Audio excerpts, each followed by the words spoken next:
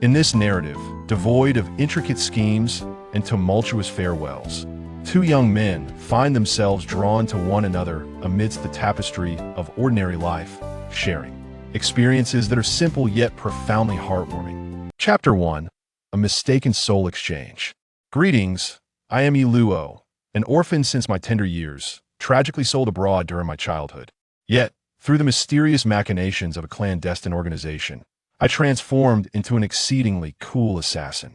On one particular day, having triumphantly completed my mission, I returned to my safe haven, ready to indulge in a well-deserved slumber. To my astonishment, I found myself ensnared by the Grim Reaper. What was the cause of this bewildering occurrence? Merely his poor eyesight led him to misread my name Yi Luo as Yi Luo, an amusing blunder indeed. I am a person of unvarnished honesty, unafraid of the heavens or the earth, and I am ever willing to stand my ground against my superiors. No one shall see me relent. From the very first mission I undertook, I remained vigilant. Before each assignment, I would discreetly place a miniature bomb in a secluded corner of the organization's towering edifice, meticulously setting the timer, fearing that they might conspire against me in my absence. Only after successfully completing my task and returning to the headquarters would I leisurely deactivate the bomb's timer. Quite clever of me, wouldn't you agree? I bellowed at the Grim Reaper. Hey, send me back to the living world at once. To my dismay, the Grim Reaper replied nonchalantly, "One day in the underworld equates to 10 years on Earth. Your body has long been discovered by the organization, your identity confirmed, and you have been cremated. There is no chance of returning, not even through a window." Upon hearing this, I nearly leapt from my feet, my mind racing with curses. So, I can't go back? What the predicamen? I immediately placed my hands on my hips and confronted the Grim Reaper. I shall file a complaint. I must inform your superior of your incompetence. You misread my name. Surely you didn't graduate from elementary school?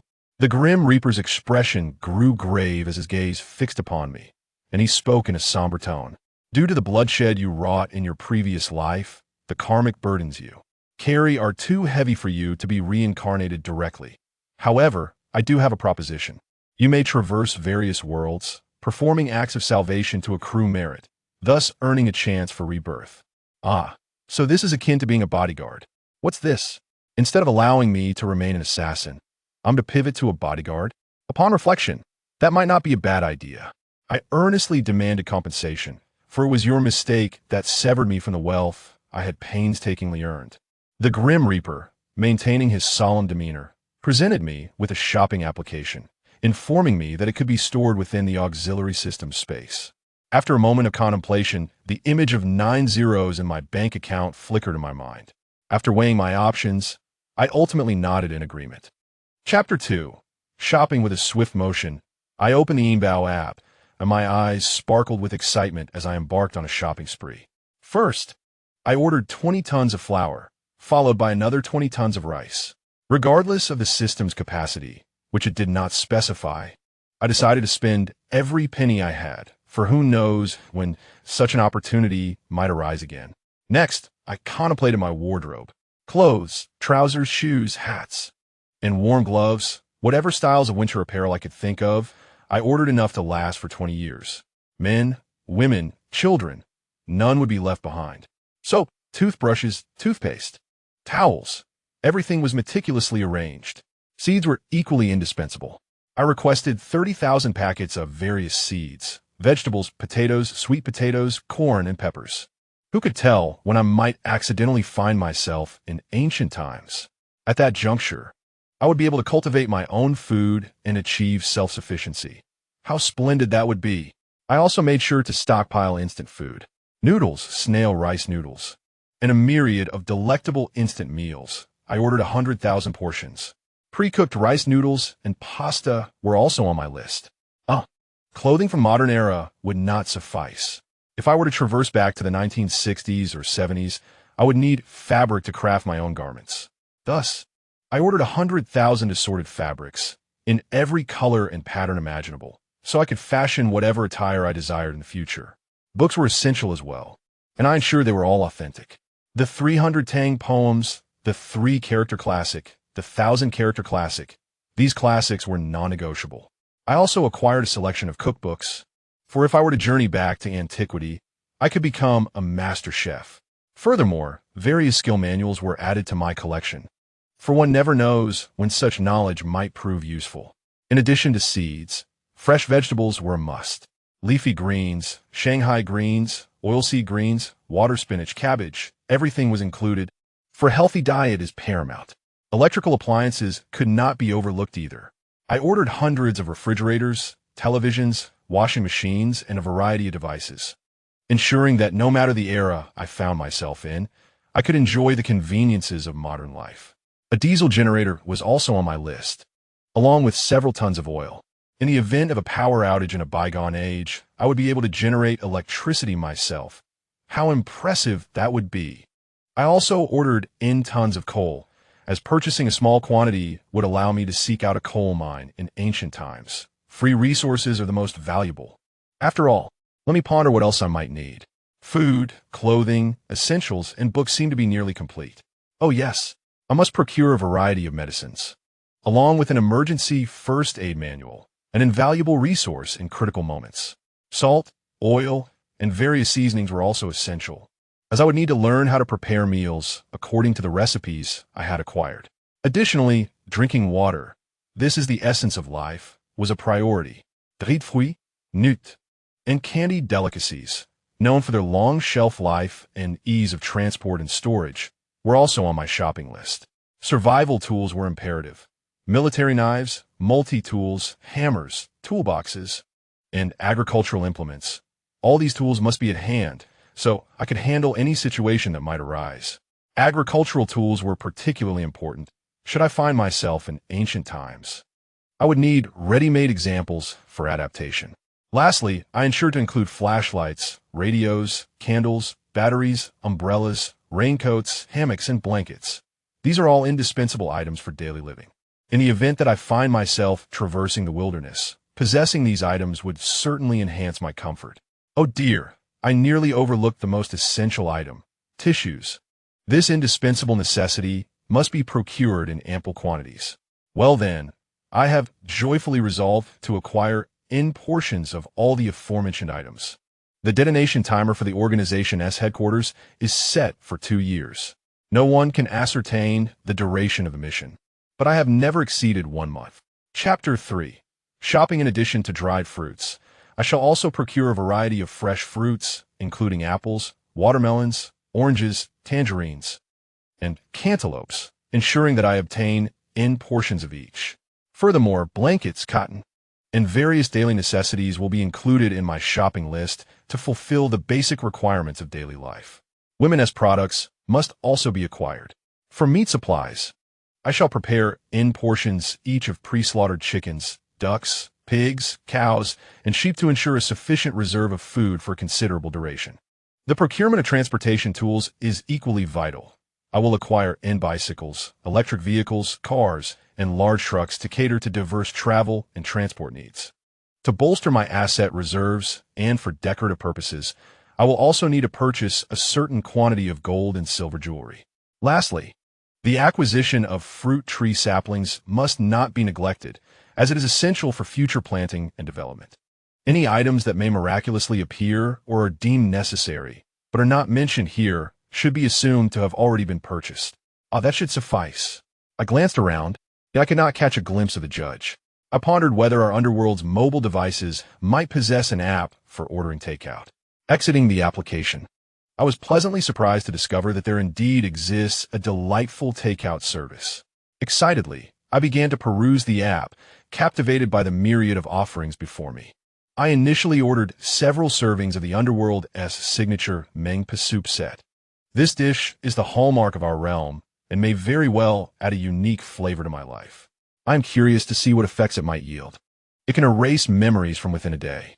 How remarkable! Surely, I must order several more. Next, I selected in portions of ghostly fire candles, which will provide illumination during the night, while also creating an air of mystery. These candles can reveal spirits for 5 minutes. How extraordinary!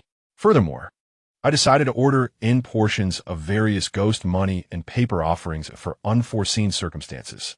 These can facilitate passage for spirits and possess a modicum of magical power. In terms of weaponry, I chose peachwood swords and soul-calling banners, as they may prove useful one day.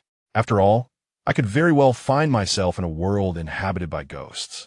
Just as I was engrossed in my ordering spree, the judge suddenly appeared, astonished as he gazed at my phone screen. "Are you intending to transform the underworld into a warehouse? How will we accommodate all these items?" With a sly grin, I replied, "Better safe than sorry. These may come in handy in the future." The judge shook his head in resignation, but did not further impede my endeavors. Contentedly, I submitted my order, eagerly anticipating the swift arrival of my takeout. However, I cannot consume these items. Do you have access to an app for ordering food from the real world? I still have several thousand left unspent, which feels somewhat wasteful. Hurry up. I've already completed the necessary formalities for you, and it will soon arrive. All right, I'll treat you all if we order more. I raised my head to look at him, still needing to wait in line, as if he had mistakenly ensnared a few souls. Your service is rather unprofessional. Once everything was settled, he continued to chatter excessively, questioning whether we should indeed place an order. I nodded fervently, my enthusiasm mounting. Seizing the phone, a surge of energy coursed through me as my fingers darted across the screen, placing a flurry of orders on the food delivery app. Pizzas, burgers, sushi, hot pot, barbecues. Every conceivable delicacy was ordered in abundance. The judge beside me was left utterly dumbfounded, his mouth agape as though it could accommodate an egg. "How long do you plan to eat?"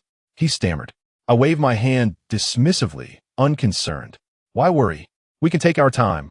The money must be spent. After all, it won't spoil in storage." Before long, the entrance to the underworld was piled high with mounds of takeaway boxes. The aromas of various cuisines mingled, wafting through the air of the nether realm. The ghostly messengers were drawn in by the enticing scents, gazing hungrily at the feast. I generously beckoned them over, inviting everyone to partake without reservation, for this occasion was singular. Thus, an unusual scene of jubilant dining unfolded in the underworld, as the ghostly messengers relished their meal. Observing the lively atmosphere, I mused that this wasn't so bad. Perhaps it would win their favor. Who knows when it might prove useful in the future. Suddenly, the judge bellowed, "Hey, it's your turn. Hurry up and come over. You must work diligently from now on to accumulate merits and strive for rebirth." Albeit with some difficulty, for much of my life had been steeped in violence. I promised myself to exert effort. With a blink, I thought there was no need to rush. This way, I could explore more worlds. Bouncing my way to the registration desk, I successfully acquired the auxiliary system. I called out to the old, ghostly judge behind me, "I'm off now." I then heard the cheerful voice of the system chime in, "Hello, dear host. I will now serve you diligently. I shall outline the tasks you need to undertake. 1. Complete the protective mission left by the original. 2. Accumulate merits through good deeds, not mandatory, but fulfilling the original mission will earn you merits." Isn't that quite simple? No problem. As long as I complete the original, it should be easy. The tasker won't die, right? Very well. I will commence a 10-second countdown. Our journey across dimensions is about to begin. 10, 9, 8. Initiate the crossover. Host, you are about to traverse to a parallel apocalyptic world. Your mission in this realm is to protect your nephew, who is also your son. What? I have a son? Chapter 4. Traversal and Memories. I open my eyes. Lying quietly on the bed, the system began to input memories. Inputting data. Host name, Yuluo, male, 18 years old, has one son, sister child, fond of males. Name, Yigu Chung, the son, for years old, currently attending kindergarten. Name, Yi, sister, 18 years old, deceased. When my sister was 15 and I was 10, both of our parents met with a tragic car accident and never awoke again. At that time, my sister was in her first year of high school, while I was still in elementary school. Fortunately, our relatives were kind-hearted and did not seize our family assets due to our parents' demise. They assisted with the funeral arrangements and thereafter ceased to interfere in our lives. Thus, we were able to continue our education. We believed that with the inheritance left to us, we could sustain our way of life, pursue our studies, and eventually attend university. However, to our dismay, my sister became pregnant at the age of 18. The abrupt loss of our parents left us, two young souls, adrift in the world. My sister, still so young, found her heart fragile in the face of such upheaval. It was during this tumultuous time that a young man entered her life, displaying an attentive care that offered her a glimmer of warmth amidst her darkest hours. This young man, seizing the opportunity, gradually melted my sister's heart with his gentleness and thoughtfulness. With his companionship, she began to emerge from the shadow of our parents' loss. Unbeknownst to her, this young man was, in fact, quite cowardly and lacked the capacity for responsibility. As time passed, my sister grew increasingly dependent on him, ultimately entrusting her heart to him. However, upon discovering her pregnancy and revealing it to him, he was overwhelmed by fear of responsibility and vanished after discussing transferring schools with his family. He left my sister, helpless and burdened with a child. She sank into profound pain and despair, yet she did not succumb. My sister resolved to confront reality with courage and embrace her responsibilities as a mother. Despite the extraordinary challenges that lay ahead, she made the astonishing decision to forego the college entrance examination, a pivotal milestone for many students, opting instead to withdraw from school and stay home to study. This decision undoubtedly provoked my vehement opposition, as I understood that abandoning the examination could mean losing numerous opportunities. Yet, my sister seemed resolute in her convictions.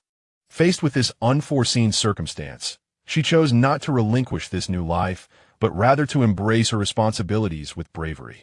After careful consideration, she decided to bear the child first, with the intent to pursue her academic dreams thereafter.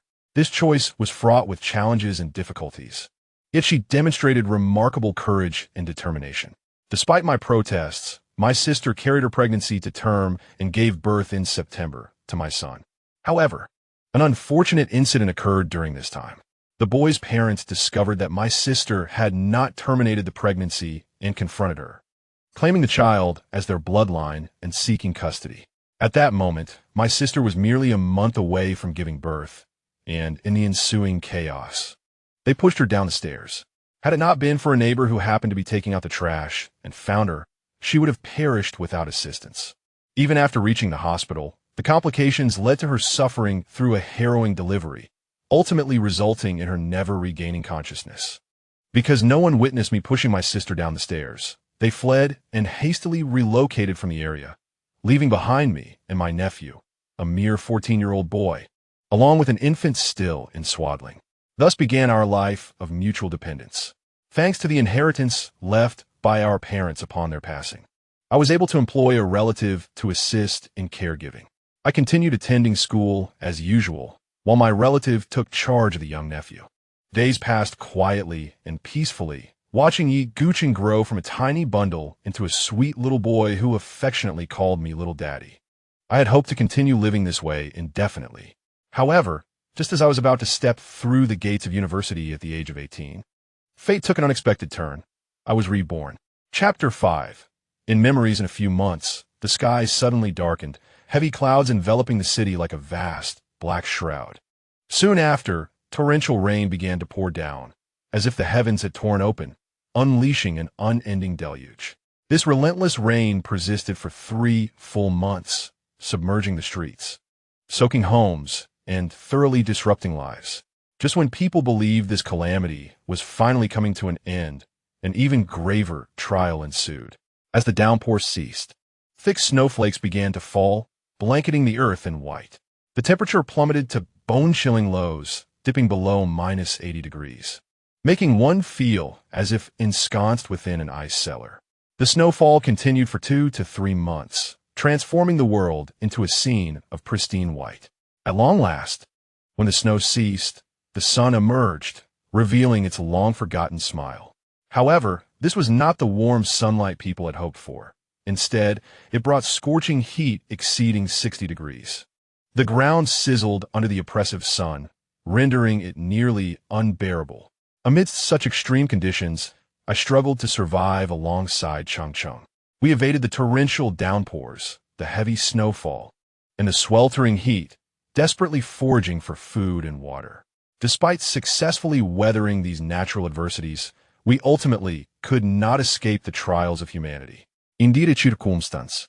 Some individuals began to lose their sanity, forsaking morality and conscience.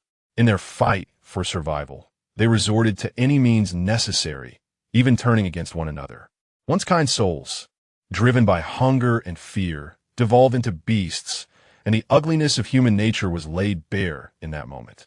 I was acutely aware that in such a challenging predicament, the prospect of ensuring both my and Cheng Cheng's survival seemed nearly impossible. I exchange my merits for your arrival. I implore you, regardless of the difficulties and challenges faced, to strive to protect my son. Let him live. How did I survive in my past life? It was because my ancestral home was situated on higher ground, spared from flooding during the heavy rains, with a cellar to seek refuge. However, food was scarce, and I could only venture out of the village with young Cheng Cheng in search of sustenance, only to be discovered and meet my demise. The sound of the door creaking open was followed by my grandmother's voice calling out, "Little Daddy, where are you?" "Cheng Cheng is back." I climbed out of bed, slipped on my slippers, and opened the door, exclaiming, "Sweetheart, I'm right here. Did you have fun at school today?" Descending the stairs, I spotted Cheng Cheng, who rushed over to hug my leg, looking up at me with delight. "Today, the teacher taught us to sing." I took his hand as we walked down the stairs. "What song did you learn? Can you sing it for me?" "Sure, but I'm hungry," he replied. Looking down and patting his little belly, we headed towards the living room, where I sat him down on the sofa, gently touching his small tummy. It is indeed a bit flat. What would you like to eat? Today, I can make it for you." His eyes sparkled at the mention of sweet and sour ribs. "All right then, sit here and sing the song the teacher taught you, okay?" Yes, yes. I'll sing for you while you make the sweet and sour ribs." I patted his head and reassured him, "I'll be quick. You just sing." Cheng Cheng sat on the sofa, swinging his little feet, and began to sing. "Hey, Cheng Cheng, can you sing Twinkle, Twinkle, Little Star?" I turned to him. "I can't," I admitted. Cheng Cheng turned to look at me. "Then let me teach you." "All right," he exclaimed. "Twinkle, twinkle, little star, how I wonder what you are." "You're off key," I teased. Cheng Cheng continued, "There is someone very cool in my family, with 3 heads and 6 arms, invulnerable, and his hands are a bit rough." I glanced back at him while handling the ribs, watching him sway his little feet and shake his head as he sang. Turning my attention back to the ribs, I placed them in a large bowl, added a spoonful of flour, and mixed it with my hands for a minute before rinsing them until the water ran clear. I then put the ribs in a pot, added water, ginger slices, scallion pieces, and cooking wine, bringing it to a boil over high heat to remove the scum. After rinsing the ribs with warm water, I set them aside. Next, I added a bit of cooking oil and rock sugar to the pot, simmering it over low heat until it turned a deep red.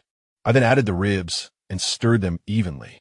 After that, I poured in boiling water, added scallions, ginger, and star anise, continuing to stir before covering the pot and letting it simmer for about 50 minutes. After washing my hands and drying them, I squatted down in front of Cheng Cheng and said, "Wow, our Cheng Cheng is amazing." I cradled his little face and gave him a kiss. Cheng Cheng wiped his face and proclaimed, "I'm already a big kid.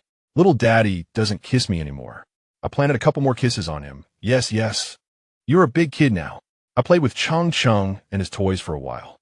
Just then, the kitchen timer rang, prompting me to get up and look over at Cheng Cheng, who was sitting quietly playing with his toys. In the kitchen, I turned up the heat to reduce the sauce, and when it seemed nearly done, I lifted the lid and added a pinch of salt for seasoning. Once the sauce thickened, I removed it from the heat and prepared the washed vegetables. I tossed the vegetables into the pan, stirring until they began to soften, then added some salt and minced garlic, continuing to stir before taking them off the heat. I turned and called out to Cheng Cheng, "Time for dinner. Go wash your little hands." "Okay," he responded, scampering over to wash up and dry his hands. Climbing onto the dining table, I took his small bowl and expressed my gratitude to the little father. Chapter 6. The Commencement of Routine. Having satisfied my hunger, I gently patted my little belly and tenderly said to my darling, "Sweetheart, go take a bath. After your bath, it will be time for bed, as you have school to attend tomorrow." The darling nodded, responding in a sweet, childlike voice, "All right, little father." With that, he bounded into the bathroom like an adorable little lamb. Watching my little darling bounce into the bathroom and hearing the cheerful splashes of water within, I turned with a sense of relief and began to tidy up the dining table while humming a little tune. Once the downstairs was spotless, I estimated that a good while had passed before I ascended the stairs to check. At the door, I noticed the light was off. I tiptoed inside, gently approached the bedside, and sat on the edge of the bed, gazing at the darling's sweet face as it gradually succumbed to slumber.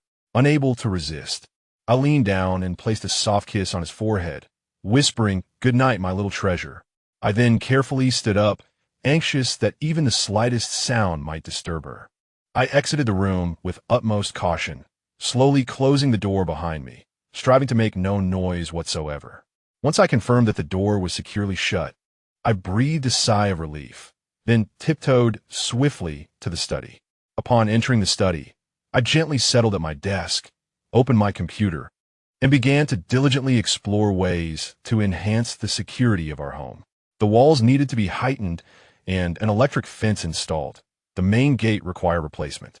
Additionally, provisions and daily necessities were to be procured. I organized these requirements into a table and then retreated to my room for a restful sleep, as I needed to take my little treasure to school the following day. As the alarm clock chimed, I arose, prepared breakfast, and went to awaken my little darling. Ascending the stairs, I softly called out, "Little piggy, it's time to get up," gently patting his little backside. With sleepy eyes, he mumbled, "I am not a little piggy." "Really? I am a diligent little bird." "Very well, industrious little bird. Hurry up, get dressed, wash your face, and come downstairs for breakfast." "Understood, sir." He saluted while standing on the bed. "Quickly now, I shall wait for you downstairs. Today's breakfast is little wontons." I gently patted his little backside again. Like a small rabbit, he leaped off the bed and began dressing and washing up. With light footsteps, he descended the stairs, and I commenced preparing the little wontons. I turned on the stove, filled a pot with cold water, and added the wontons. Meanwhile, in another pot, I brought water to a boil. In a bowl, I placed green onions, cilantro, seaweed, dried shrimp, sesame oil, pepper, and salt, then poured in the boiling water to make a broth. Finally, I added the cooked wontons, creating a delightful bowl of fragrant little wontons. "Sweetheart, it's ready. Come eat. I'm coming, little father," he exclaimed, bounding down the stairs like a gust of wind and settling at the dining table. I placed the bowl of wontons before him, advising him to eat slowly, as they were quite hot. "Thank you, little father," he replied joyfully, lifting a wonton and blowing on it adorably. After finishing breakfast, I hopped onto my little electric tricycle, ready to take my darling to school. Gently placing the little one onto the small seat at the back of the car, I ensured he was comfortably settled before returning to the front to insert the car key. A voice wished us a safe journey. Upon arriving at the town, I escorted the little one to the school gate, carefully lifting him out of the car and handing him over to the teacher. "Be good at school, my dear. I will come and pick you up after class," I said as I crouched down to meet his gaze. "Okay, little daddy, goodbye. Don't forget to come for me after school." Watching him enter the school, I turned back to the car, contemplating the need to find a craftsman to reinforce the exterior walls and replace the front gate. Riding my electric tricycle around the town, I happened upon an elderly gentleman and inquired about a reliable craftsman.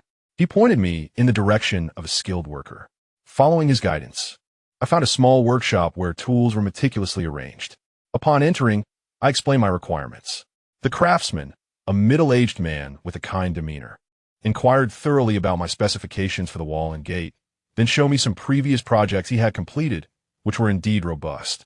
He provided me with a price, which I found quite reasonable, and we agreed on a start date for the following day. I requested a list of materials needed, which I would procure. Driving my electric tricycle to the materials store with a list in hand, I asked the owner to deliver the items to my home. After a flurry of calculations, he offered me a discount, and I paid the deposit before heading out. Realizing it was nearly time for school to end, I hurried to pick up the little one. As I waited at the gate, I thought to arrange for the installation of an electric fence once the exterior work was completed. The moment he spotted me, he dashed over, bubbling with excitement about all the new knowledge he had acquired that day. I smiled and ruffled his hair, leading him home while contemplating how the fortification of our house would provide a safer environment for them. Next, I needed to prepare some meals, ensuring minimal exposure of our storage.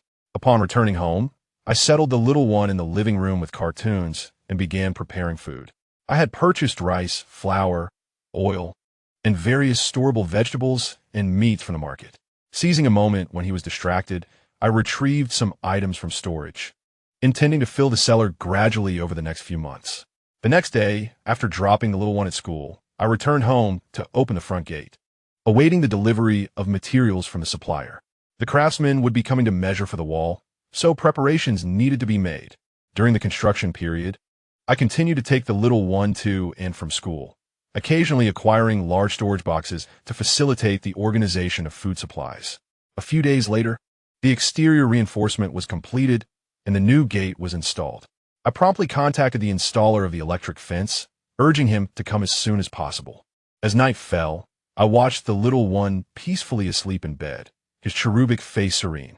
I reflected that with these safeguards and provisions in place, we would be secure against any potential dangers.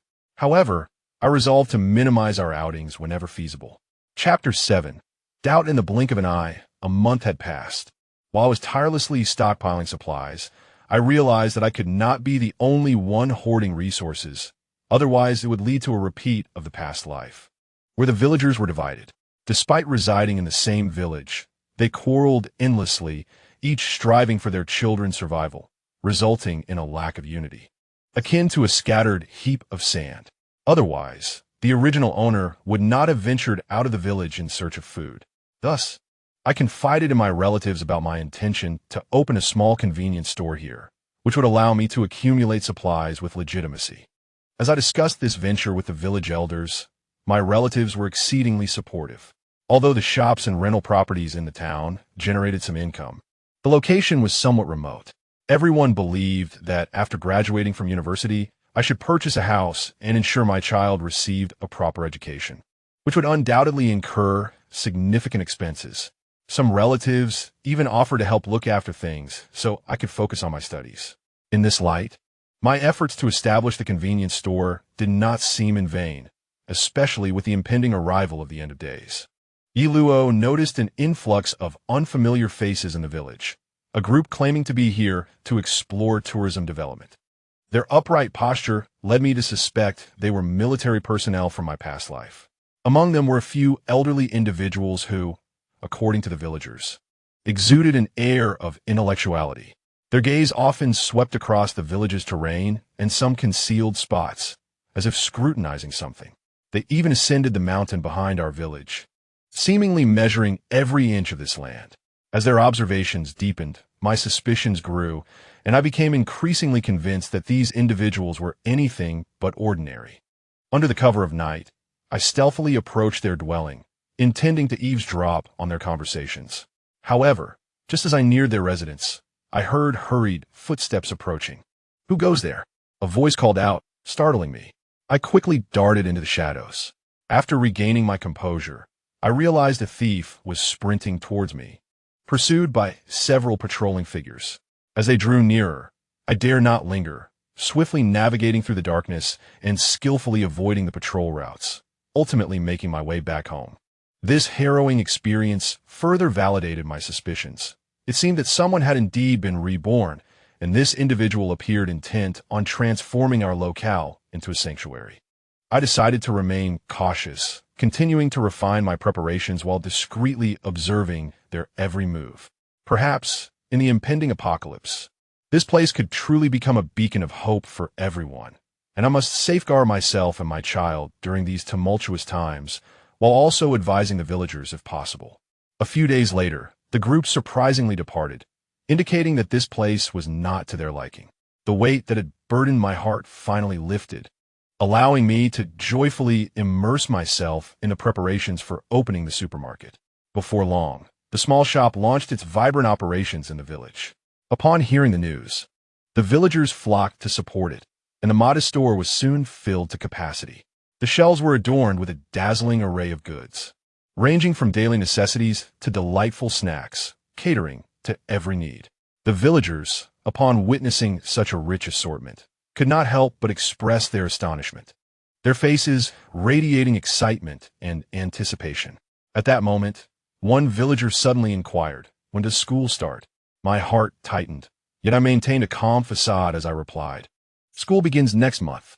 Internally, I mused, The villagers are unaware of the school schedule. Delaying my departure by a month should pose no significant issue.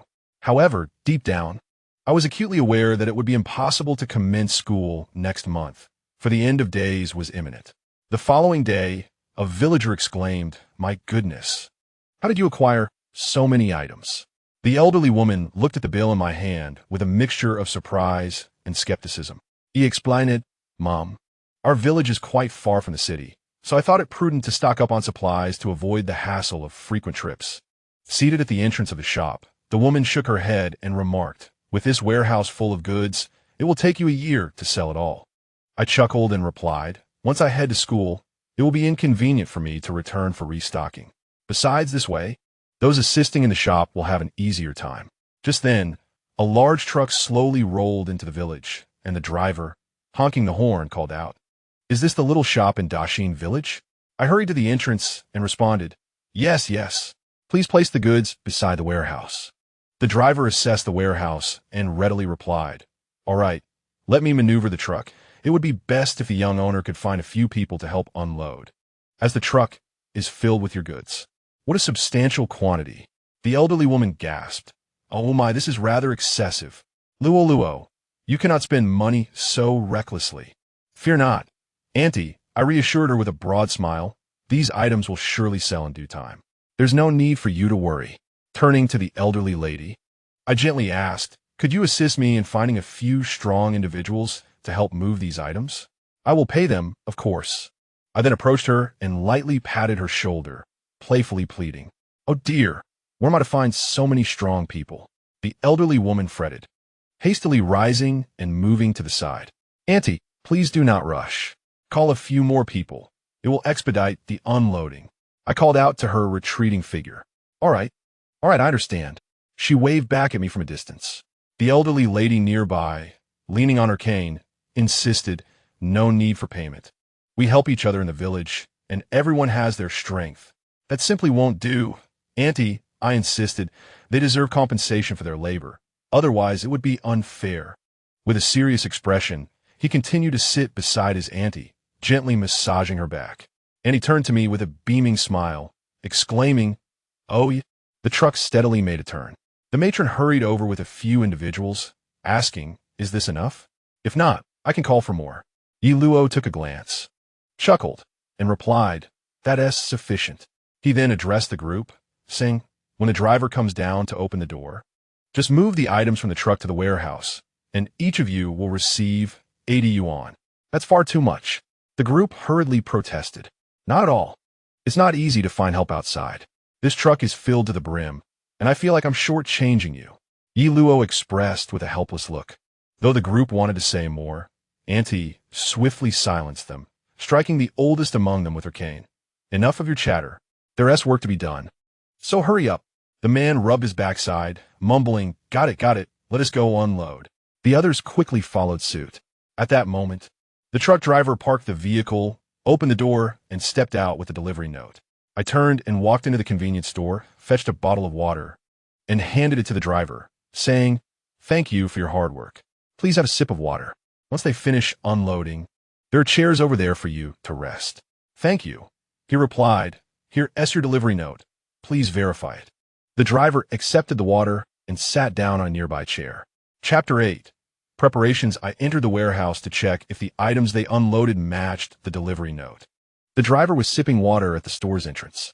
At that moment, the matron began chatting with the driver, engaging in light-hearted conversation about mundane matters. She first inquired if the driver found his trips tiring. He smiled, responding that he was accustomed to it. The matron then shared some personal anecdotes about her family, mentioning her son's troublesome behavior and minor conflicts with her daughter-in-law. The driver listened patiently, occasionally offering comforting words. Suddenly, the matron shifted the topic, asking if the driver had a partner. The driver, slightly embarrassed, scratched his head and admitted he was still single. Her eyes brightened as she enthusiastically offered to introduce him to some suitable young women, claiming she knew several fine candidates. The driver politely declined, explaining he was too busy with work, spending every day on the road, and had no time for romance. After confirming the goods were in order, I approached the driver to inform him that everything was fine.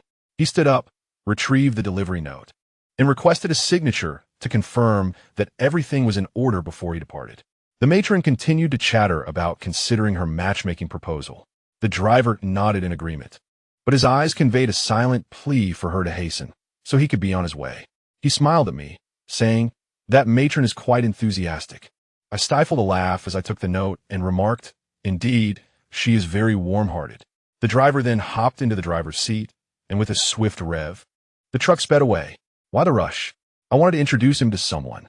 The matron lamented with a look of disappointment. I was nearly in stitches from laughter beside her. She turned her head, her expression seemingly conveying, "You're not too young yourself. It's time to find a partner." "Oh dear, the warehouse isn't organized yet. Uncle, please help me arrange it."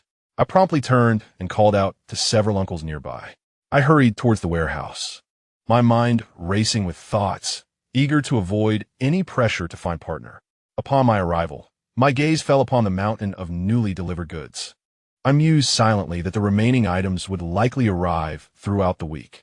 As I surveyed the burgeoning pile before me, a wave of concern washed over me. It seemed the space would soon be insufficient. I recalled my great-uncle's mention of a cellar that might serve to store some of the goods. However, I also recognized the limitations of the cellar's capacity and the arduous task of transporting items there.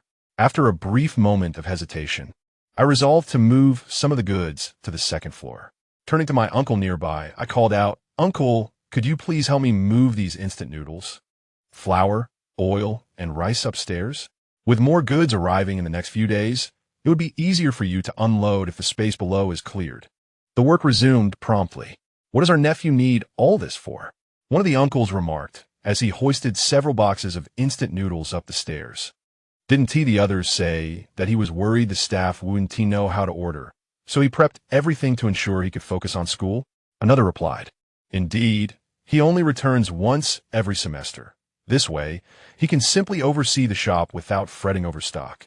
"Enough chatter. Let us get to work," bellowed the eldest uncle from the stairway, his voice echoing with authority. If it weren't for him hauling items, I might have felt inclined to give him a nudge. The two uncles exchanged a knowing glance, one of them mimicking the command, while the other chuckled softly, imitating his stance and glancing back to see if the elder was watching. Meanwhile, I busily contemplated where to place the items on the second floor, weighing my options before instructing them to begin moving. Occasionally, I lent a hand, aware that I could alleviate some of their burden. Just then, my phone chimed. It was the alarm signaling nearly 4 o'clock, reminding me that it was time to pick up my child from class. Rushing over to my uncle's, I produced 700 yuan. "Here, take this. Distribute 80 to each when the time comes. I need to go pick up my child." My uncles promptly pushed the money back toward me, insisting that's too much. We agreed on 80 each. As they protested, I stuffed the money into my pocket and dashed off, calling back, "I'm off to get my child." Like a gust of wind, I hurried down the stairs. Glancing around, I noticed a few people diligently at work. I approached them swiftly and called out, "Uncles, my child's class is about to end. I must go pick him up." One of the uncles looked up, smiling, and replied, "All right, go ahead. We'll manage here." With a wave, they encouraged me to leave. I turned and sprinted away, making my way to the convenience store.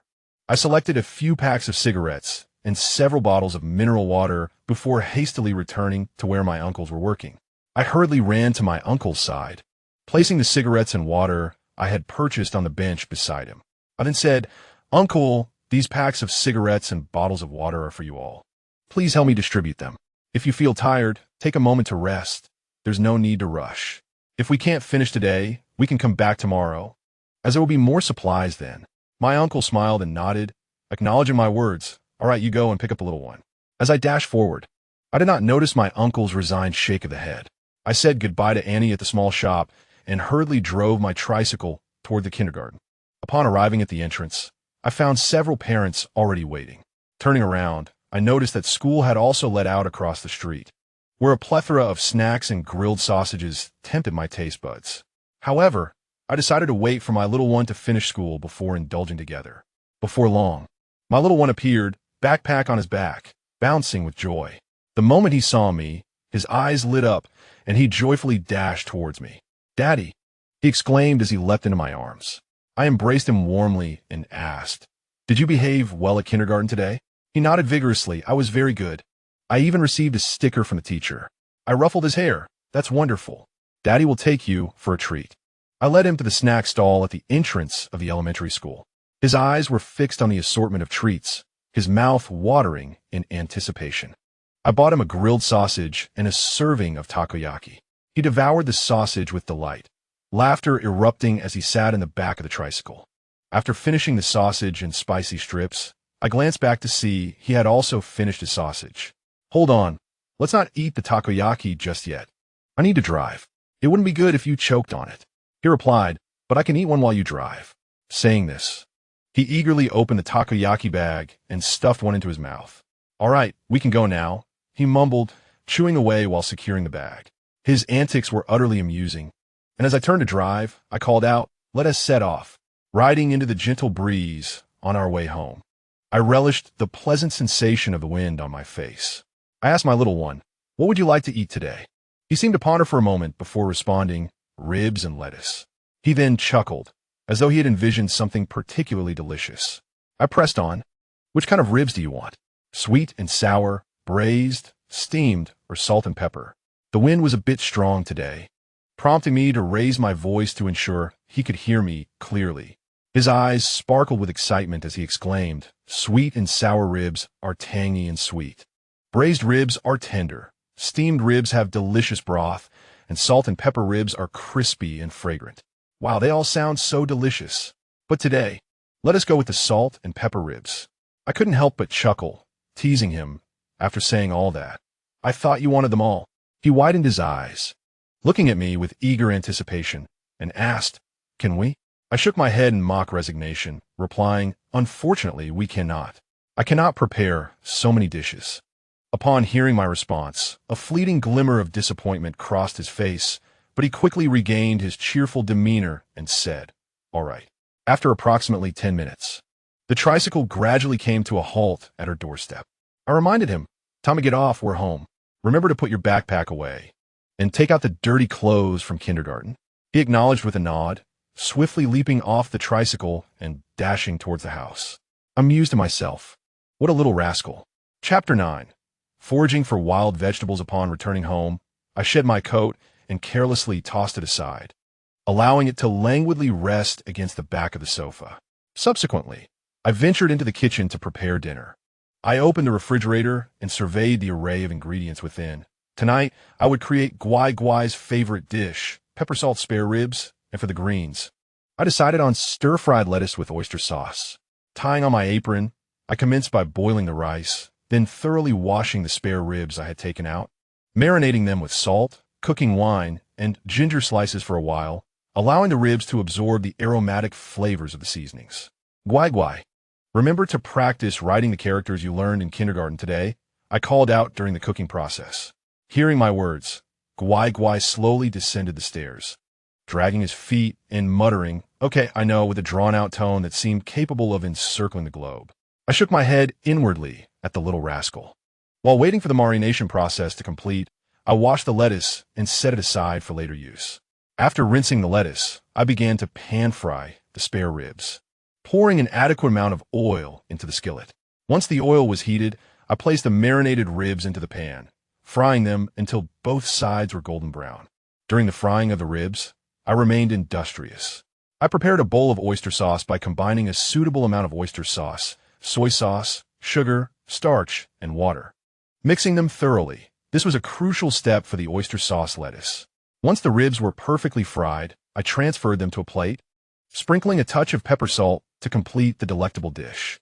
Next, I cleaned the skillet and added some oil anew. Once heated, I tossed in the lettuce, quickly stir-frying it, before pouring in the prepared oyster sauce, continuing to stir-fry until the lettuce was tender. Finally, I plated the stir-fried oyster sauce lettuce, creating a dish that was not only visually appealing, but also fragrant and flavorful. As I set the completed dishes on the dining table, I called out to Guai Guai, who was diligently practicing writing in the living room. "Dinner is ready. Are you finished writing?" Upon entering the dining area, I skillfully removed my apron. Guai Guai, seated at his desk, looked up at the sound, revealing an adorable smile. He was busy organizing his stationery, neatly placing his books and pens into his backpack. I'm done. Little daddy, you didn't learn many characters today either. Gwai Gwai's voice was bright and melodious, laced with a hint of mischief. Oh really? You finished so quickly. How clever and impressive. I approached the dining table, retrieved the bowls and chopsticks, and served rice into Gwai Gwai's bowl. Not at all. It was just average. Though Gwai Gwai feigned modesty, the radiance of his smile betrayed his satisfaction with his performance. As he spoke, he proudly ruffled his little head. I chuckled inwardly. Ever since I arrived here, this little one has made it a daily routine to engage in such antics. Clearly delighted yet pretending to be humble.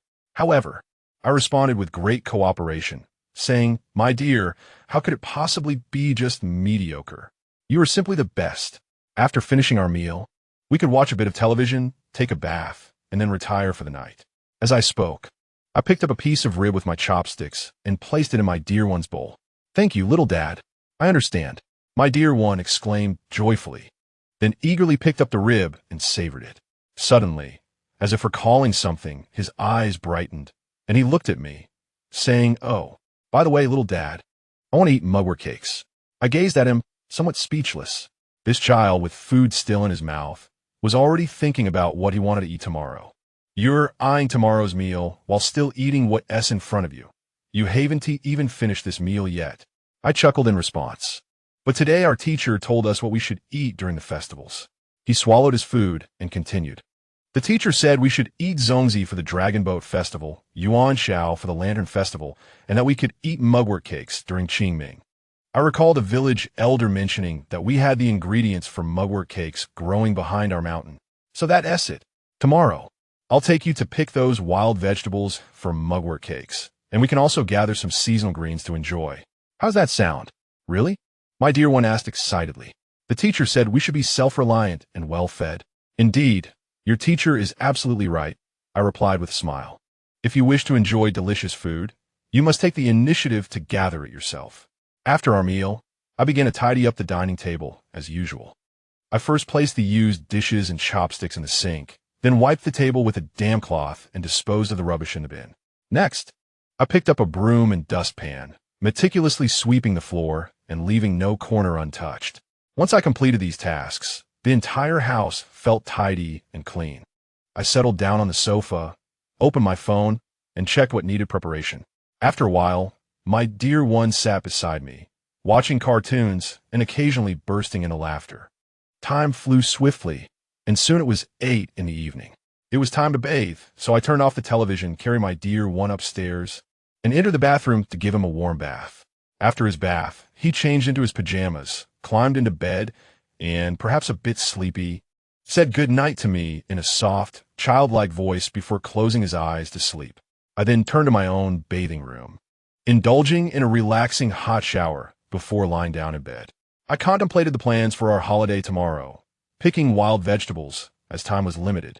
The following morning, I gently woke my dear one, then went downstairs to prepare a simple breakfast: a fried egg, a warm glass of milk, and a small, delightful potato roll. As he tends to eat modestly, I made my potato roll a bit larger. "Are you ready to eat, my dear?" I called. He hurried downstairs, and upon noticing his attire, long sleeves and long pants, I felt pleased, as it was spring and insects were prevalent. After finishing our meal, we were ready to embrace the day. With a small backpack slung over my shoulder, filled with a few snacks, I felt the pangs of hunger even before noon, as my companion had yet to arrive.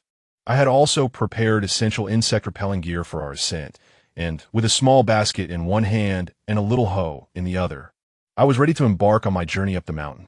Just as I was about to lock the front door, I heard a voice calling from the nearby shop. "Xiao Luo, where are you off to?" "I'm going to forage for wild vegetables. Would you care to join me?" I replied. "Oh, you're going to gather wild vegetables too?"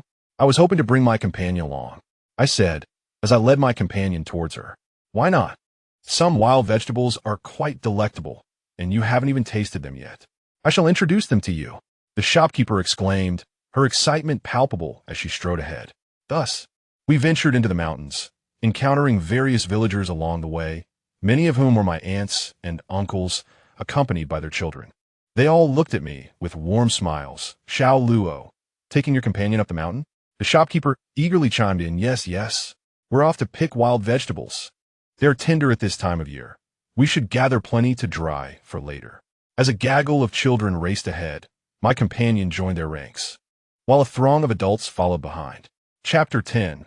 Mugwort Cakes. Upon reaching the back mountain, I followed the villagers to the foraging site, where the children busied themselves catching insects. This season boasts a variety of wild vegetables. The group dispersed, each searching for their own bounty. I crouched down, learning from the shopkeeper how to distinguish various wild greens: goji shoots, purslane, shepherd's purse, fragrant chives, alfalfa, pea shoots, chrysanthemum sprouts, and mugwort. I thought to myself that I only needed to gather some mugwort and a wild vegetable resembling rapeseed. I would know how to cook the others even if I picked them. Once I had gathered these greens, I slowly straightened up and turned around, scanning the area for my companion. Suddenly, I spotted him playing not too far away and called out, Didn't you say you wanted to eat our wild vegetables? Why aren't you over here helping? Upon hearing my voice, my companion dashed towards me like an eager little bird, exclaiming, I got so caught up in playing. Which wild vegetables can we eat? Please tell me quickly. I want to muster all my strength to pick them, he said, playfully flexing his tiny arms to showcase his little muscles, as if to declare his readiness. I leisurely followed behind, guiding him, You can eat this one. Dig up that one, and this one is also edible. He enthusiastically dug up wild vegetables, placing them into his little basket, which also contained small stones and wild grasses he had collected with his friends. As noon approached, the adults in the village began calling for their children to return home for lunch. On the way back, we chatted about how many wild vegetables we had gathered and whether we should make another trip in the afternoon. Xiao Luo, will you come back this afternoon? The shopkeeper asked, carrying her basket filled with wild vegetables, while a nearby uncle hoisted a sack, equally full. I'm not coming anymore. I originally intended to gather some mugwort to make mugwort cakes. Xiao Luo smiled as she watched a few children frolicking ahead. All right, then we shall go by ourselves this afternoon. Oh, we're almost at your house. I'll take my leave now. The aunt greeted her as they neared Xiao Luo's home. Okay, auntie. Goodbye, she called. Quickly say goodbye to Grandma and Grandpa. Xiao Luo waved her hand while calling back to the child. Goodbye, grandparents. You all take care. Let us play together next time. After bidding farewell to the elders, the child turned and waved goodbye to her friends. Upon entering the house, Yiluo placed the wild vegetables by the sink to begin washing them. The child eagerly approached, rolling up his sleeves to offer assistance. But his little hands merely stirred the water chaotically, splashing droplets onto both of their clothes. Yiluo gently tapped his hand, feigning annoyance. Are you helping or causing trouble? Go fetch the flour. The child stuck out his tongue and scampered off with a grin to retrieve the flour. Yiluo brought the washed mugwort into the kitchen, where she used a machine to grind it, mixing it with flour and water to knead into dough.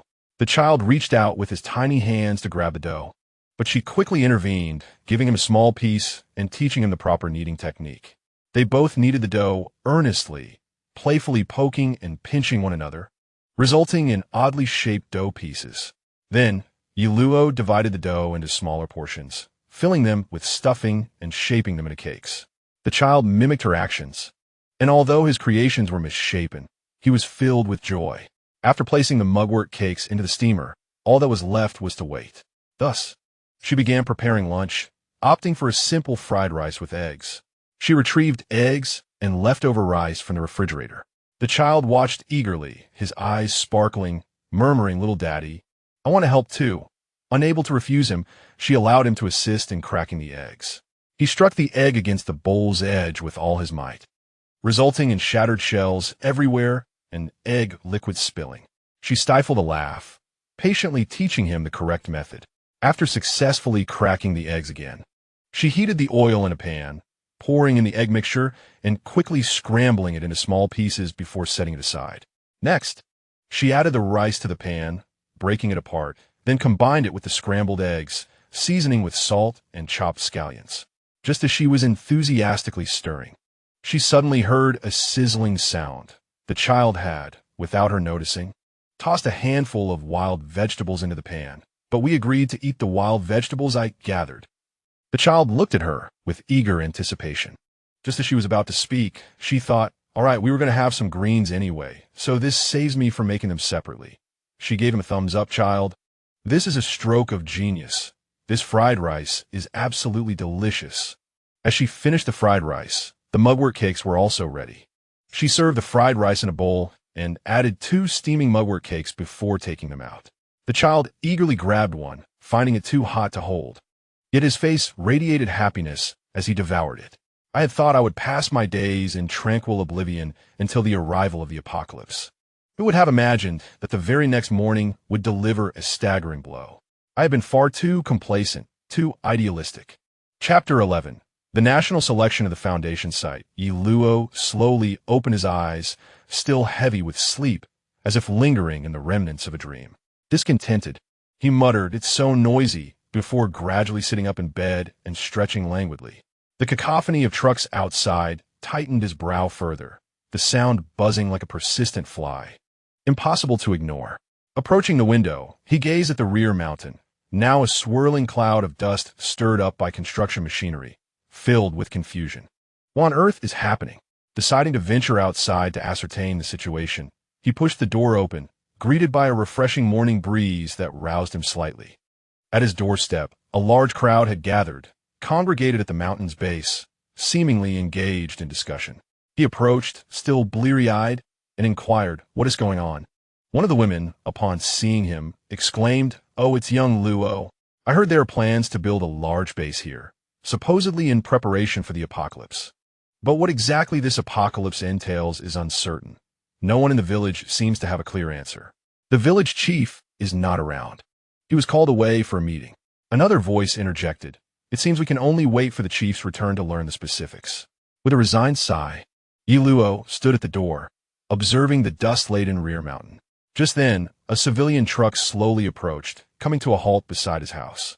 The door swung open, and a man jumped out, cradling a small girl who appeared to be of similar age to his own child. With one arm holding the child and the other grasping a set of keys, he directed several workers in moving furniture inside. A nearby woman remarked, "That's the outsider who has come to build houses here." During the original owner's high school years, he had been oblivious to the happenings nearby. Although he had noticed the construction, he believed it was a relative from the village establishing a homestead. Little did he know, it was not a local endeavor. In the original owner's memories, no one had constructed houses there in the past. Could this be the reincarnated individual, or had the government's actions attracted outside attention?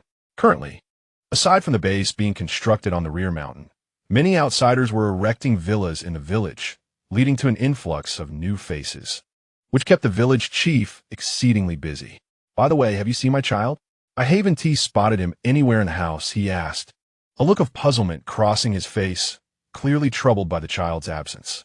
"Oh, I saw him. He is playing on the sand mound with my grandson," the woman replied, her face lighting up with a contented smile, as if relishing the sight of the 2 children frolicking together. "Have you had breakfast yet? If not, you should eat something here." "I haven't eaten either," she said, stepping towards the house, seemingly preparing to fetch some food. "No, it's all right. I've already had breakfast. By the way, Guai Guai also dined at my home, so you could prepare something for yourself." Suddenly recalling something significant, she hurriedly turned to me and said, "Oh, so Guai Guai has already eaten at your place. In that case, I shall merely nibble on something. You all take your time. I will go and prepare a little food." With that, I turned away from them, gently waved my hand, and proceeded towards the kitchen. Dragging my weary body as if burdened by a 1,000-pound weight, I slowly entered the kitchen, standing before the stove in a state of bewilderment, uncertain of what to prepare to satiate my rumbling stomach. Ultimately, I resolved to heat a cup of milk and concoct a simple egg pancake. This would suffice for my meal today. As I savored the egg pancake, my thoughts wandered. Initially, I never expected to choose this place as my base. Yet who could have anticipated that fate's design would be so unpredictable, leading me to establish my home here? Given the circumstances, I felt compelled to confer with the village chief about stockpiling some supplies, just in case. After all, although the village cultivates its own grains, apart from what is sold, the household can only manage sustenance for a year or 2. Moreover, while the mountains provide wild vegetables and dried produce, essential items such as rice, oil, and vinegar are lacking in the mountains. Therefore, it is imperative to accumulate some provisions. With this thought in mind, I decided to visit the village chief in the evening for a thorough discussion. Together, we could devise ways to prepare an ample supply of resources, offering everyone a sense of security. Another crucial matter is the urgent need to summon the young people who are away. In my previous life, many young individuals opted to seek work elsewhere, leaving the village populated only by children and elderly parents. This situation led to a myriad of problems. The older generation endured hardships solely for the survival of their grandchildren. Initially, there was unity, yet the absence of the younger generation caused widespread anxiety about the continuation of their lineage. The elders' deeply ingrained beliefs about family legacy led to unresolvable disputes, even resulting in violence among their own kin. Worse still, the robust youths from the town not only raided the village for food, but also bullied the frail and elderly, taking advantage of their physical strength. Faced with such circumstances, the elders felt powerless to resist, helplessly watching their lives deteriorate. It was under these dire conditions that the original owners sought survival outside the village, unaware of the grim fate that awaited them. Thus, we find ourselves with a remarkable opportunity in this life. As we establish a base here, we can inform the villagers of this news and use it as an invitation for them to return. This would not only safeguard the village, but also prevent them from encountering untoward misfortunes in the outside world, escaping a tragic fate of annihilation. As night fell, I arrived at the village chief's home. Upon stepping through that familiar door, I was met with the village chief's weary countenance, as if he were crushed beneath the weight of overwhelming pressure. However, despite the evident fatigue of the village chief, I was acutely aware that the matters ahead were of utmost importance.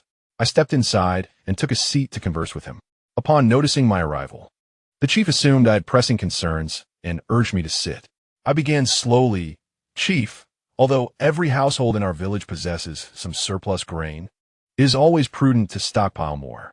None can predict what the future holds, and it is wise to prepare thoroughly. Furthermore, this grain may not only sustain us, but could also assist others in times of dire need." The chief nodded slightly, acknowledging my apprehensions. I continued, "There is another matter. Chief, I believe we should summon the young people who are away. The establishment of a base by the state here indicates that the situation may be more serious than we imagine. It is better to err on the side of caution." The chief pondered for a moment before responding, "You are correct, my child. While we are still uncertain about the specifics, we must not allow ourselves to be complacent. Calling back the young people will not only bolster the village's strength, but also reunite us to face any impending challenges together."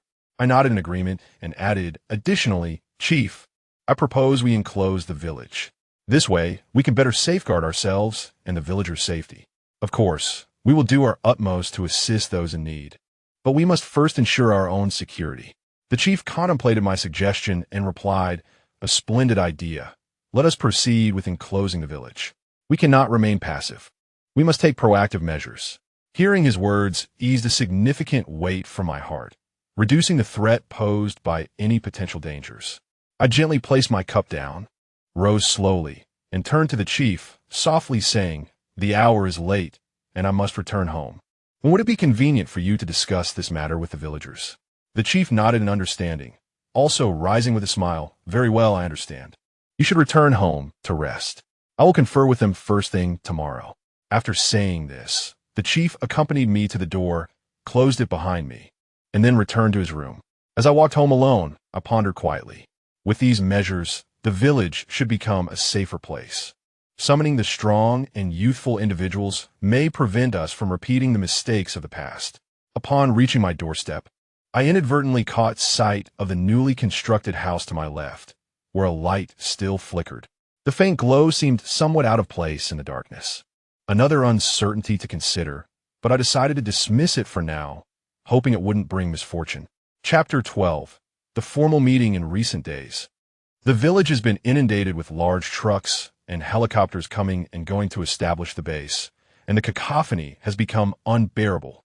Thus, the following morning, I promptly retrieved soundproofing materials from my space and encircled the entire house, including my own room. Although I had previously insulated the house for warmth, the results remained unsatisfactory, as the noise persisted. Thus, I have resolved to undertake this endeavor once more, utilizing all remaining materials alongside some procured from the cosmos, which should suffice. This approach not only ensures effective sound insulation, but also avoids arousing suspicion among others. Just as I believed that the coming days would unfold in tranquility, the village's youth began returning in succession. Upon their arrival, they eagerly commenced renovations on their homes, enhancing insulation and even constructing heated platforms in their rooms. Having just returned from the north, this scene stirred my own aspirations. Consequently, I hastily summoned a skilled artisan to assist in constructing 2 substantial heated platforms in my home. This way, should one falter, I would have the other as a safeguard against the winter chill. Initially, the young ones were skeptical when I invited them home. Moreover, due to the prohibition on photographs that could reveal our situation, the elders concocted various pretexts to entice them back. Upon entering this realm, they soon discerned the numerous discrepancies and, upon venturing into town, encountered even more unsettling realities. Only upon returning to the village did they come to believe the apocalyptic tales recounted by their parents. Thus, early the next morning, the youth convened, engaging in fervent discussions. Each voiced their thoughts and opinions, deliberating on what preparations and purchases were necessary. After an intense exchange, they ultimately reached a consensus. However, they refrained from immediate action, opting instead to return home to meticulously assess their own needs. This way, they could garner a comprehensive understanding of their actual requirements, thereby avoiding the omission of essential items. Once home, each individual scrutinized every corner of their abode, meticulously cataloging the items they lacked. Subsequently, they compiled a detailed list clearly outlining the necessary purchases and their quantities. Although the young ones were aware of my small shop, they did not approach me directly for assistance. Instead, they resolved to exert their utmost efforts to resolve their issues independently. As I busied myself with soundproofing my home, they divided into groups. One contingent was tasked with procuring supplies, while another took on the responsibility of renovating houses for improved insulation and reinforcement. A third group was dispatched to summon those who had yet to return, as the leaders of the base had informed the village that any remaining individuals must return within the week, for barriers would soon be erected at the entrance, preventing access without permission. Amidst this flurry of activity, my own tranquility became apparent. After a restful nap at noon, I descended the stairs, ready to catch up on the national news when the doorbell rang. Rising from the sofa, I pondered who might be visiting at such an hour. Could it be my dear pet causing mischief? As I contemplated this, I quickened my pace to the door, only to find it was the neighbor I had only met once before. "Hello, is there something you need?" I asked, feeling a touch of awkwardness. "Greetings. I am the neighbor who just moved in this week," they replied. His voice was deep and rich, tinged with a hint of clarity. I secretly mused to myself that the voice was quite pleasant, but I quickly shook my head. This was not the moment for such thoughts. "What brings you here?" I inquired. "Oh, well, I recently moved here and am not very familiar with the village. My sister has some special needs, so I was hoping to ask if there is a reliable aunt in the village who could assist in caring for her." He revealed a hint of embarrassment. "I see." I pondered. Something special? Wasn't she perfectly normal when we met the other day? Could she be a child with autism? It's nothing serious. However, it would be best to find someone quickly, as it's a bit inconvenient due to her gender. I wish to find someone who can teach her to bathe independently. All right then, let me introduce you to the aunt who took care of my little one. She was responsible and caring when I was in school. As I spoke, the first person that came to mind was indeed the aunt who had previously looked after my dear one. "I'll take you there.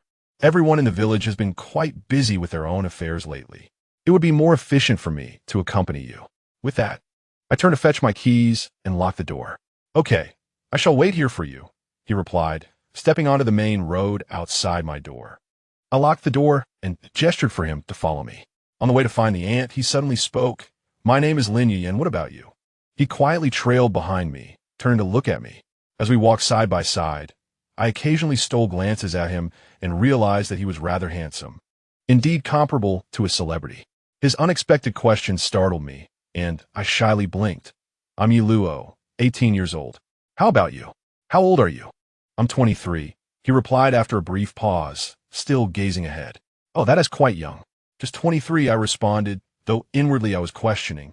You certainly do not seem like you are 23. Have you served in the military? You give off that vibe. Yes, I joined at 18 and just recently returned. He relaxed noticeably at the mention of his service. Why did you leave? I asked without thinking, feeling a bit awkward immediately after. What am I doing? Asking about his past service when he has already moved on? How inconsiderate. If you don't wish to answer, that is perfectly fine, I added hastily. It's all right. I left due to my sister's situation, he replied with remarkable calmness. As we walked, I nodded in agreement. Because of your sister? That is quite commendable. It allows you to be there for her as she grows. We're almost there. Let us hurry. I felt a bit embarrassed and quickened my pace. He kept up closely behind me. Upon reaching the aunt's door, I cheerfully called out, "Please wait in the living room for a moment. I will go fetch the aunt and give her a heads up." "Sure, hurry back. I'm here waiting, no rush." "Aunt, where are you? I need to speak with you." I called out cheerfully as I searched through the rooms. Coming. What is the rush?" My neighbor wished to engage someone to care for her younger sister while also teaching her various skills, and she shared her thoughts candidly. Upon hearing this, my aunt was elated. Having been a teacher in her youth, she has always had a fondness for children. Currently, her son is unmarried and childless, leaving her with ample time on her hands, especially since she has been preoccupied with her husband and son returning home.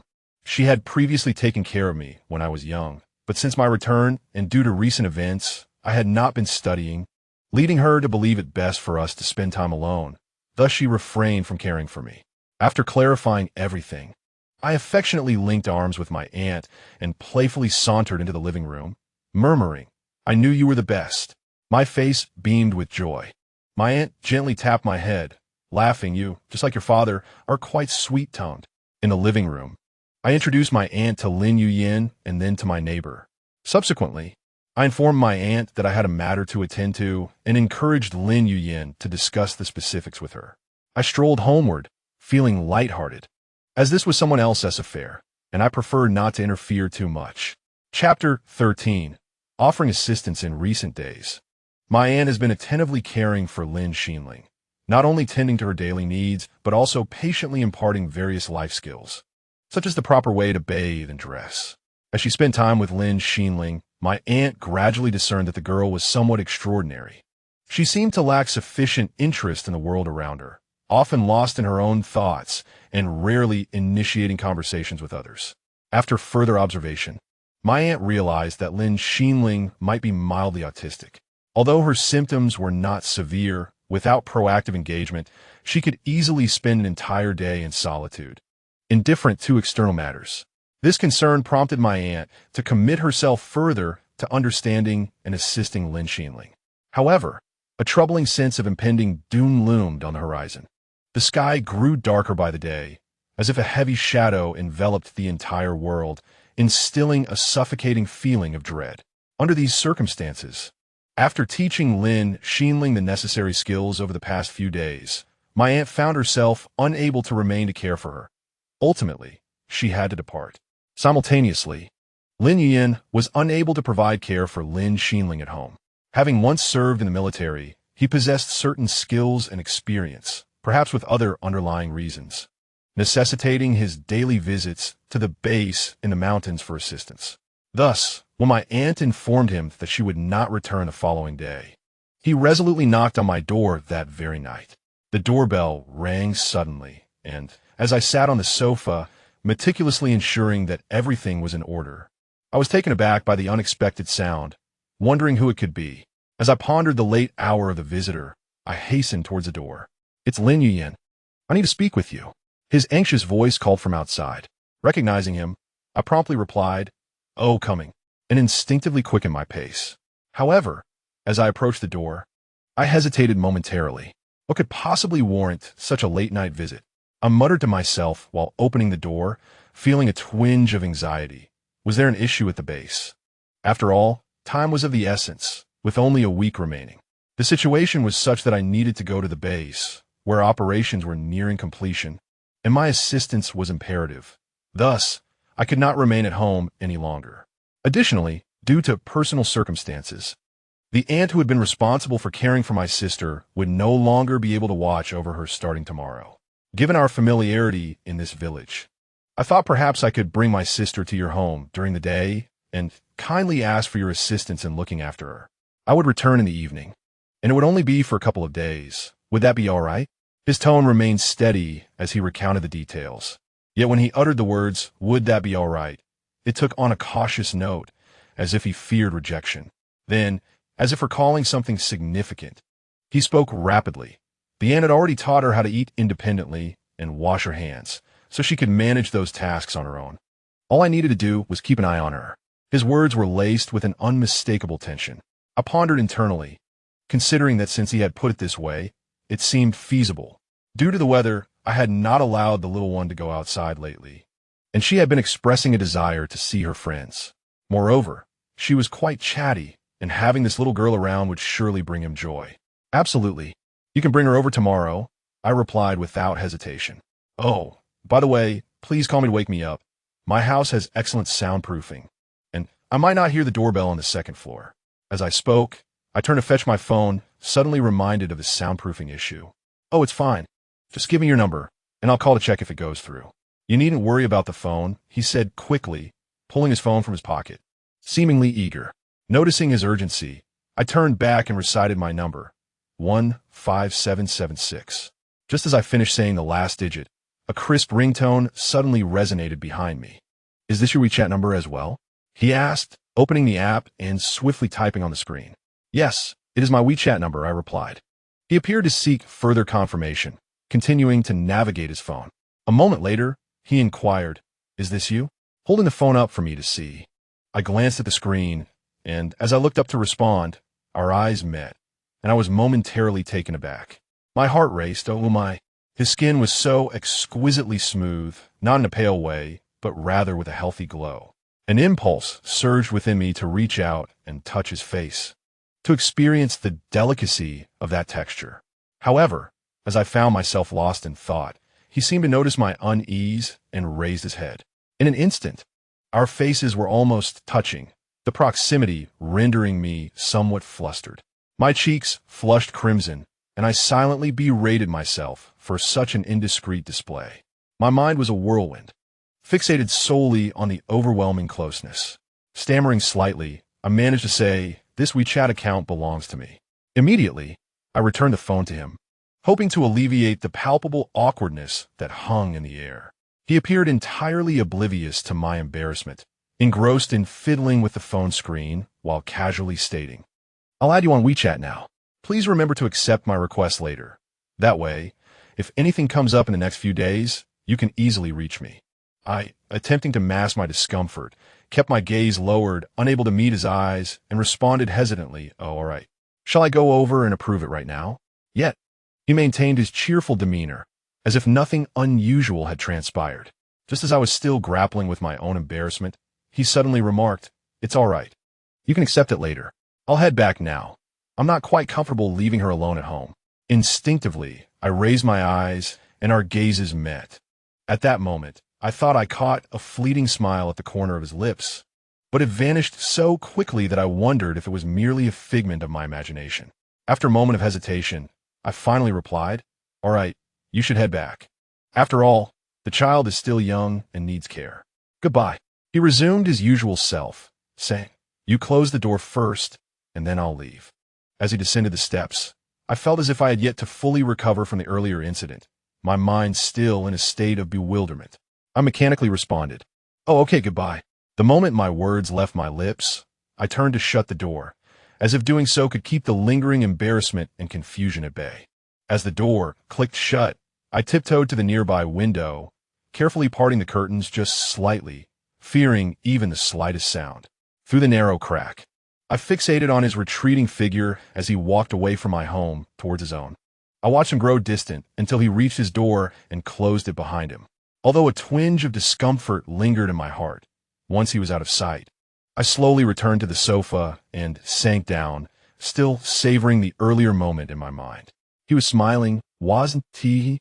I murmured to myself, questioning my own perception. Surely, didn't he misinterpret that? But then, why did it vanish so swiftly? Could it truly have been a mere illusion? Doubts began to creep in regarding my judgment. Perhaps my own embarrassment had led me to believe others were laughing at me. Yet, I quickly dismissed that thought. It was impossible. With my keen intuition, I could never be mistaken. He must have been calling out to me. I held an unwavering confidence in my instincts, for they had never let me down in the past. But why, upon seeing him again, was his expression so tranquil? Had I grown so complacent in just a few months since my arrival here? The thought ignited a pang of frustration within me. How unfair the heavens are, I suddenly exclaimed. His physique is precisely what I have always desired. Just look at his robust muscles. Then glance at my own body resembling that of a plain boiled chicken. The contrast is stark. As I spoke, I shook my head in resignation. Moreover, his handsome visage made me, someone who typically exudes confidence in my appearance, feel a twinge of self-consciousness. Although I consider myself quite attractive, I do not aspire to possess that delicate pretty boy charm. One might even argue that I am not handsome, but rather beautiful. After all, how could the original owner of this body have attracted attention otherwise? Having been here for nearly 2 months, I have diligently exercised every single day. Yet my physique still resembles that of a plain boiled chicken. I lamented to myself. Must I truly resort to the protein powders suggested by some video platform from the previous world? Never mind. We must not indulge in self-deprecation here. With a week left to enjoy life, I should download all the dramas, films, and novels I prepared. Otherwise, I may very well perish of boredom over the ensuing year. Chapter 14. Early in the morning, I heard the familiar melody, "Listen to your mother. Don't let her get hurt." Slowly, I reached out from under the covers, groggily answering the phone. "Hello? Who is this?" As soon as the words left my mouth, I caught sight of the unfamiliar number on my screen and, somewhat irately, added, "Who is it?" "I am Lin Yuyen. I'm heading to the base shortly, so I'm bringing my sister over." I bolted upright. "Oh, it's you? Wait downstairs. I'll be right down." After hanging up, I glanced at my phone. It was only 6 o'clock. I turned over, slipped on my slippers, and headed downstairs. As I walked, I pondered how early it was. The sun hadn't even risen yet, and I hadn't saved his number last night. I must remember to do that. Upon reaching the door, I instantly donned a smile, the remnants of sleep still evident in my voice. Opening the door, I saw Lin Yuyen cradling his sister, so I stepped aside to allow him to enter. He walked in lightly and asked, "Where should I place her?" Glancing around the room, I suggested perhaps on the sofa. "I'll find an animated film for her to watch. She should enjoy that." He nodded and made his way to the living room couch. Yes, she loves animated films. I followed closely behind him. "That's splendid. She'll likely enjoy those animations that little girls adore. I'll find something suitable for her." He gently placed the child on the sofa and turned to me, saying, "I'll leave her in your care. I'll return to pick her up tonight. She has already had breakfast, and I will bring some food later. She might have lunch and dinner at your place." I shook my head dismissively. "No need to bring food. How much can a young girl eat? Given the current circumstances, I cannot impose on your hospitality." He walked around the sofa to stand beside me, his expression earnest. He stood too close for my comfort, making me feel a bit bashful. I hardly dared to meet his gaze and stammered, "That's all right. Thank you. That is only what I ought to provide," he replied, averting his eyes and turning to leave. I hurried to catch up, speaking behind him. "Then I shall leave the door ajar. You may simply bring the provisions inside. I will prepare some breakfast," as I awoke with a rumbling stomach. "Would you care for a bite as well?" "No, I'm quite full this morning," he replied. "You go ahead. I can manage on my own." Thus, I watched him stroll towards the neighboring door. Upon seeing him enter, I turned and made my way to the kitchen, extracting the small wontons I had specially prepared over the past few days from the refrigerator and setting them to boil. It then occurred to me that the young girl might wish to partake as well. I dashed to the sofa and inquired, "Little Lin Xinxing, would you like some wontons?" Noticing her lack of response, I tiptoed closer and squatted down before her, repeating my question. "Little Lin Xinxing, would you care for some wontons?" After a brief pause, I finally heard her voice. "5, please." "Thank you." Momentarily taken aback, I regained my composure. "All right, 5 it is. I shall prepare them for you. So please wait patiently here."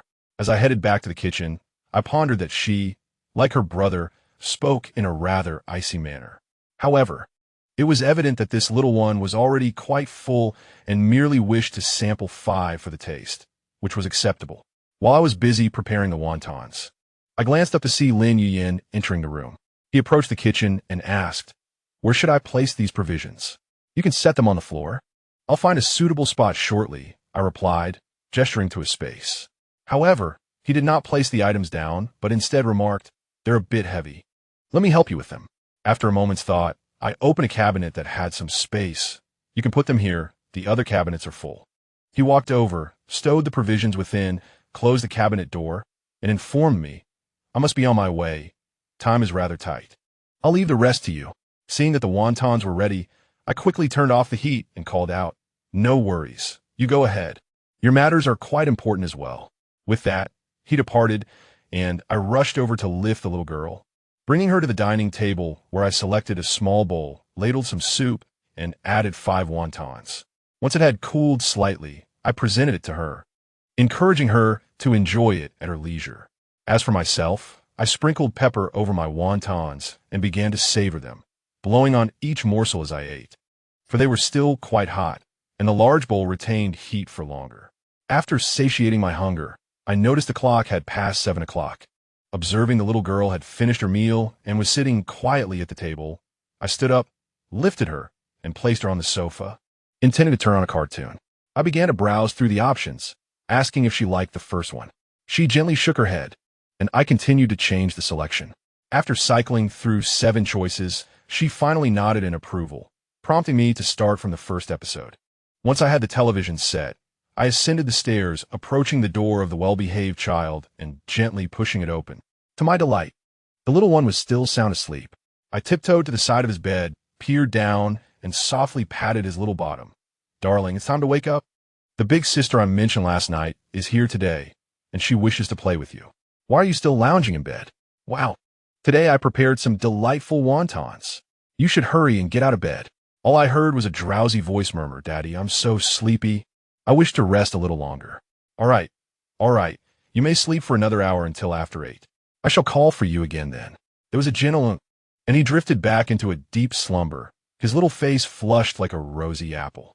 Time flew by, and Lin Xinling had already been engrossed in cartoons for an hour. I suggested we take a half-hour break before continuing. "Let us rest for half an hour, shall we? Watching for too long is not good for your eyes. How about we look out the window at the grand trees?" I was unaware of how childlike my voice sounded. It seemed she was contemplating, and after a brief pause, she softly replied, "All right, half an hour."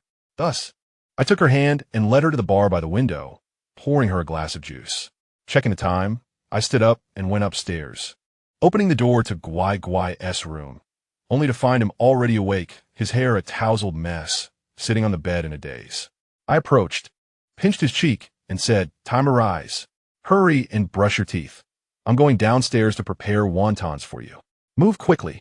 He responded, "I want to eat 20 wontons, and add sesame oil and sprinkle sesame." Quite the demanding little one. I playfully placed my hands on my hips and teased him. "Such high demands, HM." He mimicked my stance, standing up with his hands on his hips. I ruffled his disheveled hair and said, "Quickly wash up. I will head downstairs first." I then turned and made my way to the kitchen, retrieving 20 wontons from the refrigerator and starting to boil water. As the time approached, I fished out the wontons, drizzled some sesame oil over them, sprinkled roasted sesame seeds, and set them on the dining table. At that moment, I heard the faint sound of slippers shuffling, signaling Guai Guai's descent. Sure enough, he sauntered to the dining table and plopped down with excitement. "Wow, these wontons smell amazing. Daddy, you've outdone yourself," he exclaimed, his expression and tone exaggeratedly theatrical. Seeing his delight brought a smile to my face. I couldn't help but wonder if my presence had somehow influenced him, making me a tad more childish, even playfully indulging him. "Really? Does this mean I might become a chef someday?" I mimicked his pose, hands on my hips, bursting into laughter. Our playful banter caught Lin Xinling's attention, who had been quietly gazing out at the forest. She turned to us, her face reflecting an indescribable emotion. Yet, Guai Guai remained unfazed by her reaction, calmly savoring his wontons, as if nothing had transpired. I turned to wash the dishes, leaving Guai Guai to relish his meal at the table. Once I finished, I glanced at Lin Xinling, who had once again turned her gaze back to the vast forest, as if she had never seen it before. I approached my computer to check if the television series and movies I had previously downloaded were complete. If they were, I could embark on another downloading spree.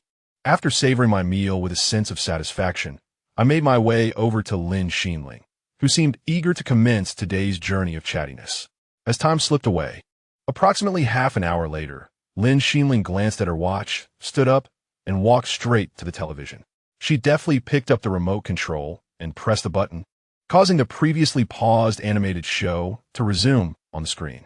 Observing this, I hurriedly followed in her footsteps, closely trailing behind her as if afraid of losing her. Once Lin Xinling settled onto the sofa, I quickly leaped beside her, finding a cozy spot, and together we immersed ourselves in the animated series. However, in contrast to Lin Xinling's tranquil viewing, my mouth seemed to have sprung open like a chatterbox, ceaselessly commenting on the unfolding storyline. At one moment I exclaimed, "Wow, how can this be? It's so dangerous." And at another, I muttered, "This is a bit exaggerated, isn't it?" Such remarks flowed continuously from my little mouth. Watching them engrossed in the animation, I could only shake my head in resignation and then turn to the kitchen to prepare some fresh juice for them. In a short while, I returned with the juice and said, "You really do talk a lot. Here, have some juice to soothe your throat." In truth, my intention behind making the juice was somewhat selfish, as I hoped to seize this opportunity to quieten my incessantly chattering companion. After all, I was still busy at the table with my computer, and that incessant noise was quite distracting. Chapter 15. The Arrival of the End. Thus, 2 days swiftly passed. Originally, it was only meant to be a brief caretaking stint. However, perhaps due to the impending special day, the people at the base began to grow increasingly busy. Lin Xinling remained quietly at my home, her tranquility disrupted by my incessant chatter, until the arrival of the apocalypse.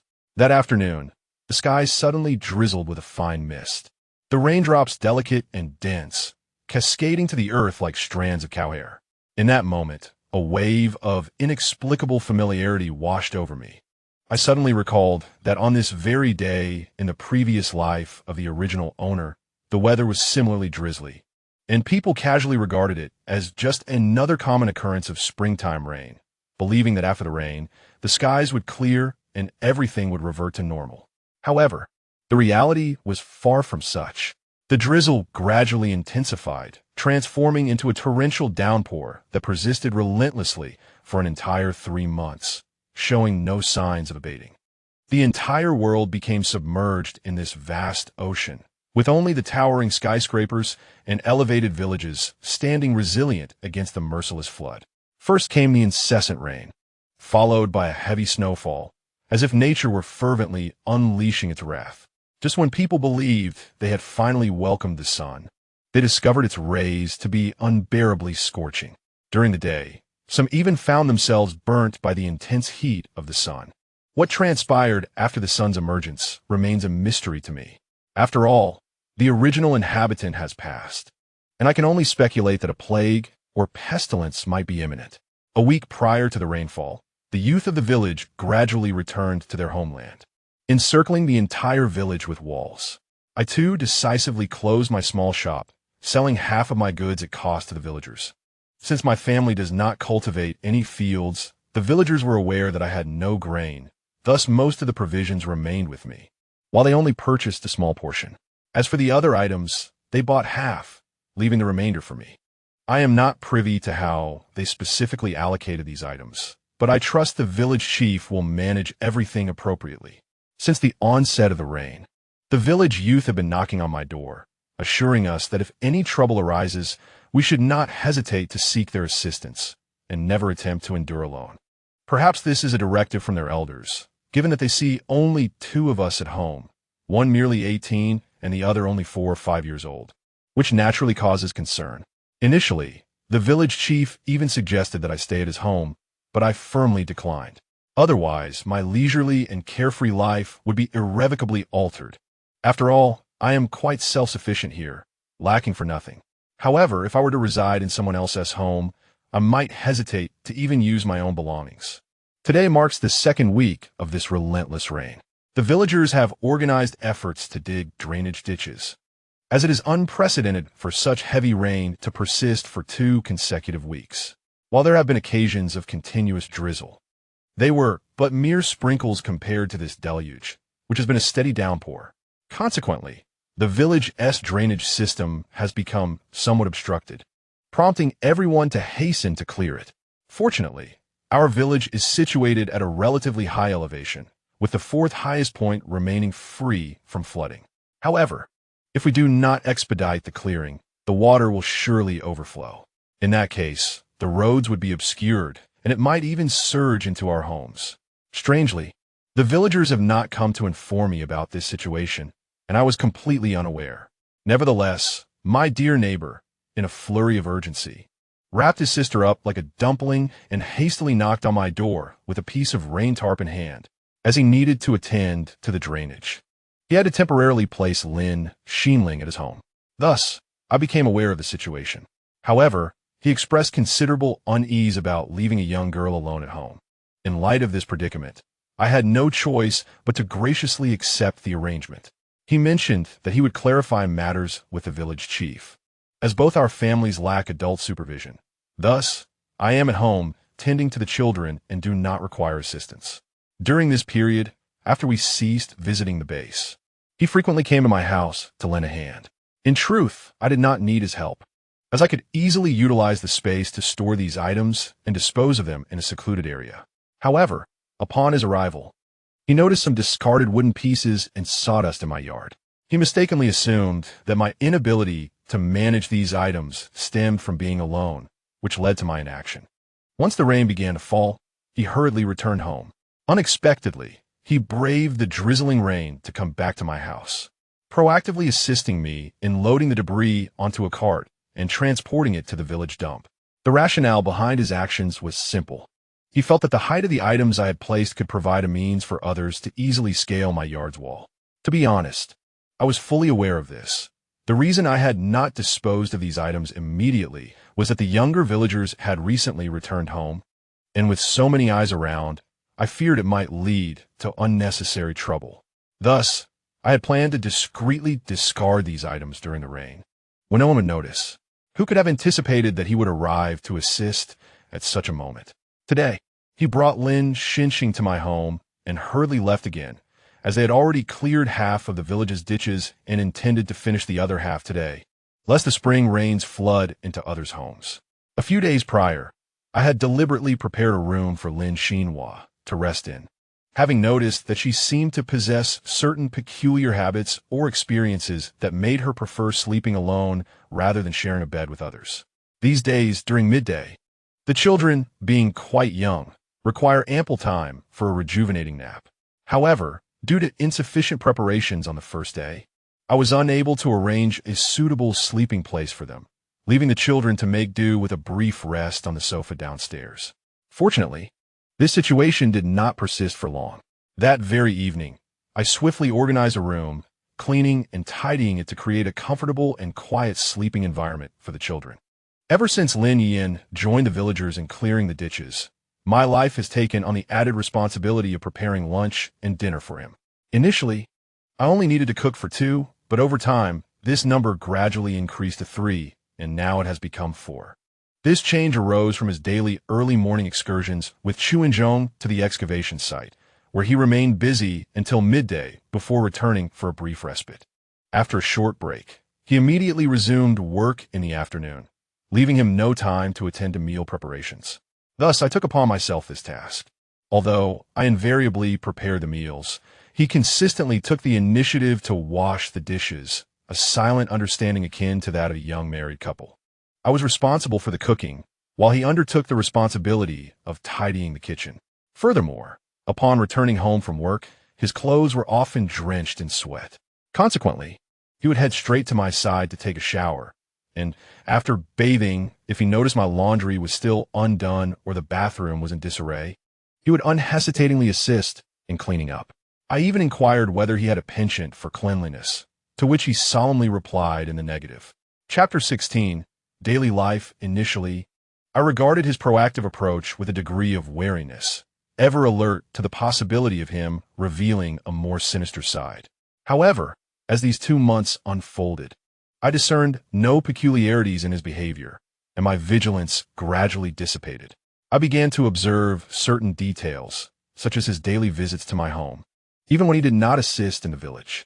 More astonishingly, every morning he would rise before me, donning his raincoat and wielding his small umbrella, proceeding to knock on the door across the street.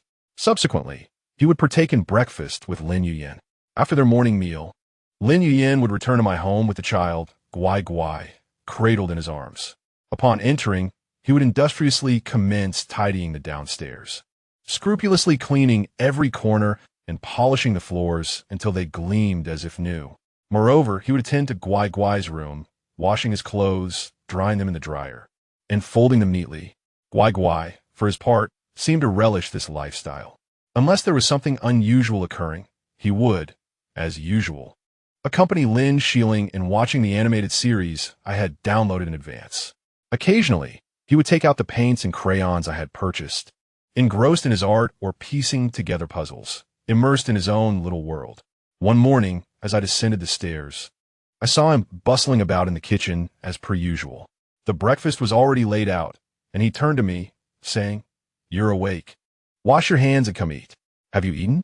Naturally, I took a seat at the dining table and casually inquired, "Have you all eaten?" "Yes. I made the youtiao and soy milk you mentioned wanting yesterday," he replied, presenting the freshly fried youtiao that he had timed perfectly. I gazed at the youtiao on the table, momentarily taken aback. "Oh, I was merely making conversation. With such heavy rain, it's fine if you didn't make it. Where did you buy them? There shouldn't be any available in the village." He fixed his gaze upon me, stating, "I made them myself. You can eat without worry." They haven't been rained on. Sipping the steaming soy milk, I pondered whether anyone would discover if he had indeed gotten wet. I merely wished to ask where you bought them, so I could try purchasing some next time. Since I made them, there won't be any more to eat in the future. Wow, how impressive. You can even make youtiao. I can only manage simple dishes. Anything more complex eludes my capabilities. Watching him wrestle with the cooking oil in the kitchen, I added, "If you ever desire something, feel free to tell me. I will prepare it for you. If I can't, it's no trouble." He remained focused, his back to me, diligently tending to the utensils on the stove. I paused momentarily, then lowered my head to sip the soup from my bowl. "Oh, thank you. How kind of you to casually grant him a good deed card." Yet, I remained oblivious to the man tidying up the kitchen, who suddenly halted, only to continue in silence thereafter. After breakfast, Lin Yuyan swiftly gathered the dishes. Feeling a bit bored, I decided to amuse the little one playing with a puzzle nearby. The child suddenly looked up and, in a sweet, childish voice, said, "Little daddy, I like Sister Sheening. Can she come live with us?" I felt a twinge of embarrassment and ruffled the child's hair, unsure of how to respond.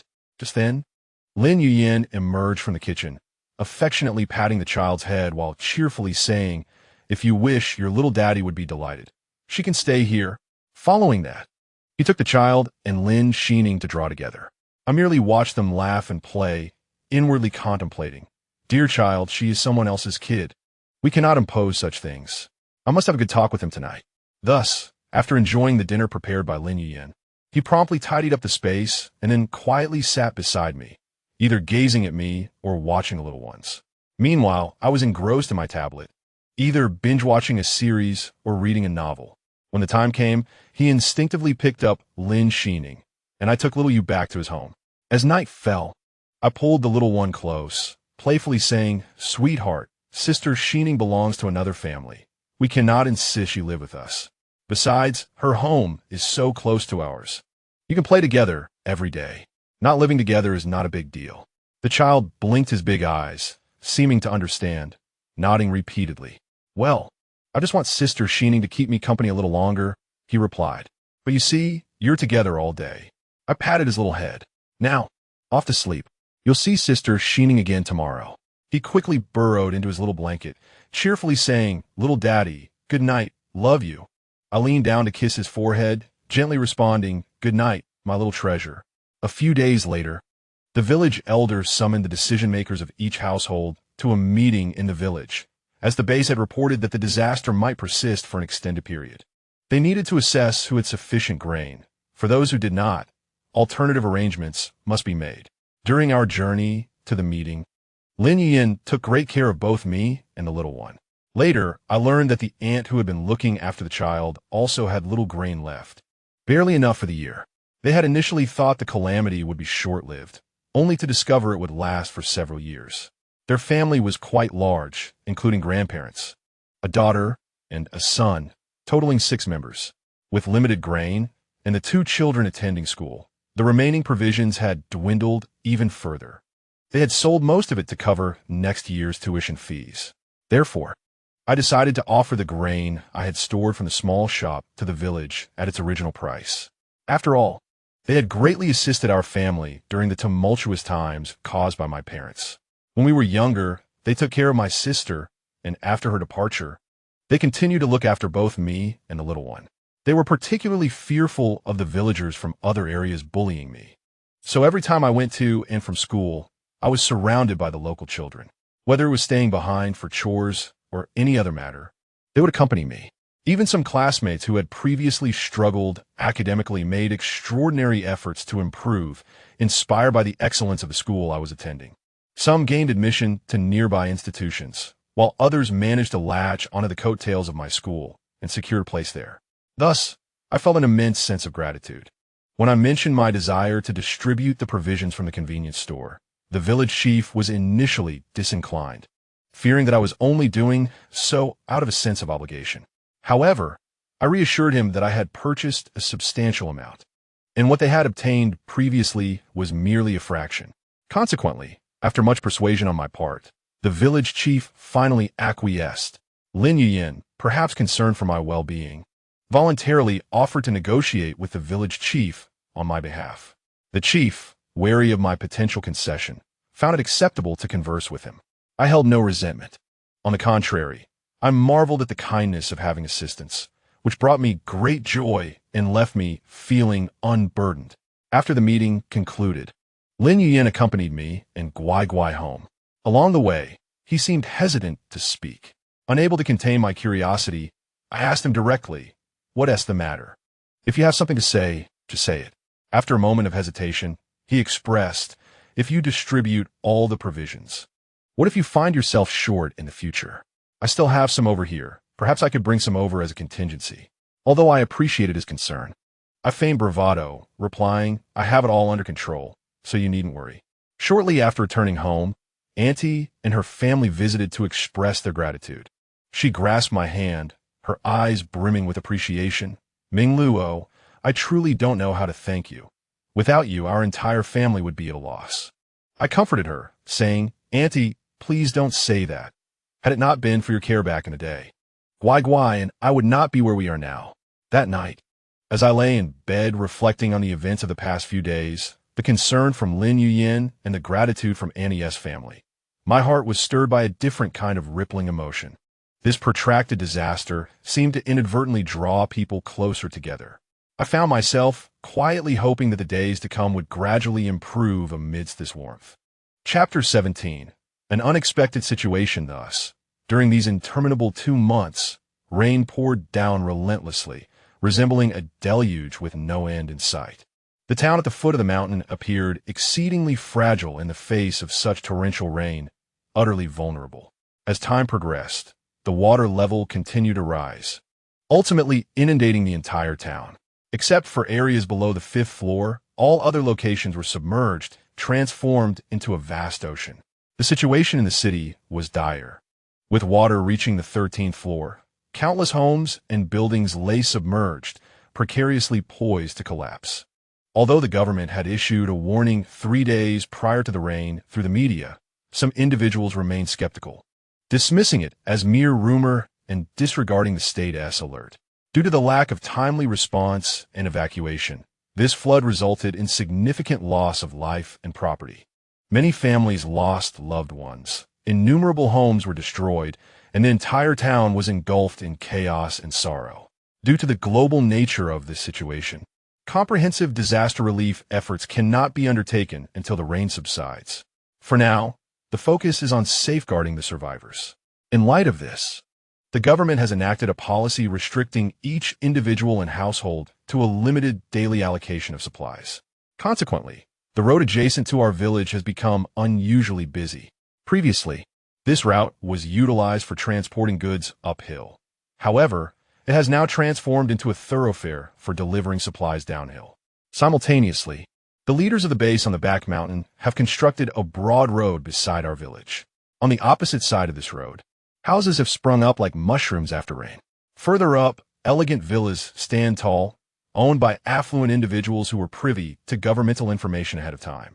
They swiftly procured vast quantities of supplies and arrived here to erect their luxurious abodes.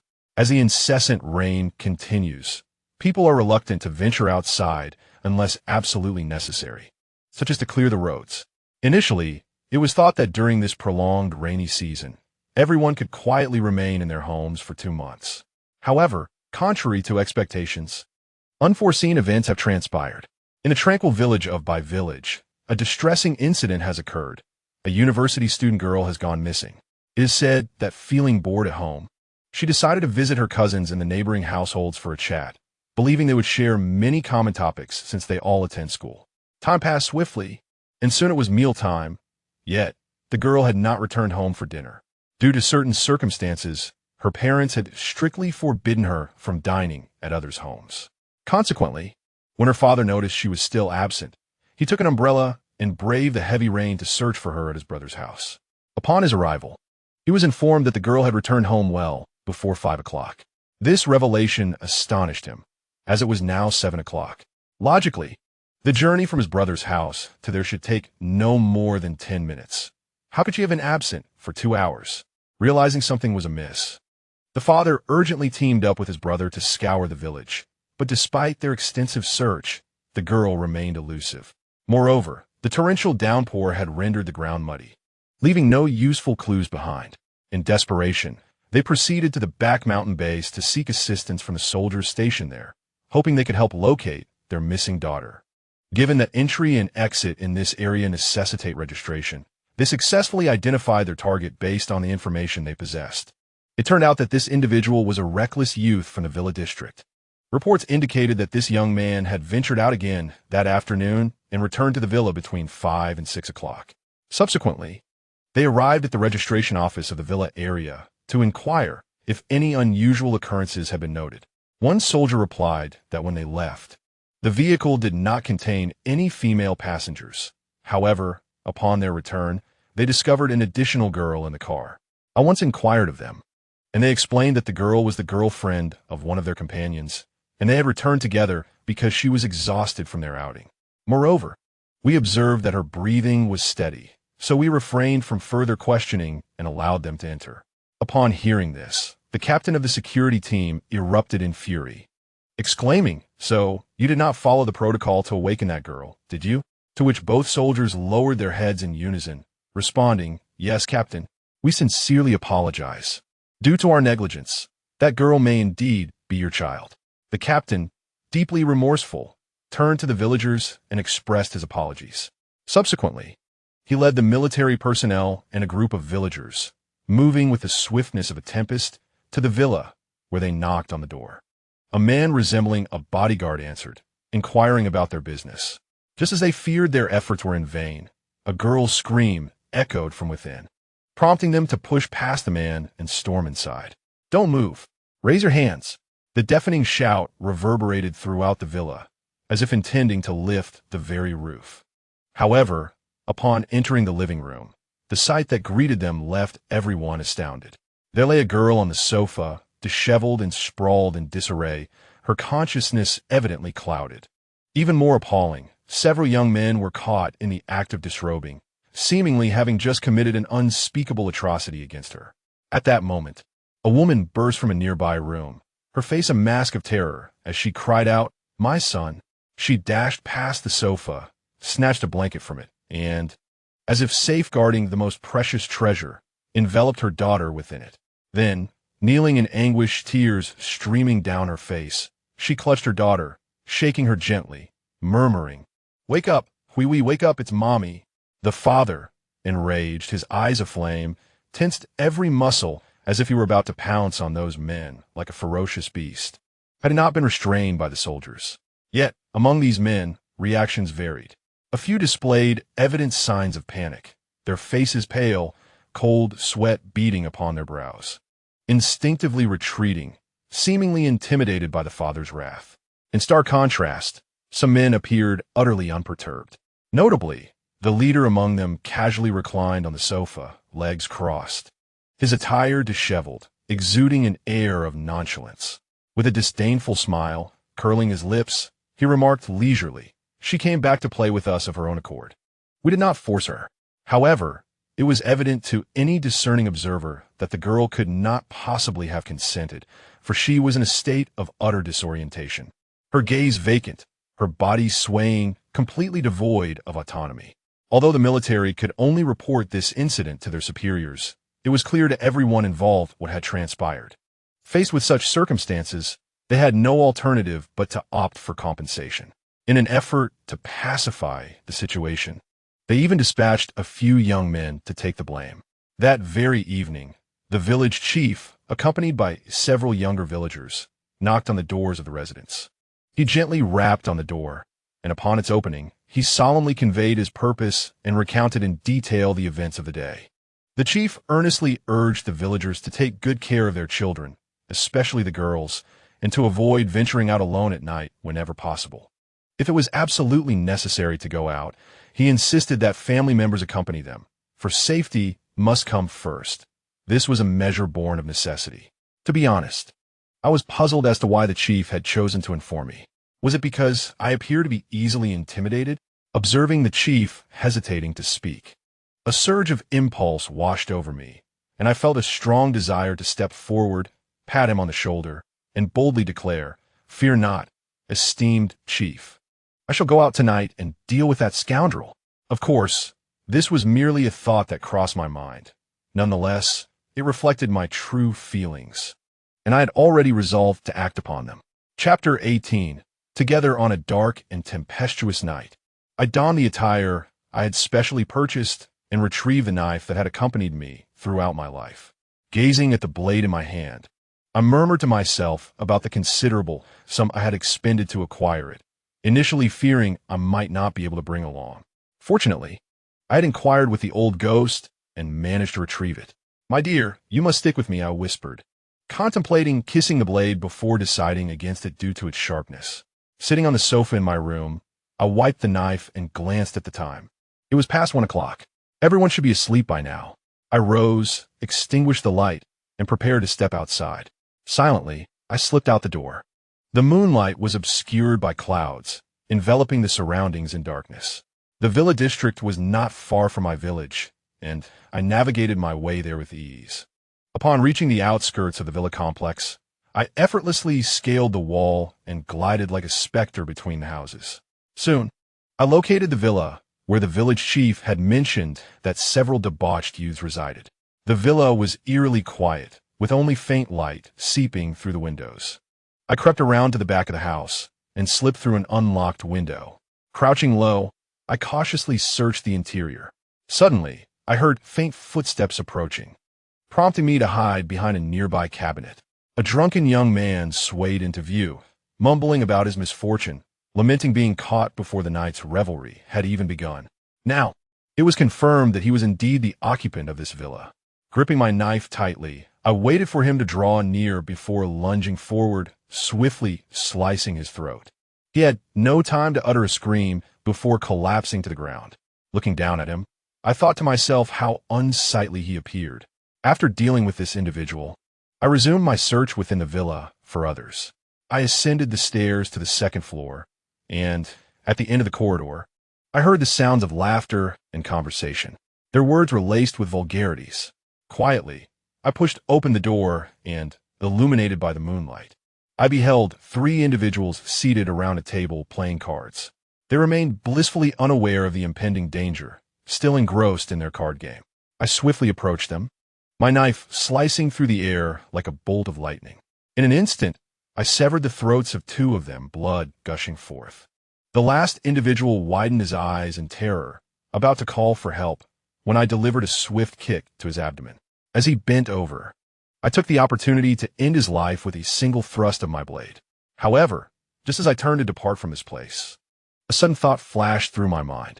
If they had received advance notice and come here to establish a villa, they must have stockpiled a considerable amount of supplies. This notion stirred something within me, prompting a meticulous search for valuable items. I scoured the room, leaving no corner unchecked. At last, after an exhaustive exploration, I stumbled upon an entrance to a basement. The door was tightly shut, equipped with a fingerprint recognition system, evidently to prevent unauthorized access. I fixated on that door, recalling one individual from the earlier group. His attire was distinctly different, suggesting he was the master of this domain. It dawned on me that his fingerprint might be the key to unlocking this door. Without hesitation, I returned to the original room and located the unique individual, who now lay lifeless on the ground, utterly defenseless. I swiftly seized a knife and, without a moment's pause, severed both of his hands. Clutching the severed hands, I approached the basement door once more. Placing one of the hands on the fingerprint scanner, I heard a beep, and the door creaked open slowly. Upon entering the basement, I was astounded by the sight before me. The space was brimming with an array of goods: rice, oil, salt, vinegar, tea, fresh fruits, clothing, and even gold, diamonds, and precious antiques. As I marveled at this wealth, I recalled the fragmented words spoken by the man before he perished. From his words, I gleaned that this was not his stronghold, but rather a residence bestowed upon him by his father. His father, not particularly invested in him, yet reluctant to sever ties completely, had provided him with this relatively modest abode. Nevertheless, it was more than sufficient for my needs. I could utilize these supplies to satisfy my requirements without the worry of interruptions. After all, this place was a considerable distance from the central base and would not attract undue attention. I meticulously inspected every corner of the basement, ensuring no traces were left behind.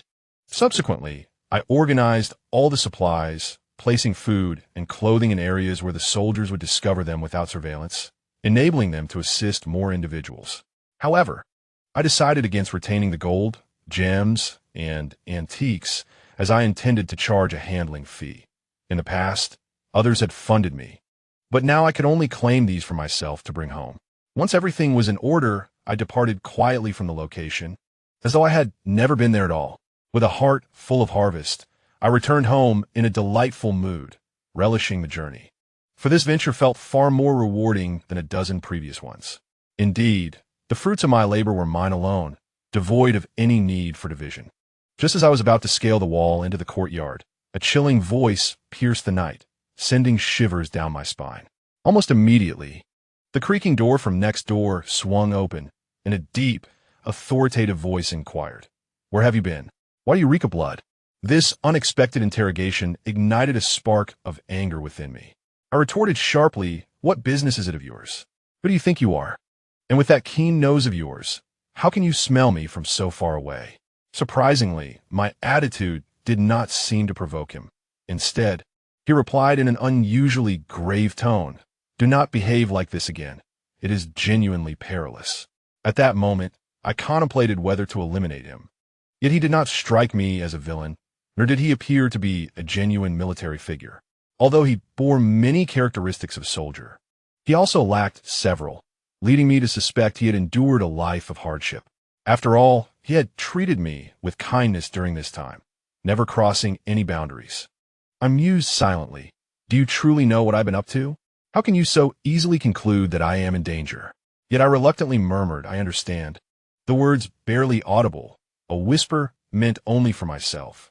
However, he was evidently dissatisfied with my response, his tone growing increasingly earnest. "If you must do something, could you at least inform me beforehand?" Upon hearing this, my temper flared, and I raised my voice. "Who exactly are you? Why should I tell you anything?" The moment the words left my lips, I realized it was late at night, and I might awaken the children from both households. Hastily, I lowered my voice. He fell silent for a moment before slowly responding, "I assumed you would know." Just as his words trailed off, he stepped from next door and approached me directly. As I gazed at him, my mind swirled with confusion and incredulity, utterly oblivious to the meaning of his words. Thus, I asked, bewildered, "What do you think I know?" My thoughts raced, struggling to decipher the intent behind his statement. Suddenly, he cupped my face in his hands, gazing deeply into my eyes, and confessed, "I like you. I want to face all dangers together." I pushed his hands away, insisting on a proper conversation. Then, I was momentarily stunned, as memories of the past 2 months flooded my mind. His diligent presence in my home, washing clothes, cooking, cleaning, and even laundering my undergarments despite my protests. Initially, I thought he was merely fastidious, unaware that his actions were driven by affection. My heart began to race, and warmth crept in my cheeks. I averted my gaze, stammering, "See, could you please keep your distance?" Yet he did not retreat. Instead, he moved even closer, urging, "Can I have a response from you?" I took a deep breath, meeting his fervent gaze. Uncertain of what love truly felt like, I replied, "Allow me to ponder this overnight before I respond to you." As I gazed into his eyes, I noticed a gradual sense of despondency wash over him. He lowered his head and softly uttered, "All right, I shall return to seek you out tomorrow morning." He urged me to return home first, waiting until I had ascended the stairs before departing. Upon entering my abode, a whirlwind of thoughts engulfed my mind as I climbed the staircase. After a brief wash-up, I turned off the lights and lay in bed, tossing and turning, unable to find slumber. In this transient world, my sole focus was on accomplishing my tasks. Once they were fulfilled and time returned to its normal course, he would embark on his travels, for in my previous life, apart from the incessant cycle of violence, there was little room for leisure. I had never anticipated encountering such emotions, nor had I considered seeking someone to cherish, having lived my past life in such a manner. Amidst my tumultuous thoughts, sleep eventually claimed me. Unbeknownst to me, he stood downstairs for an extended period, waiting until I extinguished the lights before finally returning home. The following morning, still in a haze of drowsiness, I was roused by the sound of knocking. Rising to open the door, I found him standing at the threshold, his eyes brimming with anticipation. Looking at him, I boldly suggested we could give it a try. If it proved unsuitable, we could part amicably. Yet in my heart, I pondered that if I were to traverse the realms of tasks, there was no reason to remain solitary in each world. What harm could there be in experiencing romance? As long as I found joy, that was paramount. The man before me possessed the appearance, physique, and stature I desired, not merely what I sought, but rather what I longed for. If I could not possess it myself, perhaps it would suffice to find someone who did, even if just to savor the experience. A flicker of surprise danced in his eyes as a smile graced his lips. He stepped closer, gently placing a kiss upon my forehead, promising, "From this day forth, I shall remain by your side, whether in acts of violence or facing other perils." I nodded slightly, a new, unfamiliar warmth blossoming within me, signaling that perhaps, from this moment onward, my life would undergo a remarkable transformation. Yet, he had conveyed nothing further to me. How, then, was I to explain this to my dear friend? Chapter 19. Preparations before the snow. After over 2 months of relentless rain, the downpour finally began to subside in recent days, with the skies gradually clearing. However, in stark contrast to the dwindling rainfall, the base on the mountain became increasingly bustling. A steady stream of supplies, including food, water, and medicine, essentials for survival, was transported down the mountain. Were there a broadcast at this moment, the survivors would hear an urgent announcement. In 1 week, temperatures would plummet drastically. This news, undoubtedly, would serve as an additional burden to those still struggling to survive, to ensure that as many survivors as possible were informed and could prepare accordingly. Teams were dispatched to notify each household. Not only were they tasked with delivering supplies to every survivor, but they also needed to convey details regarding the impending temperature drop and how to cope with it. Furthermore, they had to inform them that this would be the final delivery of supplies. In the ensuing 2 months, these survivors would have to rely solely on their own resources to navigate this challenging period, as supplies were limited and the base had exerted its utmost efforts. Thus, the once tranquil village began to bustle with activity, with the figures of industrious people appearing everywhere. Despite having previously stockpiled a certain amount of firewood, an underlying concern lingered in the hearts of the villagers. They feared that their reserves might prove insufficient. Consequently, the villagers sprang into action, continuing to accumulate firewood in abundance. They first utilized the dry wood they had, reserving the wet logs for later use once they had dried. Concerned that excessive deforestation in the surrounding woods could lead to soil erosion and potentially trigger natural disasters, such as mudslides, the villagers refrained from sourcing firewood from nearby forests. This decision necessitated longer journeys in search of suitable firewood, undoubtedly adding to their hardships. They understood that only through their diligent efforts could they ensure warmth and meet the basic needs of their families during these trying times. Meanwhile, some villagers, who had not previously considered this issue, learned from a returning individual from the north about the art of making a kong, a traditional heated bed. They eagerly sought his guidance, as word had spread that this winter would bring unusually low temperatures and possibly even snowfall. Given the already damp conditions of the southern region, the anticipated snow would only exacerbate the cold. Thus, everyone sought ways to keep themselves and their families warm during the frigid winter. Upon learning that I was home alone, the villagers came to inquire if I needed assistance. An aunt asked, "Xiao Luo, do you have enough firewood?" The base mentioned it would be a while. I hurried to the kitchen, filled a glass with water, and brought it over, replying, "No need.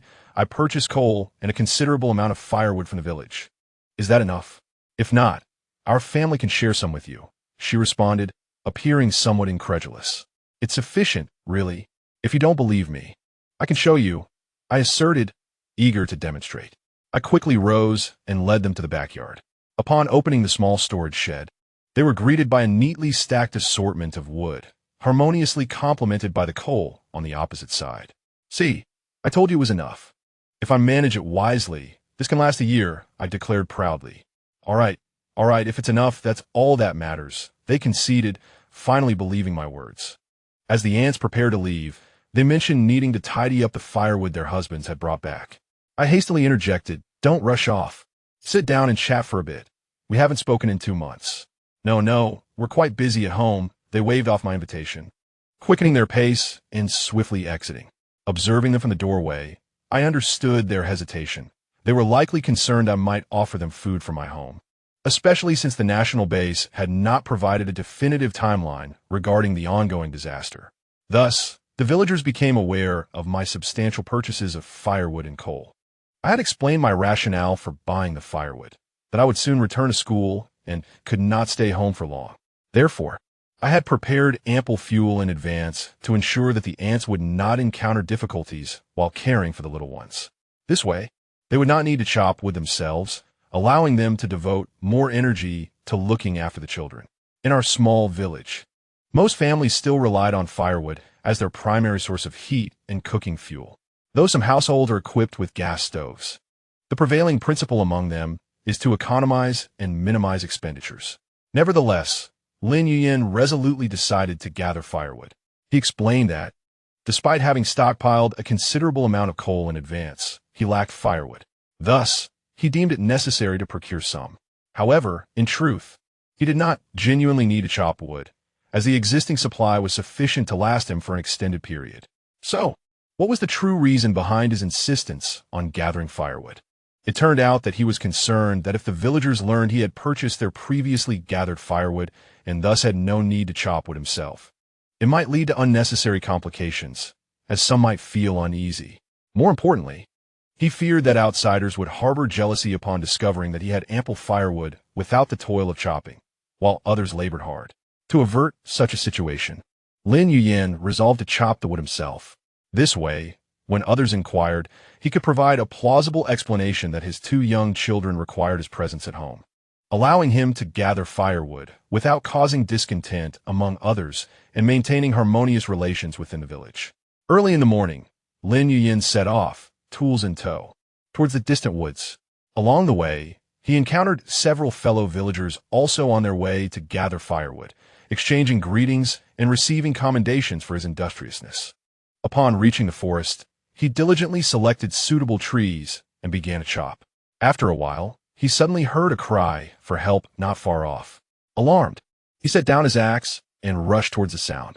There, he found a young villager who had accidentally fallen into a concealed trap, his leg wounded by sharp branches. blood streaming down. Lin Yuyin quickly gathered vines and carefully pulled the villager to safety. He provided rudimentary first aid and reassured him, saying, "Do not worry. I will accompany you back to see the village doctor." The villager expressed profound gratitude, saying, "Thanks to you, I would not know what to do otherwise." Lin Yuyin smiled, replying, "We are all from the same village. It is only right." The two made their way back slowly, encountering other villagers collecting firewood. Upon learning of the situation, everyone paused their tasks to assist in escorting the injured villager back to the village, with some going to inform his family. Once home, the doctor treated the villager's wounds, and everyone breathed a sigh of relief. Just then, someone burst in, asking, "What happened to Xiaojian?" "Xiaojian is fine. Just let him rest at home," Lin Yuyin replied. "As for me, I have no idea what transpired today, merely lingering at home, blissful as a deity." The villagers were quite busy, either chopping trees or slaughtering chickens, ducks, and pigs, all preparing for the final day tomorrow, planning to slaughter the pigs then so that when the temperature dropped at midnight, the pork would freeze solid. The base was also nearly finished with notifications. Tomorrow was the last day for delivering supplies, and decisions would depend on the weather thereafter. Today, I shall commence tidying up the room that previously housed the Kong, although I had already heated one Kong.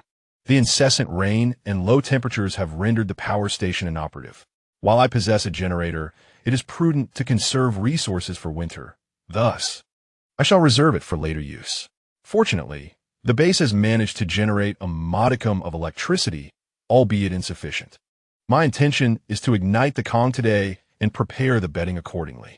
I envision 4 individuals residing in one room, for otherwise I would need to heat 2 Kangs. And it would be unfortunate for the 2 children to freeze during the night in this frigid weather, which is indeed capable of causing severe distress. Why 4 individuals in one room, you may inquire. After he confessed his feelings and moved to reside near me, although he does not share my room. My home has ample space. The Kong in the other room also requires heating. It need not be excessively warm, yet it must be functional to prevent any potential freezing. I have returned. He is at the door, removing his raincoat. I stealthily emerged from my room and inquired about his early return. I mentioned my plans to tidy the room in preparation for moving downstairs tonight. Earlier today, while gathering firewood, a young man inadvertently fell into a pit and sustained considerable injury, so I escorted him back to the village to seek medical attention. I thought, since I was already back, I would refrain from causing further commotion. As he approached me in his slippers, he seemed to desire a hug. "You reek of sweat. Go wash up and don't come near me." I expressed my distaste, pouting and gently pushing him away. Lin Yin playfully tapped my nose and remarked on the odor before glancing at the 2 children struggling with their drawing board on the sofa. Then he proceeded to the bathroom. I called out, "Guai Guai, Exan Ling, it's time for you 2 to wash up. Dinner will be ready soon. And we cannot have you dirty." The 2 children simultaneously lifted their heads, their voices harmonizing, and began to gather their painting supplies. It has become a delightful routine to witness their synchronized movements as they tidy up, racing each other to finish and ascend the stairs to their respective rooms. I turned and entered the kitchen to prepare dinner. Opening the cupboard, I surveyed the stored ingredients, contemplating a nourishing and hearty meal. I resolved to simmer a pot of bone broth and sauté a few vegetables. Skillfully, I blanched the bones before placing them in the pot, adding slices of ginger, scallions, and seasonings, allowing it to simmer gently. I then proceeded to wash and chop the vegetables in preparation for stir-frying. At that moment, Lin Yuyin emerged from the bathroom.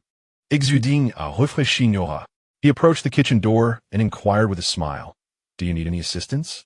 I shot him a disapproving glance, advising him to keep himself occupied with the children. Obediently, he retreated to the living room. Soon, the enticing aroma of the bone broth filled the air, and the vegetables were ready. I set the table and called out, "Dinner is served." Guai Guai and Xian Ling hopped over excitedly, with Lin Yin trailing behind them. "Starting tomorrow, you shall once again be the one to prepare our 3 meals a day." "I shan't do it," I say with a hint of playful petulance. "Very well. I shall cook. What would you like to eat?" He gazes at me intently, as if suppressing a laugh. I shot him a glare, saying, "Were it not for the arduous task of gathering firewood before meeting you, I would certainly not be making dinner tonight." My tone was markedly haughty. Yes, yes. You care for me the most, he replied, the smile on his face widening. Nonsense. Who cares for you? I retorted, rolling my eyes. By the way, could you check the room for anything that needs to be brought down? From tonight onward, we shall reside below.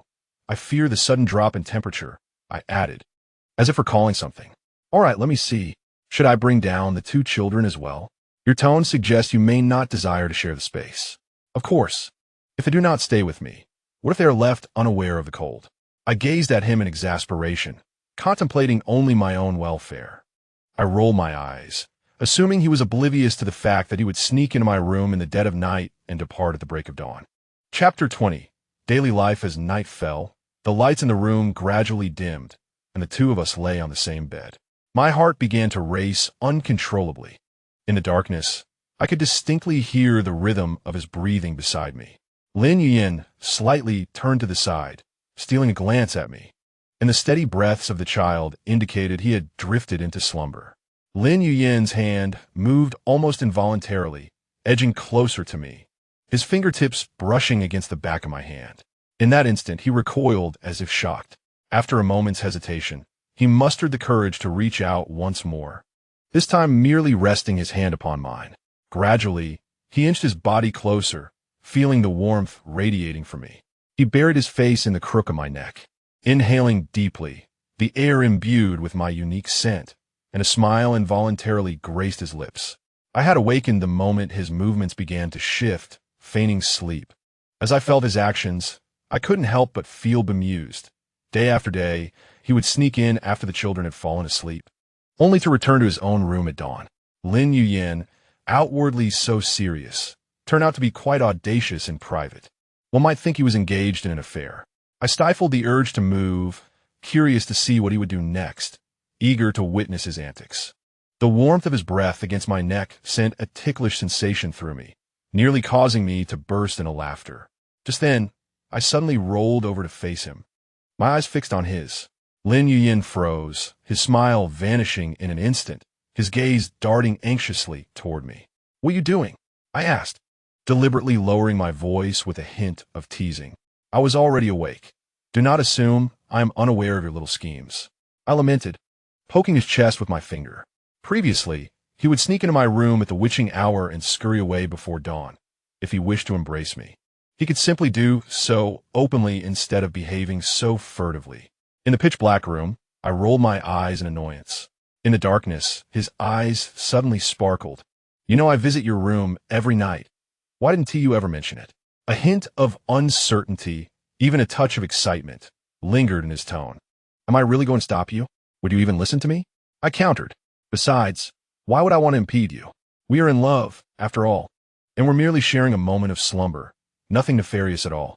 I spoke with unwavering conviction. At my words, he became even more exhilarated, embracing me tightly. No, we can't be up to no good. I thought of delivering a playful kick, but then I remembered the 2 children nearby and opted for a gentle nudge to his leg instead. Oomph, I murmured, refusing to acknowledge his advances. He leaned closer, whispering softly in my ear, "Is that all right?" As I gazed into his approaching face, I softly replied, "Of course," lingering for a moment before adding, "But it depends on your behavior." I then pushed him away and turned to resume my slumber. He stared at my back, momentarily lost in thought, before breaking into a smile and cautiously crawling closer, wrapping his arms around me from behind. "I will behave well, just as you said," he whispered, his breath brushing against my ear in a way that sent shivers down my spine, awakening my senses. I nudged him with my elbow, feeling the shift in our dynamics, only to have him bury his face into my neck, inhaling deeply as if to steady himself. "All right, time for sleep," I declared. Just then, one of the children beside us rolled over, mumbling in their sleep, and we both froze, holding our breath in fear of waking the little one. After a considerable pause, reassured that the child had drifted back into slumber, Lin Yin carefully adjusted his position, pulling me even closer. I felt the warmth of his chest against my back, causing an inexplicable flutter in my heart. "It's all your fault," I murmured softly. "You almost woke the child." In the darkness, I sensed his breathing gradually steadying, indicating he had slipped into dreams. Yet sleep eluded me, my mind replaying our earlier exchange. Time passed, and the first light of dawn began to creep in through the window. In my dazed state, I felt Lin Yuyin gently release me, presumably to prepare breakfast. Suddenly, I opened my eyes and grasped his hand tightly. He paused for a moment, then, realizing my intent, smiled slightly and returned to lie beside me, enveloping me in his arms once more. "Let us just sleep a little longer. No rush," he murmured. This time, in each other's embrace, he did not leave. The rain had ceased. Lin Yuyin gradually opened his eyes, his consciousness emerging from the haze of sleep. It took him a moment to recall the events of the previous night, and soon he realized we were lying together on the same bed, with him still holding me close. He looked down to find me with my eyes shut tight, breathing steadily, lost in a peaceful slumber. Upon closer inspection, Lin Yuyin was surprised to see that I had transformed from the spirited, willful person he knew by day into a docile little lamb, curled up quietly in his embrace. My previously fair cheeks now bore a faint blush, reminiscent of a ripe apple, evoking an irresistible urge to take a bite. My long eyelashes fluttered delicately like butterfly wings, casting a soft shadow beneath my eyelids. In this moment, I was a far cry from my daytime persona, exuding an inexplicable charm that made me all the more endearing.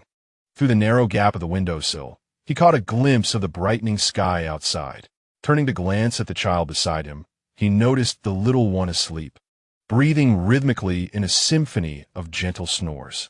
He thought it was time to rise and prepare breakfast, carefully loosening his grip from my arm, wary of waking me. Just as he was about to get up, a soft, drowsy voice suddenly called out, "Where are you going?" Surprised, he turned back and found me, eyes barely open, gazing at him in a sleepy daze. He quickly replied in a hushed tone, "Did I wake you? I'm getting up to make breakfast." With that, he tenderly kissed my forehead. After a few moments of silence, I offered no response, merely shutting my eyes again, seemingly ready to drift back to sleep. Noticing this, he smiled gently and said, "You can continue to sleep." He then sat up slowly, making an effort to avoid any noise that might disturb me further. Once off the bed, he stepped out of the room and felt the chill of the day. A hint of coldness lingered in the air, as if autumn had quietly arrived. Approaching the window, he drew the curtains apart, and sunlight flooded the room in an instant. Looking outside, he observed that the rain had ceased, leaving behind glistening puddles on the ground, sparkling under the sunlight. Lin Yuyin turned towards the kitchen, ready to commence the breakfast preparations. With practiced ease, he retrieved ingredients from the refrigerator and began to work methodically. The water in the pot started to bubble, and he added noodles along with chopped vegetables and ham. Suddenly, footsteps echoed behind him. He turned to see me, clad in his oversized pajamas, standing there with sleepy eyes. "Why aren't you sleeping a little longer?" he asked with a smile. "I wanted to see what delicious food you were making," I replied, wrapping my arms around his waist. He affectionately kissed my forehead and said, "Just sit there and wait. It will be ready soon." At that moment, two little ones also shuffled into the kitchen, rubbing their eyes.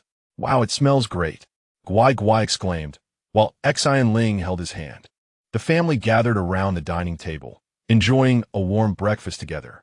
"Now that the rain has stopped, let us go for a walk," Lin Yuyin suggested. "Yes, yes," Guai Guai quickly responded. "The aunt said they're slaughtering the pigs in the village today. Can we go see? I've never seen it before." I paused, secretly amused, and replied mischievously, "Sure, as long as you're not afraid. I'll take you. Just don't cry, okay?" "How could I cry? I'm the bravest adult," came the proud retort. "You're already an adult, so you can't cry." That's what you said. The mere thought of him crying made me want to laugh. Meanwhile, Lin Yuyin watched the playful banter between me and Guai Guai, finding me utterly adorable. Chapter 21. Witnessing the pig slaughter and the feast after a hearty breakfast. He dressed Guai Guai and Xian Ling and retrieved their little water shoes before heading out. Although the rain had stopped, there were still many small puddles on the road. With their water shoes on, they could splash about freely without wetting their feet. Guai Guai and Xian Ling dashed ahead, playfully jumping into small puddles along the way, while Lin Yuyin and I followed closely behind, watching them. As we walked, Guai Guai suddenly halted, turning back to call out in a sweet, childlike voice, "Little Daddy." "Uncle Lin, Hurry up. I responded with a smile. We're coming. We're coming. Don't rush, little Gui Gui. Lin Yuyin tightened his grip on my hand and quickened his pace. Before long, we arrived at the place where the pig was to be slaughtered. There, a plump pig was tied to a chopping board, emitting a heart-wrenching cry. Lin Yuyin frowned, unable to bear the sight. Yet, Yi Luo watched with keen interest, curiosity sparkling in her eyes. A crowd had gathered around, and Gui Gui excitedly squeezed in, still holding onto his sister Xian Ling's hand. Lin Yuyin and I hurried to protect them. When the hefty pig was dragged out, Xian Ling instinctively hid behind Lin Yuyin, whispering, "Uncle, I'm a bit scared." Lin Yuyin gently patted Xian Ling's head and then turned to me, jokingly saying, "If you're frightened, you can hide in my arms too." My cheeks flushed, and I retorted playfully, "Who would be scared?" Nonetheless, as the pig was captured, dragged from its cage, and bound to the table amidst its anguished cries, I found myself unconsciously inching closer to Lin Yuyin. He smirked, effortlessly pulling me into his embrace. Gui Gui, hiding behind Lin Yuyin, peeked out with just his little head, occasionally giving out frightened gasps. He covered his eyes, but would peek through his fingers, a sight so endearing that it drew laughter from those around. Xian Ling joined him, arms crossed, exuding calmness as if she were quite accustomed to such scenes. At that moment, the butcher raised his knife and plunged it into the pig's throat, blood gushing forth instantly. Gui Gui let out a terrified wail and rushed to cling to Lin Yuyin's leg. Lin Yuyin, holding me in his arms, turned and gently patted Gui Gui's head in a comforting gesture. I jumped up in excitement, exclaiming, "How thrilling! This is the first time I've witnessed pig slaughter." The villagers seemed puzzled by my enthusiasm, remarking, "It's just the slaughter of a pig." An auntie nearby quickly intervened, saying, "Little Luo, it's quite impressive that you aren't afraid on your first encounter." After a while, the pig was processed, and everyone prepared to leave for the next location for slaughter. Gui Gui, still sobbing, expressed his reluctance to return to such a place, and I nodded in agreement, lifting him up, ready to head home. Just as we were about to depart, the auntie rushed over, taking my hand and saying, "Little Luo, the next pig slaughtering place is a bit far, and the road is not easy to navigate. It might be inconvenient for you to bring the children. Why not stay and enjoy the pork feast we prepared?" I hesitated, contemplating, and then replied, "Annie, we actually don't want to watch the slaughter anymore. Could you tell us when we might arrive at your house? We can come over later." Lin Yuyin seemed to sense my concerns and thoughtfully remarked, "The children might indeed be a bit frightened. It would be better to take them home and comfort them first." I glanced at him and then turned to look at Gui Gui. Indeed, as soon as Gui Gui heard that there would be no need to witness the slaughter of the pig, the fear that had graced her face instantly vanished, replaced by a smile of profound relief. Auntie glanced at Gui Gui, contemplating for a moment, then declared, "All right, our family's turn to slaughter the pig will be around 11 o'clock. You can come over directly at that time." Suddenly, as if struck by a thought, she added, "Gui Gui, since you don't particularly enjoy watching the slaughter, why not come over at noon instead? That way, the timing will be just right for you to sit down to a meal as soon as you arrive." I smiled and nodded in agreement, then gently embraced Gui Gui and approached Annie, softly instructing, "Gui Gui, be sure to thank Annie." Obediently, Gui Gui turned to Annie and said, "Thank you, Annie. You are the best to me." Perhaps due to her earlier tears, her voice, though still childlike, carried a hint of hoarseness. "All right, Gui Gui. Remember to come over for a meal later," she said, playfully rubbing Gui Gui's little face. "Now, Auntie, we shall take our leave," I said as I carried Gui Gui and walked home with Lin Yuyin. Upon returning home, I placed Gui Gui on the sofa and fetched a small snack to cheer her up. Gui Gui sniffled, her eyes still red, and lamented, "The pig is so pitiful." I stroked her head gently and replied, "My dear, pigs provide food for everyone. They too wish for us to have our fill." Lin Yuyin poured a glass of water and handed it to Gui Gui, encouraging her to drink a bit, assuring her that it would lift her spirits. Gui Gui accepted the water and obediently took a few sips. Xian Ling joined us, patting Gui Gui, saying, "Stop crying now. Your sister will protect you." Gui Gui smiled through her tears, exclaiming, "Sister is the best." Observing this tender scene filled my heart with warmth.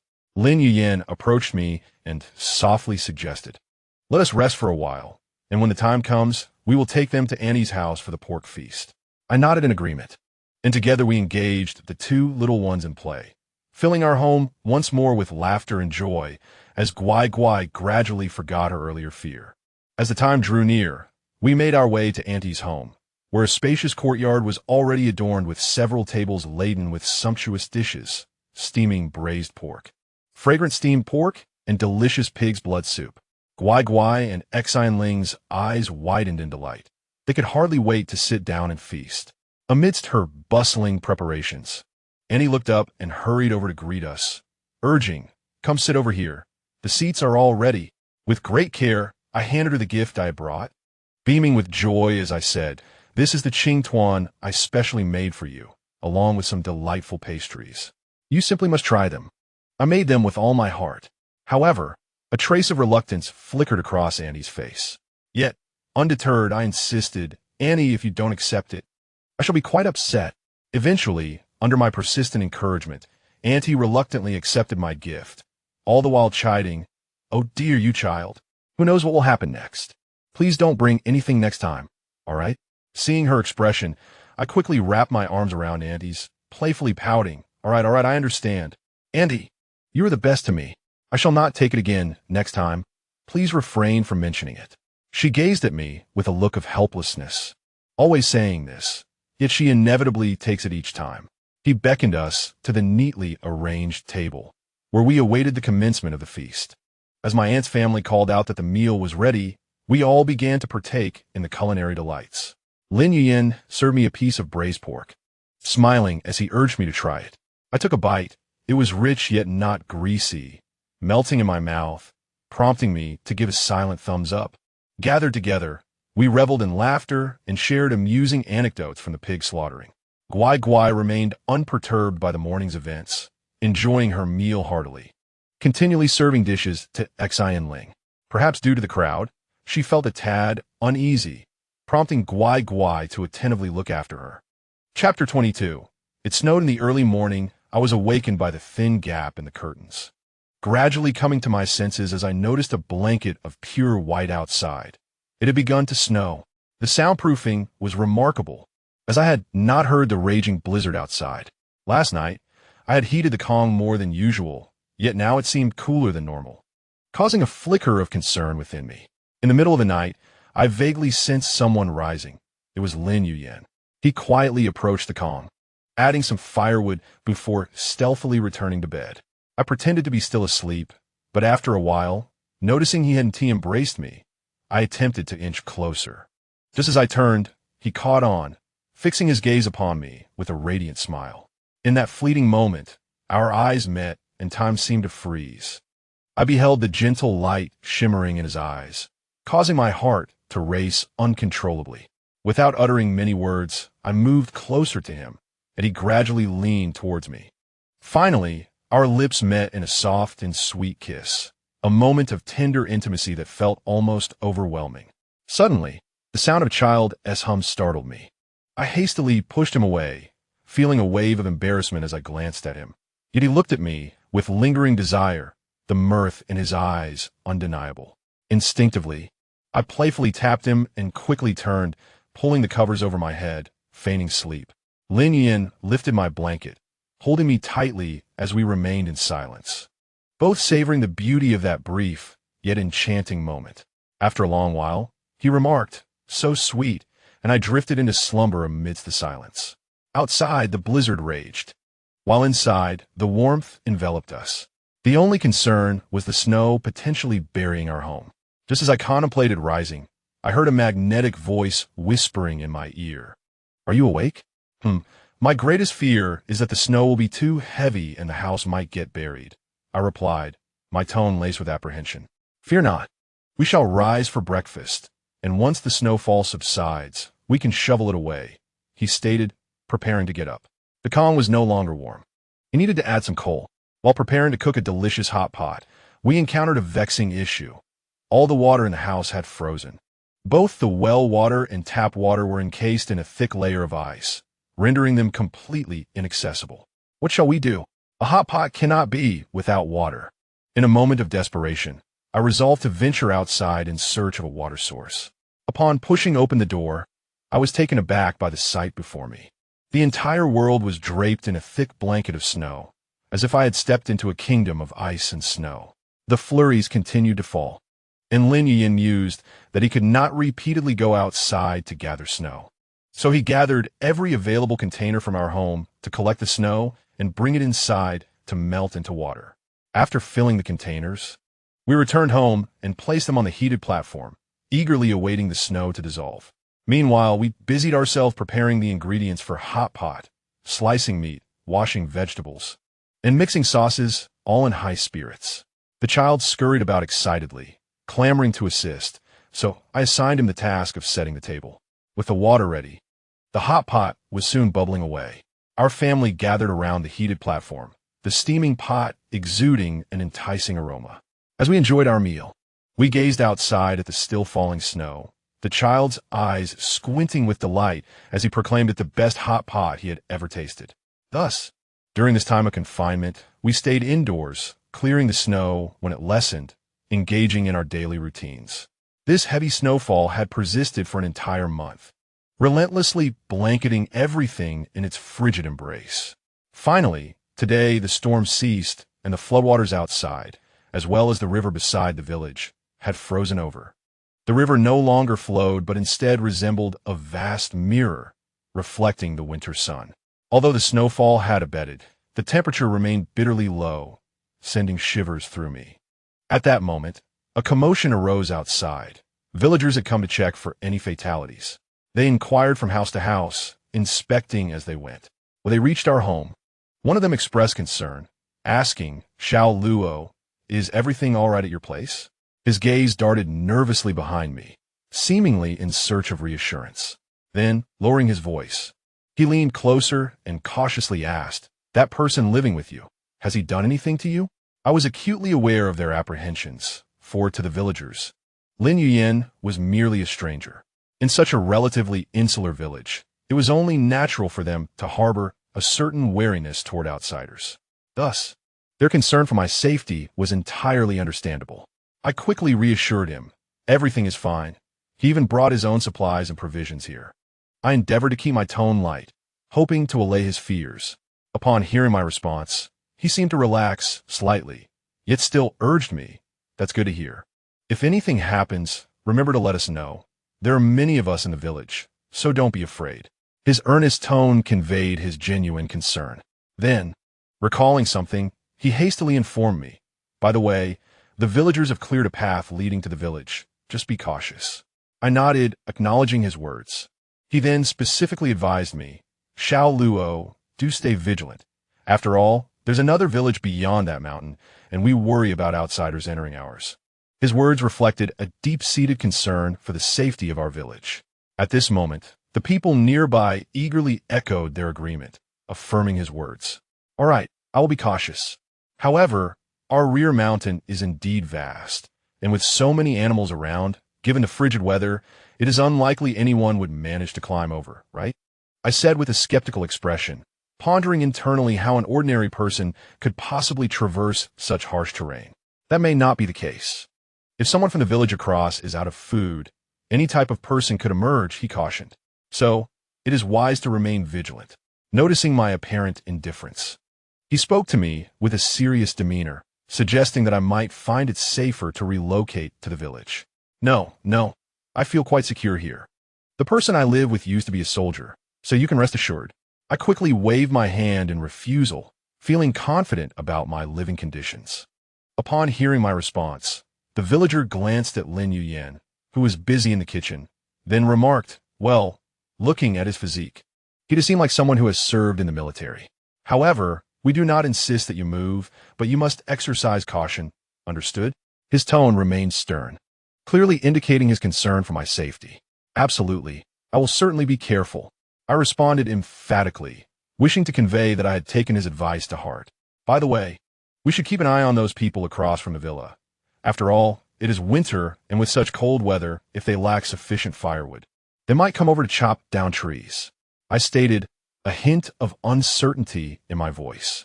The villager paused for a moment, then chuckled, saying, "That is unlikely. We have already secured the village, so they should not be able to enter." Yet, I felt the possibility still existed. I still believe it is feasible. After all, our mountain is so close to theirs, and given their habits, they would not venture far to gather firewood. Upon hearing my words, the villagers began to recognize the gravity of the situation. One individual expressed his concern. "What should we do? We have to go quite far to gather firewood ourselves." Fearing that loose soil might trigger a mudslide, his speech quickened, betraying his inner anxiety. "Perhaps we should discuss this with the village chief. I worry that they might come over to chop trees without even asking," I suggested. As soon as I finished speaking, the villagers set down their teacups and stood up, eager to act. "Yes, let's first speak with the village chief. You take care of yourself here," they urged before hurriedly making their way to the chief's residence. After seeing them out, I closed the door with a thud and called out, "I'm so hungry. Is dinner ready, Lin Yuyin?" "Luo Luo. It will be ready shortly," he replied, placing a bowl of soup on the table. "Dinner is ready, dear ones." I called to the two little ones in the room. I heard the sound of slippers pattering. Coming, Sister Sheening. "Dinner time." The little ones scampered ahead like a bunny, holding Sheening's hand, while Sheening followed closely behind with her short legs. As they had not yet arrived, I approached Lin Yuyin and placed a kiss on his cheek, expressing my gratitude for his efforts. I am unsure when this habit began, but now it has become customary to bestow a kiss upon him, as if it were a reward for the meals I prepare. He turned his gaze upon me, his eyes blazing with intensity, a fiery look that occasionally sent shivers down my spine. A warmth enveloped me, causing a tingling sensation throughout my body. I averted my gaze, focusing intently on him as we dined together. That evening, upon returning to our room, I discovered Lin Yuyin had drawn the curtains, partitioning the bed into two halves. I paused, momentarily taken aback by the sight of the fabric barrier, recalling the words spoken earlier that day, which I had dismissed without thought. A sense of inexplicable anxiety crept into my heart. After arranging everything, Lin Yuyin cleared his throat gently, suggesting we retire for the night, his voice laced with a hint of discomfort. As we prepared for slumber, the child on the opposite side of the curtain soon fell into a steady rhythm of breathing. Yet, I found myself restless, tossing and turning, while Lin Yuyin finished tidying up and entered my room, extinguishing the light. In the darkness, I could sense his presence nearby, hearing the subtle sounds of him climbing onto the bed, his breath gradually drawing closer to my back, accompanied by the slight rustling of movement. My heart raced, and I instinctively held my breath.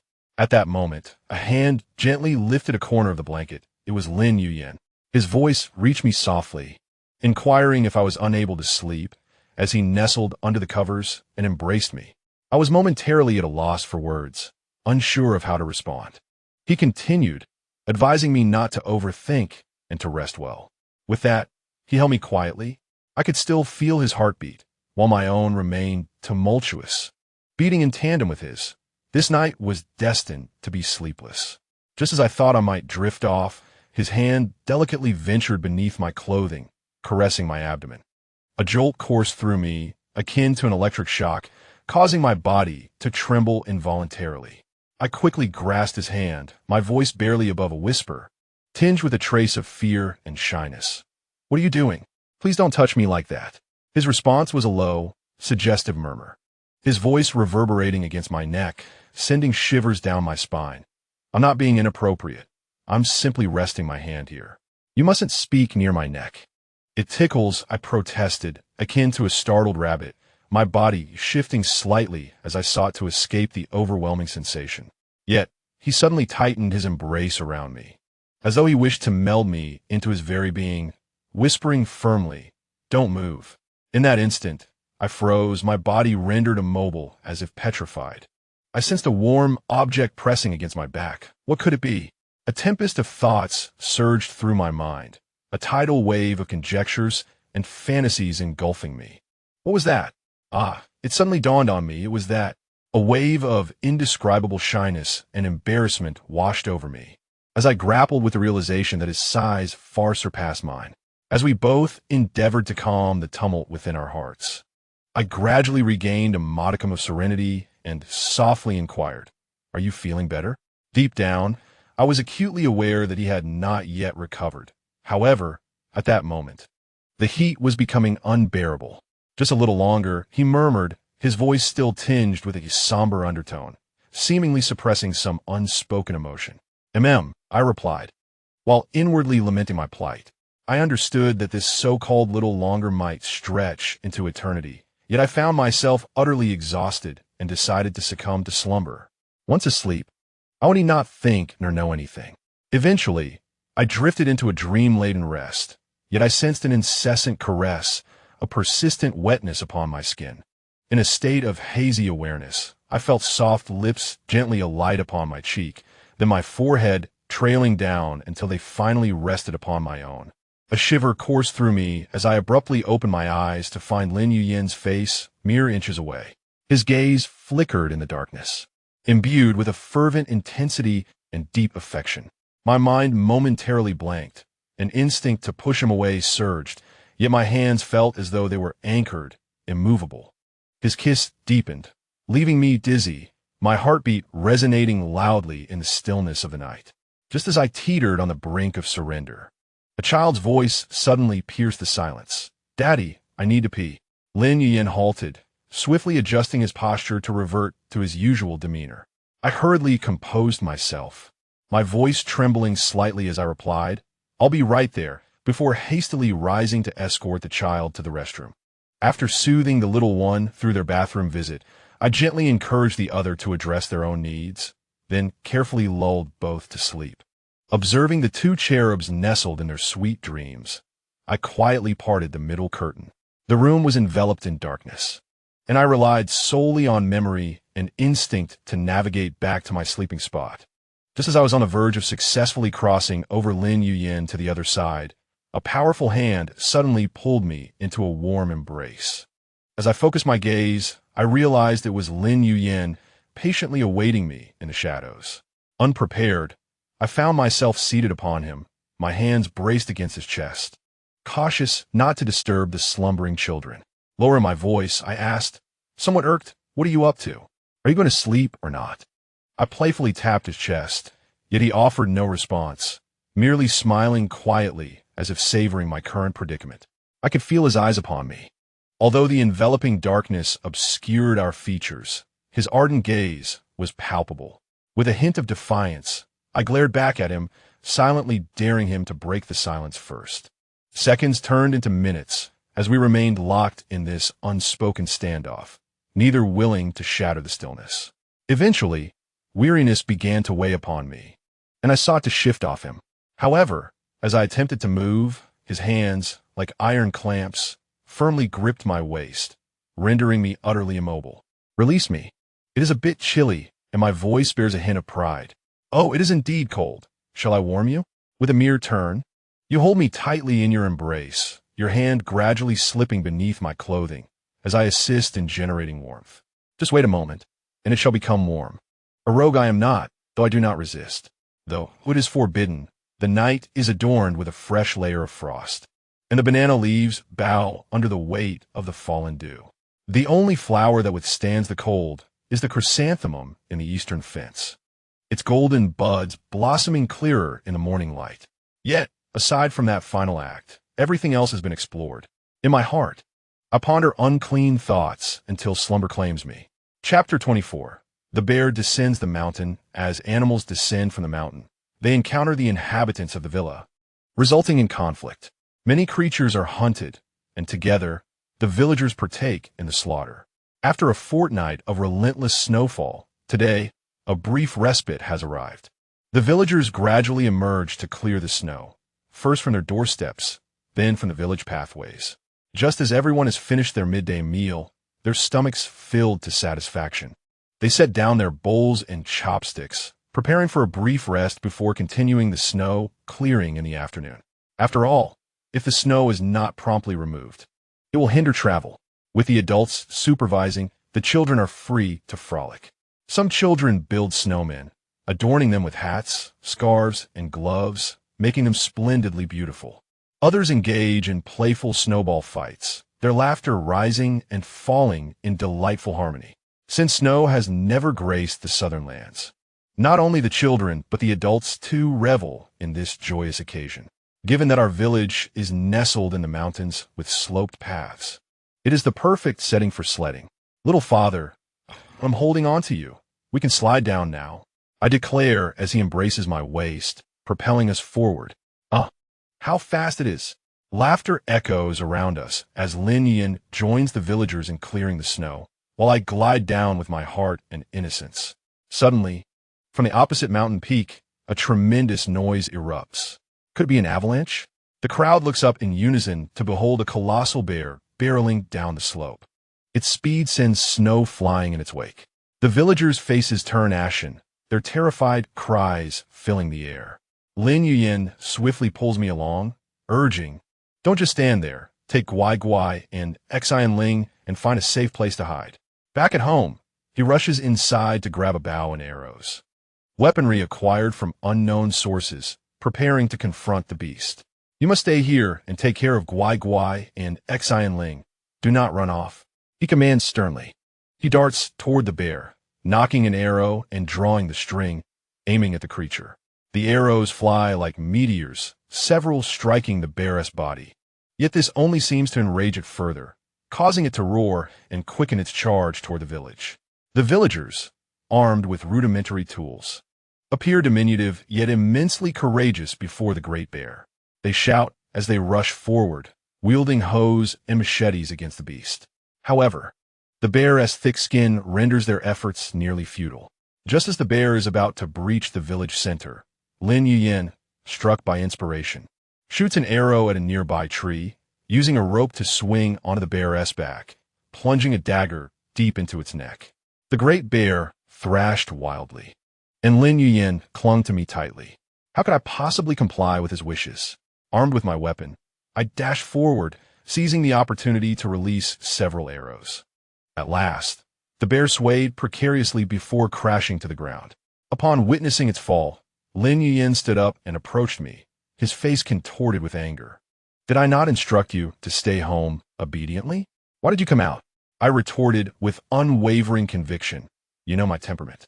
Do you truly believe I could leave someone behind?" He was momentarily speechless, simply gazing at me. "Fine, I concede, but I shall act this way again in the future." I acquiesced, acknowledging his concern for my safety. Suddenly, he enveloped me in a fierce embrace, whispering softly in my ear, "Please do not do this again, all right? I beg you." Perhaps due to the commotion we had caused, even the neighboring villa district was disturbed. Word spread that we had managed to bring down a bear, an exceedingly rare occurrence.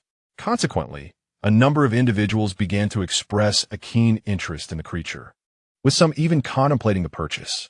In light of the widespread food shortages, the demand for various meats had become increasingly urgent. The government, under such circumstances, adopted a relatively lenient stance towards the hunting of certain animals, permitting it as long as it did not escalate to mass slaughter. Before long, a group from the villa district arrived in our village, led by a man clad in opulent fur. He arrogantly proclaimed, "You shall sell us this bear. We can negotiate a fair price." The villagers gathered, murmuring amongst themselves, most unwilling to part with the bear. At that moment, one villager stepped forward declaring, "We have worked hard to bring down this bear, and we barely have enough to eat ourselves. No sale." The fur-clad man's expression darkened, and he threatened, "Do not refuse a toast only to drink a punishment. You will regret it." Lin Yin stepped forward, his demeanor icy, stating, "This bear was acquired at the risk of our lives. Whether we sell it or not is our decision." The man, brimming with arrogance, retorted, "Today, whether you like it or not, you shall sell it." Lin Yin positioned himself protectively in front of me, his gaze unwaveringly cold. The villagers brandished their weapons, confronting the intruders. Just as tensions reached a boiling point, a vehicle from the base arrived. The personnel from the base approached sternly, addressing the fur-clad man. "This area is under the protection of the base." The man's demeanor shifted, and though he attempted to maintain his bravado, he ultimately relented upon seeing the base personnel. Turning to leave, the villagers, once anxious, felt a sense of relief wash over them. Some expressed concern about potential retaliation, but I reassured them, "Do not worry. This area is managed by the base. They would not dare act against us. With newfound resolve, the villagers nodded in agreement and set to work butchering the bear, determined to preserve this hard-won food, as none could predict what challenges lay ahead. Meanwhile, the village chief received a warning from the base personnel to exercise caution. For not only had we faced animal attacks, but the neighboring village had also been besieged, not by a single beast, but by a horde of wild boars, resulting in casualties.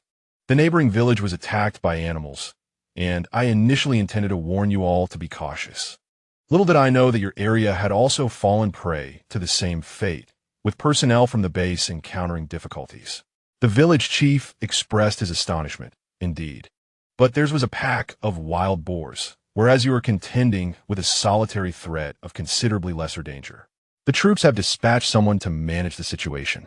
We specifically came to inform you to exercise caution. Understood. We shall certainly remain vigilant, the village chief promptly replied. As I stood nearby, I mused to myself, how fortunate they are to have a pack of wild boars to feast upon.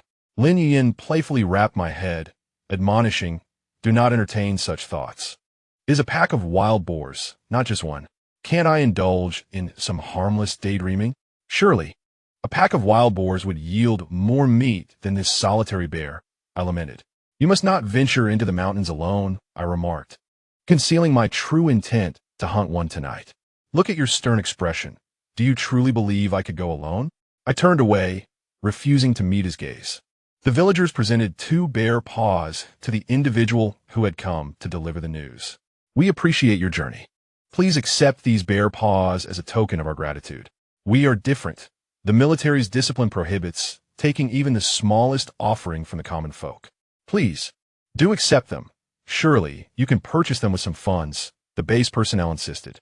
It would be quite improper, the village chief interjected, extending the bare paws toward them. After they departed in their vehicle, the village chief addressed the villagers. This can be viewed as a form of bribery, ensuring they will wholeheartedly safeguard us.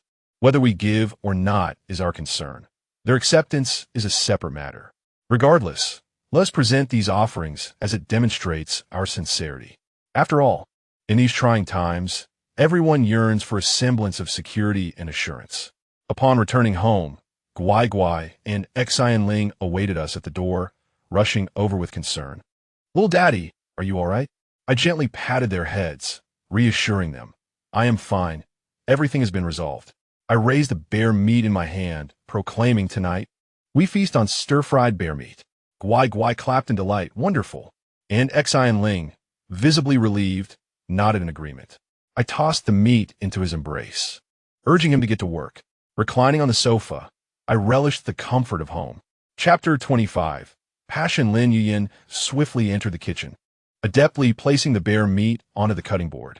The knife danced in his skilled hands, effortlessly slicing the meat into evenly sized pieces, each cut executed with precision. He retrieved salt and various spices from the cupboard, meticulously applying them to the bear meat. As the seasonings permeated the air, a rich, savory aroma began to waft through the kitchen, tantalizing and mouth-watering. Satisfaction gleamed in Lin Yin's eyes as he admired his creation before gently transferring the bear meat into the pan. As the flames licked at the meat, it sizzled and rolled in the pan, the aroma intensifying. Reclining on the sofa, I closed my eyes, inhaling the fragrant air, murmuring, it smells divine. I am absolutely famished. My tone was delicate and playful, reminiscent of a child's coaxing. After a moment, I could no longer contain myself, calling out toward the kitchen, is it ready yet? I feel as though I might starve. My voice conveyed a blend of urgency and anticipation. At that moment, I suddenly turned my head and saw 2 small children squatting in the corner, playing joyfully. A stirring thought crossed my mind. Should I go and tease them? However, before I could act on this impulse, I heard the call for dinner. Like a spring, I sprang up from the sofa, exclaiming, coming, coming, and dashed towards the dining table like a gust of wind. I reached the person setting the table and embraced Lin Yin, planting a playful kiss on his cheek that resonated with a soft smack. Instantly, I spun around and took my seat at the table, my eyes sparkling as I gazed at him, as if to convey, food, I'm hungry.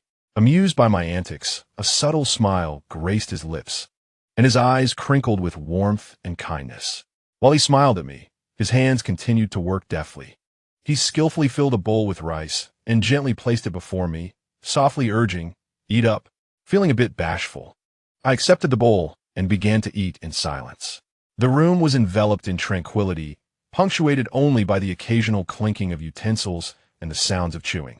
Yet, an unsettling feeling lingered within me. I sensed Lin Yan's gaze fixed upon me, as if something were about to unfold. Stealing a glance at him, I found him intently watching me, his gaze making me feel somewhat uneasy, as though he harbored ulterior motives. After dinner, Lin Yuyin promptly urged Guai Guai and Xian Ling to wash up and go to bed. His tone was tinged with urgency. Though they were somewhat reluctant, they complied obediently. Once they had finished bathing, Lin Yuyin quickly soothed them to sleep. Observing his attentive care for the two children stirred a warm sensation within me. Just as I pondered why he prompted me to wash up and sleep, the next moment revealed the reason. Lin Yuyin gently exited the room, carefully closing the door behind him. He approached me slowly, halting in front of me, his gaze fixed intently upon me. I felt a shiver at his scrutiny. Just as I was about to inquire about his intentions, he suddenly swept me up in his arms, striding directly towards the bathroom. In his embrace, I was taken aback and flustered, struggling to ask, "What are you doing?"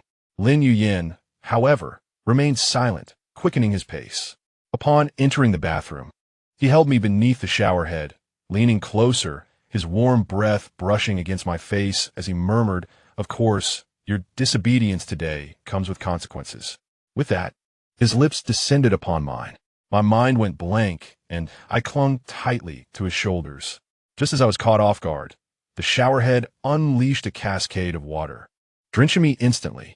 I felt my clothes cling uncomfortably to my skin, soaked and sticky. Instinctively, I attempted to push him away, hoping to evade further splashes. But it was too late. His gaze intensified, burning with fervor and wildness.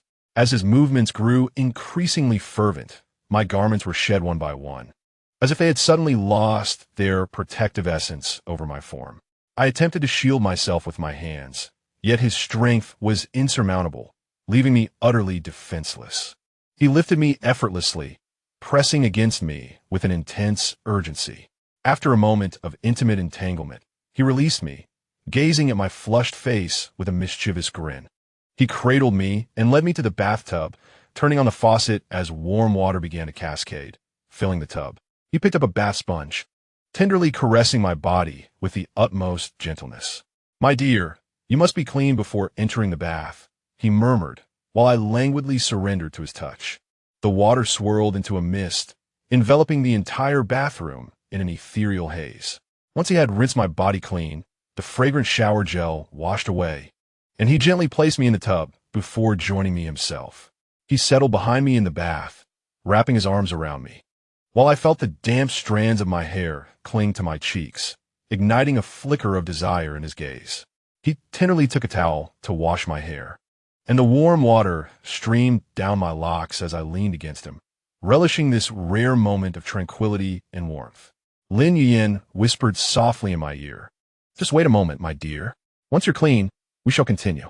My cheeks flushed with embarrassment as I playfully nudged him, yet I did not resist his forthcoming tenderness. Time slipped by unnoticed, and when all was said and done, he carried me back to the bedroom, gently laying me on the bed and tucking me in.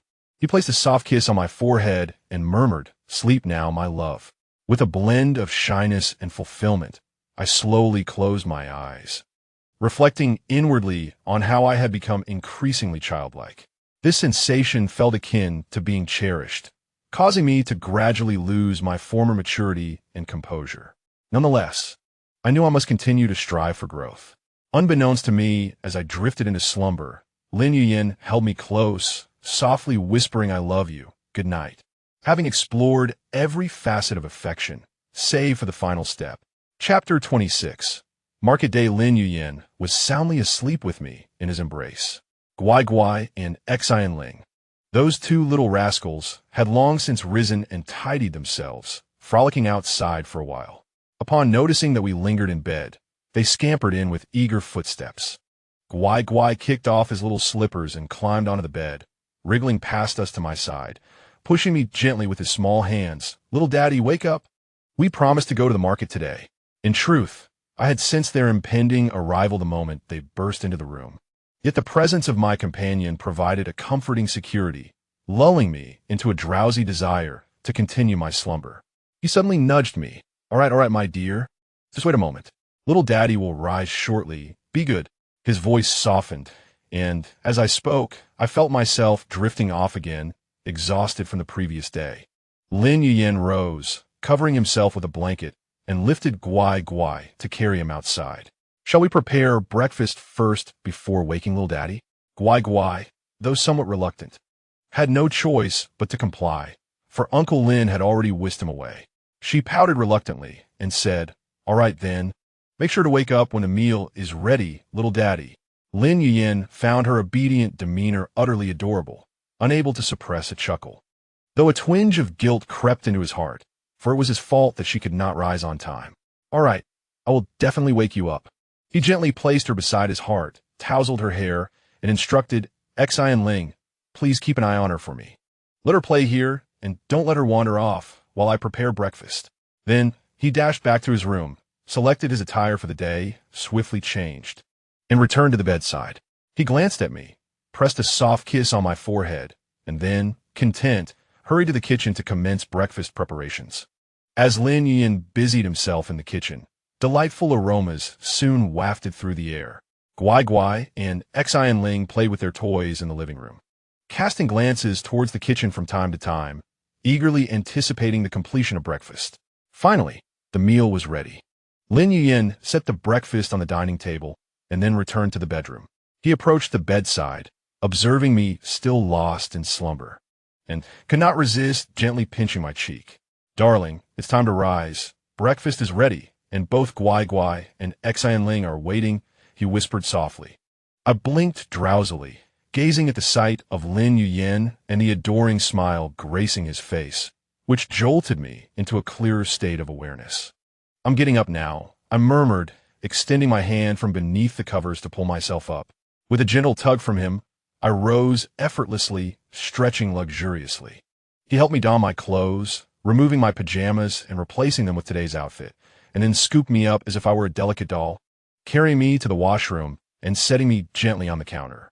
With deft hands, he squeezed toothpaste onto my brush, allowing me to begin my cheerful toothbrushing ritual. While I brushed, he prepared warm water in the wash basin and warmed the towel, waiting for me to finish so he could help me dry my face.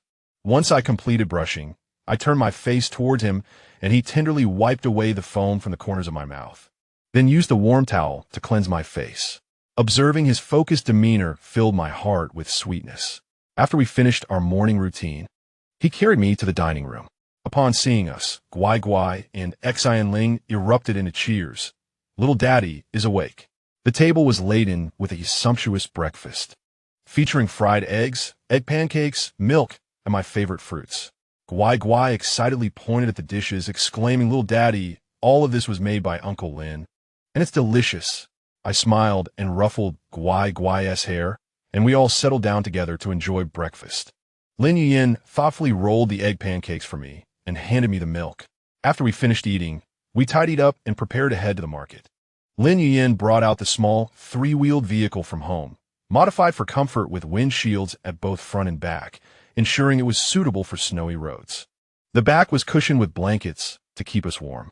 He effortlessly lifted Gwai Gwai and Xian Ling into their seats and even attempted to lift me as well. "You don't need to carry me. I can climb up by myself." "I'm not a child," I protested. He touched his nose and replied softly, "I was just worried it might be inconvenient for you." At this moment, I became acutely aware of his words. I turned my head to observe Gwai Gwai and Xian Ling chattering away in the back, oblivious to their surroundings, their voices rising in a playful din. How embarrassing for the children in our midst, their faces flushed with excitement. Gwai Gwai, Xian Ling, and I were seated in the rear, while he drove us toward the marketplace. A spacious area had been designated for the market in our former town. Following a torrential downpour, the town had been inundated, and with the subsequent snowfall, the water beneath had frozen solid. The local populace was well aware of this location. Hence the base had chosen it as the site for the market. At this moment, the atmosphere was vibrant and bustling. A unique gathering was unfolding with fervor. Stalls lined up closely, each brimming with an array of goods.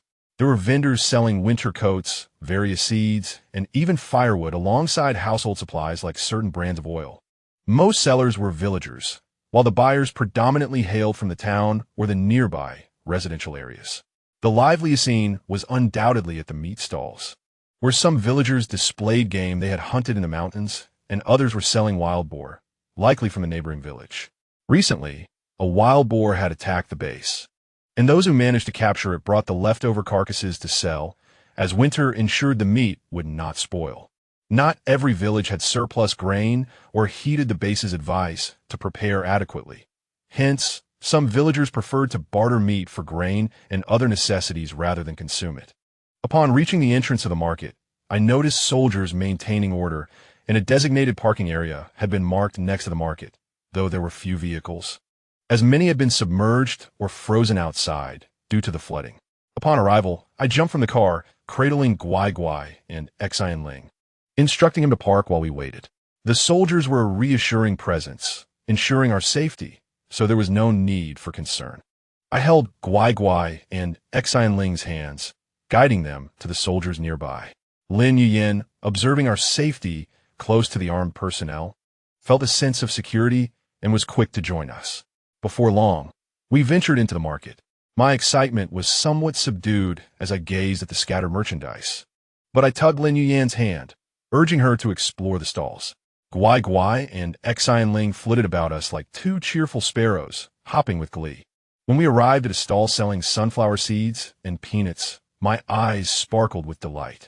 I pulled Lin Yuyan's hand to halt, contemplating the prospect of purchasing some treats to enjoy while binge-watching shows during this prolonged snowy weather. Just as I was about to request the vendor to weigh some for me, a commotion erupted nearby. It turned out to be a dispute between a villager clad in ordinary cotton clothing and a man in a leather coat. Surrounding onlookers murmured, revealing that the affluent man was attempting to forcefully purchase the villager's game at a low price, taking advantage of his wealth.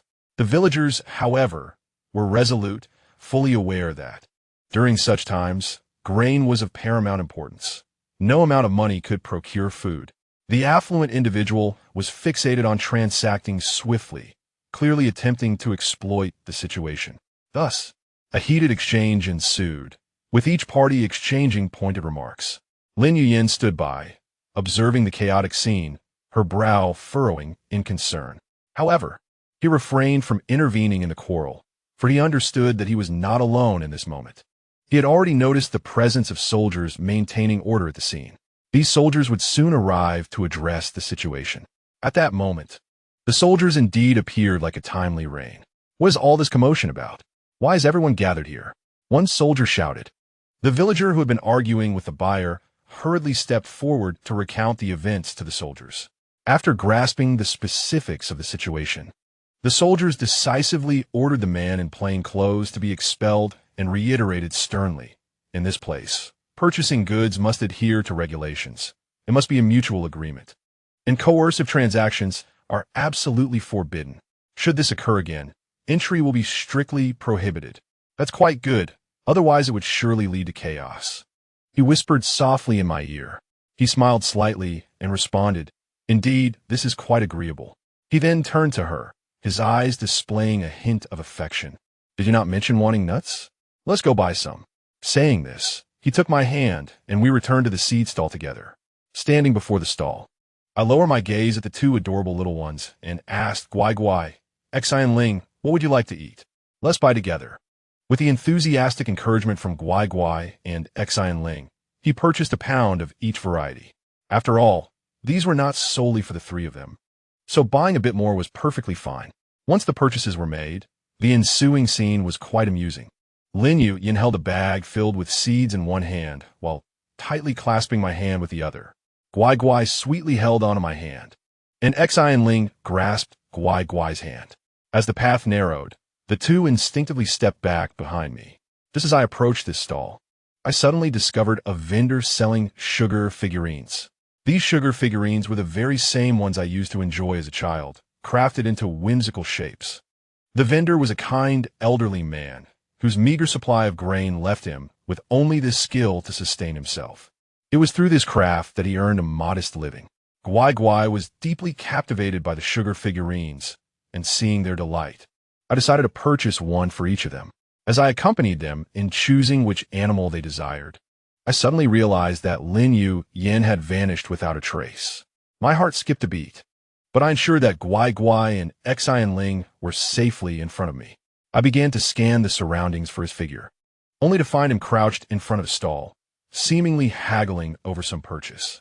Upon locating him, I shifted my attention back to Gwai Gwai and Xian Ling. Once they had decided on which animals they wished for, and I had exchanged grain for the figurines, it was not long before he returned to my side. I looked at him perplexed and asked, what could possibly take so long to buy? A hint of guilt flickered across his face, his eyes darting as if concealing something. He stammered in response, I didn't buy anything. You'll find out when we go back. His answer left me thoroughly bewildered, and my curiosity deepened further. I pressed further, asking, are you truly certain that you haven't purchased anything indiscreet? He responded with unwavering assurance. I absolutely have not, I promise. Despite his resolute reply, I remained skeptical of his words. After all, his previous demeanor had cast doubt on his claim of not acquiring something hidden from view. Thus, obediently, I, along with my spirit, strolled through the entirety of the fair, clutching our candy figures, until we concluded that there was nothing more to buy and decided to return home. Chapter 27. The cold passes. The heat arrives 2 months later. This morning, I felt as though I'd been engulfed by a wave of heat. My body sticky and exceedingly uncomfortable. Instinctively, I nudged Lin Yu Yin, who clung to me, and murmured, why is it so hot today? Did you stoke the fire too much last night? Lin Yu Yin, roused by my gentle push, blinked sleepily, his voice still laced with drowsiness. What fire? I didn't even get up to tend to it last night. His words left me momentarily bemused, but suddenly, as if a thought had struck me, I sat upright beside him. I hurriedly descended from the bed and approached the window, swiftly drawing back the curtains. The blinding sunlight flooded the room, and it dawned on me that the sun had indeed emerged outside. Turning to Lin Yu Yin, I declared, the bitter winter has passed. Before I could finish, Lin Yu Yin had also risen from the bed, casually retrieving the slippers placed by the bedside, and slowly made his way towards me.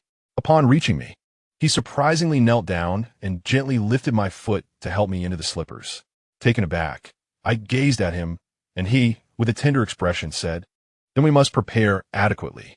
You should check if the frozen meat outside has spoiled. What if it has gone bad? I playfully pushed his shoulder, ushering him out of the room. Gwai Gwai and Xian Ling had woken up, observing the 2 children, who were already sweating profusely yet remained unalert. I had previously nudged the 2 little ones awake. Little Daddy, I'm so hungry, chimed their soft voices. I decided to give the children a bath to freshen them up. I lifted the children and entered the bathroom, placing them on a small stool. After turning on the faucet and adjusting the water temperature to a suitable level, I began filling the bathtub. The 2 little ones gazed at me with eager anticipation. Once the water was ready, I first placed Gwai Gwai into the tub. The moment he touched the water, he joyfully splashed about, drenching me in the process. How delightful! Just as I was about to place Xian Ling into the tub, I heard Lin Yin's voice from outside. Darling, it's all set. The meat outside is still fresh, and I have placed it in the freezer. I responded, I am bathing the children in the restroom. You can take your shower in the other bathroom. Continuing to wash the kids, I quickly dried them with a towel, wrapping them in soft bath towels before gently placing them on the bed to lie comfortably. After completing these tasks, I turned my attention to finding suitable summer attire, rummaging through the wardrobe and carefully selecting appropriate garments. As I discovered summer garments, I also unearthed Lin Yu Yin's attire. Returning to the bedside, I placed the clothes aside and gently addressed the 2 little ones. Be good, Gwai Gwai and Xian Ling. These are the outfits you shall wear today. Dress yourselves, and one at a time, while I deliver Uncle Lin's clothes. Observing their obedient nods, I felt a wave of relief as I lifted the clothes and turned towards the door. I approached another restroom and lightly knocked. I found the summer clothes. You shall wear this, I called to the person inside. Before I could finish my sentence, the door abruptly swung open, and a strong hand gripped my wrist, pulling me unceremoniously into the restroom. I stumbled, nearly losing my balance, but Lin Yuyin swiftly extended his other hand to steady me. With a loud thud, the door slammed shut behind us, leaving only the two of us in the restroom. Lin Yuyin pressed me against the door, his body closely aligned with mine, and I could feel his warmth seeping through the thin fabric of our clothes. His gaze was intense and fervent, as if ignited by an inner flame, locking onto me and rendering me momentarily speechless. In a flustered tone, I inquired, "What are you doing?" Lin Yuyin remained silent, slowly inching closer, enveloping me in the steam and his unique scent from his recent shower. Just as I anticipated a kiss, he whispered in my ear, "Thank you, darling. It's so hot. Let us bathe together to conserve water." I was momentarily taken aback, my cheeks flushing crimson, and just as I was about to relent, we heard Guai Guai and Xian Ling calling from outside, "Little Daddy, Uncle Lin, are you ready? We're hungry." Lin Yuyin chuckled softly, releasing me and tidying my hair. "Let us go out. We mustn't keep the children waiting." I nodded, my face still flushed, and together we opened the door. Two little ones in adorable outfits eagerly gazed at us, and as soon as they saw us emerge, they joyfully rushed over, hugging our legs. "We're so hungry. Uncle is hungry. Uncle is so hungry." I laughed lightly, saying, "You prepare breakfast while I take a shower. Kiss my face. I'll make breakfast." I quickly slipped into the restroom, shutting the door with a bang and leaning against it, my heart racing like a drum. Taking a few deep breaths, I began my shower. The hot water cascaded over me, gradually relaxing my tense muscles. When I emerged from the shower, I was greeted by the enticing aroma wafting from the kitchen. Sneaking into the kitchen, I spotted Lin Yuyin, donned in an apron, carrying a steaming platter of food. "Come and taste this. See if it suits your palate," he said with a cheerful grin. Guai Guai and Xian Ling were already seated at the dining table, eagerly awaiting our arrival. I sat down and took a bite, pleasantly surprised by the delightful flavor. Just as we were enjoying our meal, a sudden commotion erupted outside. Lin Yuyin set down his utensils and remarked, "I'll go and see what is happening." Before long, he returned with a furrowed brow, stating, "The harsh winter has passed, and the outside world begins to stir. However, it seems the temperature is rising steadily." A pang of concern struck my heart, as I recall that the sweltering season does not commence abruptly. Rather, the heat ascends gradually. It was imperative to promptly advise the villagers to seek refuge in the previously excavated cellars. Otherwise, they would surely suffer from heat stroke come evening or upon waking. Dwelling underground is undoubtedly cooler than residing upstairs, unless one is fortunate enough to possess an air conditioning unit that remains operational. Although our base has electricity, how many households in the countryside can boast such luxury? Please inform the village chief to encourage everyone to move into the cellars.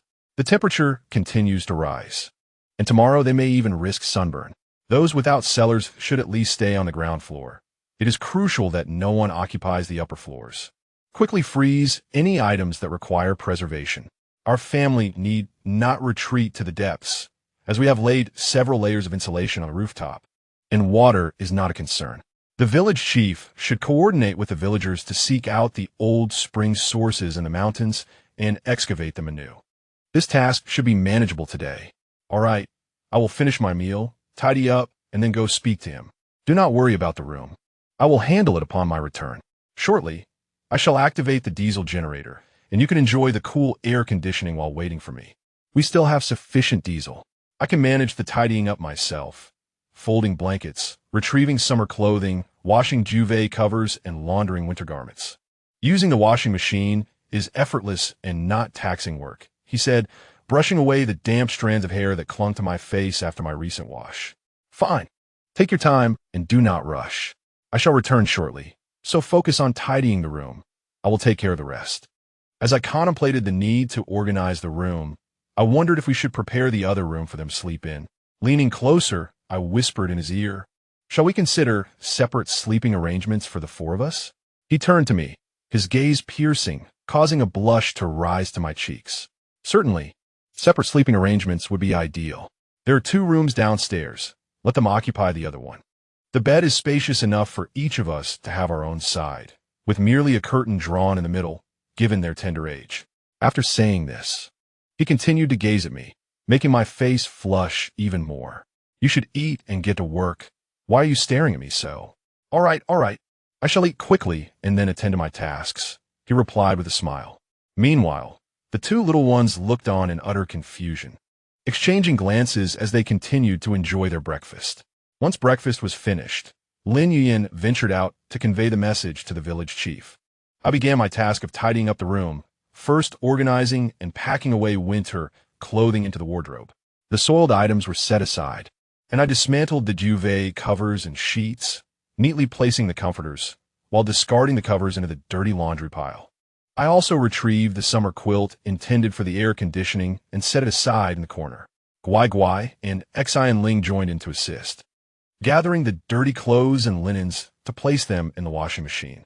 Thus, I loaded the soiled garments into the machine for cleaning and proceeded to tidy up Guai Guai and Xi and Ling's room, retrieving their summer clothing and lightweight blankets, while also drawing a curtain to divide the space in half.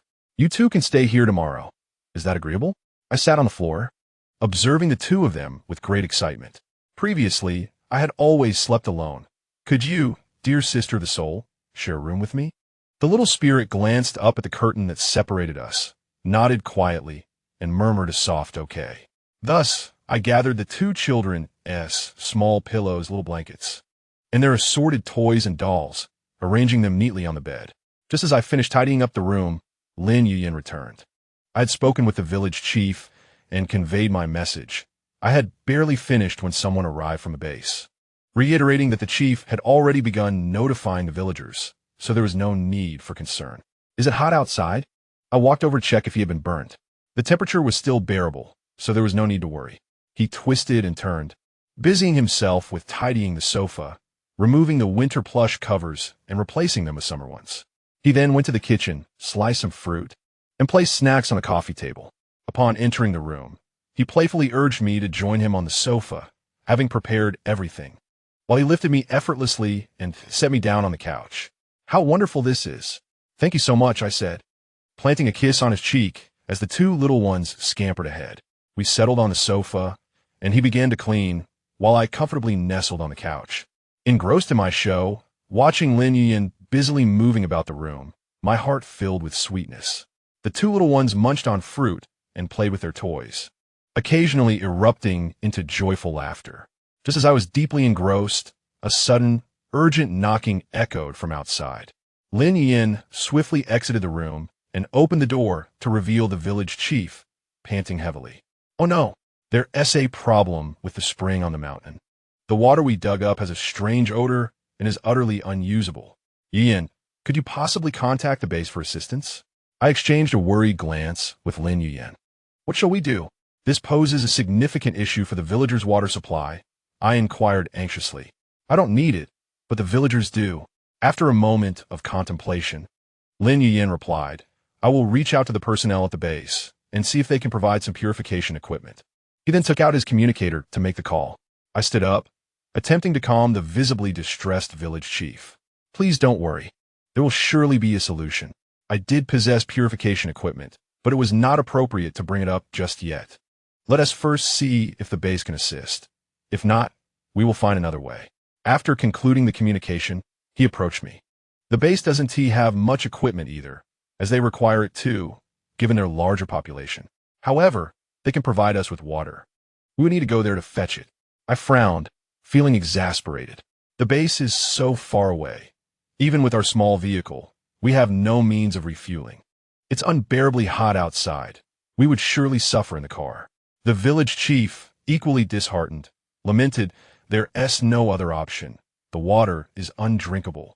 So we must go to the base. Suddenly, it seemed I remembered something. Alas, it dawned upon me that I possess a set of purification equipment, albeit I am uncertain of its functionality. This was something I had intended to use for a small convenience store I once contemplated opening. Our rear mountain boasts a spring.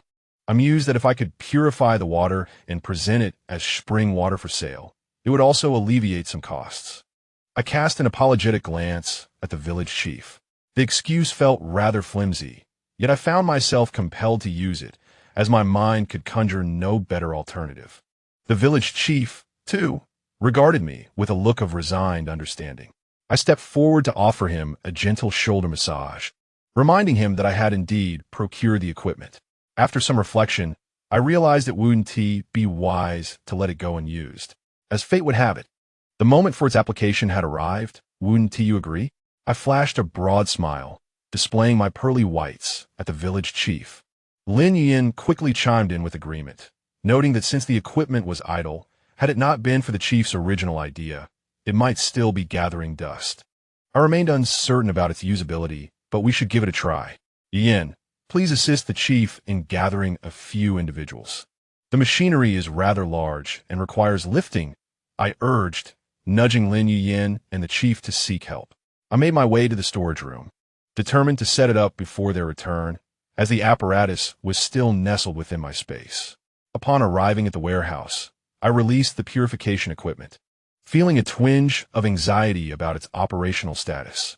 Shortly thereafter, Lin Yin and the village chief returned with several individuals, and together we transported the equipment to the spring. I commenced the calibration process, silently praying for success. After a considerable effort, the device finally sprang to life, and crystal-clear water began to flow from the outlet. Just as I was about to sample a handful of the water, Lin Yin intervened, insisting, "Allow me to taste it first," as he moved to the side. After taking a sip, he confirmed it bore no unpleasant taste, and the quality was quite satisfactory.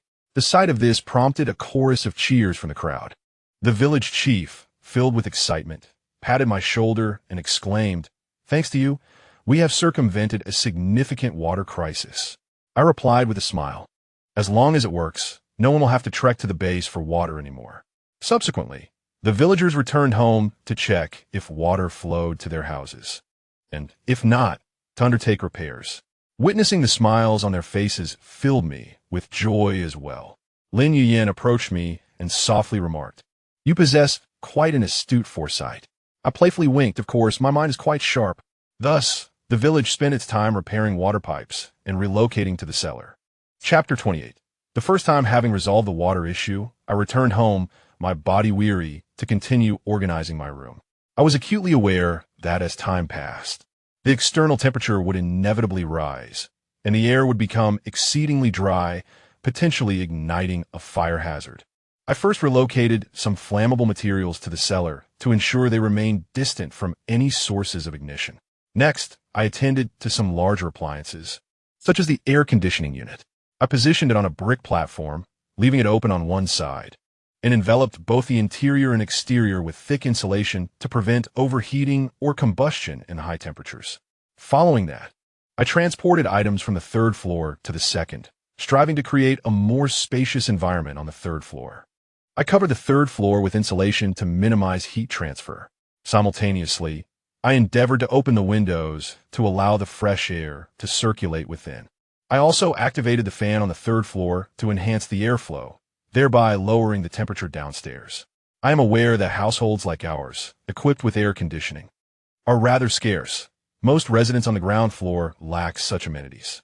Much like myself, they strive to clear out as many items from upstairs as possible, relocating usable belongings downstairs to evade the sweltering heat. It is imperative that these tasks be completed today, for tomorrow's temperatures are expected to soar significantly higher. Although the temperature is gradually rising today, it has already passed the majority of the day, merely hovering within a range of 20 to 30 degrees, which is manageable. However, once nightfall arrives, the temperature will escalate rapidly, akin to a rocket. Thus, we must take all necessary precautions in advance. I recall in a past life, the temperatures were utterly outrageous, sufficient to fry an egg on a skillet left under the sun. Staying outside for more than 5 minutes would undoubtedly result in sunburn. Furthermore, excessive exertion could lead to dehydration and heat stroke, given the extreme temperatures. Looking outside, the scene remains one of icy desolation. However, the snowfall has ceased, and the accumulated snow is gradually melting. After such an extended period of snowfall, it is unrealistic to expect it to disappear instantaneously. I remember the monumental effort we exerted to clear the vast amounts of snow from the village. Otherwise, once the snow melts, our village could potentially face devastating floods. Fortunately, large snowplows were dispatched by the authorities to assist. Otherwise, the arduous journey would have left us utterly exhausted. The initial conditions were bearable, but as temperatures plummeted further, frostbite became a concern, compounded by the relentless snowfall. At this moment, the villagers are diligently engaged, meticulously inspecting the surroundings for any flammable materials. Upon discovery, they swiftly eliminate such hazards to ensure safety. The current unity within our village stems from the presence of the youth in our homes. This stands in stark contrast to my previous life, where no young individuals returned, leaving only the elderly and children behind.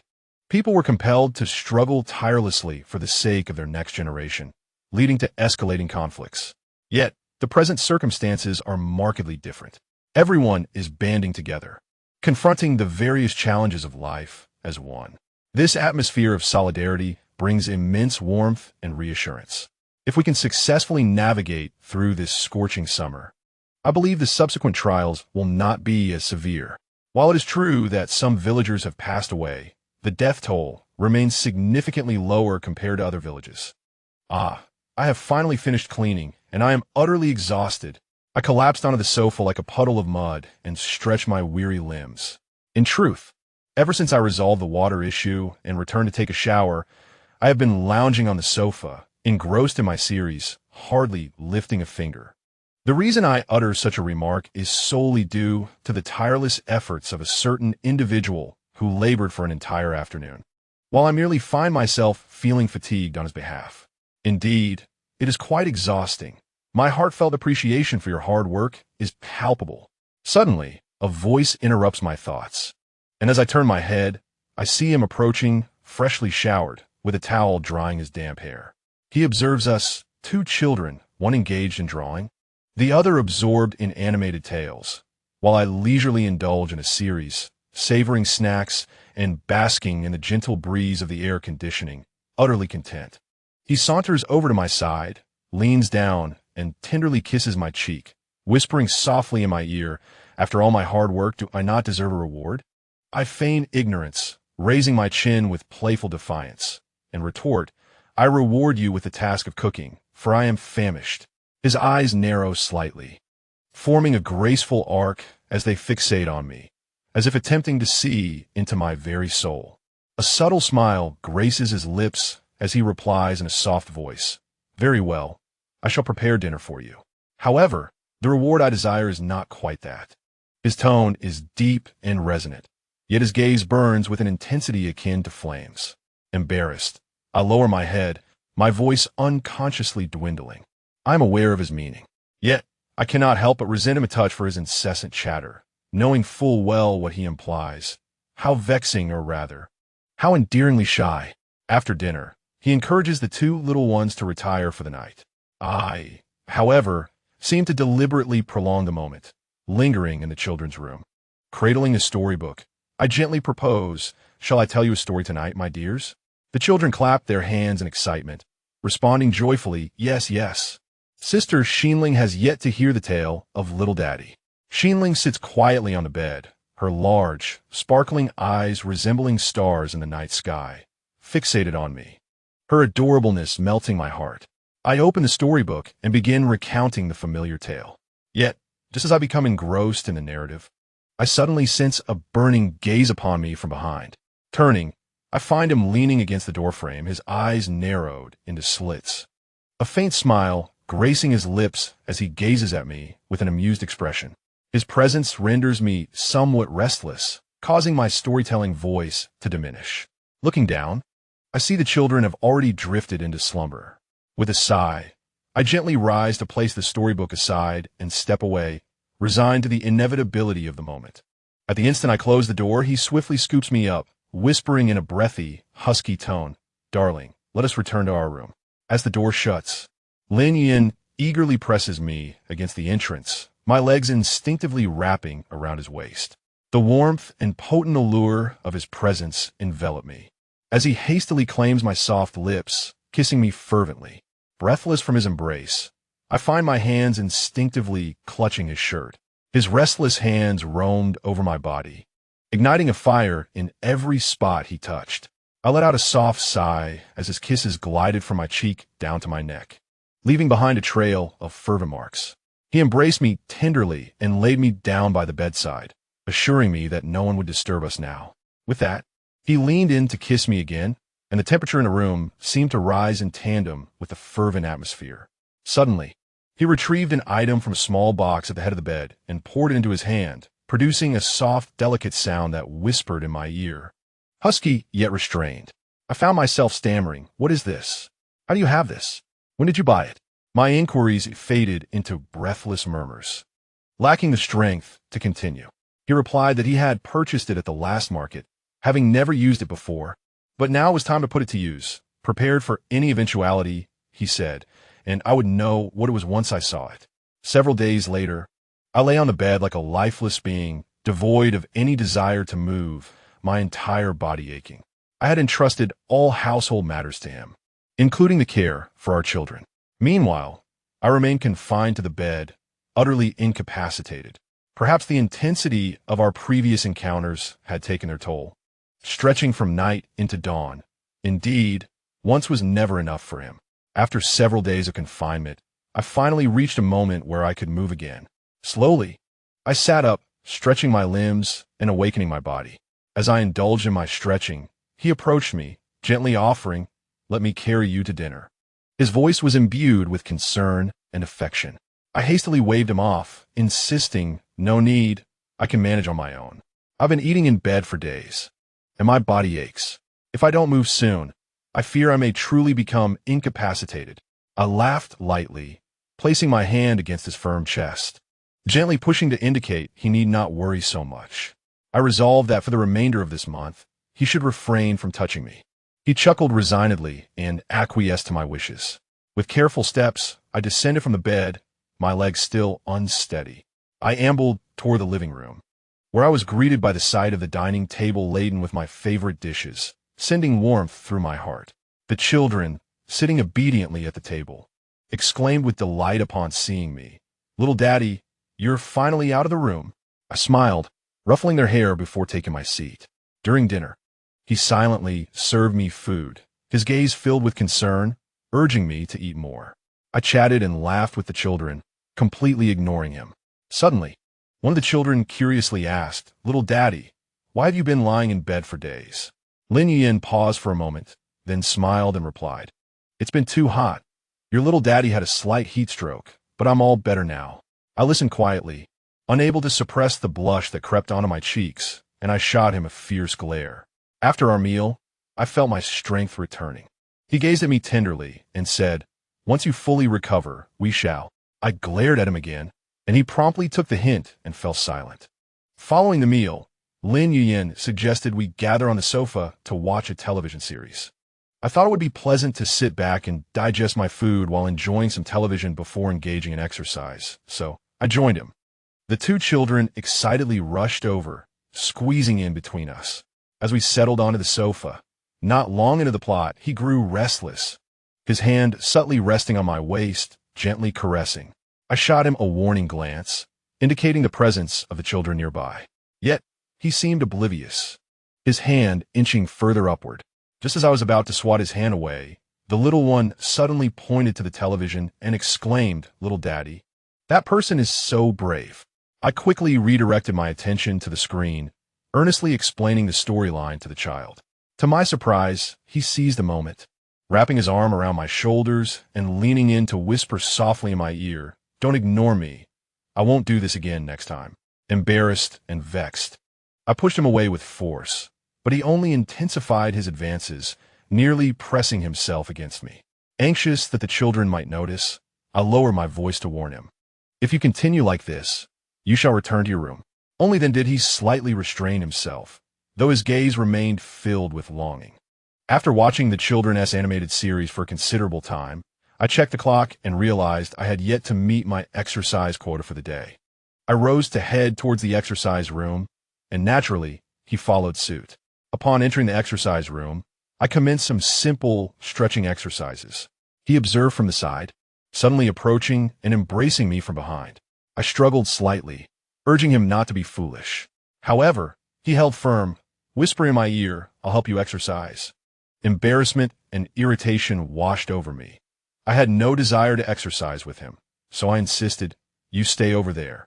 Just then, the door to the exercise room swung open, revealing the two children who had come searching for us. He released me and pretended to nonchalantly organize the exercise equipment. The little one curiously inquired, "Little Daddy, what are you doing?" My face flushed with embarrassment as I hurriedly replied, "We're preparing to exercise. Keeping fit helps prevent illness." The two children responded with an "oh" and declared they wanted to exercise too, pulling me along to join them with the equipment.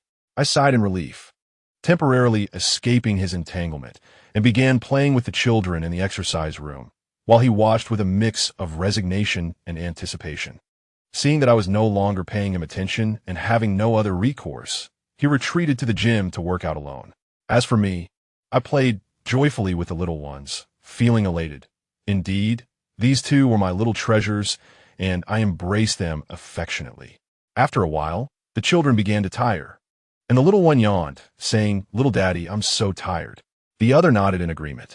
I smiled and replied, "Then let us stop playing and head for a bath before bedtime." I led the children to the bathroom for their evening wash, and once I had coaxed them to sleep in their beds, I tiptoed out of the room. As I stepped into the living room, I caught sight of him emerging from the gym, his body glistening with sweat, the contours of his muscles accentuated under the light. Upon noticing me, his eyes sparkled with delight as he swiftly approached, enveloping me in his embrace, having finally lulled the child to sleep. While I was momentarily captivated by his physique, my cheeks flushed and I struggled to speak. "You should take a shower first." He grinned mischievously, "Let us shower together," just as I intended to refuse. He swept me into his arms and carried me toward the bathroom. Upon entering, he turned on the shower, warm water cascading over us. He pressed closely against me, whispering in my ear, "I've been yearning for this." I pushed against him, insisting, "Not here." Yet he remained undeterred, his hands exploring my body, warm breath tickling my neck. I felt my limbs weaken under his touch, breathless as I gasped, "You need to let me go. You're all sweaty." He only tightened his hold, murmuring, "I just finished working out. I feel invigorated." My face flushed with embarrassment. Recalling previous experiences, I felt both shy and fearful. "Please, don't be reckless. I'm not fully recovered." I attempted to escape his embrace, but he suddenly lifted me effortlessly, carrying me toward the bedroom. "If not here, then the bedroom it is," he declared. As we left the bathroom, my clothes were stripped away one by one. Frustrated and flustered, I exclaimed, "Lin Yin, put me down. You are breaking your promise." He flashed a charming smile. "When did I ever break my promise? You're just fine now." He paused, then added, "I checked last night. Everything is perfect." My face burned with indignation as I pounded my fists against his chest, yet he remained unfazed, quickening his pace toward the bedroom. After tossing me onto the bed, he descended upon me, showering me with fervent kisses. My eyes reddened with anger, tears welling up. "How can you do this? No wonder I felt unwell last night." He hesitated, observing my teary eyes, a flicker of concern crossing his features before desire took over once more. "My darling, I can't resist. You smell simply intoxicating," he rasped. As I drifted into slumber, memories of my prior declaration echoed in my mind. I vowed not to let him touch me for a month. I couldn't help but lament, indeed. Beauty can lead one astray. How foolish of me to lack resolve. The pleasure was undeniable, yet it was exhausting. I felt so tired and longed for sleep. Chapter 30. The end of the sweltering heat. Time swiftly passed, and today the sky was cloaked in a fine veil of rain. Below, we successfully evaded the unbearable heat. I reminisced about the past, grateful for having downloaded a treasure trove of dramas and novels, which made those long months bearable. The villagers awoke, astonished to find the outside world transformed. The once blazing sun was now obscured by a thick layer of clouds, gentle rain falling like fine hair. As the people grappled with this unexpected change, an important announcement crackled over the base's loudspeakers. The oppressive heat was coming to an end, and from this day forth, temperatures would gradually return to normal, with light drizzles expected over the next 6 months. Moreover, a notification was issued in the vicinity of the base, urging the populace to commence their defenses against the epidemic. Following a prolonged period of drought, the recent arrival of rain could potentially trigger an outbreak. Consequently, the village must implement a series of protective measures to ensure the health and safety of its inhabitants. Upon hearing the news, the village erupted with a flurry of activity. The end of the sweltering heat brought joy to many. An elder proposed holding a funeral for those who had passed away, a suggestion that garnered considerable support. For the extreme heat had made it difficult for anyone to care for themselves, let alone properly honor the deceased, who had only received hastily arranged coffins. With the weather improving and people emerging from their homes, it was imperative to conduct the funerals without delay. The village buzzed with preparation. Some gathered items necessary for the ceremonies while I joined the throng, assisting in moving tables and arranging the venue. After a full day of labor, the preliminary preparations for the funeral were nearly complete. The following day, the funeral was held. A gentle drizzle fell from the sky, as if the heavens themselves mourned for the departed. Family members, clad in somber attire, stood beside the coffins with faces etched in sorrow. The village elders officiated the ceremony, with attendees bowing and lighting incense in turn. Given the current exceptional circumstances, there was no feast. Food was scarce, with neither vegetables nor meat readily available. While some had managed to cultivate a few greens or raise a handful of chickens at home, such provisions were minimal. The priority now was to restore the village to its former order. At last, the tasks were completed, yet I noticed that the elderly still constituted the majority. "ISNT that right, brother?" I mumbled languidly, sprawled ungracefully on the sofa, my head tilted back. Upon hearing my words, Lin Yin approached with a light step and sat down beside me, instinctively wrapping his arms around me. Not every household enjoys the abundance of food as we do. Some elders have made sacrifices for others, he explained gently, as though offering me comfort while stating a fact. I was acutely aware of the truth in his words. After all, the village elders were my guardians, having watched over me as I grew, showering me with care. Yet, the thought that these elders might suffer from hunger due to a lack of food stirred a deep sense of sadness within me. I understood it was merely a fleeting sorrow. With my parents gone, they had cared for me. After my sister departed, they continued to look after me. Throughout my childhood, I had relied on my peers in the family for support. I buried my face in his chest, my voice muffled, as if that alone could shield my inner turmoil and fragility. Even in my previous life, they had looked after me, not only wishing to protect their grandson, but also wanting to shield me, for I would not have endured the winter otherwise.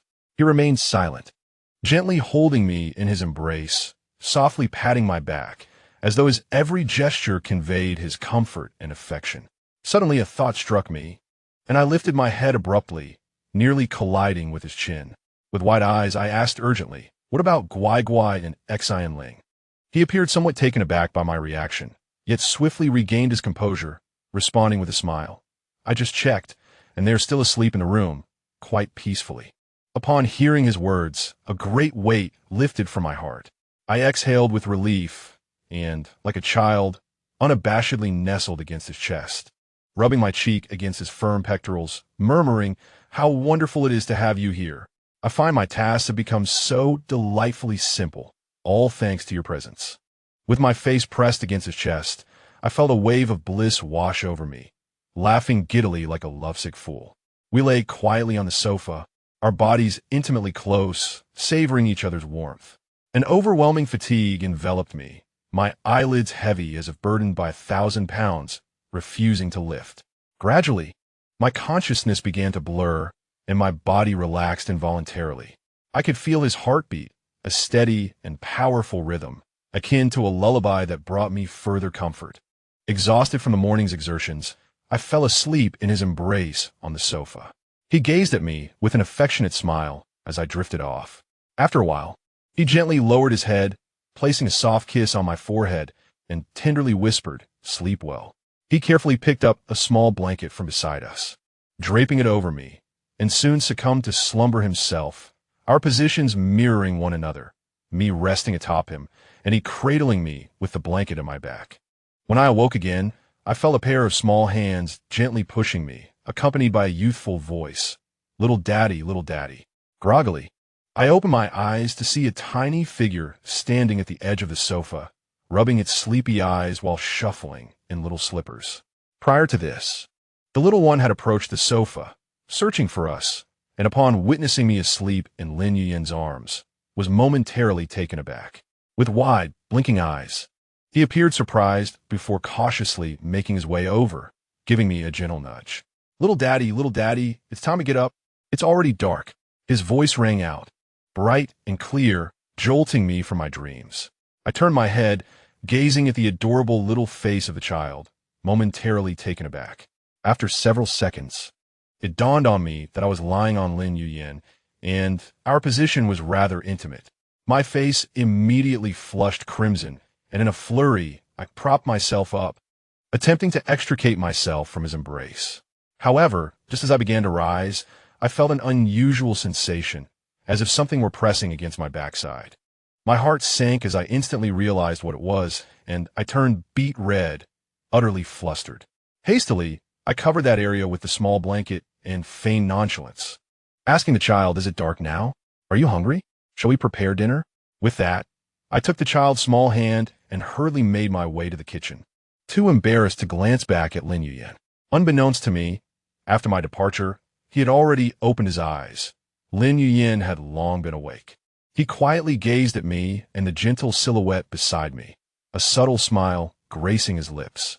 Gradually, he rose from the sofa, leaned against its back, closed his eyes, and began to reminisce about the earlier scene.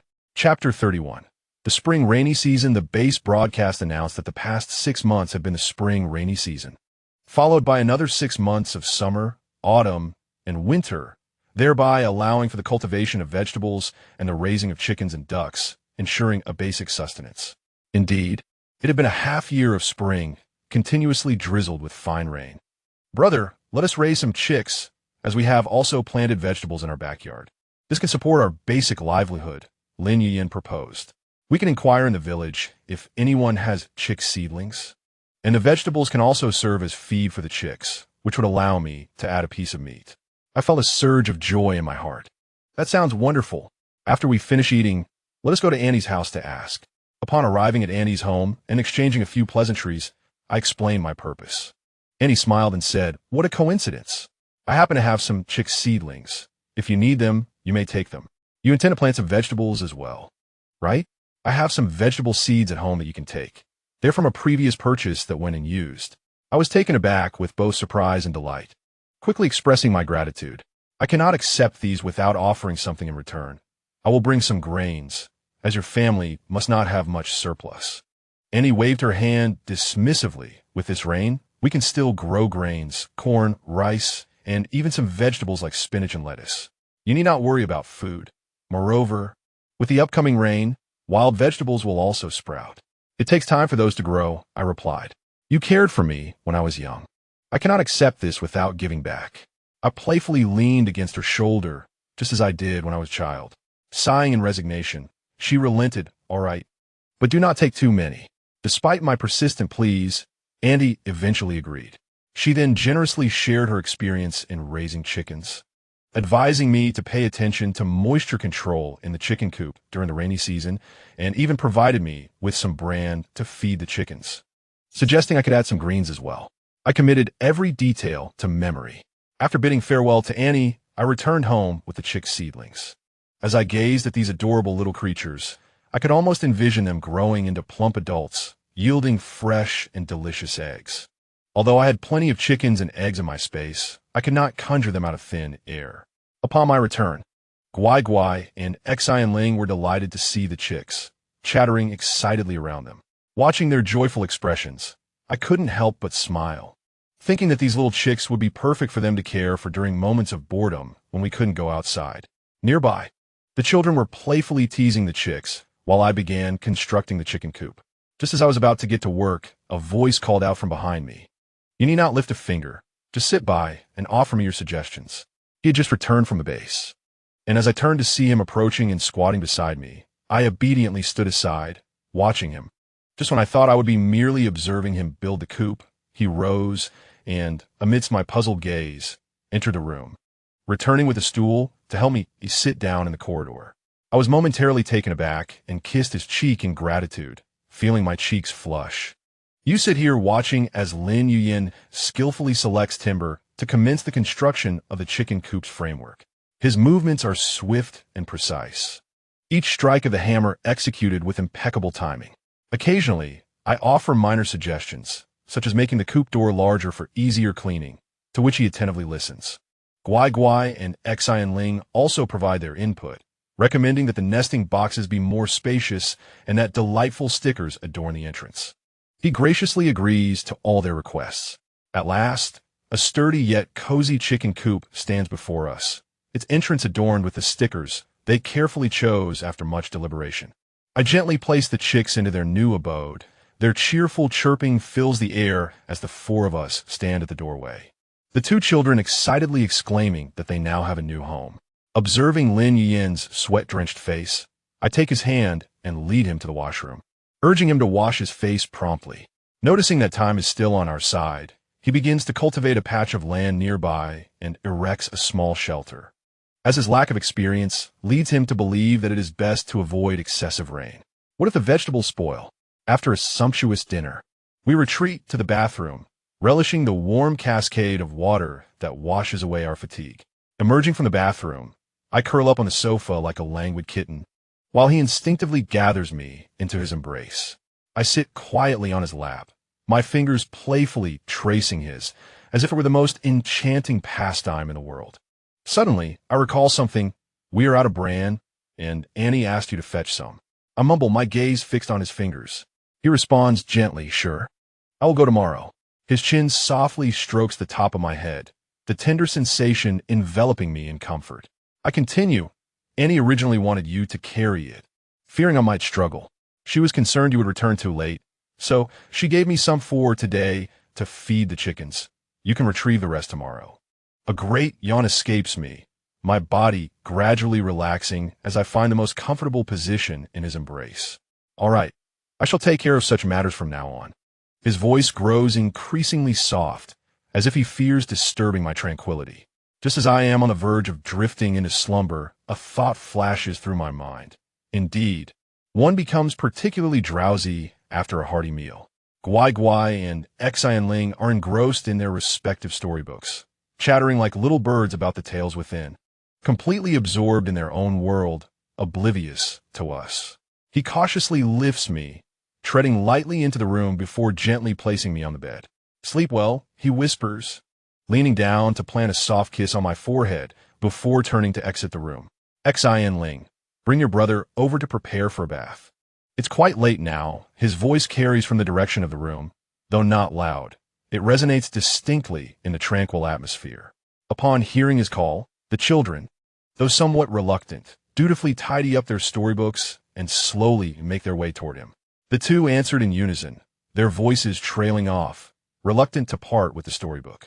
He smiled as he gazed at the two adorable little ones, then took one by the hand and led them towards the bathroom.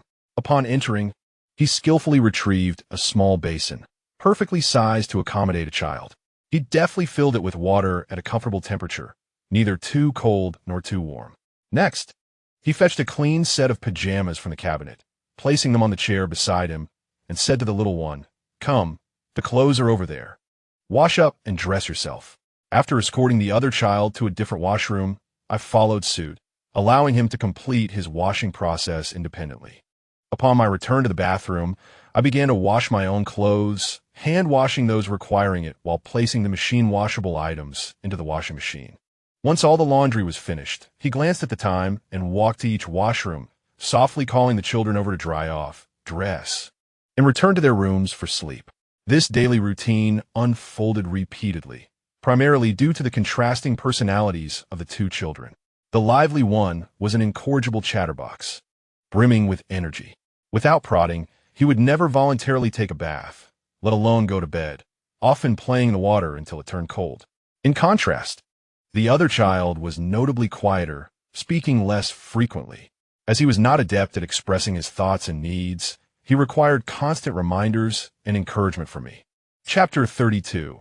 Spring rainy season in the gentle drizzle. The villagers resolutely commenced their planting. Despite the fine rain falling from the sky, they persevered for the sake of future sustenance. Some areas had already begun to cultivate corn. However, due to the influence of the drizzle, rice remained the predominant crop. After all, the rainy season lasts only half a year, and starting rice cultivation now would align perfectly with summer, when the wheat would also be ripe for harvest and drying. This timing ensured there would still be ample opportunity to plant other crops after the wheat harvest. In addition to planting, another crucial task was to excavate a pond beside the village. Given that the subsequent climate would alternate between summer and autumn, followed by a winter that would render farming impossible, this was essential. Through announcements, it was learned that even in the cold season, snowfall was a possibility here.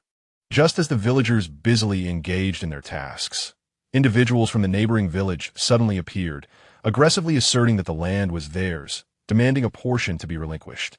The atmosphere in the village instantly grew tense, halting all activities as everyone gathered around. The village chief stepped forward, asserting that the land rightfully belonged to their village. The opposing village chief retorted, declaring the land unclaimed, insisting, if you say it belongs to your village, then it belongs to your village. Disagreements quickly escalated into a brawl, with villagers from both sides clashing in a chaotic scene. The gentle rain continued to fall, mingling with the sweat on their faces. Both sides, enraged, unleashed their fists and clubs upon one another. In the village, the able-bodied youth led the charge, valiantly engaging in combat, while the women vociferously cheered from the sidelines. As the battle reached a fever pitch, a commanding figure from a base arrived, his gaze imposing and his voice resonant. In these challenging times, if you do not unite to weather this storm, but instead engage in fratricidal conflict over a mere plot of land, what does that say about you? The fighting ceased abruptly as both sides halted their actions. The base official continued. According to the previous maps, this land belongs to this village. The surrounding fields of your village are underutilized. What business do you have here? Upon hearing this, the opposing village leader's expression shifted to one of urgency. He hurried forward, beaming with insincere friendliness, and implored the official, "Sir, you cannot possibly assess it that way. This land is ours, rich and fertile. How can it simply be handed over to the other side?" A villager stepped forward, indignantly challenging the leader's claims, clearly dissatisfied with the assertions made by the opposing village. Exactly. How could it be called theirs? Others chimed in, expressing their agreement and engaging in a cacophony of discussion. "Sir, do not heed the baseless claims of those from the other side. They are merely envious of our fertile land and wish to cheat us out of it," another villager declared, earnestly reporting the supposed transgressions of the opposing group, as if they had committed an unforgivable offense. The villagers from our side, incensed by the unfolding drama, nodded vigorously in agreement, collectively exclaiming, "Yes, indeed, they only seek to take what is ours." The opposing villagers, filled with rage, attempted to advance for further confrontation, but were restrained by their own leader. "Sir, this land in the center of our village cannot possibly be claimed by them," he argued as he approached the base personnel. "Regulations are regulations. What was documented as theirs is theirs." The base official replied with a stern demeanor, his tone resolute. His unwavering stance conveyed an air of integrity. Another official standing beside him concurred. "If there's a next time, the base will no longer extend its support to you. What era are we in that you continue to cause such disturbances?" His words bore a hint of exasperation and reproach, reflecting disappointment in the villagers' behavior.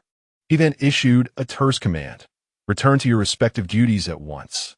This directive was unequivocal, leaving no room for negotiation. Satisfied that the matter had been resolved, the two base officials turned and boarded their vehicle, preparing to attend to the next pressing issue. After all, the receding floodwaters had rendered the base personnel exceedingly busy.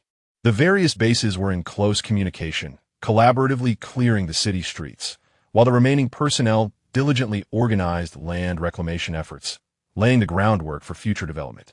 As for why we were not involved in this affair, the answer is quite simple. Lin Yuyan had once again been requisitioned by the base.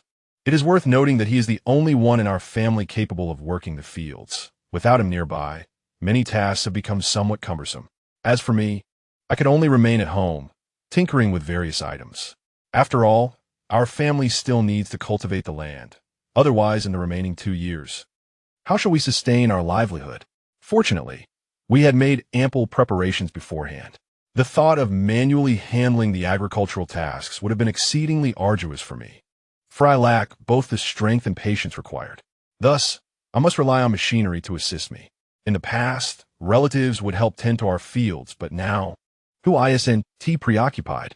Once our family's land is sown, they can venture into reclaiming more land for additional sustenance. The agricultural base has organized large plowing machines, and the prepared fields are now ready for cultivation, with seedlings being nurtured and soil being turned. At this moment, everyone is engaged in work. Not a single soul sits idle, not even those residing in the villa district. Thus, I expanded my plowing efforts into my ancestral fields and the village, driving the plow towards my own land. Gentle rain pattered against the windshield, blurring my view ahead. Upon arriving at the field and stabilizing the plow, I noticed several villagers approaching, their eyes brimming with curiosity. "Ah, little Luo, this plowing machine is quite a rarity. Where did you acquire it?" An elder inquired. I smiled and explained that I had purchased it some time ago and had kept it stored away. A chorus of envy rose among them as they gathered around the machine, eager to touch and inspect it. Coincidentally, my aunt's field was adjacent, and she came over to see, commenting that it was quite good. "We were initially concerned that you might struggle alone. We even offered to help you finish our work first," while she cautiously examined the machinery. "Aunt, this machine works efficiently with the land. I can assist you as well," I said, attempting to reassure her. "No need, just finish your own work quickly," she insisted, waving me off. "That's quite all right, for I lack the knowledge of seedling cultivation, and I still need your assistance with that." "Seedlings, indeed? Well, take your time. No need to rush. Our family is quite numerous, so I feel somewhat embarrassed." With that, I resumed my work, encouraging her to return to her tasks. As everyone saw that there was nothing amiss, they eagerly set to work on their own fields. The rain continued to fall, yet it did not dampen anyone's enthusiasm. I maneuvered the plowing machine back and forth in the fields, turning the soil, finishing one section before moving to the next. By the end of the day, I would complete my tasks. As time grew late, I finished my work and drove the machine to my aunt's field. "I have completed my tasks. You can take the machine back now. Tomorrow, feel free to use it, as I shall not drive it home," I declared, stepping down from the vehicle and handing the keys to my aunt. She accepted them at the field's edge, replying, "All right, you head home first. The little ones are still at home." "Very well. I shall take my leave," I said, turning to head back home. My clothes were splattered with mud. Although I had not exerted physical strength, the machine had splashed soil upon me. Upon returning home, I washed my shoes at the doorstep before entering the bathroom. I slowly walked into the bathroom, turned on the bathtub faucet, and the steaming water vapor enveloped me like a delicate veil. Each step felt somewhat burdensome, as if the garments clinging to my body had suddenly grown exceedingly heavy. I slowly unfastened the buttons of my shirt, one by one, allowing it to gradually part and reveal my fair skin. Next, I released my belt, and my trousers slipped down my legs, falling to the floor with a soft thud. As I turned on the shower, warm water cascaded over me, washing away the grime of the day, and I felt my taut nerves begin to unwind. Just as I was enveloped in the soothing embrace of the warm water, the bathroom door swung open unexpectedly. Lin Yin stood in the doorway, still bearing the dampness from outside, droplets of water clinging to his hair. He froze for a moment upon seeing me bathing, his cheeks flushing slightly. "I didn't know you were in the shower," he stammered, turning his head away in a fluster, though his gaze betrayed him, lingering on my form. I felt a wave of embarrassment wash over me and instinctively raised a hand to shield my body. "Why did you come back so suddenly?" I asked hurriedly, attempting to dissipate the awkward tension. Lin Yin took a deep breath to steady his emotions and replied, "The matters at the base were completed ahead of schedule, so I rushed back." At that moment, warm water continued to flow down my body, pooling at my feet. Lin Yin's gaze grew more intense as he slowly approached me, each step imbued with a different significance. My heart raced uncontrollably, foreseeing what was to come. "You locked the door, right?" I murmured softly. It was locked long ago, he replied, his voice sending shivers down my spine. Lin Yin's hand gently rested on my shoulder, his warm breath brushing against my neck, heightening my agitation amidst the humid air of the bathroom. He gradually enveloped me in his embrace, his lips lightly kissing my hair. I missed you, he whispered, his voice laced with a hint of huskiness. My heart stirred as if caressed by an invisible hand, sending ripples of emotion through me. I lifted my gaze to meet his fervent eyes, which seemed capable of melting me. His kisses descended gradually, from my forehead to my eyes, finally landing on my lips. I closed my eyes, responding to his passion, my hands instinctively wrapping around his neck. The warm water continued to pour over us, and the mist enveloped our surroundings, creating a sanctuary apart from the world. Time seemed to lose its meaning. Lin Yin gazed at me tenderly, drying my body before carefully draping a bathrobe over my shoulders. He lifted me from the bathroom and carried me back to the room. You should rest for a while. I'll call you for dinner, he said. But there was no response, as I had already drifted into slumber. Chapter 33. The rainy season of spring, the seedlings were ready, and preparations for transplanting had begun. In the morning, I instructed Guai Guai and Xian Ling to stay indoors, as the rain continued to fall outside. I warned them that getting wet could lead to a cold and prepared small water bottles and snacks, ensuring they wouldn't suffer from thirst or hunger. Thus, I walked alongside him to our fields, where my aunt had already tended to the seedlings. I rolled up my pant legs and stepped into the rice paddies, the cool water reaching my ankles, causing me to shiver involuntarily. Although I wore fishing pants that kept the water at bay, the chill was still palpable. Lin Yin skillfully scooped up a handful of seedlings from the pile and began to bend down to transplant them. Each seedling was firmly inserted into the mud with swift and decisive movements. However, just as I was engrossed in learning this task, a frog unexpectedly leaped past his feet, splashing mud everywhere. Startled, I nearly lost my balance and fell into the rice paddy. After regaining his footing, he chuckled helplessly, suggesting, "Why don't you wait on the bank? There's still so much to do. It can't all be on you. I'll manage what I can and continue working." A while later, villagers from our community were also laboring in their own fields, chatting and laughing as they transplanted seedlings, creating a lively atmosphere. Before I knew it, noon was approaching. Lin Yin straightened up, slightly stretching his aching back, and walked to the edge of the field to check the time on his watch, which he had left by the bank. Turning to me with a smile, he remarked, "Time flies, doesn't it? It's nearly noon. Let us head home for lunch. You shouldn't come back this afternoon. It's too tiring."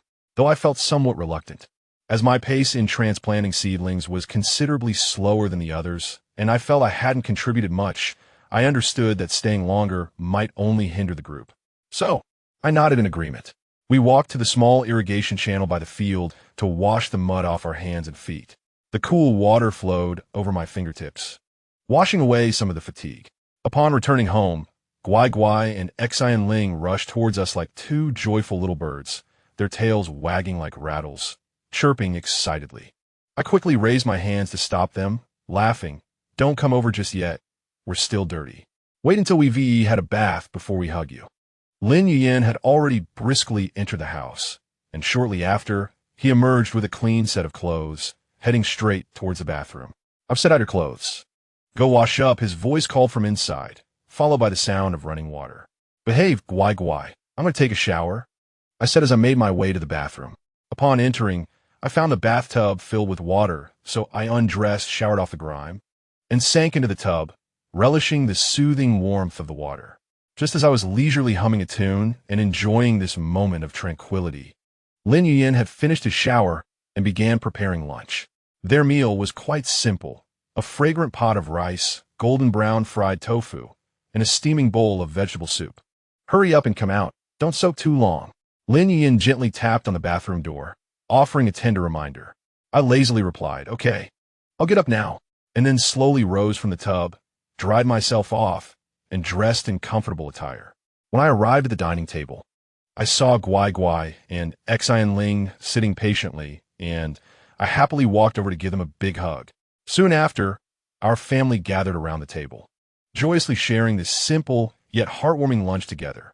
During the meal, everyone engaged in lively conversation, exchanging anecdotes about the amusing experiences of planting rice seedlings that day, sharing their adventures in the fields and describing the delightful details. After dining, I reclined comfortably on the bed, chatting leisurely with Lin Yuyan. Suddenly a thought struck me, and I smiled as I said, "Fortunately, I wore those trousers today. Do you know? I saw so many leeches in the field. It was quite alarming. I told you to wear those trousers too, but you wouldn't listen. Now you realize how serious it is, don't you? With so many bites, you'll have to apply some medicine. I'm fine. My skin is tough, and they fell off as soon as I brushed them away." As he spoke, he climbed onto the bed and gently embraced me from behind. I could feel his breath and warmth, and this intimate contact brought me immense comfort. "Rest now. You've had a busy morning," he said softly, his voice imbued with a soothing, almost hypnotic quality. I was already feeling drowsy, and his words washed over me like a tide of sleepiness. I mumbled an agreement and lightly kissed his cheek. I had intended to say, "You're tired too. You should sleep," but the words failed to escape my lips, overcome by fatigue, my mind no longer in control of my speech. He seemed to sense my weariness and refrained from further conversation, simply holding me close, allowing me to drift into a peaceful slumber. After a while, I felt my consciousness fading and finally succumbed to deep sleep. In my dreams, I sensed his presence beside me, unwavering. His arm remained tightly around me, enveloping me in warmth and security. I lost track of time, and when I finally stirred awake, I noticed Lin Yuyan was no longer by my side. Rising, I made my way to the window and saw that it was still raining outside. I thought to myself that he had worked so hard and deserved a reward, perhaps a nourishing soup to replenish his strength. I quickly dressed and headed to the kitchen to begin my preparations. I skillfully handled the ingredients, placing them into the pot to simmer gently. After setting the soup to cook, I stepped out of the kitchen and observed Guai Guai and Xian Ling playfully tumbling about in the living room, chasing a small ball and occasionally colliding with joyful yelps. I chuckled at their antics for a moment before returning to the sofa to continue watching my show. The clock beside me chimed, prompting me to check on the soup. The broth was almost done, and its rich aroma filled the entire house. I nodded in satisfaction and began to prepare the other dishes. Just as I was chopping vegetables, I heard the sound of the door opening. I set down the knife and hurried to the entrance. Upon opening the door, I found Lin Yuyan had returned, covered in mud from head to toe. My heart tightened with concern, and I rushed over, my face etched with disbelief. "What happened? Why are you covered in mud?" I asked, glancing down to see his clothes, trousers, and even hair smeared with dirt, except for his feet, which remained relatively clean. He sheepishly explained, "After finishing the rice planting, I was eager to return and make dinner, but I slipped and fell straight into the field." He quickly added, trying to prevent me from coming closer to him. Upon witnessing the scene, I remarked, "You truly are quite unfortunate. Hurry and take a shower. I shall fetch you a set of clean clothes." With that, I turned and returned to the room, rummaging through drawers for his garments. Once I had gathered the clothes, I approached the bathroom door and gently knocked, declaring, "I have found your clothes. Please open the door." In response, the sound of rushing water within ceased abruptly, followed by a distinct click as the bathroom door slowly creaked open. Before I could fully comprehend the situation, a hand suddenly emerged from the gap, gripping me firmly and pulling me into the bathroom. With a startled gasp, I stumbled into his embrace. The bathroom was enveloped in a steamy haze, his damp hair glistening with droplets, and his gaze held a mischievous yet fervent glint. Before I could voice my inquiries, he abruptly lowered his head and captured my lips in a passionate kiss. My mind went blank, my hands instinctively pressing against his chest, only to be seized tightly and pinned to my sides. The kiss was fervent and urgent, as if he sought to release the longing and weariness of the day. Gradually, I relaxed into the kiss, responding to him as my heart raced like a drum. Time lost its meaning until he finally released me, resting his forehead against mine, his breath coming in quick gasps. "I missed you terribly today," he murmured, his voice husky. My cheeks flushed crimson as I shot him a teasing glare. "You ought to consider where we are." He chuckled softly. "This place is quite lovely, just the two of us." With that, he pecked my lips gently before accepting the clothes I held. his eyes shimmering with delight. Feeling somewhat flustered, I exited the bathroom, my heart still racing. Once in the kitchen, I composed myself and continued preparing dinner. Before long, a sumptuous feast adorned the dining table, its aroma wafting through the air. The spread included the hearty soup I had meticulously simmered, alongside fresh stir-fried vegetables and delectable braised pork. Truth be told, had he not been busy with work, I would not have bothered to cook. Typically, he would take charge in the kitchen while I lounged like a lord, awaiting my meal. After his shower, Lin Yuyin emerged, clad in fresh attire, radiating a sense of rejuvenation.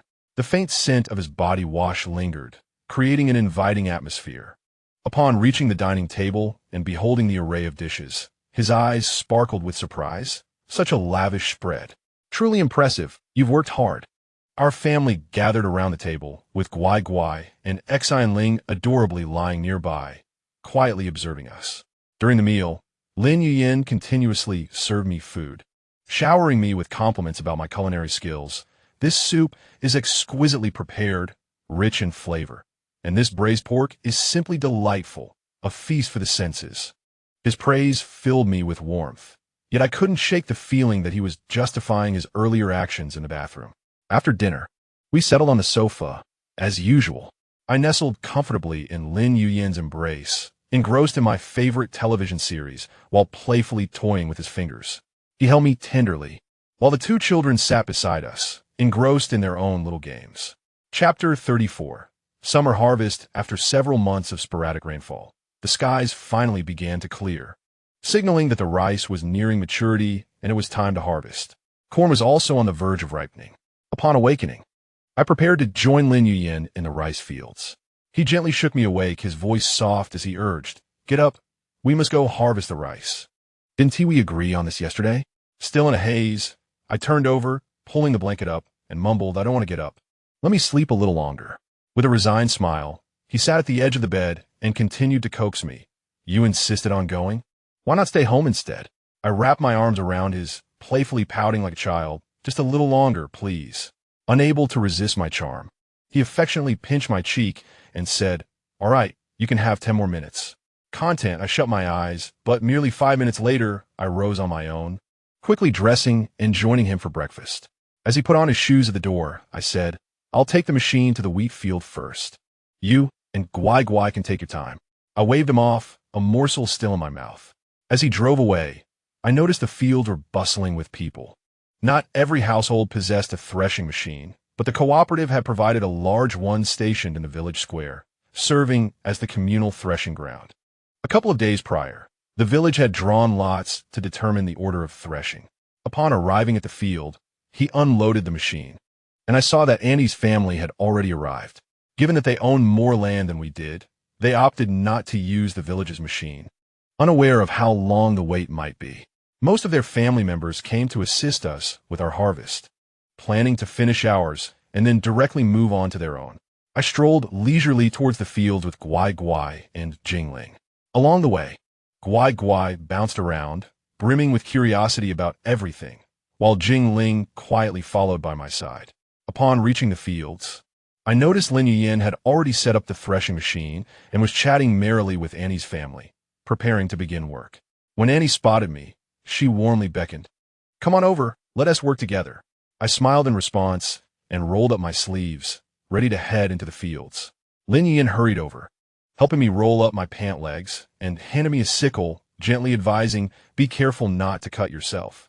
Nodding, I began to diligently harvest the rice. Guai Guai and Jingling were not idle either, picking up fallen rice grains along the bund. In total, Annie's family and ours comprised 8 adults and 4 children, with 4 acres of rice and 1 acre of corn to tend. Each person had a clear role, and we worked in harmonious coordination, making significant progress in no time. As the sun climbed higher, the temperature rose, and beads of sweat began to form on our foreheads. Lin Yuyin occasionally glanced up at me, his eyes filled with concern. As noon approached, having harvested half the field, I decided to return home to prepare lunch to bring back for everyone. I informed Lin Yuyin, and with Guai Guai and Jingling, along with Annie's 2 grandchildren, we headed back home. Upon returning home, I donned an apron and began to bustle about in the kitchen. The four little ones, Guai Guai and Xian Ling, obediently assisted me in washing and preparing the vegetables. I prepared several beloved home-style dishes and boiled a large pot of mung bean soup. I placed the meals in a thermos to ensure the children could enjoy their food while waiting for my return. Their faces lit up with surprise upon seeing the spread.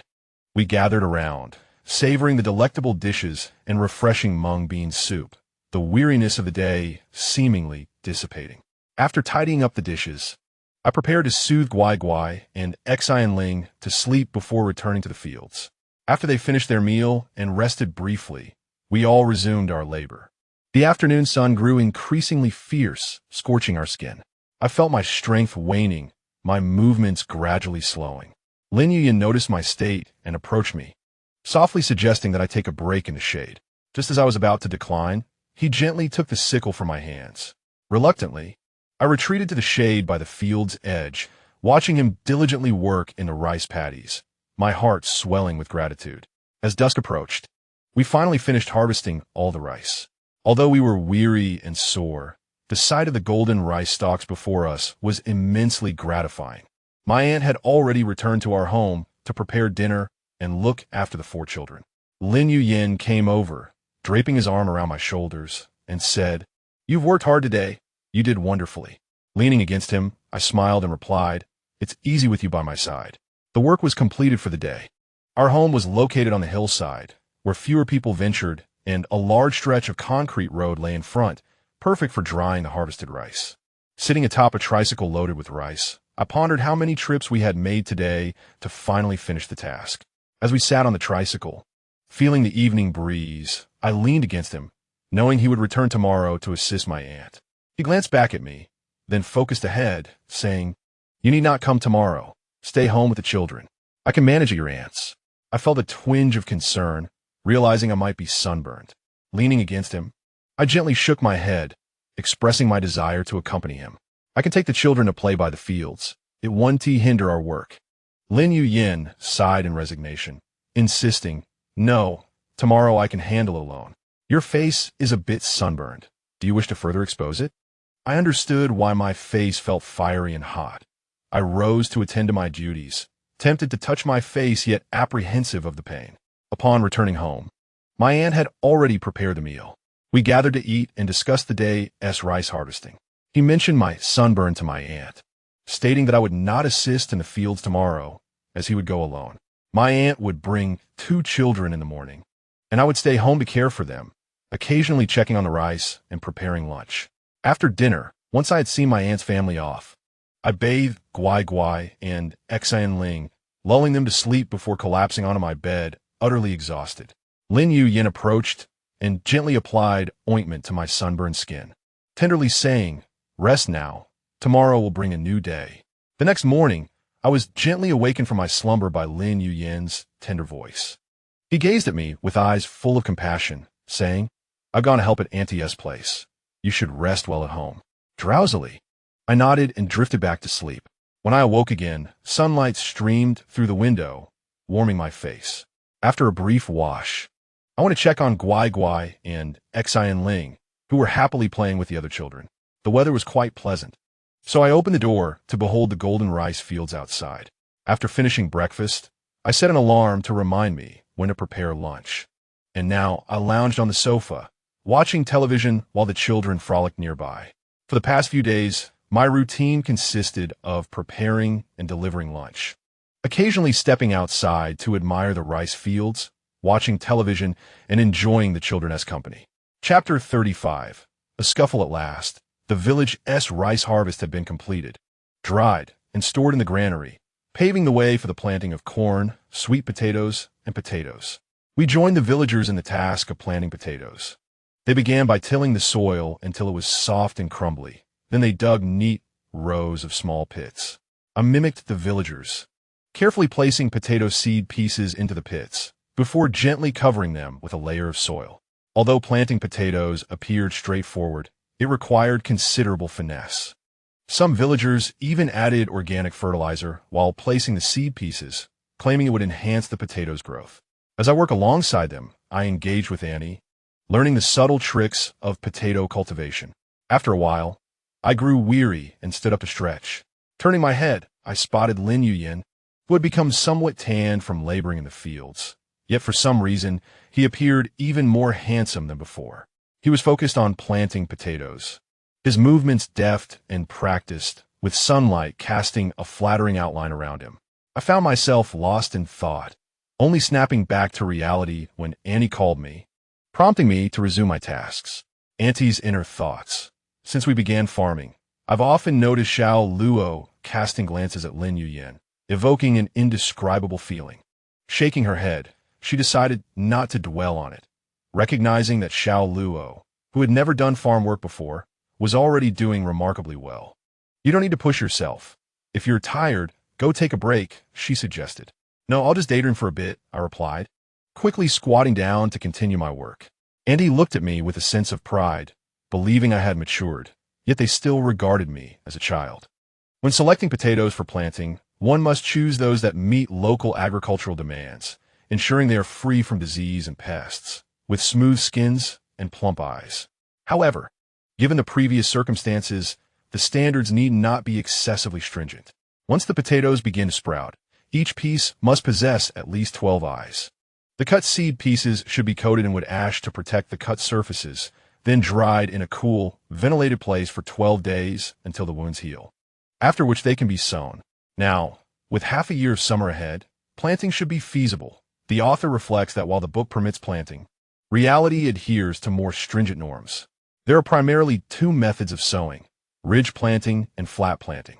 In ridge planting, after preparing the land, ridges are formed according to the desired spacing, and trenches are created on the ridges where the seed pieces are placed at uniform intervals, followed by a light covering of soil, ensuring the layer is not too thick. During the ordinary days, it is essential to conduct tillage and weeding approximately 23 times, primarily to eliminate the weeds in the fields. Based on the growth condition of the potatoes, supplementary fertilization is carried out typically once after the seedlings emerge, once during the budding stage, and again during the flowering period. Potatoes require ample moisture throughout their growth, yet they are not tolerant to waterlogging. During the germination phase, it is crucial to maintain moist soil to facilitate seedling emergence. In the seedling stage, watering should be appropriately controlled to encourage root development. During the tuber bulking phase, the amount of watering should be increased to keep the soil moist while avoiding water accumulation. When the majority of the potato plant stems and leaves transition from green to yellow and gradually wither, accompanied by the cessation of tuber bulking and the hardening of the skin, it is time for harvest. After planting potatoes, the villagers are set to begin cultivating sweet potatoes. They first prepare the land anew, breaking up clods and leveling the soil. Out of curiosity, I inquired with my aunt about the process of planting sweet potatoes, and she smiled as she explained. Typically, sweet potatoes are propagated through vine cuttings, which must be selected from robust, disease-free vines. I observed as the villagers cut the vines into small segments, each retaining approximately 2 to 3 nodes. Subsequently, they dug small holes in the prepared soil at specified intervals, inserting the cut vine segments at an angle before gently covering them with soil and watering them. I mimicked their actions, diligently planting the vine cuttings. Lin Yin was not far away, swiftly planting a large area in no time. I encouraged myself silently and quickened my pace. As I worked in the field, Guai Guai and Xian Ling, along with 2 children from my aunt's family, were sent to the village's community center, accompanied by a relative who worked as a preschool teacher. At that moment in the community center, Guai Guai, Xian Ling, and their 2 cousins sat in a corner, playing with building blocks, constructing their own little houses, and creating various waterland air scenarios. "Hey, give me the toys you have," a little brat demanded, standing behind them with hands on his hips. Guai Guai glanced back at him, but continued playing with the small blocks, while Xian Ling remained oblivious, engrossed in her activity. Only the little cousins appeared, slightly intimidated, stealing glances at Guai Guai and Xian Ling. Yet they resumed playing, frequently looking up at the little brat. The brat, feeling ignored, grew increasingly frustrated and, along with a few other children, stormed into the center of the blocks, kicking them over and declaring, "You can't play with them either. I'll kick them all away." Guai Guai suddenly stood up, her gaze fixed on the brat. "What are you doing?" she exclaimed. The brat, startled by her outburst, retorted defiantly, "I kicked them, so what?" As he prepared to kick again, Xi and Ling set down her blocks, slowly rising to stand beside Guai Guai. Seeing this, the little cousins mustered their courage to stand as well. The brat's companions approached, creating a standoff. "Step back and arrange the blocks for us, and apologize, or you'll regret it," Guai Guai warned. The brat scoffed. "You think you can intimidate us?" Just as he finished speaking, Guai Guai sprang into action, darting towards him and firmly twisting his arm, causing him to yelp in pain. Xin Lang, unde de, skillfully dodged the other children's attempts to intervene and swiftly retaliated. My little cousin and cousin joined the fray, transforming a small corner into a lively scene. Hearing the commotion, a relative who worked as a preschool teacher rushed over, astonished and infuriated by the sight. They quickly intervened, seeking to understand the situation, and sent someone to summon the parents, as they were all relatives and could not resolve the matter themselves. Just as I was tending to the sweet potato vines, a relative from the village, who worked as a preschool teacher, hurriedly arrived, out of breath, exclaiming, "The children are fighting." My heart sank as I dropped the vines and rushed to the community center. Upon arrival, I found Guai Guai, Xi and Ling, and 2 children from my aunt's family, all tearful. After inquiring, I learned that several older children from the village had taken the building blocks they had brought to play with. Feeling a pang of sympathy, I gathered the children into my arms, offering them comfort. At that moment, Lin Yuyin also arrived, his brow furrowed and his eyes questioning why Guai Guai and Xi and Ling were fighting. After Guai Guai recounted the events, the older children, initially defiant, eventually admitted their wrongdoing when the younger ones spoke up. Given that they were all relatives, the matter was treated with varying degrees of seriousness. Once their parents learned it was their children at fault, they instructed them to apologize, allowing the incident to be put behind them. Upon receiving their apologies, Guai Guai and Xi and Ling's tears transformed into smiles, and they took my hand, saying, "Little daddy, I don't want to come here anymore. It's just the 4 of us playing together here, and, at home, it's also just the 4 of us." Upon hearing this, Xi and Ling and my little cousin vigorously nodded, resembling chicks pecking at grains, in unison expressing, "We don't want to play here anymore." Their faces clearly displayed reluctance, as if they held no interest in this place. Furthermore, they were not keen on playing with us. Most children attending preschool were away studying in other areas with their parents, returning to their hometowns only for elementary or middle school due to various reasons. The age gap and differing life experiences made it challenging for those children to engage with Guai Guai and the others. Chapter 36, Daily Life 3. All right. You can play at home, but you must be obedient, I said seriously from the living room. Remember, you absolutely must not enter the kitchen. There are many dangerous items there, such as knives and sources of fire. Do not touch anything. Meanwhile, in the kitchen, Lin Yuyin was busily preparing lunch. Hearing my admonishment to the children, a faint smile crept onto his lips, and he secretly found my earnest demeanor utterly charming. As he skillfully sliced vegetables, he imagined me in the living room, solemnly instructing the children. He thought to himself that I must be a very responsible person, taking such care to remind the children to be safe. Before long, the kitchen filled with delightful aromas, and Lin Yuyin's culinary skills proved to be justly renowned. He prepared a sumptuous lunch and patiently awaited my aunt's return to share in the delicious meal. Not long after, my aunt arrived. As she stepped inside, the enticing fragrance of the dishes greeted her, and her face lit up with surprise. "Wow, it smells wonderful. Have you prepared a feast?" I approached with a smile. "Auntie, Lin Yuyin's culinary skills are truly remarkable. He prepared all of this." Auntie showered Lin Yuyin with compliments, and then I recounted the events at the neighborhood committee to her. Upon hearing, she was almost ready to rush to the homes of those children to reason with them. The little ones gathered around, chattering and hugging Auntie, while the offending children offered their apologies. We all sat around the dining table, indulging in the delicious lunch.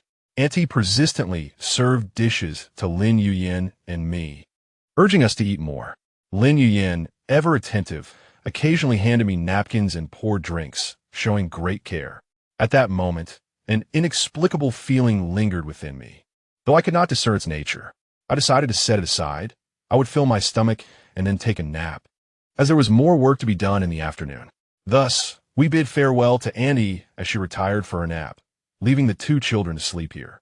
I called the little ones back to the room, gently coaxing them. It's time for our nap. We can play once we wake up.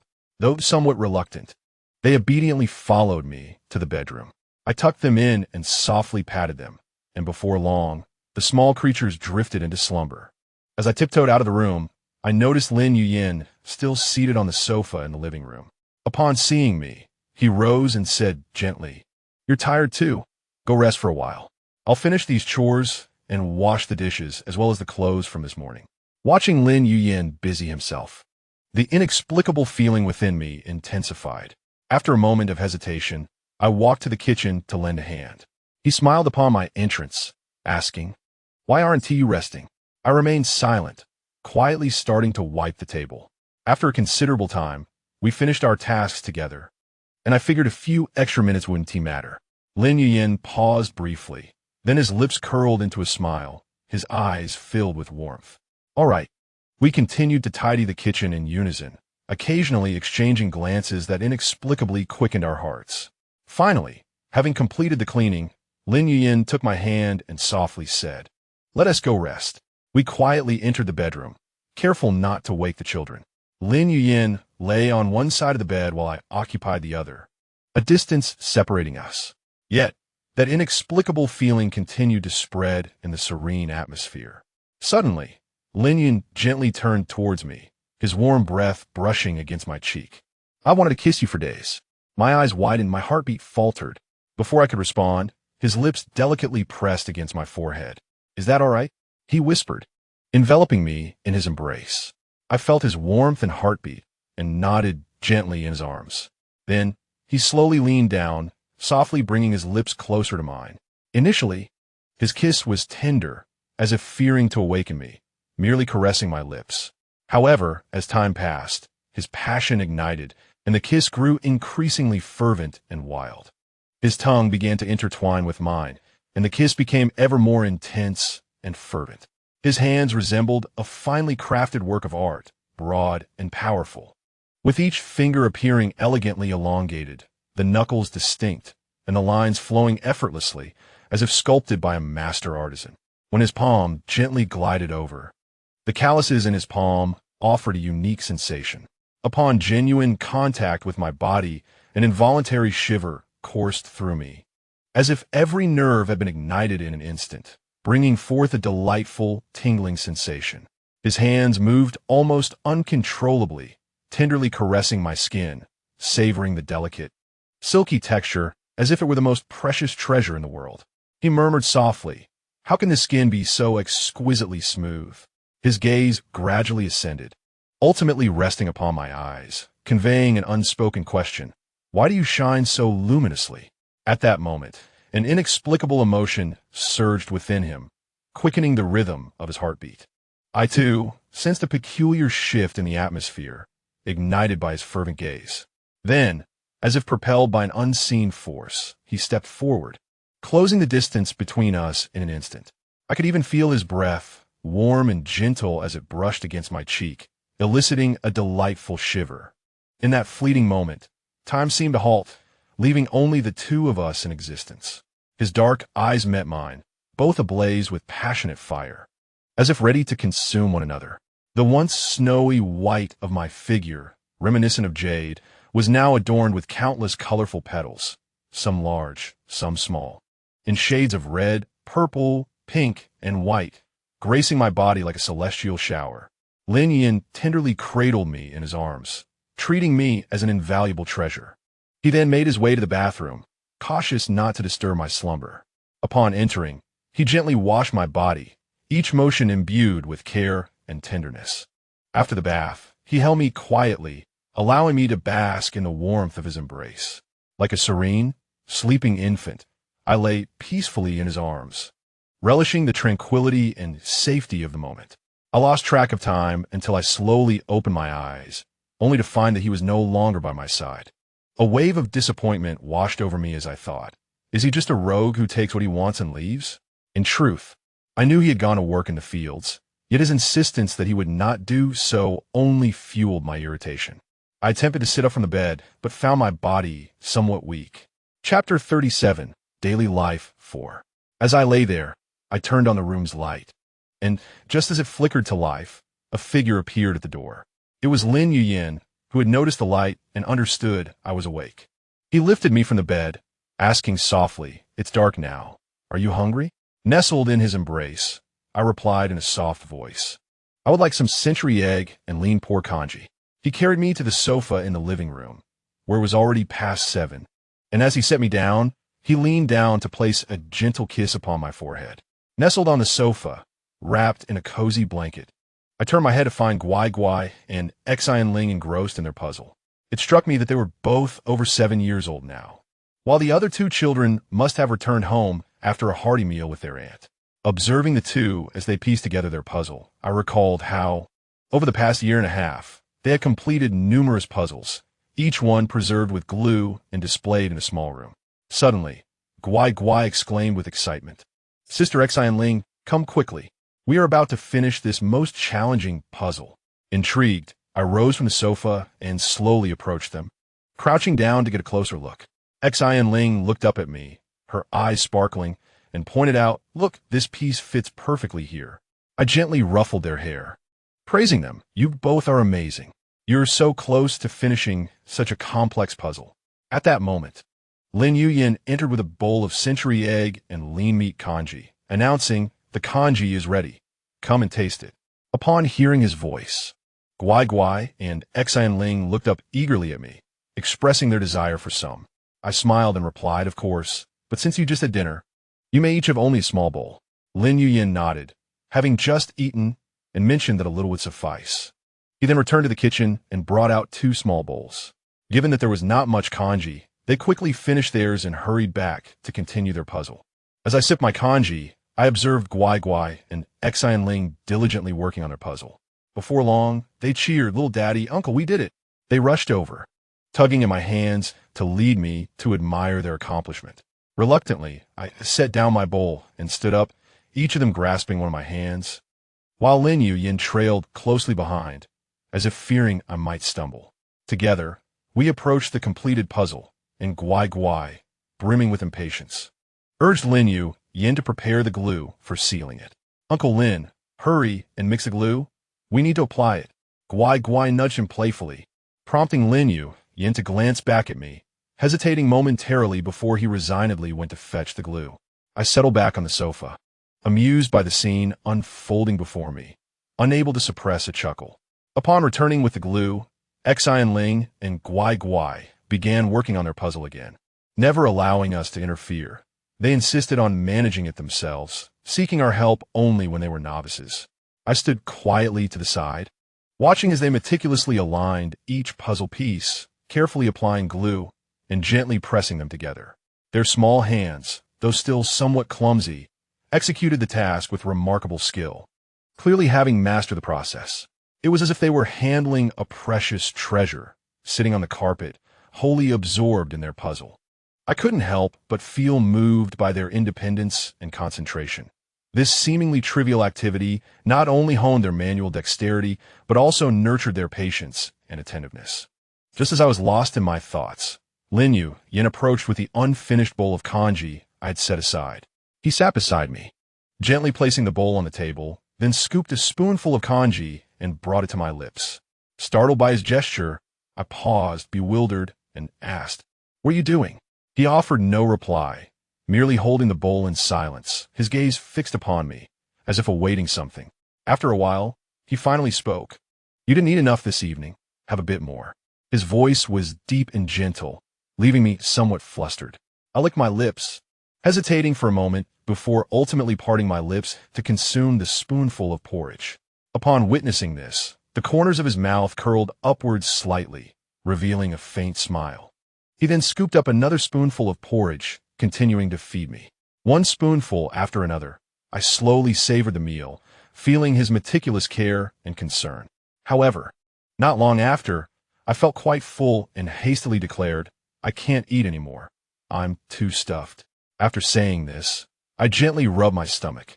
Lin Yuyin paused his actions, gazing at me with a hint of indulgence in his eyes. He nodded and replied, "All right, then don't eat anymore. There's still some dinner left," which he quietly finished off. After the meal, he stood up to wash the bowl in the kitchen and then went to clean the clothes he had changed out of at noon. He returned to sit beside me on the sofa, observing the two children as they worked on their puzzle. Guai Guai and Xian Ling carefully applied glue to their puzzle pieces, turning them over and waiting for them to dry. Suddenly, Lin Yuyin spoke up. "How about I take you both to play in the water tomorrow?" Guai Guai and Xian Ling's eyes instantly sparkled with excitement, and they cheered, "Yay, yay." I was also swept up in their joy, smiling and nodding. They didn't know how to swim, so I could teach them. He suddenly leaned closer, wrapping his arm around me and whispering in my ear, "But can you swim? Would you like me to teach you?" Turning to meet his gaze, I replied with conviction, "Of course I can. Isn't that obvious? What if I drown while being a killer?" Lin Yuyin raised an eyebrow, looking at me with a smirk. "Very well. Tomorrow we shall see your skills." Guai Guai and Xian Ling excitedly discussed what to bring for their water play, chattering animatedly. "You two should tidy up your puzzles and then get ready for a bath and bed. Otherwise, it will be as if you didn't hear what I said." I turned and said sternly. The two children stood at attention and saluted. "Yes, sir."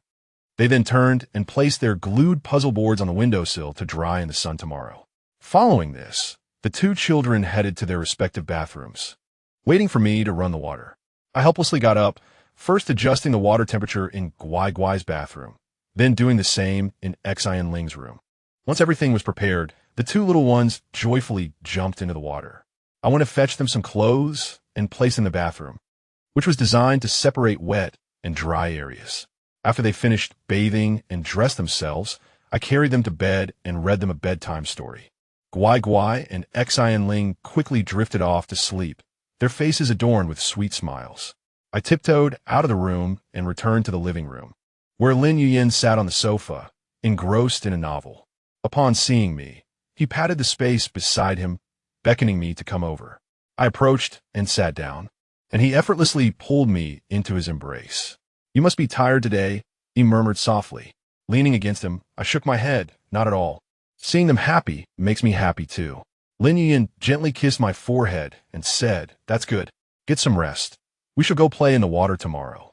I lowered my gaze and took the novel he had been reading, determined not to let him view it again, for it contained rather risque content that I deemed inappropriate for him.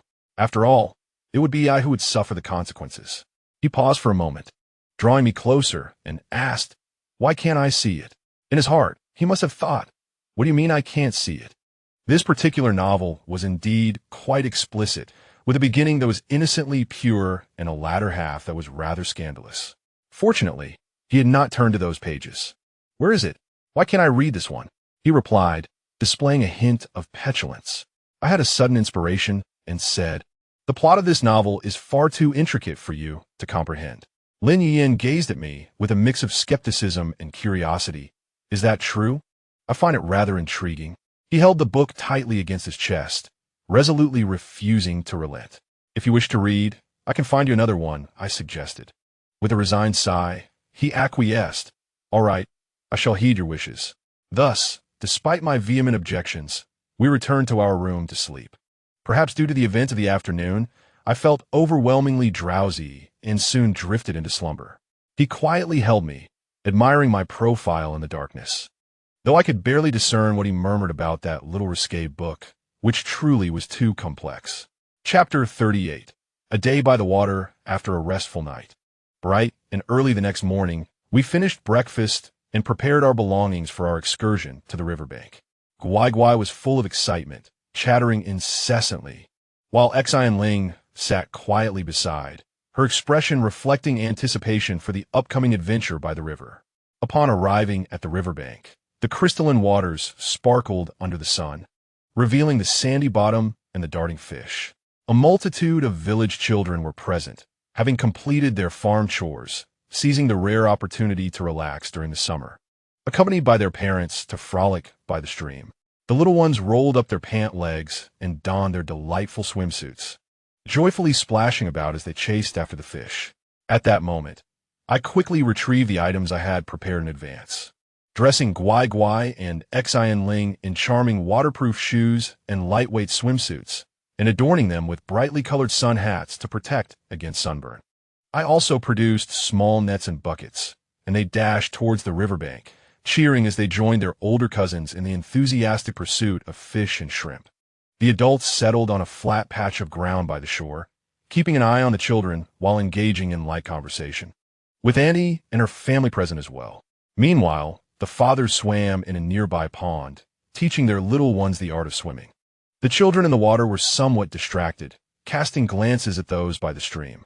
Suddenly, one child shouted, "Look, there's a big crab over there." Instantly, all eyes were drawn to the spectacle. There, a large crab was waving its claws, scuttling beside a rock. A few brave children cautiously approached, intent on capturing it. Just as they were about to touch the crab, it unexpectedly turned and pinched one of the child's fingers. The child cried out in pain, prompting the parents to rush over to check. Fortunately, it was merely a minor pinch that had broken the skin. As everyone comforted the children, they also admonished the mischievous ones to exercise caution. Afterward, the group resumed their merriment by the riverbank. Some children engaged in playful water fights, creating a cascade of sparkling droplets, while others collected beautiful stones to take home as mementos. Noticing Guai Guai and Xian Ling running towards their elder siblings, an aunt on the shore was also present. Lin Yuyin beckoned me over to a less crowded spot, where he removed his shirt, revealing his toned physique, and playfully gestured for me to showcase my swimming skills. I shot him a glance of exasperation before plunging into the water. Stripped down to just my swimsuit beneath the sun, my skin glowed with a radiant whiteness, and my figure was nothing short of perfection, with smooth lines and a sense of strength. I dove into the water, sending up a shimmering spray. In the depths, I moved with agility, resembling a mermaid. Lin Yuyin, not to be outdone, swiftly caught up with me. We raced through the water, the splashes glimmering in the sunlight. Upon reaching a secluded corner, shielded by rocks, he unexpectedly began to playfully touch me. His warm hand gently rested on my waist, and I froze, caught off guard. Before I could react, he leaned closer and whispered in my ear, "You swim quite well."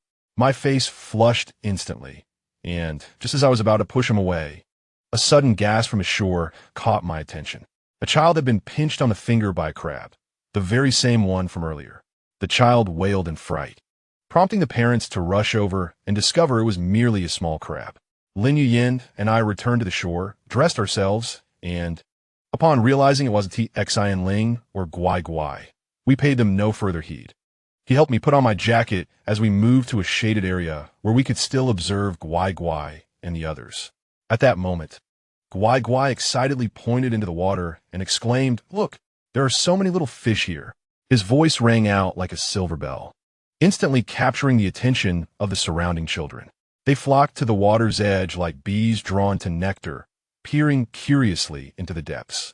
A cacophony of chatter ensued, each child calculating how many fish they wished to take home.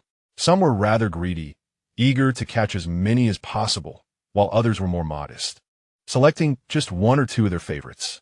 There were even disputes among some children over a particularly beautiful fish, each unwilling to yield.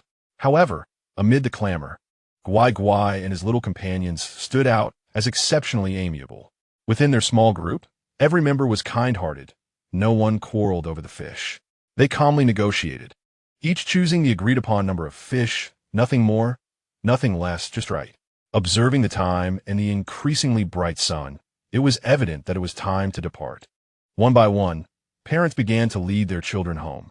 We too began to gather our belongings in preparation for our return. Guai Guai and Xian Ling, cradling a small bucket brimming with fish, wore expressions of sheer satisfaction and joy. On the way back, Guai Guai excitedly grasped my hand, beginning to describe the characteristics of each fish in their bucket. "Little daddy, look, the patterns on this fish resemble stars, and its tail is akin to a fan," he exclaimed with vivid enthusiasm. Xinling chimed in with a sweet voice, "And this one swims the fastest." I stood by, chuckling as I listened, occasionally teasing them. Suddenly, a dark cloud drifted across the sky, followed by a torrential downpour of rain. We hurried our pace, but the rain only intensified. At last, we reached home, drenched as if we had fallen into a pond. Lin Yin swiftly fetched towels to dry the children's hair, while I assisted in changing their wet clothes. Guai Guai and Xinling carefully cradled a small bucket, gently placing the little fish into the aquarium, reassuring it not to be afraid, for it had found a new home. Quick, forget about your fish for now. Take off your clothes and enjoy a warm bath, I suggested. Xinling was carried to the bathroom by Lin Yuyin, who prepared the hot water and encouraged her to undress and bathe while he sought out dry clothes for her. Once the children had finished their baths and donned clean attire, the rain gradually subsided. As I opened the window, a magnificent rainbow hung in the sky. I couldn't help but exclaim, in these past 2 months, this has been the only rainfall. Summer truly offers so little rain. At that moment, Lin Yuyin approached, his arm resting on my shoulder. Despite being soaked, he remarked that as long as the children were having fun, that was what mattered. Guai Guai and Xinling, having overheard our conversation, rushed over, leaning against the window to gaze at the rainbow. Guai Guai's eyes sparkled as he exclaimed, "Little Daddy, the rainbow is so beautiful, just like the colors of candy." Xinling nodded in agreement, likening it to sweet cotton candy. I, rather inappropriately, interjected, "What about candy? Let's eat. Aren't you hungry?" I cast a deliberate glance at Lin Yuyin. However, he scooped up both children and made his way to the dining table near the window, cheerfully declaring, "All right, time for dinner." Due to the warm weather, the main course today was porridge, accompanied by his meticulously prepared cold dishes, which felt particularly refreshing and delightful. He lulled the children to sleep and returned to the room, lifting me onto his lap, urging me to finish the tasks I had left unfinished that morning, while planting kisses on me. As we continued, I inexplicably felt a pang of guilt for not having taught them to swim today.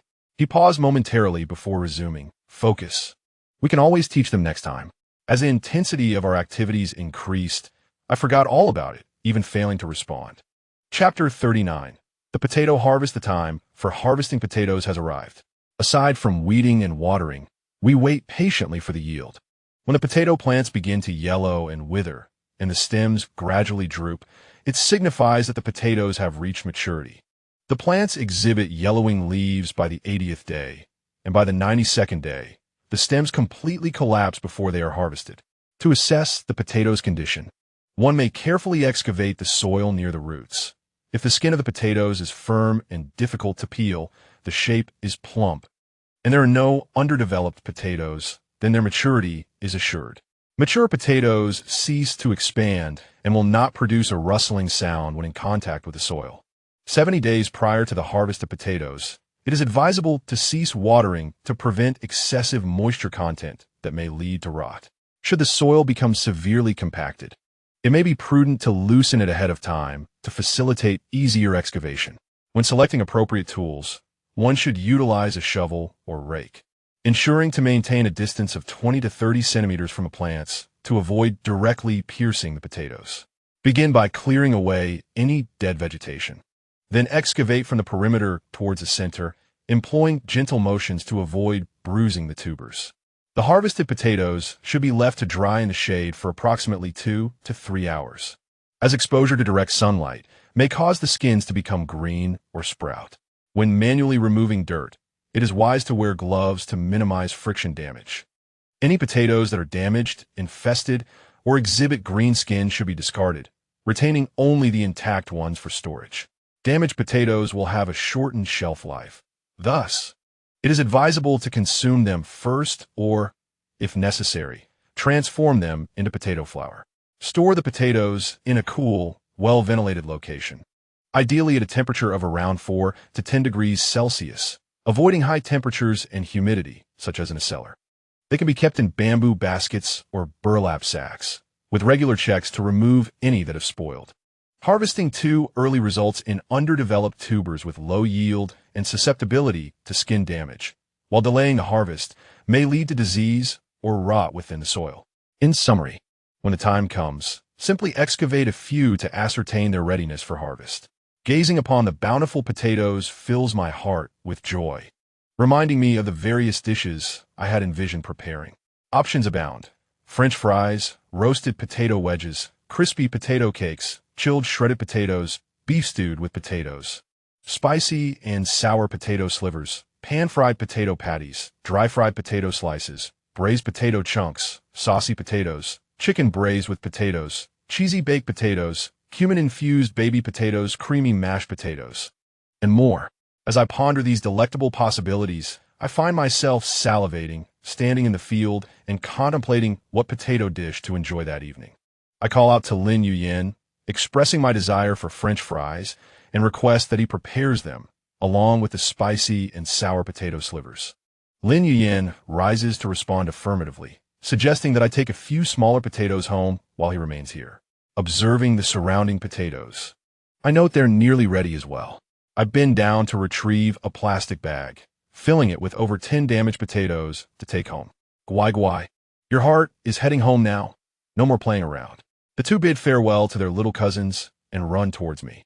On the way back, I carry a bag of potatoes, and they genuinely offer to help me by each taking a side of the bag. Thank you both, I say. Thus, they walk ahead of me, each holding a side of the bag, swaying as they go, appearing utterly adorable in my eyes. Once we return home, I urge them to take showers first. When they finish and I too emerge from my bath, I begin to prepare the potatoes. I place them in the sink, turning on the faucet to wash away the dirt. I meticulously scrub each potato clean with a brush, then proceed to peel them. Once peeled, the potatoes gleam white and pristine, and I cut them into evenly sized strips, preparing to make French fries. After cutting, I soak the fries in water to remove excess starch. At this moment, Lin Yuyen returned on his tricycle, bringing back the remaining potatoes. Upon entering, he noticed I had already begun preparations and cheerfully exclaimed, "Let me assist you." He proceeded to peel a few potatoes, urging me to take a shower, playfully pushing me out of the kitchen. Reluctantly, I complied, and after my bath, I found him expertly slicing the potatoes into shreds, preparing a spicy and sour potato dish.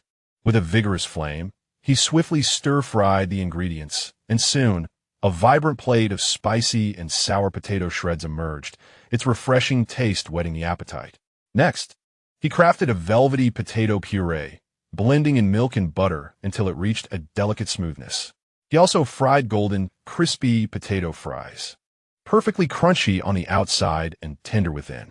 Not content with just these dishes, he cooked some rice and prepared a hearty chicken stew with potatoes.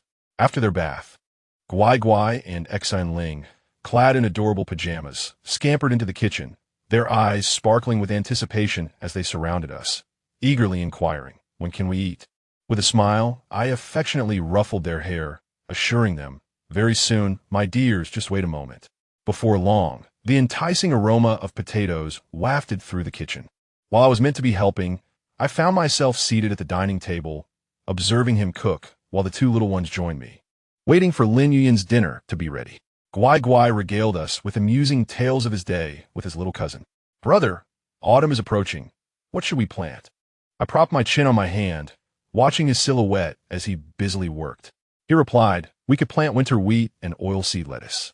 Wheat can be ground into flour, and oilseed lettuce can be fried for oil. That sounds splendid." I thought once the potatoes were harvested, there would be nothing left to plant in spring. I mused. How could that be? There are crops to plant throughout the year, aside from the heavy snowfall when planting isn't feasible.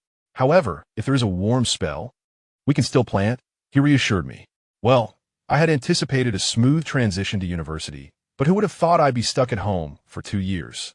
I wonder if, once order is restored, I'll still be able to attend school. That would depend on the regulations set by the government, he responded thoughtfully. Does that mean my efforts for university were in vain? I worked tirelessly for 3 years for the college entrance examination, and now it feels like it was all for naught.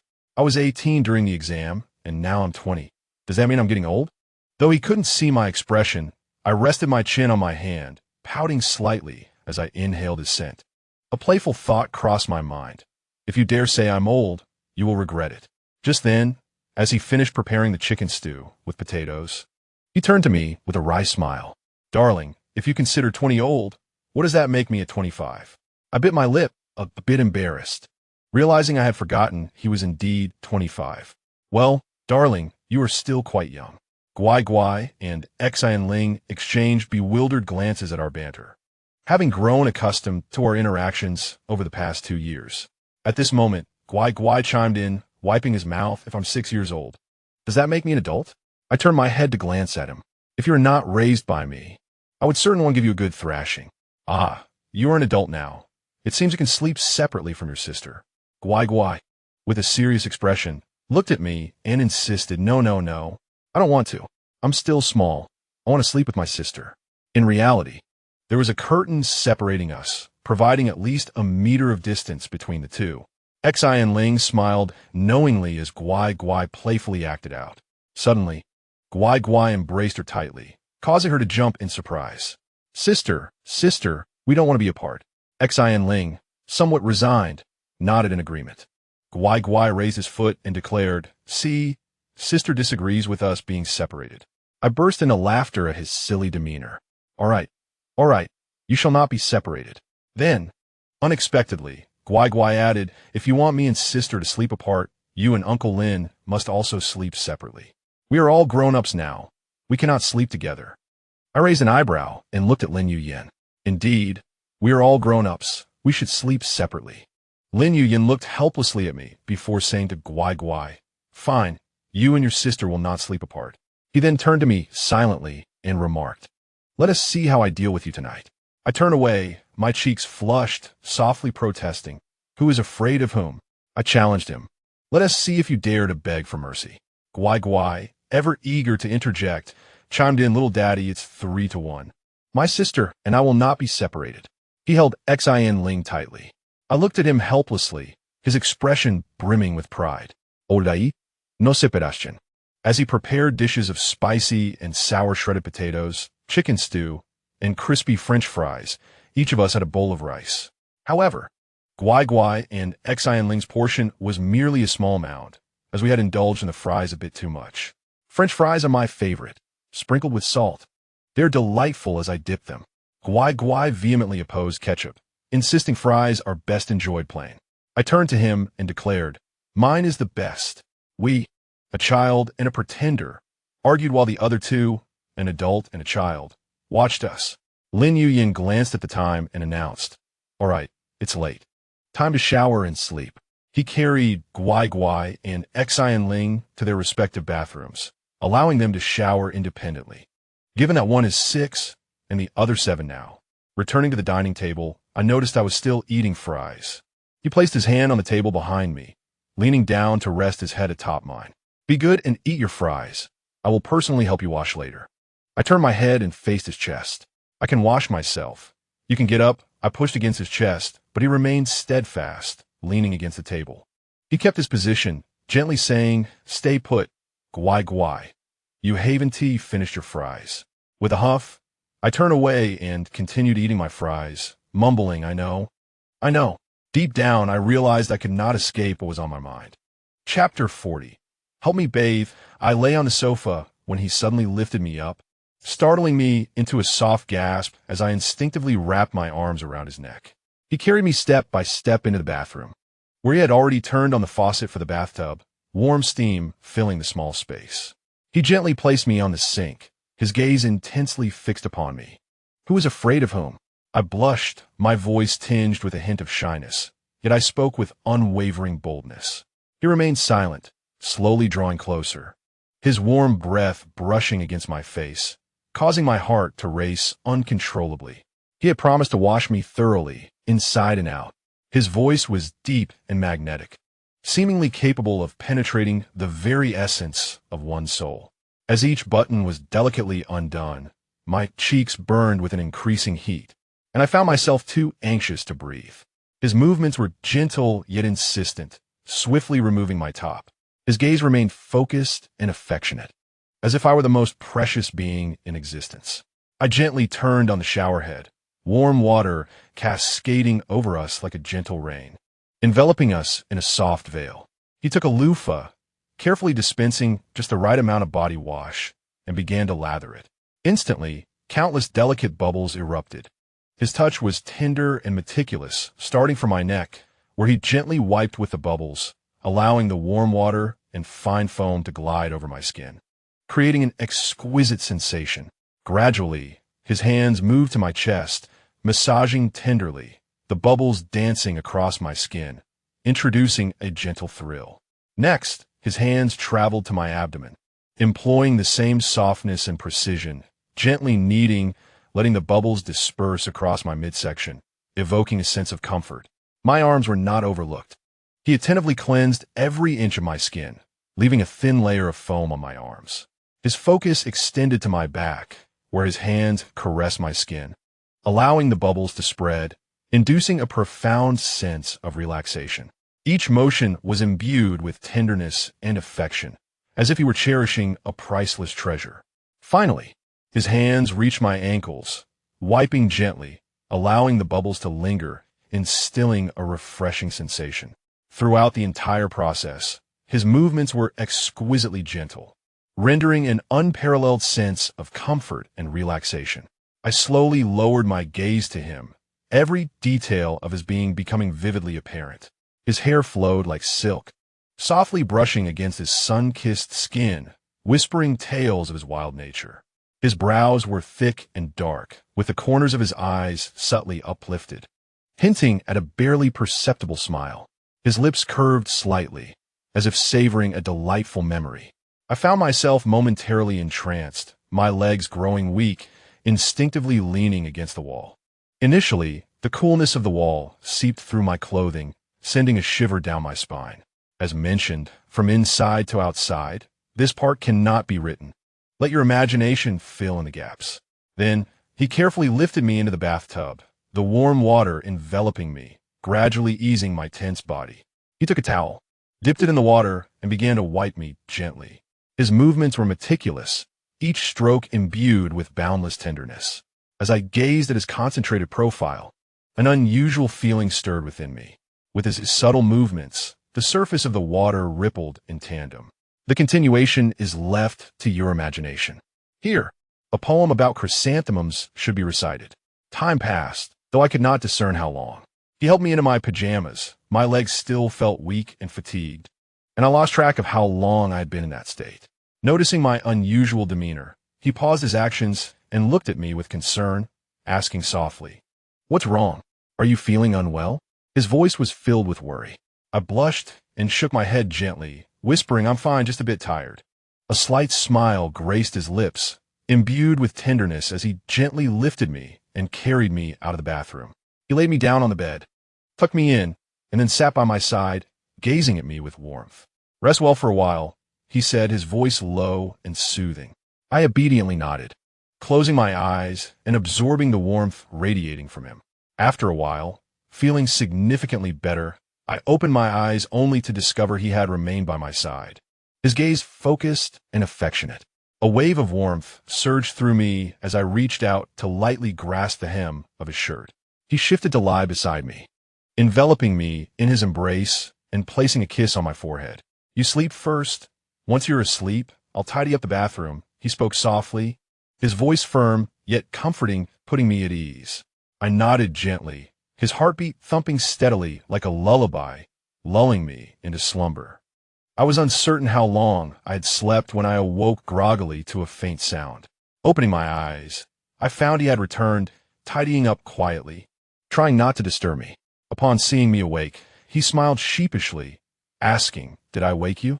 I shook my head, shifting closer and patting the space beside me. Understanding my invitation, he lay down next to me once more, wrapping me in his arms. Chapter 41. Autumn. As the last basket of potatoes was safely stored in the cellar, the new farming season commenced with fervor. I gazed at the barren land, anticipating the replanting of wheat. Fortunately, I had machinery. Otherwise, with just Lin Yuyin and me, we would have been digging for an eternity, while the two children merely played around. After a few days of rest, we began sowing winter wheat. First, we leveled the terrain and used machinery to loosen the soil, proceeding to deep plow and rake, ensuring a depth exceeding 25 centimeters to achieve the standards of uniformity, looseness, and cleanliness.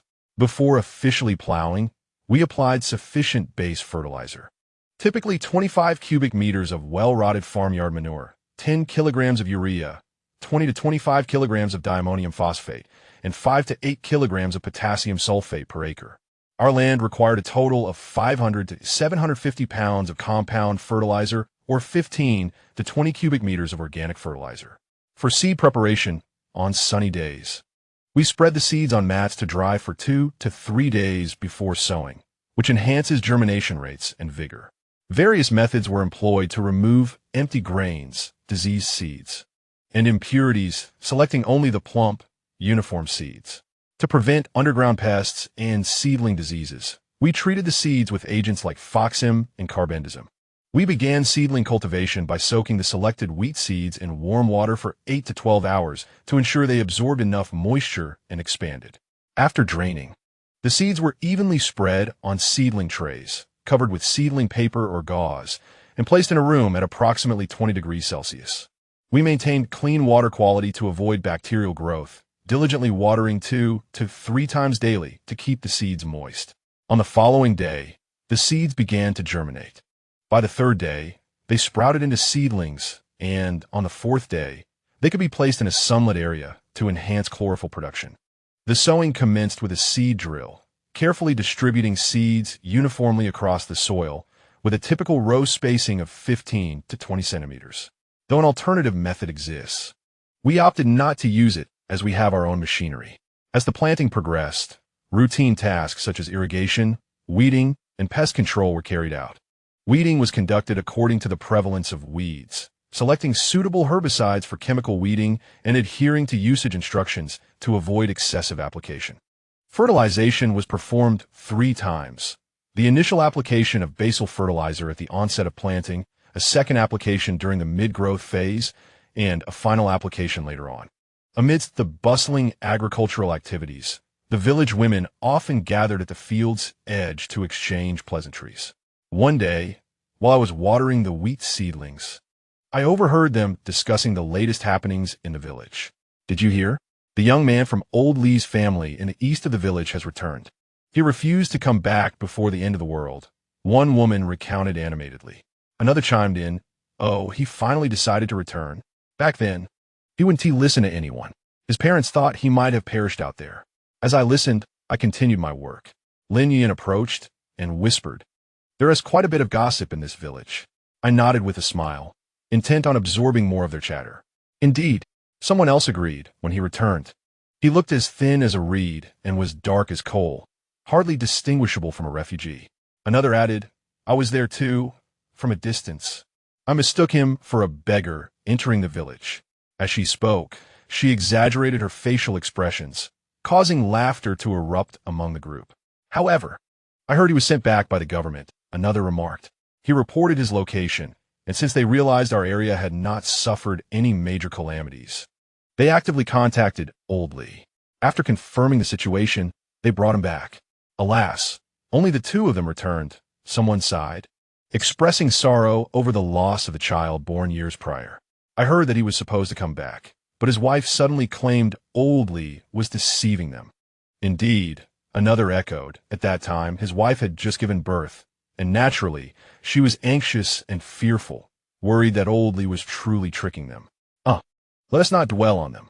Old Lee has truly had a hard life. He toiled to raise his son, only to have him grow distant. What a predicament! Someone lamented. Just then, another woman interjected. "Have you heard? A girl from someone's family is going on a blind date, and I've heard the suitor has quite impressive credentials. Life has indeed improved recently. The children are growing up, reaching the age for marriage. Consequently, the adults in the village have begun to take an interest in the matrimonial affairs of their offspring, eagerly arranging matches for their children. The situation in our village is relatively good. Most of the children are still studying and do not feel an urgent need to rush. They all hope for a return to normalcy. However, the neighboring village tells a different story. Someone mentioned that there is a family pressuring their daughter to go on blind dates, solely to secure a bride for her brother. Really? Is that true? Someone asked in astonishment. Indeed, the young girl is quite remarkable. She has successfully gained admission to a prestigious university and is now in her 3rd year. Yet, who would have thought that upon returning home for the holidays, she would find herself unable to continue her studies? Another chimed in, explaining that her mother believes at 23, she ought to marry and insists that if she remains unmarried, her brother will struggle to find a wife. At this point, a younger girl nearby couldn't help but interject. What does her marrying have to do with her brother's prospects? She looked at everyone with curiosity, having been listening to the gossip. You wouldn't understand. That family is notoriously patriarchal within the 10 villages, someone explained. Had it not been for someone educating them about national policies, and the girl's own hard work in earning scholarships, she would have been forced out of school long ago. The expression on their face was one of disbelief as they recalled the parents' outrageous actions. They even went to the local school to cause a scene, which was utterly shocking. Their argument was that what use is it for a girl to study so much? Even if she performs well, it would be better to let her brother take her place. Such blatant favoritism towards males is truly appalling. Imagine the absurdity of the situation. A girl and a boy, not only differing in gender, but also in age. How could the teachers possibly overlook such distinctions? If that were the extent of it, it wouldn't be so problematic. Simply switching the children back would suffice. However, who could have anticipated that the parents would escalate their protests to the point of attracting the attention of authorities? This led to significant trouble, compelling the leaders to send someone to enlighten them about relevant policies.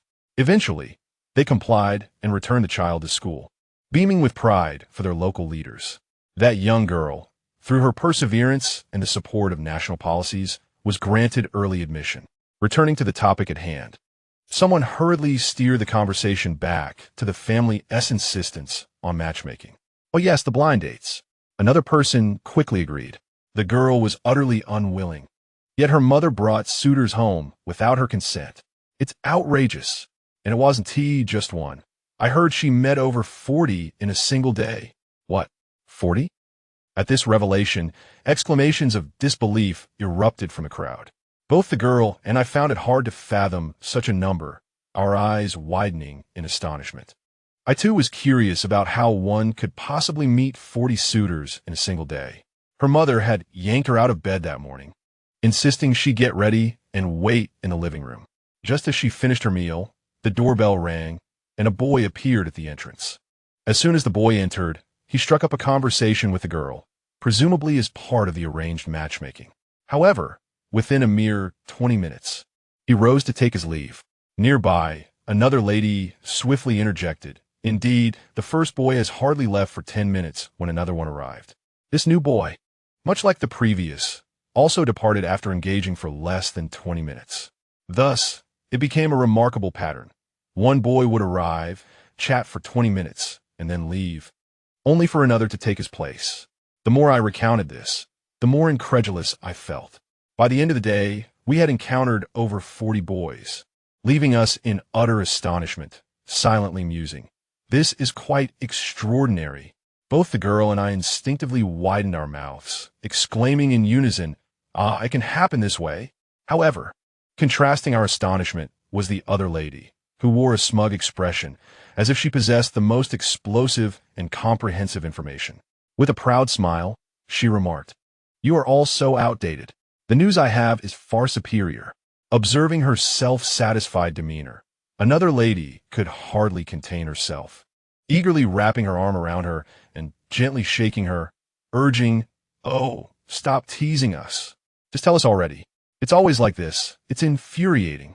Prompted by her insistence, the lady finally divulged, "I've heard that his mother is quite a formidable character. Whoever offers the highest betrothal gift, she will marry her daughter to that person." "Isn't that's selling her daughter?" The girl interjected, her tone laced with disdain. Her words resonated with the other ladies, who turned to her, their expressions unified in agreement. At that moment, the men concluded their tasks and looked our way. One elderly gentleman, unable to restrain himself, called out to his wife, "Dear, it's nearly noon. Shouldn't we head back to prepare lunch?" The ladies, jolted from their reverie, exclaimed, "Oh dear, we almost forgot. We must hurry back to cook." They hurriedly stood up, chatting as they made their way home. It was then that I remembered I too needed to return to prepare lunch. Turning to Lin Yuyen, I animatedly recounted the events as we walked, with 2 small children trailing behind us. Suddenly, one of the children excitedly pointed ahead and exclaimed, "Little daddy, look! That's Oldley's son from the east end of the village." Lin Yuyen and I looked up to see a tall, slender figure approaching, indeed resembling what the ants had described. thin as a bamboo stalk and with dark skin. He followed closely behind old Sun, carrying neither tools nor even a pot of water. At that moment, I recalled that the two children had been listening to the gossip, and I wondered if it was inappropriate. Feeling somewhat awkward, I touched my nose, contemplating how to explain it to them, just as the slender figure drew near. Old Sun greeted us with a smile. "Xiao Luo, are you heading back for lunch? This is my son, Liang." Liang shyly returned the smile, revealing a set of pearly white teeth. Suddenly, Guai Guai dashed over, curiously inquiring, "You are the son of old Li from the east end of the village, right? Everyone says you are as thin as a bamboo pole." Liang paused for a moment and replied, "Yes, I've endured quite a bit outside. I've changed a lot since returning." I quickly pulled Guai Guai back and, feeling somewhat apologetic, said to Liang, "Children don't know better. Please don't take it to heart." Liang waved his hand dismissively. "It's all right. It's the truth after all." Lin Yuyin and I engaged in a few casual conversations with old Sunday afterward. We each returned home to prepare lunch. Watching the two slender figures depart, I remarked, "Oldie may be thin, but he is old after all. Yet, his son is also so frail." Lin Yin patted my head reassuringly. "Don't worry, we'll be fine. He is still young." Guai Guai had returned home, already feeling hungry. Chapter 42. Viewing the maple leaves, the wheat in the fields had been sown gradually, and before we knew it, a considerable time had passed. The vibrant red maple leaves arrived quietly, burning like flames, seemingly narrating the passage of time and the change of seasons. "Guai Guai, put on your coat. The weather is a bit chilly." I picked up a jacket. "Daddy, are we going to see the maple leaves today?" Guai Guai suddenly turned around, his big eyes sparkling with anticipation and excitement. "Yes, I promised you. Of course we will go," I replied with a smile, gently patting his little head. "But you mustn't run off. Stay close to Daddy, all right?" Guai Guai nodded obediently. "I understand, Daddy." After dressing him, he scampered like a little rabbit to the door of Xian Ling's room, gently knocking and sweetly asking, "Sister, are you dressed yet?" In the house, he was the only one exhibiting impatience, while I leisurely selected my outfit for the day. Moreover, I also took the opportunity to help Lin Yuyin choose his attire. Meanwhile, Lin Yuyin was busy in the kitchen, preparing food for our trip to the mountain. Xin Lang, on the other hand, was diligently selecting items to bring along. She had a particular fondness for painting and eagerly hoped to capture the beauty of the maple leaves on canvas today. Thus, after choosing her clothes, she began to deliberate whether to bring the large or small easel and which paints to select. Standing in the room, I was engrossed in my favorite song while carefully choosing what to wear. Just as I was fully focused, I suddenly felt warm arms wrapping tightly around me from behind. "Have you decided what to wear today?" A gentle voice whispered in my ear, followed by a soft kiss on my cheek. I was momentarily taken aback and turned to the doorway, only to find that the two mischievous children had already slipped away to play. I nudged him toward the bathroom, saying, "Go wash up quickly. We need to head out soon." With that, I handed him the outfit I had chosen. He accepted the garments, humming the tune I had just played as he proceeded towards the bathroom, propelled by my gentle push. Everything was meticulously arranged. Everyone had gathered their necessary belongings, and the two little ones, Guai Guai and Xian Ling, each carried their charming little water bottles, eagerly anticipating the forthcoming adventure. We loaded all our essentials onto our electric tricycle. Though modest in size, the tricycle was sufficiently spacious to accommodate our bags and equipment. Regardless of our destination, this sturdy vehicle proved to be remarkably reliable and worthy of recommendation. Guai Guai, Xian Ling, and I settled into the rear compartment, the ride slightly jostling us as we traversed the road. Meanwhile, Lin Yuyin focused intently on the driving seat. I played music while the two children chattered animatedly beside me, their excitement palpable as we neared our destination. "Sister, we should choose the best spot," Guai Guai exclaimed with enthusiasm. "Absolutely. We can select the most picturesque location, and I shall sketch it." Xian Ling gently nodded in agreement. Over the past 2 years, she had gradually begun to express herself more, no longer content with mere nods of acknowledgement. I smiled, listening to their lively conversation, turning my gaze ahead towards the mountain, ablaze with fiery hues. On our way to the neighboring mountain, I unexpectedly encountered numerous villagers from our community. Some rode electric bikes, while others drove tricycles, all bustling towards the same direction. Most of these villagers belonged to the younger generation, accompanying their elders and children to witness the spectacle of autumn leaves. For the older generation, having lived here for many years, they were intimately familiar with this land and its annual display of falling leaves, perhaps leading to a sense of aesthetic fatigue. Conversely, for the local youth, the allure of the autumn foliage may have waned, having witnessed it too many times and feeling somewhat weary. However, a unique group of children, returning to the village due to calamity, found themselves filled with wonder at the sight of the leaves, having never encountered such beauty before. Thus, the journey was filled with the sounds of youthful laughter. As we parked the vehicle at the mountain's base, I spotted my aunt's family from a distance. A surge of joy welled within me, prompting me to quicken my pace. Bouncing over and calling out, "Aunt, you are here too." Upon hearing my voice, my aunt turned, a hint of a resigned smile gracing her features. She waved while saying, "Oh dear, it's indeed me. It's just that son and the other little ones have never seen this mountain. Ever since they spotted it with Gwai Gwai the other day, they've been incessantly clamoring to come here for some fun. I was quite concerned about your brother taking 2 children with him." At this point, my aunt seemed reluctant, letting out a sigh before continuing, "But since I'm already here, it wouldn't be right for your grandfather to be left alone at home, so I decided to join as well." Although her expression conveyed reluctance, I could sense the joy radiating from her face. "Indeed, you must absolutely prevent my brother and sister-in-law from bringing their child along. What if they become so engrossed in their romantic escapades that they misplace the child?" I chuckled mockingly, as though I could already envision that scenario. Oh dear, could they truly be that unreliable? My face displayed disapproval, yet I couldn't help but laugh again when recalling their past antics. Thus, our large family, filled with laughter and chatter, made our way up the mountain. Although this mountain is not particularly tall, the scenery is quite lovely, having attracted many visitors in the past.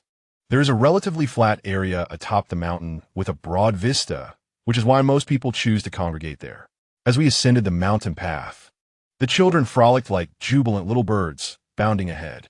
My cousin's 2 little grandsons and my younger sibling raced ahead, while my sister occasionally paused to admire the surrounding beauty, her eyes sparkling with creative inspiration. As we neared the expansive, flat area, we heard the sound of raised voices. This mountain is not only close to our village, but also to 2 neighboring villages, and some residents of the nearby villa community have yet to relocate, making this place particularly lively of late. The commotion stemmed from a dispute over space. Upon seeing that someone had gone to mediate, we decided to ignore it, save for my aunt who ventured over to join the fray.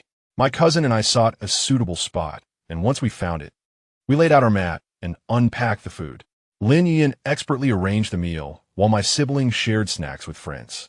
My sister found an ideal location, set up her easel, and began to diligently paint the maple leaves.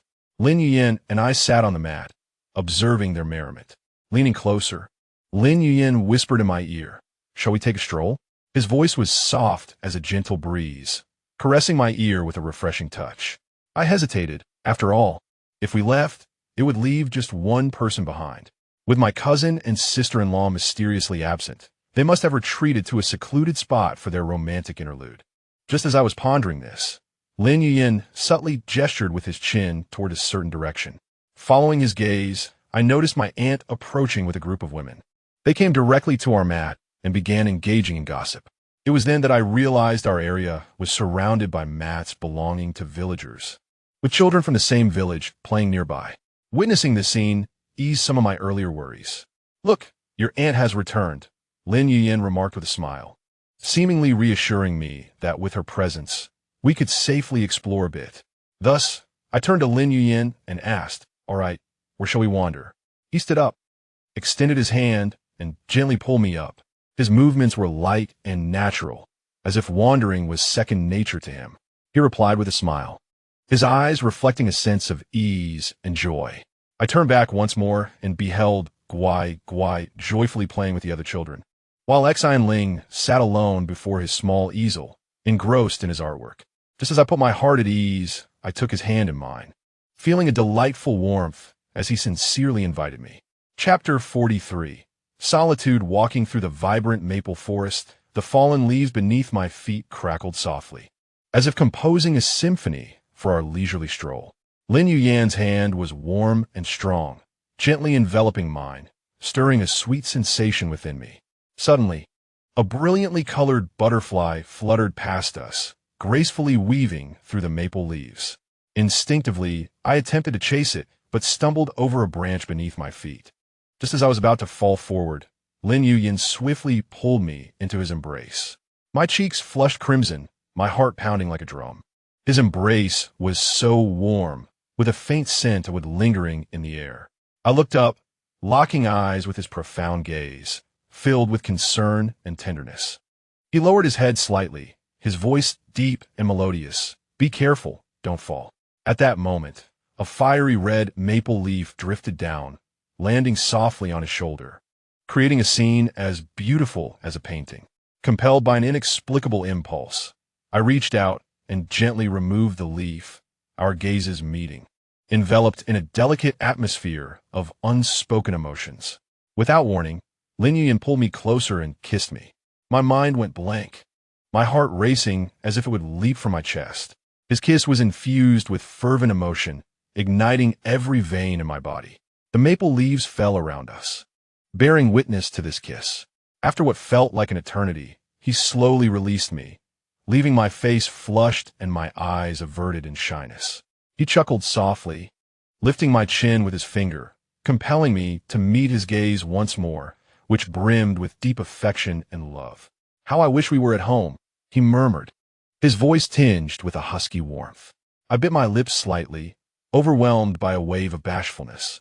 Just then, a gentle breeze swept through, causing the maple leaves to rustle, as if celebrating our love. We embraced tightly, immersed in a romance uniquely ours, as though the entire world had faded away, leaving just the two of us. He continued to hold me as he sought a place to sit. Not far ahead, we spotted a quaint pavilion constructed from stones. Lin Yuyan quickened his pace, carrying me to the pavilion and gently placing me on a stone bench. I found myself sitting atop him, tucking a stray lock of hair behind my ear, my gaze soft and tender. "Just hold me like this, let me calm down," he said, his voice rich and enchanting, drawing me further into his spell. My cheeks burned, and I dared not look up at him, my fingers unconsciously tugging at the ends of his hair as time drifted by, allowing him to regain his composure. At that moment, a squirrel suddenly scampered past the pavilion, its mouth clutching a pine cone, appearing exceptionally adorable. I was instantly captivated, pointing at the squirrel in delight, exclaiming, "Look!" as Lin Yuyan followed the direction of my finger. A tender smile graced his lips, his steadfast arm supporting my waist to prevent me from falling. Autumn had arrived, and he had ventured out to gather provisions. Embraced in his warmth, my gaze was drawn to a small squirrel. It agilely leaped between branches, occasionally pausing to scratch its ear with delicate paws, and swiftly ascending the trunk, vanishing amidst the dense foliage. The sight of this little creature stirred memories of a past life. Back then, I was an assassin, lying in wait within the jungle for my target to appear. Amidst the protracted stillness, I chanced upon an adorable squirrel. To my surprise, it showed no fear of my presence, but rather approached with curiosity, even hopping onto my head. Remaining motionless atop the tree, I was cautious not to alert my target. The squirrel merrily munched on pine, nuts above me, the crisp sound of its chewing alleviating the monotony of the mission. Yet, the task was inevitable. When my target finally emerged, I acted without hesitation, accomplishing my objective. The little squirrel, however, silently disappeared into the wilderness after my departure. Now, observing the squirrel before me, a tide of memories surged within my heart. Although my life as an assassin was fraught with bloodshed and violence, it was punctuated by such tender moments that illuminated the darkness. Compelled by nostalgia, I instinctively tightened my embrace around Lin Yuyan, pondering whether my initial assignment had been overly simplistic, devoid of conflict, and filled instead with bliss after my initial act of violence. "We should return," I suggested, concerned that Guai Guai might grow anxious from our prolonged absence. I leaped down from him, and upon seeing my outstretched hand, he smiled, sensing my mood had significantly improved. As we walked, he unexpectedly remarked, "I've been here all along." I paused, offering him a radiant smile. "Of course, when have you not been?" Approaching the campsite, Gwai Gwai dashed towards us, exclaiming, "Little daddy, where have you two gone off to play without me?" Selfish duo. He confronted me with hands on his hips. I quickly sought to appease him. "Oh, but didn't you enjoy playing with your friends? We merely took a stroll." I teased. "Isn't it you who forgot about me in your merriment?" Pretending to cry, I turned away, sticking my tongue out at Lin Yuyan. Upon witnessing my feigned tears, Gwai Gwai panicked, rushing to grasp my hand. "Little daddy, I'm sorry. Don't cry." Lin Yuyan watched us with a gentle smile, his gaze filled with warmth. Stealing a glance at Gwai Gwai, I suppressed a laugh, continuing my act of vulnerability. "You don't care about me at all, yet you call me selfish." The little one, on the verge of tears, implored, "I care about you. Please do not be angry, dear father." I couldn't help but smile, gently pinching the child's cheek, assuring, "All right, dear father is not angry." At that moment, a child from the camp came running over, calling, "Come play with us." The little one glanced at me and Lin Yuyan, then at the other child, hesitating. I nudged him, encouraging, "Go on, have fun. Dear father and Uncle Lin will watch over you." With that, he joyfully dashed back to join his friends. We returned to our mat, settling down, while the little one continued to create his artwork not far ahead. I approached him, asking, "Have you had any water? Don't forget to drink while you paint." I picked up his small water bottle to gauge its contents. He sheepishly admitted, "I forgot." "No worries, Uncle will remind you," I replied, handing him the bottle. I returned to Lin Yuyan's side, watching as the little one frolicked on the grass with his companions, their laughter ringing like delightful silver bells. Lin Yuyan gently draped his arm around my shoulders, pulling me closer, asking, "Are you happy today?" Leaning against him, I nodded softly, "Very happy." Just as we were tidying up to head home, I turned to see the sun quietly retreating as well. The golden rays of the setting sun enveloped us. Nestled in Lin Yuyan's embrace, I observed the little one's joyful figure, my heart brimming with happiness. "Such a wonderful life," I murmured. Lin Yuyan tightened his hold, assuring, "It will always be this good." Then I suddenly added, "But tomorrow we must tend to the farm again." He paused for a moment, acknowledging the hard work ahead. Chapter 44. The aftermath of gossip. Since returning from the maple leaves, we had been busy fertilizing, weeding, and pest control in the fields. It was that time again to begin applying pest spray, with the men carrying heavy sprayers through the fields, while the women gathered at the edge, engaging in lively gossip. "Did you hear about that girl who was pressured into blind dating? It did not go well at all," one woman began mysteriously. Instantly, the group's attention was captured. Ears perked in interest. "I heard that when the boy met her, he started criticizing her, saying she was too thin and lacked fortune, and now she is unemployed." Another woman chimed in. Expressions of indignation spread among the crowd. "How rude of him! That girl is wonderful, hardworking and kind," another exclaimed. It turned out that when faced with the boy's harsh judgments, the girl responded with dignity, saying, "I have my own life and aspirations. I don't need you pointing fingers at me," before gracefully leaving. The women applauded her courage, declaring, "That girl has spirit. She is far superior to that boy." They further shared that she resolutely refused to go on any more blind dates, even stating that she had no desire to marry at all. This revelation infuriated her mother, who was nearly driven to madness by her daughter's stance. Another woman joined the fray, her emotions even more heightened. "You have no idea." Her mother declared that if she doesn't marry, she would no longer recognize her as her daughter. How cruel is that? What kind of mother treats her child like this? Certainly, there exists a troubling scenario in which a young woman finds herself pressured by her parents to marry, primarily to procure a dowry for her brother's impending nuptials. One individual expressed their indignation at this injustice. It was rumored that the young woman recently attended an interview at a local agricultural base, which aligns with her field of study. Another person concurred, noting her desire to repay her parents for their sacrifices in raising her, only to discover her mother's unwavering stance on the matter. Another voice lamented the situation, emphasizing the girl's filial piety and questioning the mother's excessive demands. In a fit of frustration, the girl resolved to pursue employment at the base, which is quite distant from her home. An observer asserted that her actions were justified, as her parents' behavior was utterly outrageous.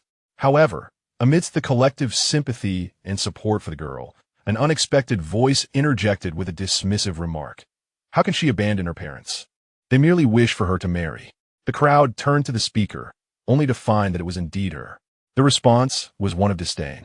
As her words echoed, the same cold indifference exhibited by the girl's mother, rendering her opinions seemingly unworthy of consideration. The underlying reason for this response was painfully clear, for she herself was similarly afflicted by the patriarchal mindset.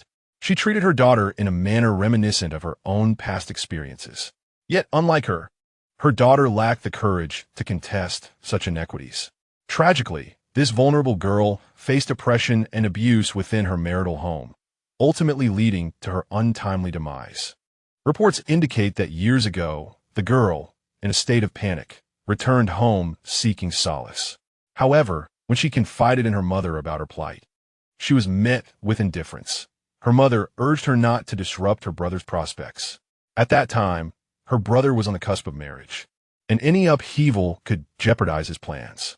Thus, the mother insisted that the girl endure her suffering to avoid causing her brother any inconvenience. Faced with her mother's apathy and her brother's disregard, the girl felt an overwhelming sense of despair and helplessness, unsure of how to confront her dire circumstances. Yet unexpectedly, that moment marked a turning point for her. She no longer cared. The crowd resumed their conversation about the girl, disregarding the previous interjection. It was said that after successfully securing a position, she began sending her parents the minimum pension required by law.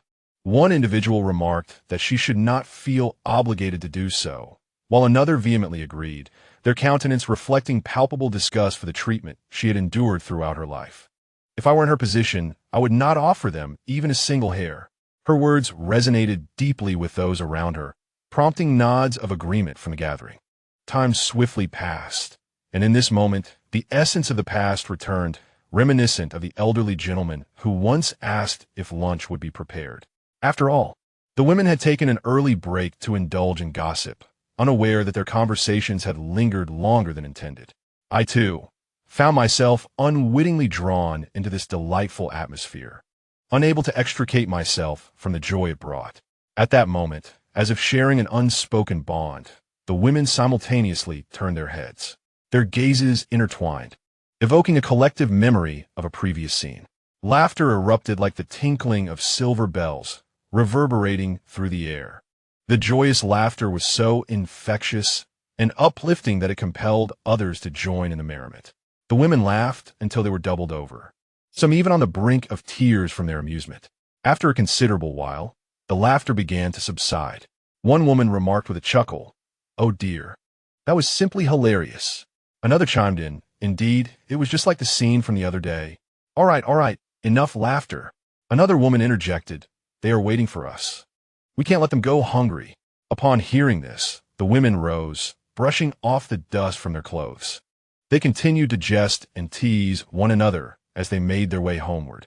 Meanwhile, the young girl redirected her energy into her own life. While working at the base, she took advantage of her spare time to acquire new agricultural knowledge. Eventually, school resumed, and she returned to her studies, delving deeper into her books. During this academic journey, she encountered someone who wished to accompany her for a lifetime, ultimately choosing to remain at the school as a teacher. She did not forsake her dreams for the sake of her family. She carved out her own life and ensured her children would not merely replicate her existence.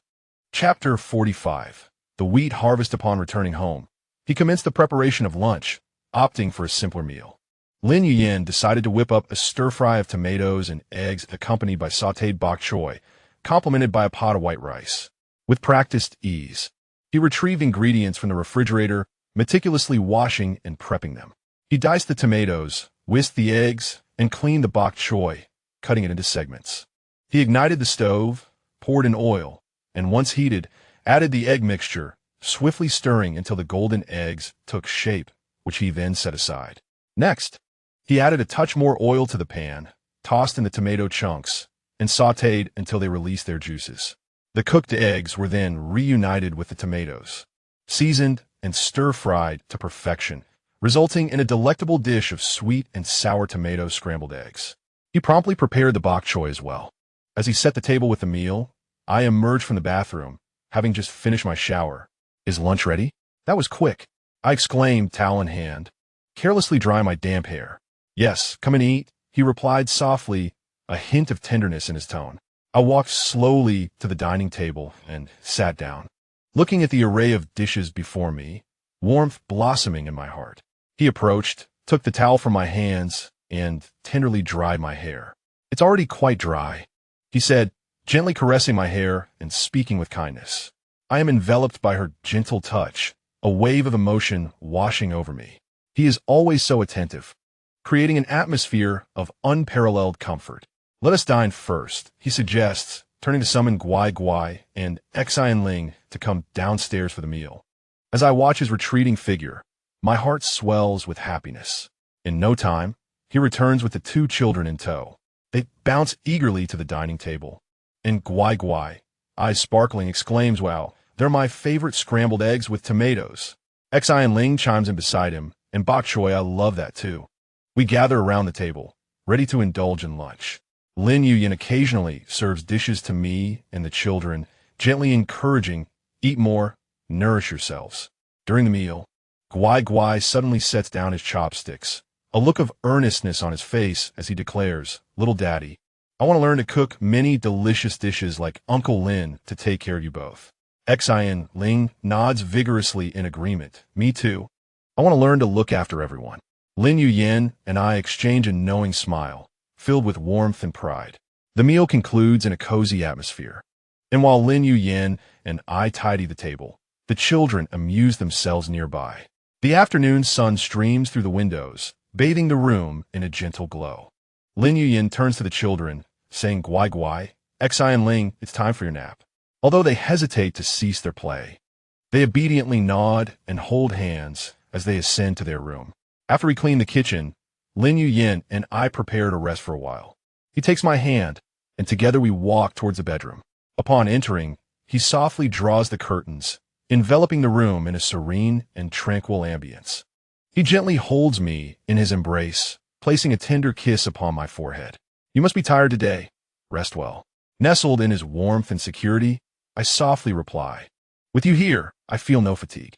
There is no need to work in the fields this afternoon. The remaining tasks are few. Perhaps due to the exertion of the day, I feel drowsy and soon drift into slumber, though I manage a faint acknowledgement." We lie together on the bed, Lin Yuyan's arms securely wrapped around me, instilling a profound sense of safety. Chapter 46. The wheat harvest tomorrow marks the commencement of the wheat harvest. However, we possess a small harvesting machine, sparing us the need to cut the wheat by hand. Before beginning the harvest, it is imperative to inspect the machinery at home, ensuring that the brake pedal, clutch, and other operational mechanisms are functioning correctly. We must verify the coolant and engine oil levels are within acceptable ranges, check tire pressure, tracks, bolts, and nuts for any looseness, and confirm the harvester's horn and lighting are operational, as well as inspect the tachometer and warning lights for abnormalities. Additionally, we must assess the wear on the cutting blades, header, and other components to ensure there is no deformation or damage. Once the inspection is complete, we will drive the machine to the field, beginning with a smooth start, applying the throttle gently until the harvester reaches its rated speed before commencing cutting. If we encounter obstacles requiring a turn or reverse, the header must be raised, the throttle reduced, and cutting halted. The speed and gear of the machine must be adjusted according to the height of the wheat. The harvest will be conducted in a clockwise inward rotation, facilitating efficient grain unloading on the left side and minimizing empty runs. To harvest lodged wheat, one should employ a reverse or lateral cutting method to mitigate losses during the reaping. Lin Yuyin was diligently operating the harvester in the field, and before long, he had completed the cutting of a plot. I hurried over to gather the harvested wheat, cradling the bundles in my arms. The sharp awns of the wheat pricked my skin, causing a slight discomfort.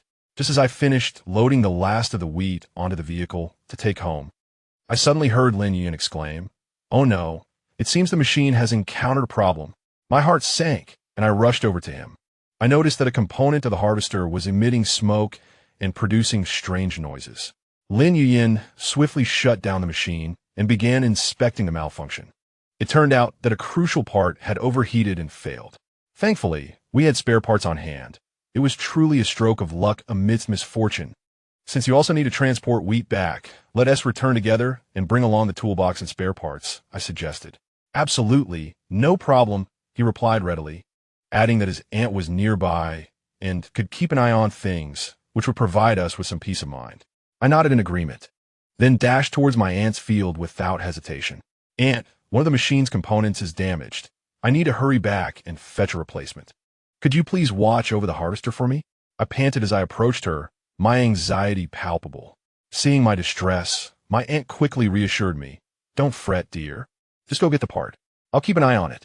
I cast a grateful glance at her, then pointed towards our field, saying, it's that machine. Please pay extra attention to it. I'll return shortly. With that, I ran back to Lin Yuyan. Sitting in front of the tricycle, he adeptly maneuvered the vehicle, and the gentle breeze tousled my hair, bringing a refreshing coolness. Lin Yuyan remarked, you don't need to come back. Just stay home and sun the wheat while preparing lunch. I can manage to transport another load myself. I looked at him in astonishment, incredulous as I asked, we've only finished one plot. There are several more to do.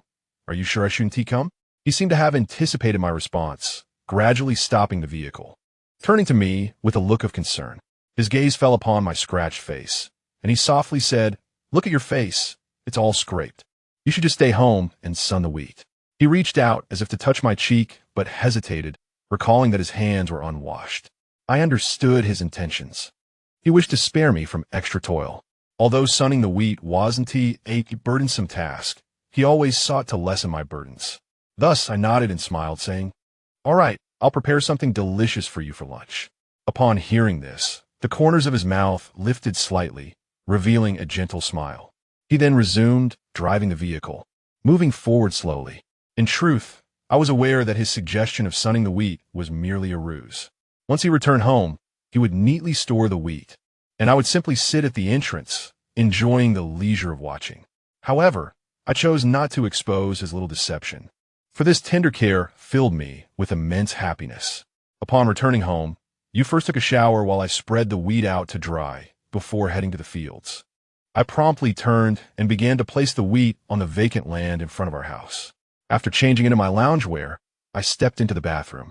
Just as I finished my shower, he had also completed drying the wheat. You stayed obediently at home while I went to the fields. He took the necessary tools and parts, riding his small tricycle back to the fields.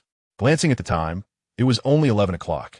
In half an hour, I could go to the community center to pick up Guai Guai, and Xianling Lin Yuyan arrived at the fields, skillfully replacing the damaged parts and restarting the machine.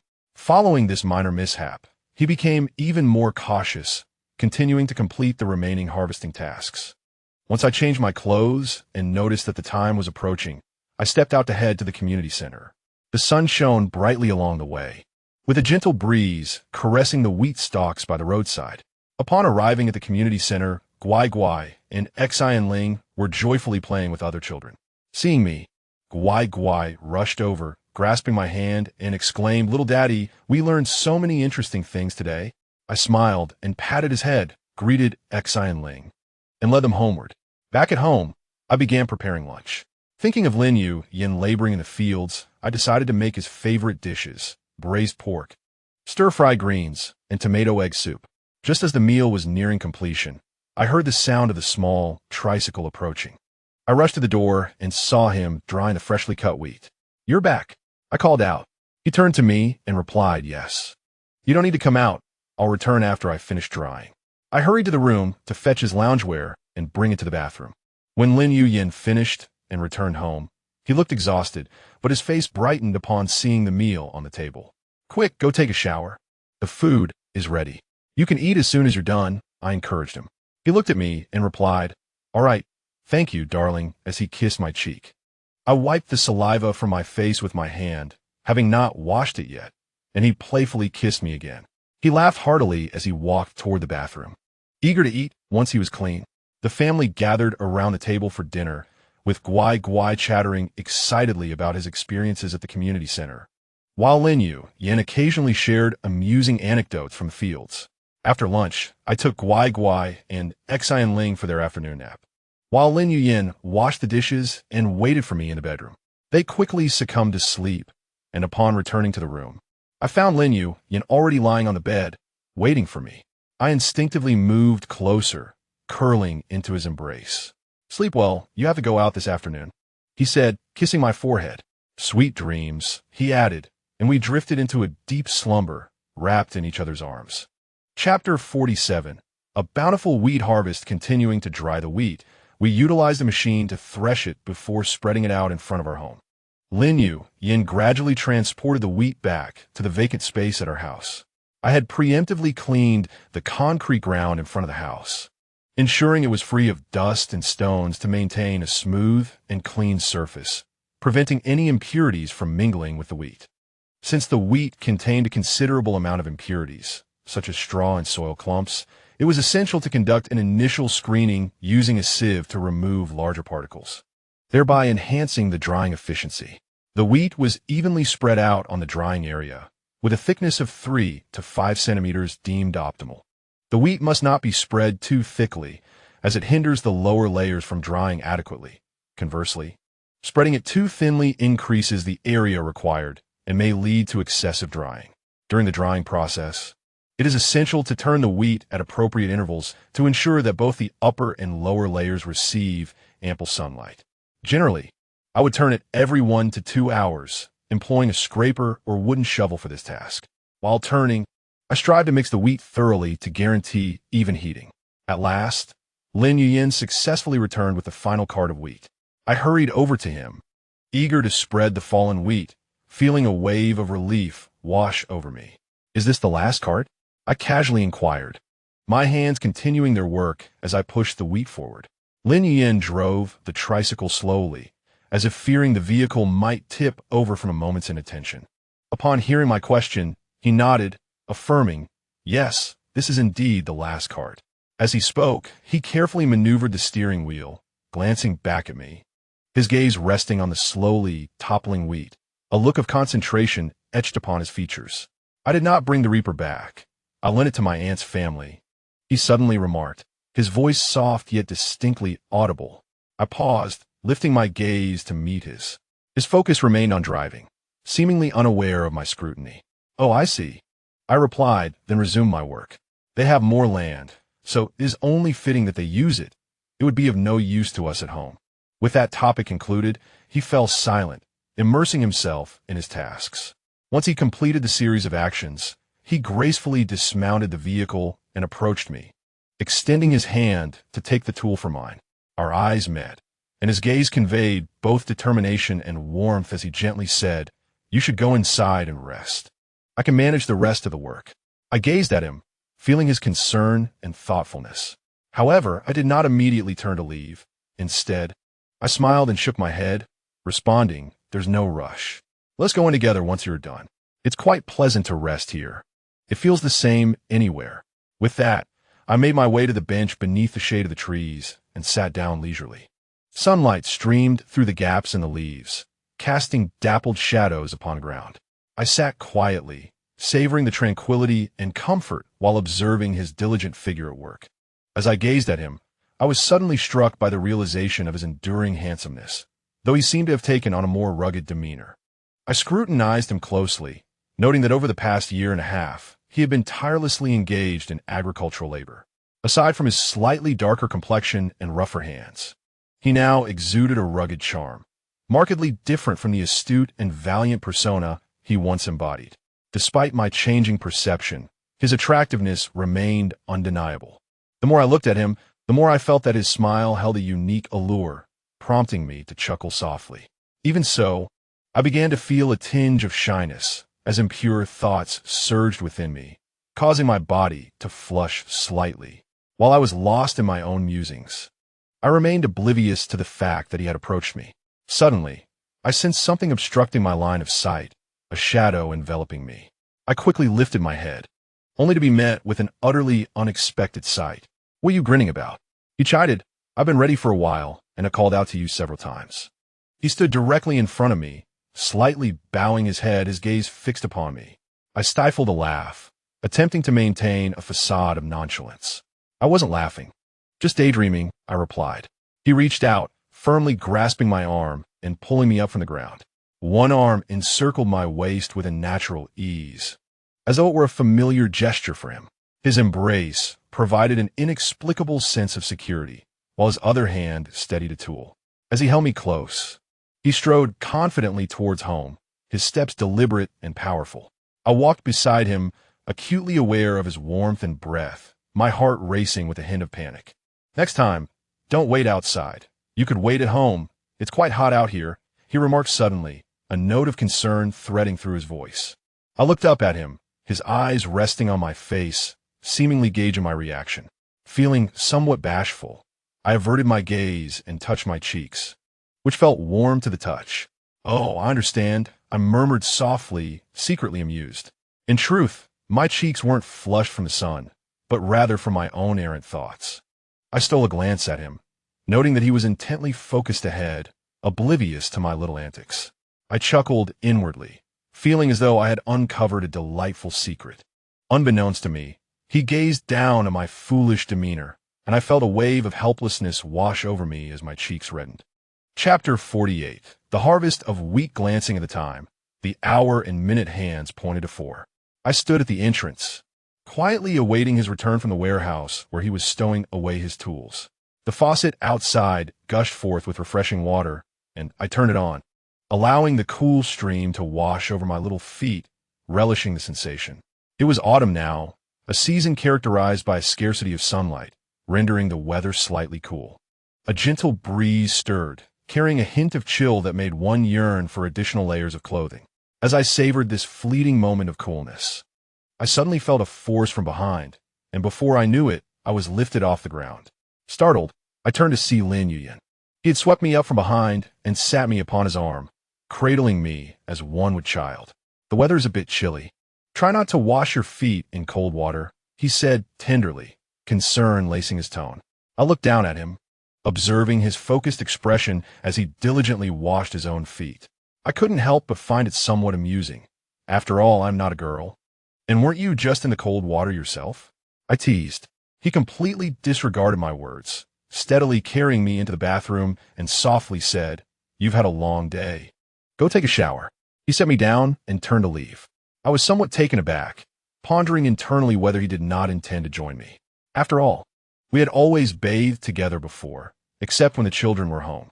However, before I could fully process my thoughts, he had gently placed me on the bathroom floor and turned to exit, casually shutting the door behind him. I stood there in a daze, momentarily at a loss. After a while, I regained my composure and slowly walked toward the bathroom door, preparing to close it. Just as I had shut the door and had removed my upper garments, I suddenly heard a faint sound at the entrance.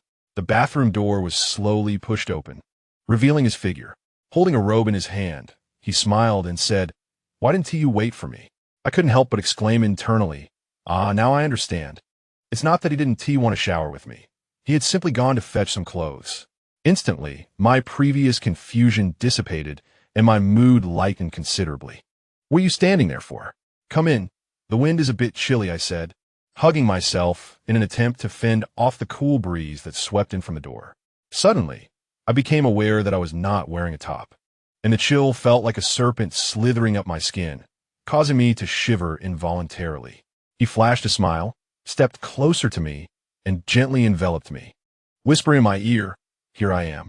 As he spoke, he helped me remove the remaining garments, his movements tender yet tinged with urgency.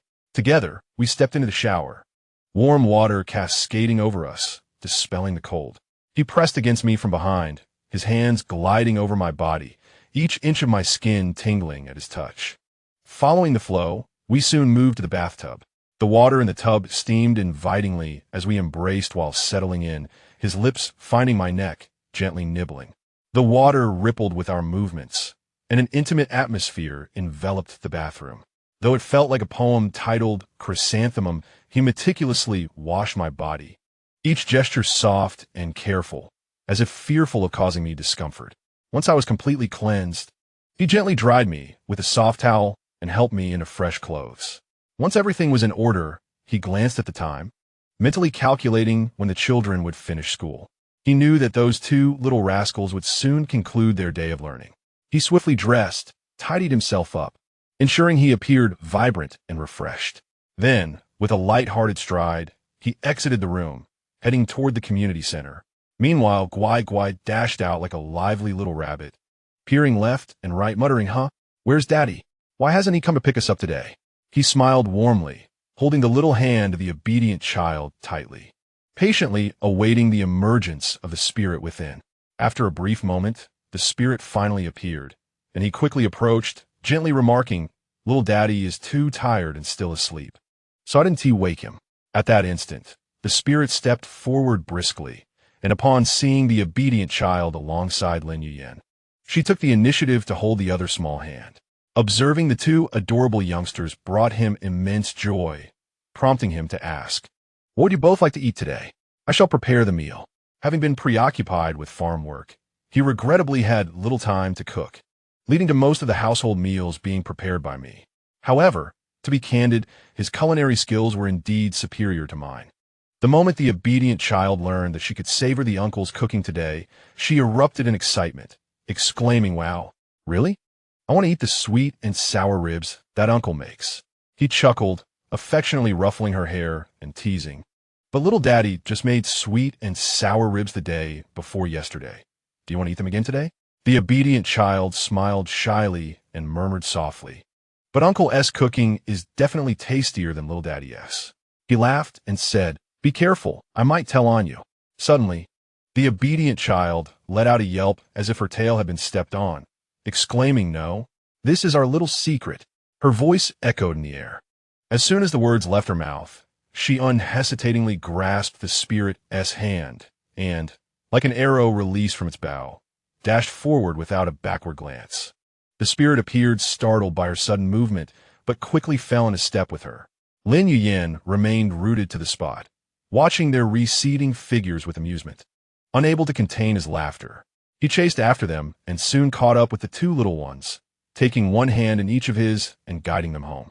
Upon arrival, he instructed the children to do their homework while he ventured into the kitchen to prepare dinner. Skillfully retrieving the ingredients, he busied himself with chopping and stir-frying, and soon the kitchen was filled with delightful aromas.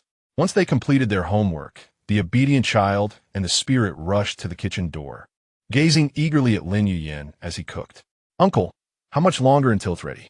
I'm almost starving," the obedient child said, licking her lips. Lin Yuyan smiled and replied, "Just a little while longer. The sweet and sour ribs will be ready soon."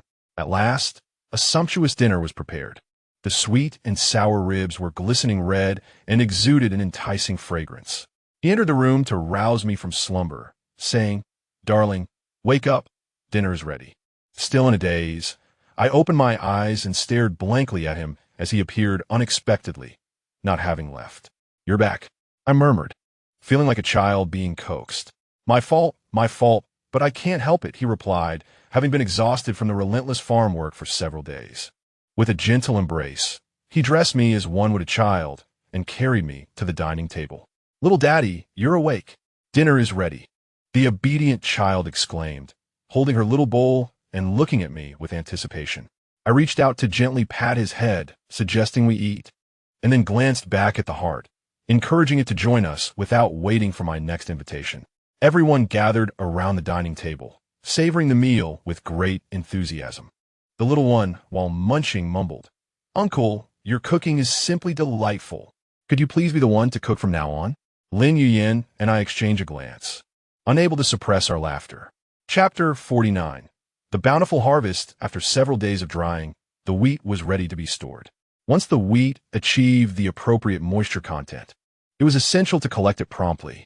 Using a broom, I swept the wheat together and then employed a wooden shovel to transfer it into bags or other containers. Before bagging, I meticulously sifted the wheat again to eliminate any fine impurities that may have mingled during the drying process, thereby enhancing its purity. Typically, one would use a winnowing basket to toss it, but I opted for a more efficient approach using the household blower. Next, I secured the bags and placed them in a dry, well-ventilated, and cool storage area, ensuring they were elevated to prevent moisture accumulation. Regular inspections of the wheat storage condition were imperative to avert mold or pest issues. I firmly grasped the opening of the burlap sack, straining to widen it. Looking down at the wheat on the ground, I silently estimated it should take just a few more bags to finish. Lin Yuyin stood nearby, carefully scooping the wheat with a shovel, cautious not to brush against my hands. His focus was evident, each movement executed with precision. "Almost done, just a few more bags," he remarked, his tone betraying a hint of relief. Observing the sack nearing fullness, I took the strings at its opening and tied a knot. Then, much like discarding a heavy burden, I left it there. I then turned to open the next bag, preparing to continue the task. Ordinarily, I would be expected to move the filled sacks to another location. However, Lin Yuyin stopped me, saying, "No need to move it. Let's stay there. Once I finish loading, I'll carry everything back together." Thus, my role became remarkably simple, merely widening the large sack and filling it with the abundant wheat before sealing it tightly. After all the wheat was packed away, he effortlessly lifted the heavy sack, smiling as he said, "You should go wash up. I'll handle bringing these into the storage." No sooner had he spoken than he bore the sack like a mountain, steadily heading towards the storage area.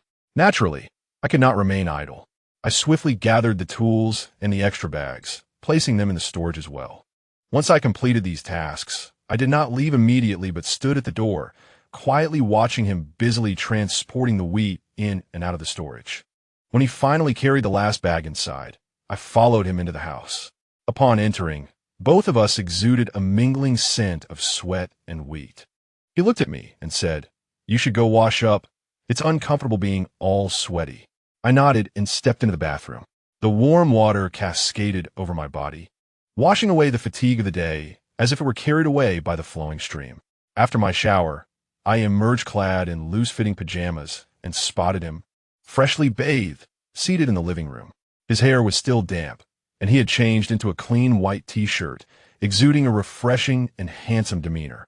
A smile crept across my lips as I gazed at him and softly remarked, "Finally finished harvesting the wheat."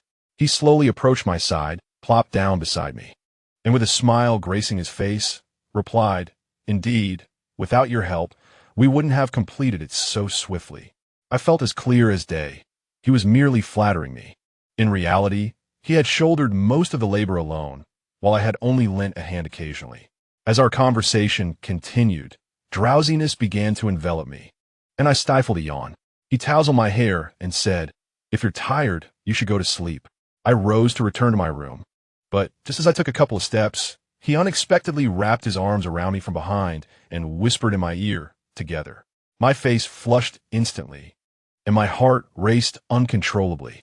His arms encircled me tightly, his breath caressing my earlobe, sending shivers down my spine. "It's just sleeping," he said in a low and gentle voice, igniting my cheeks with a blush that turned them crimson. "It really is just sleeping," I feigned calmness, though my face was aflame. When I slowly opened my eyes, I discovered that night had quietly descended, enveloping the surroundings in darkness. From the doorway, the faint sounds of two children laughing while watching television reached my ears. I stretched lazily, climbed out of bed, slipped on my slippers, and gently pushed open the door. As soon as I did, a wave of delicious aromas wafted towards me. I focused my gaze and saw Lin Yuyin busily working in the kitchen, adorned with a blue apron, intently preparing dinner. I strolled into the living room, where the two children sat on the sofa before the television, eagerly discussing the animated show. I approached the dining table and slowly took a seat, my attention fixed on Lin Yuyin. He seemed to sense my arrival, turned around, and a gentle smile graced his lips. He set down the spatula, hurried to my side, and softly said, "You're up." He reached out, tenderly brushing aside the bangs from my forehead, then leaned down, placing a soft kiss on my brow. He mentioned that he had made a delicious chicken stew, along with ribs that the children loved, vegetables that Ling Ling cherished, and my favorite lotus root slices. I couldn't help but swallow at the thought. It all sounded so delightful. He smiled as he patted my head, saying, "Just wait a moment, dinner will be ready soon." With that, he returned to his culinary endeavors. The chicken soup had already been simmering, made with carefully selected black-bone chicken. The chicken pieces were placed in cold water with ginger slices and cooking wine. After bringing it to a boil, the scum was skimmed off and the chicken was rinsed clean. This step eliminated blood and odors, ensuring a clear broth. Next came the preparation of the ingredients. Angelica, astragalus, and cotinopsis were soaked for 10 minutes and rinsed to remove impurities. The dates were pitted to reduce heat. And goji berries were added last to prevent them from becoming mushy.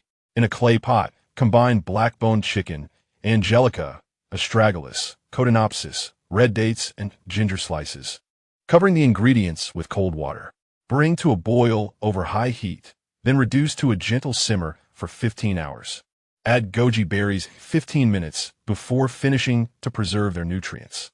Once the heat is turned off, season with a pinch of salt. Now that the chicken broth is ready, it is time to prepare the ribs, my beloved's favorite sweet and sour ribs, followed by sautéing lotus root slices and finally stir-frying greens. Soak the ribs in cold water for 20 minutes to remove blood, changing the water 12 times. After washing with flour to absorb impurities, rinse thoroughly, or blanch directly in cold water with cooking wine and ginger slices, boiling until frothy, then simmering for 35 minutes before rinsing in warm water and allowing to drain. In a heated pan, add a small amount of oil, then introduce rock sugar over low heat, stirring gently until it melts and turns from pale yellow to amber, ensuring it bubbles without burning. Quickly add the ribs, stirring to coat them evenly in the caramelized sugar, giving them a vibrant red appearance. Sauté the prepared ginger slices, scallions, and star anise until fragrant. Then drizzle a circle of rice vinegar or aged vinegar around the edges of the pan. Next, add light soy sauce and oyster sauce. Stir frying before pouring in enough boiling water to cover the ribs. Bring to a boil before reducing to a simmer for 30 minutes. Increase the heat to reduce the sauce until it thickens, coating the ribs, and sprinkle sesame seeds on top. My little one dislikes scallions, so I omitted them. For the lotus root, peel and slice it into even, thin pieces, soaking them in water with a few drops of white vinegar to prevent oxidation. In a hot pan with cold oil, sauté minced garlic over low heat until fragrant. Drain the lotus slices and stir-fry on high heat for 12 minutes until semi-transparent. Seasoning with salt to taste. Maintain high heat throughout to prevent them from becoming waterlogged and soft. Finally, I prepare the stir-fried greens, and with nimble hands, Lin Yin finishes the dish and plates it. He brings the chicken soup to the table, calling us. Dinner is served. Upon hearing his call, the two children bounce over, their eyes fixed eagerly on the delectable spread before them. As I gaze at the colorful and aromatic dishes laid out, warmth and emotion fill my heart. We gather around the dining table, and I serve each of them a bowl of soup. My little one eagerly grabs a piece of sweet and sour rib and pops it in her mouth, her eyes lighting up as she exclaims, "Delicious, so incredibly good." My other child also takes her favorite greens, her expression mirroring delight. I sample a lotus root slice, crisp and delightful, perfectly seasoned. Lin Yuyin looks at me with anticipation, and I smile, declaring, "Absolutely splendid. You have made the most delicious dish." His face beams with a joyful smile upon hearing this. He served a piece of sweet and sour rib to my other child, encouraging her to eat some meat along with her greens. While he added a bit of greens to my little one's plate, they truly embody the love of meat and greens. My other child nods in agreement. As I observe, I ponder whether these two children could not complement each other a little more. The meal is lively, and everyone is well sated. Afterward, Lin Yuyin tidies up the dishes while I accompany the two children to watch television a bit longer. As the hour grows late and school awaits them in the morning, I gently urge them to wash up and prepare for bed. Returning to the room enveloped in darkness, I found myself unable to sleep after an afternoon nap. I began conversing with him, pondering that winter would arrive in just a week. Surely, after enduring this half-year of winter, the weather would return to normalcy. He paused momentarily, for this particular matter had yet to be announced by the base. Thus, not everyone was aware of it. However, he refrained from questioning how I knew, as it was simply the system that informed me. I turned, burying my face against his chest, and asked when the new semester would commence.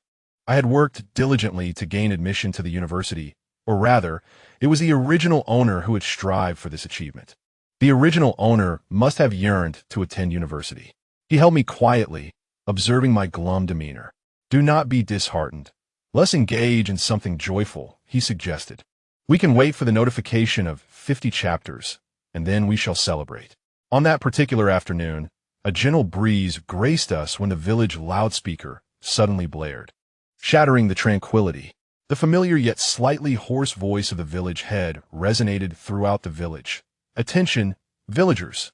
At 4 o'clock this afternoon, please gather at the village committee for a meeting. Attendance is mandatory for everyone. Upon hearing this announcement, I lounged lazily on the sofa, cradling a tablet and engrossed in a television drama. The village head's voice prompted me to mutter, "Everyone must attend a meeting. There must be something significant at hand." He held me tightly, having also heard the village head's announcement. He glanced at the tablet in my hands and chuckled. The nearby village heads have gone to the town for a meeting, and previously, the town leaders also convened at the base. I surmise that they are informing us of the impending winter, which may last for 6 months. We should prepare accordingly. The villagers, upon receiving the news, began to murmur among themselves, discussing the matter with their families. The sudden call for a meeting left many puzzled. Was there a significant policy change? Doubts filled their minds. Was the apocalypse still looming?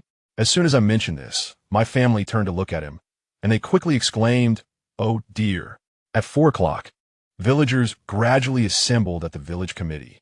The village head stood before them and cleared his throat, stating, "I have gathered you all today for an important matter.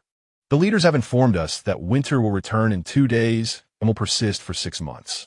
It was previously mentioned that the upcoming winter would bring continuous snowfall. I urge everyone to finalize their preparations without delay." Upon hearing this, the villagers began to whisper to one another, some expressing concern. Only 2 days left. We must hasten our preparations if we have not yet done so. The village head continued, "Please check your stoves and heaters. If any are broken, repair them promptly. Also, stock up on food and vegetables as much as possible and store grains in elevated, dry places." Nodding in agreement, the villagers began to deliberate on specific preparations. The atmosphere growing animated. Lin Yuyan and I stood at the back of the crowd, silently observing their fervent discussions, when I spotted my aunt making her way toward us from the front. Upon seeing us, she hurried over, her face etched with anxiety. "How are your preparations coming along? Once winter arrives, it will last for 6 months. We must be well prepared." I smiled gently, reassuring her, "Aunt, we are well prepared, so do not worry." Aunt patted her chest and replied, "That is good, that is good. My family is still a bit lacking. I must hurry home after this meeting." At that moment, the village chief raised his voice, stating, "When preparing supplies, should you encounter any difficulties, the village will do its utmost to assist in coordination. Furthermore, we will organize mutual aid groups to look after one another." The villagers nodded in agreement. After the meeting, everyone hurriedly made their way home, and Lin Yuyan and I were no exception. On the way, Lin Yuyan tightly grasped my hand, saying, "Let us check our supplies again when we return, ensuring everything is in order." As I held his hand, I considered the poultry he was raising at home. They must be taken care of, otherwise it would be troublesome in the cold winter. It would be best to put them in the refrigerator. Previously, we had purchased beef and lamb at the market. These items were fine, and we still had vegetables growing at home under the warm greenhouse. Should we dismantle it? It should still be possible to plant in winter, as the temperature is not as frigid as before, unlike the heavy snowfalls in the eastern regions. I shook his hand lightly, reasoning that a couple of days wouldn't pose any issues. I hesitated to suggest dismantling it, knowing he would be quite tired over the next few days. "Let us just leave it be and see if we can still plant something in winter," I finally agreed after contemplating. I was quite astonished at the thought of planting in winter. It was merely a passing remark, and whether we planted or not was inconsequential. I shyly expressed my awkwardness, and he affectionately ruffled my hair with his other hand, saying, "I'll handle it. You needn't worry." I turned my head away, mumbling about how I could manage the work in the harsh winter. He seemed puzzled, not catching my words. Upon returning home, Lin Yuyan busied himself immediately. He first checked the stove to ensure it was functioning properly, and then reorganized the grains and meats in the storeroom. I assisted him, occasionally passing him tools. Next, we inspected the heated Kong bed to see if it was still operable, checked for moisture in our food supplies, and confirmed everything was in order. These past few days, the villagers, much like before, had begun slaughtering their pigs. Lin Yuyan was the one to kill our pig, I had initially wished to do it myself, thinking that since we were already slaughtering, what harm was there in killing the pig?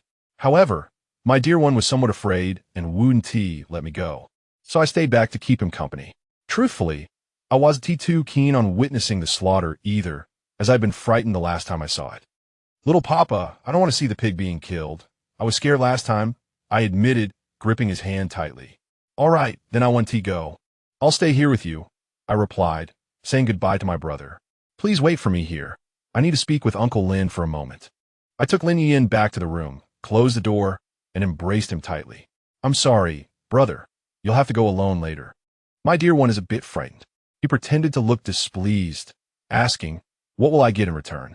I traced circles on his chest with my finger, teasing, what do you desire as compensation? He captured my hand, lifted my chin with his other hand, and kissed me. I lost track of time until I could barely stand, when he suddenly remarked, this is the interest.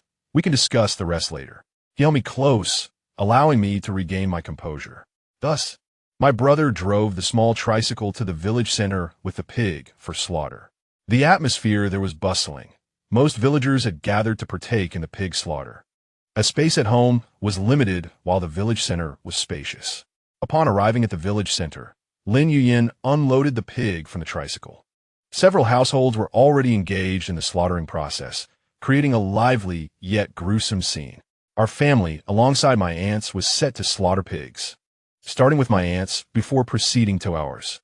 He skillfully grasped the slaughtering knife, eyeing the bound pig, and upon identifying suitable spot, my aunt promptly nudged Peng forward to collect the pig's blood. Nearby, a pot of hot water simmered, ready for scalding the pig to remove its hair. While waiting for the blood to drain, villagers discussed the preparations made at home, inquiring if anything had been overlooked. Some realized they were indeed missing essentials and hurried to ask around the village for any extras, such as batteries for flashlights, though these items were not strictly necessary. It was prudent to have them on hand, just in case. Once the blood had sufficiently drained, the process of hair removal commenced. The temperature of the water was crucial. Typically, water around 70 degrees Celsius or boiling water was used to achieve optimal results. Scalding the pig with boiling water effectively and cleanly removed the hair. If the water was too cool or the scalding time too brief, the hair would not easily come off, increasing the manual labor required for grooming. Conversely, if the water was excessively hot or the scalding prolonged, it could result in skin cracking, rolling, and adversely affecting the meat's appearance and texture. Lin Yuyin refrained from participating in the hair removal, choosing instead to wait until the pig was ready for disassembly. Once the pig was thoroughly dehaired, he began the dissection process on the table. This task required just 2 individuals, one to dissect and the other to place the prepared pork into a basket. Lin Yuyin focused intently on his work, each cut precise and swift, and soon the pig was transformed into various sized meat chunks. Meanwhile, others began binding our pig, and the air was filled with the mournful sounds of its cries. They started boiling water again, and Lin Yuyin repeated the earlier actions. Not only did he assist my aunt's family in slaughtering their plump pig, but he also lent a hand to a few other households that had previously helped us. However, he confined his efforts solely to the slaughtering phase, leaving the subsequent disassembly to others. Once all the pigs had been slaughtered, he loaded bucket after bucket of bright red pig's blood and fresh cuts of meat onto the somewhat dilapidated tricycle, then slowly made his way home. Chapter 51. Snow and Hot Pot. We discussed having Guai Guai and Xi and Ling return to sleep together for convenience. However, when I went to call them, they simultaneously declared their maturity and desire to sleep alone.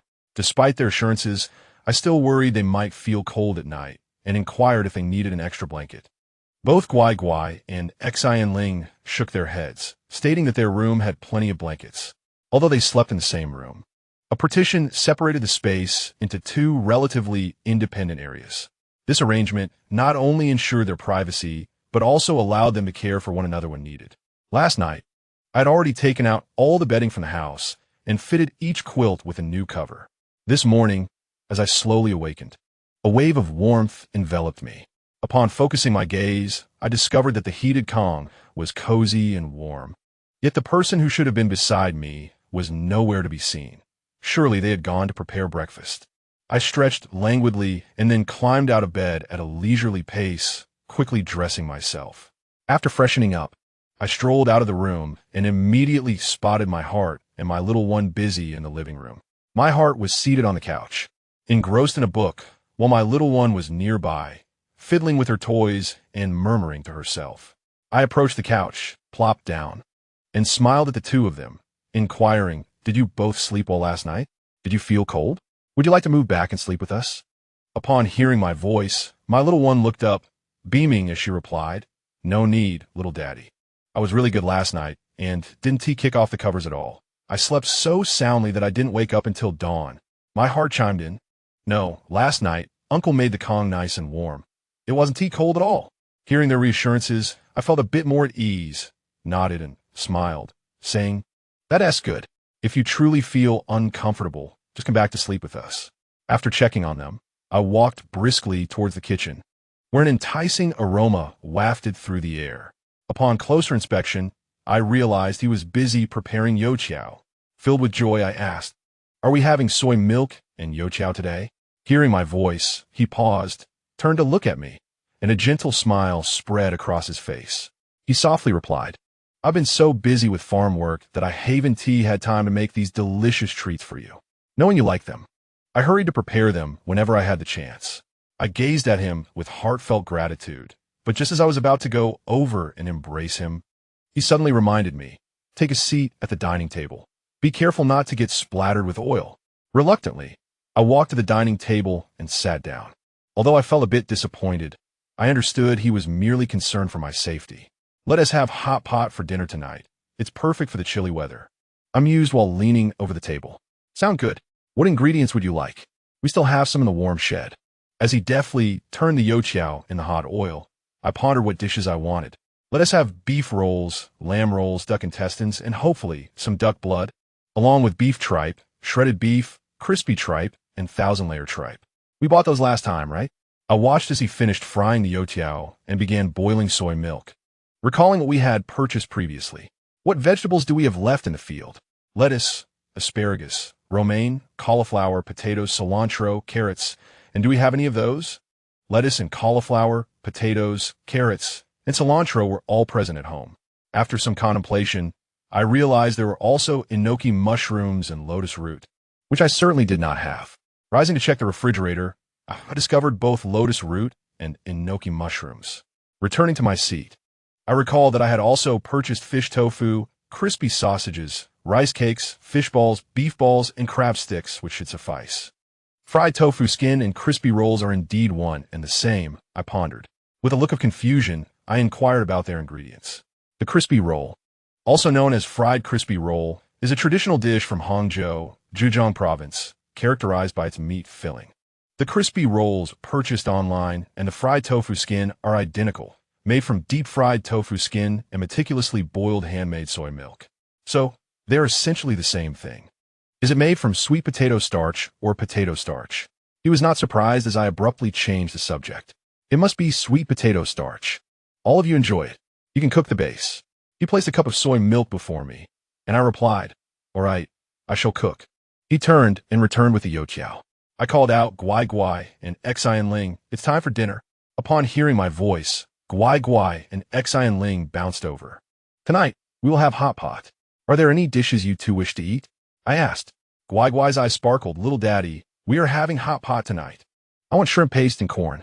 Xian Ling chimed in, "I want mushrooms and broccoli." I smiled and nodded. "Very well, I will arrange it all." We gathered around the dining table, enjoying youtiao and sipping soy milk. Soon, the preparations for the evening commenced. I took Guai Guai and Xian Ling to the warm shed to pick lettuce, cauliflower, potatoes, and carrots, allowing them to select their preferred greens. He was tasked with retrieving the meatballs and other proteins from the refrigerator to thaw. After Guai Guai and Xian Ling finished picking their vegetables, they eagerly volunteered to assist in washing them. I fetched a small basin of water and placed the greens inside, letting them wash them themselves.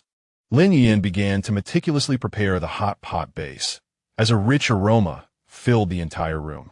I organized the various ingredients into plates, arranging them neatly on the dining table. Guai Guai and Xian Ling assisted in setting the bowls and chopsticks, beaming with delight at the sight of the vegetables they had picked and washed. As dusk settled, the steaming hot pot was finally brought to the table. We all gathered together, our faces glowing with happiness. As we added our favorite ingredients to the pot, we chatted joyfully. After finishing our meal, we began to tidy the table.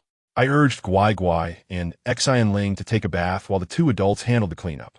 Most of the work was done by him, while I assisted by passing items. Soon, everything was in order, and the two children returned to their room to sleep. The adults then went to take a bath as well. At this point, a poem about chrysanthemums should be recited. Chapter 52, Snow Days at Home. This day, I awoke to find the snow had lessened considerably. Outside, the accumulation from the past few days had formed a thick blanket of snow, signaling the need to begin shoveling. For breakfast, we continued with soy milk and youtiao, having previously enjoyed soup dumplings or porridge. After finishing breakfast, Lin Yuyin and I each took a broom and a shovel, commencing the task of clearing the accumulated snow from a yard. The snow had hardened slightly, necessitating the use of a shovel or hoe to loosen it before sweeping became easier. Our cooperation was seamless, and before long, we had cleared a substantial area.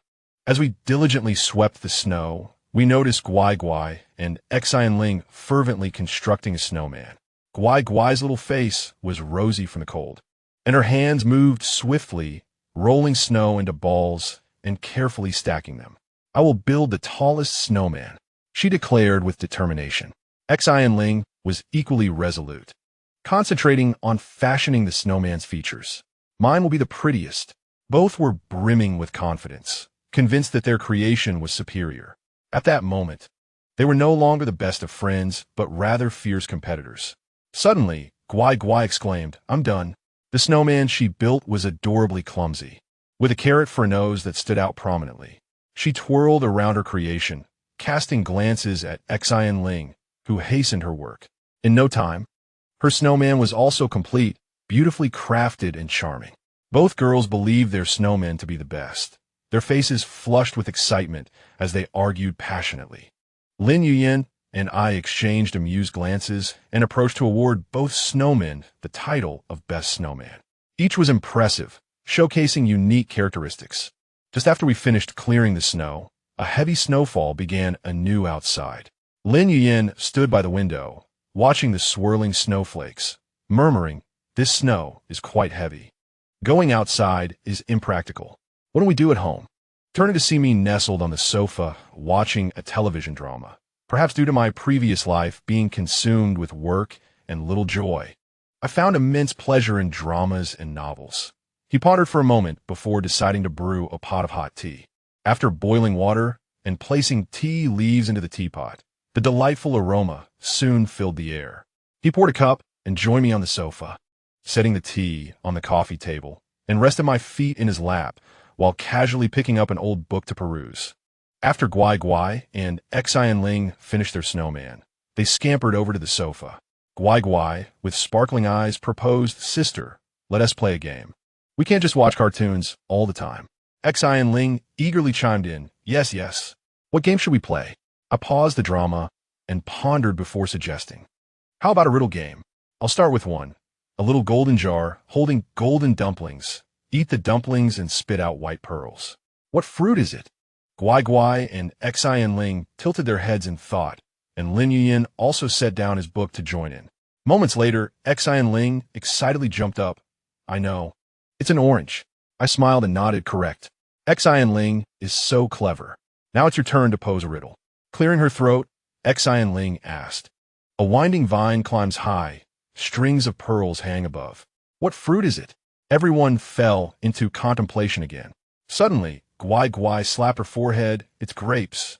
Thrilled by her correct guess, Guai Guai beamed with pride.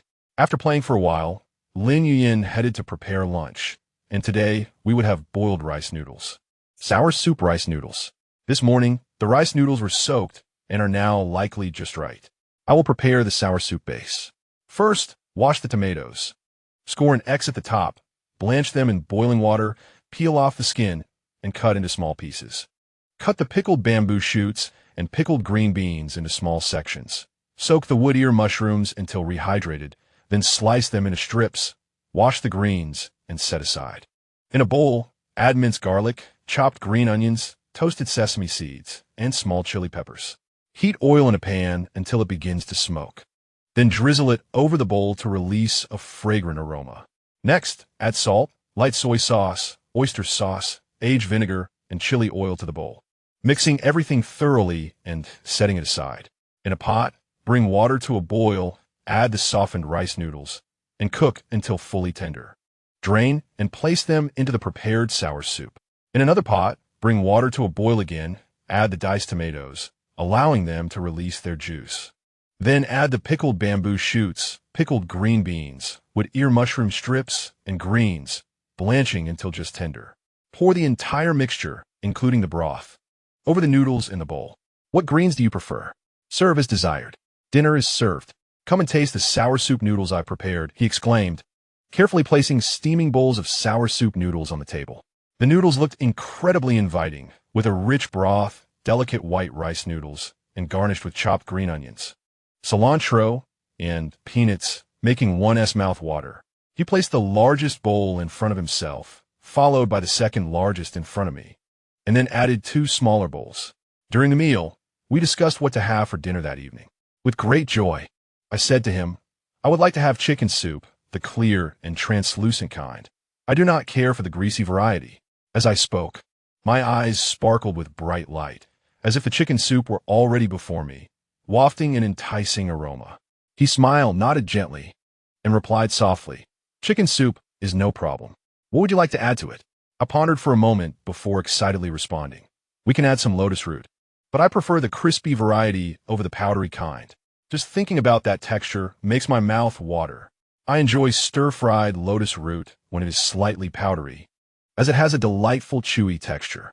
However, I do not prefer it too powdery, for if it is overly so, it tends to crumble when stir-fried. At that moment, sitting beside us, the little ones suddenly swallow the noodles in their mouth, then eagerly raise their hand, saying, I would still like to have sweet and sour spare ribs. Their eyes sparkled like 2 brilliant stars, fixed intently on Uncle Lin. Feeling conflicted, I looked at my uncle and asked, Uncle, are there still greens available in winter? A hint of worry crossed my face, fearing my request might trouble him. My uncle seemed to read my thoughts. He smiled and replied, Of course. We had planted some lettuce, romaine, and Shanghai greens earlier, and there are also some greens from the warm greenhouse. Which one would you like to eat? Upon hearing my uncle's words, my concerns vanished in an instant, and my eyes lit up with joy as I exclaimed, I want to eat Shanghai greens. My voice was crisp and clear, as if the tender green Shanghai greens were already laid out on the dining table, eagerly awaiting my indulgence. As I quietly muttered to myself, the flavor of the Shanghai greens was indeed overwhelming. However, their tender hearts were quite delightful in texture. As for the appearance of this vegetable, I must admit I was not particularly fond of it. The taste of the greens was simply too pronounced. What vegetables will you be cooking for dinner tonight? I inquired, knowing that you cannot solely prepare dishes we enjoy. You must also indulge in your own preferences. He gazed at me and replied, How about adding carrots to the chicken soup? I love them. Noticing his unwavering gaze, I hastily lowered my head to eat, fully aware that I did not relish carrots, yet he still insisted on adding them to my soup. After our meal, Guai Guai and Xian Ling, as usual, eagerly embarked on their puzzle journey for the day. This had become a weekly ritual for them, completing 1 or 2 puzzles that not only honed their patience and focus, but also brought them joy and a sense of accomplishment. Speaking of the origins of these puzzles, it was quite amusing. While in the underworld, I stumbled upon these intriguing puzzles and impulsively purchased a few. Inadvertently, I added an extra couple of zeros, resulting in a mountain of puzzles accumulating in my space. After all, a simple slip of the finger caused my hand to tremble, and those 2 additional clicks went unnoticed. On snowy days, it can be rather dull at home.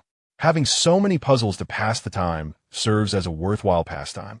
So I relocated quite a few to a separate room. Occasionally, I find myself swept up in their enthusiasm and join in the puzzle assembly. However, I typically collaborate with my brother on a different puzzle, allowing us to compete and see who can finish first. Currently, there's a room dedicated to the completed puzzles of Guai Guai and Xian Ling.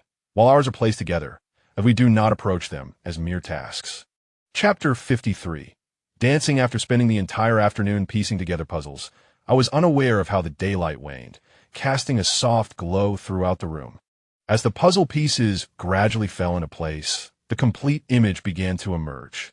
Suddenly, I realized that a crucial piece was missing, and no matter how hard I searched, I could not find it. At that moment, Lin Yu-yin had already retreated to the kitchen to prepare dinner. I scoured the vicinity for the missing piece, rummaging through every corner, yet to no avail. I then thought to check on Guai Guai. Perhaps I had inadvertently dropped it while observing their progress. Their puzzle was nearly complete, and they meticulously counted the remaining pieces, which perfectly matched their vacant spot. It seemed the piece had not fallen here. So I resolved to search once more, leaving no potential hiding place unchecked, but still, I found nothing. Finally, I decided to inquire with Lin Yu-yin in the kitchen. Without even bothering to put on my slippers, I rushed in like a gust of wind. Brother, we are missing a piece from our puzzle," I exclaimed anxiously. At that moment, the meal was nearing completion. Upon hearing my cry, Lin Yu-yin turned to look at me, his gaze falling upon something, and he quickly set down his cooking utensils and strode towards me. "Why are you barefoot? The kitchen is so greasy. What if you slip?" he remarked, swiftly scooping me up in his arms. He held me as we walked towards the puzzle area. "Have you found it?" I asked, wrapping my arms around his neck. "Have you hidden it?" As we walked, he seemed lost in thought, as if recalling something. Suddenly, he exclaimed, "Oh, I remember. I accidentally put it in my pocket." Saying this, he gently placed me on the sofa, ensured I was seated comfortably, and slipped on my slippers. From his pocket, he retrieved the puzzle I had been searching for quite some time. "Indeed, you had hidden it," I said, playfully tapping his hand. I picked up the puzzle piece and approached the board, placing the final piece perfectly. He stood behind me, embracing me as we admired our completed puzzle. "Dinner is ready. We can seal it up after we eat," he called out to Guai Guai and Xian Ling, who joined us. The table was laid out with the dishes we had decided on at noon. My chicken soup, Guai Guai's sweet and sour ribs, and Xian Ling's Shanghai greens. My chicken soup was infused with carrots, lotus root, and shiitake mushrooms.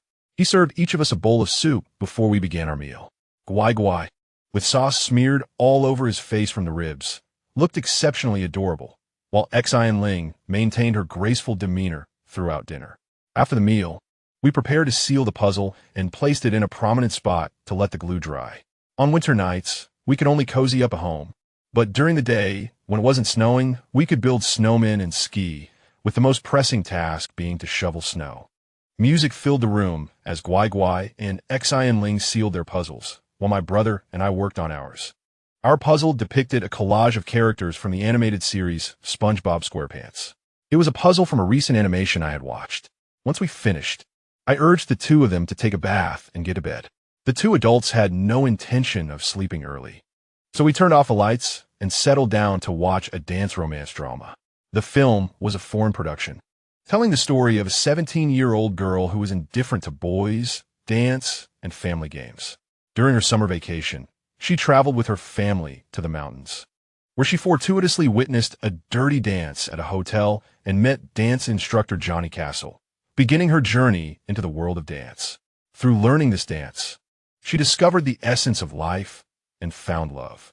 "How cliché," I remarked, "just dance and find love." "Then let us dance," he suggested, holding me close. I paused, surprised. "What do you mean, dance?" "Like in a movie, Dirty Dancing," he replied. This dance was portrayed as an intimate and passionate performance, with dancers moving closely together, driven by the rhythm of the music. After saying this, he stood up without hesitation, positioning himself directly in front of me, and began to sway his body. Simultaneously, music emanated from his phone. Though the volume was low, it resonated clearly in the empty living room. Startled by his sudden movement, I quickly covered my mouth with my hand to stifle a laugh. However, as I watched his earnest dancing, I couldn't help but be captivated by his enthusiasm. A faint blush blossoming on my cheeks, reminiscent of a ripe apple. He seemed to notice my gaze, and the corners of his mouth curled into a subtle smile. Continuing, he unexpectedly took my hand, urging me to rise. Shyly, I stood up, observing him joyfully leaping beside me, and was soon compelled to join his exuberant dance. As the music swelled, his body drew nearer, diminishing the space between us. Suddenly, one of his hands, as if by magic, slipped beneath my garment, his body swaying gently as he caressed my skin. This sensation left me flustered. My heartbeat quickened, and my cheeks burned as though kissed by fire. Just as our emotions surged, teetering on the brink of abandon, I regained my senses and quickly grasped his hand, whispering, "This is the living room. What if they suddenly appear and see us like this?" He evidently recognized the gravity of the situation, enveloping me tightly in his embrace, breathless yet silent. Moments latte. With a sudden motion, he lifted me effortlessly, switched off the television, seized his phone to keep the music playing, and headed straight for the bathroom. In the bathroom, he gently placed me atop the sink. The warm yellow light cascaded down, filling the space with an air of intimacy.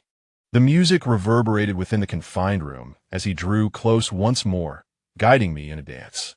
His gaze burned with intensity, locking onto mine, while his hands tenderly grazed my waist.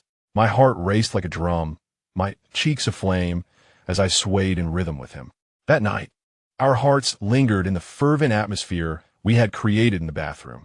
After our dance, he took care of me, and upon returning to the room, he suggested we try another style of dance, and he began anew. On this day, devoid of snow, Lin Yuyin took me and the little ones out to ski. Since the slope on the back mountain was suitable, we were able to ski. We dragged the sleds while I held onto a snowboard. Previously, the children had played solely with sleds due to their young age, but this time I began to teach them how to snowboard or ski. These items were stored in my space, and although I had retrieved the snow gear earlier, the heavy snowfall had prevented us from playing outside much.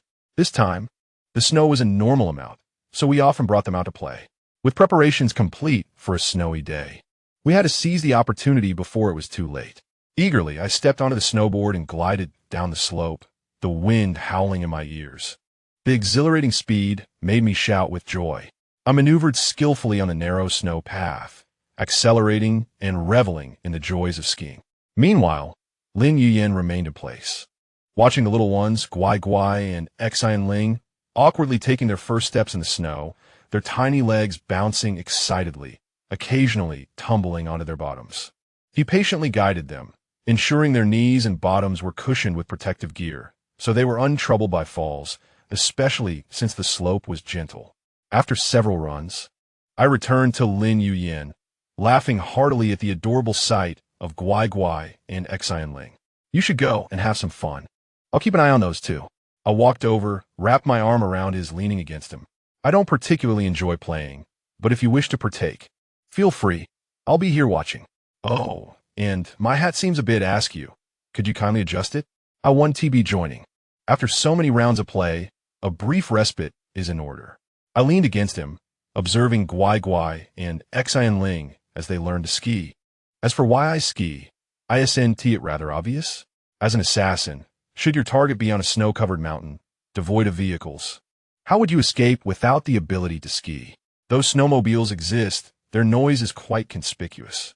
Eventually, Guai Guai and Xian Ling mastered the basics, gradually gliding along, while we followed closely on our snowboards.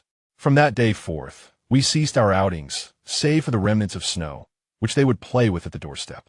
The nation had largely restored its electricity and various services. On this day, the television suddenly switched, and the village broadcast commenced simultaneously. "Greetings, dear viewers. Welcome to a special report from the National Channel. Following precise detection and analysis by the relevant governmental departments, we have uplifting news. In 2 days, spring will officially arrive. Furthermore, it is crucial to note that from then on, our seasons will revert to normalcy, free from erratic climatic fluctuations. This signifies our long-awaited farewell to the extended and unusual season, welcoming a vibrant and hopeful time, allowing us to enjoy the cyclical rhythm of spring, summer, autumn, and winter once more." As this announcement spread through the village via television and radio, an electrifying atmosphere enveloped the community. People poured out of their homes, gathering at the village square, animatedly discussing this unexpected boon. "Is it true? Will our crops grow normally again?" An elderly farmer inquired, brimming with excitement. Indeed, this is splendid news. My fruit trees have perished. At last, there is hope. Another villager chimed in. This revelation was undoubtedly monumental for our world. Lin Yuyin and I were not particularly surprised. We gazed into each other's eyes, momentarily stunned, before bursting into laughter. How delightful it is to nestle in his embrace. Wouldn't you agree? He held me close, affirming, yes, it truly is wonderful. Meanwhile, the television continued to broadcast, the host articulating with clarity and poise this significant update. Following thorough research and careful deliberation by the relevant governmental bodies, schools will officially reopen this September. Those who have not yet completed their studies may still enroll. Furthermore, those without formal enrollment but possessing acceptance letters may continue their education. We wish all students a bright future. I sat up, realizing I could attend school now. I had never been to university in my past life. Indeed, you can pursue your education. Which city will you be in? We shall accompany you to school. He gently ruffled my hair. The news continued. According to precise calculation from the relevant governmental departments, in a week's time, we will celebrate the annual Spring Festival. Due to some prior exceptional circumstances, we were unable to observe this traditional holiday as we usually would. However, it is indeed a blessing that we can finally return to our normal lives and collectively embrace this moment brimming with joy and hope. On behalf of all the staff, I extend my heartfelt New Year wishes to everyone, wishing you a happy New Year. As the celebration approaches, I turned to him and inquired, "What shall we eat for the New Year?" "Whatever we had before," he replied. At the mention of the New Year, Guai Guai and Xian Ling immediately perked up with excitement.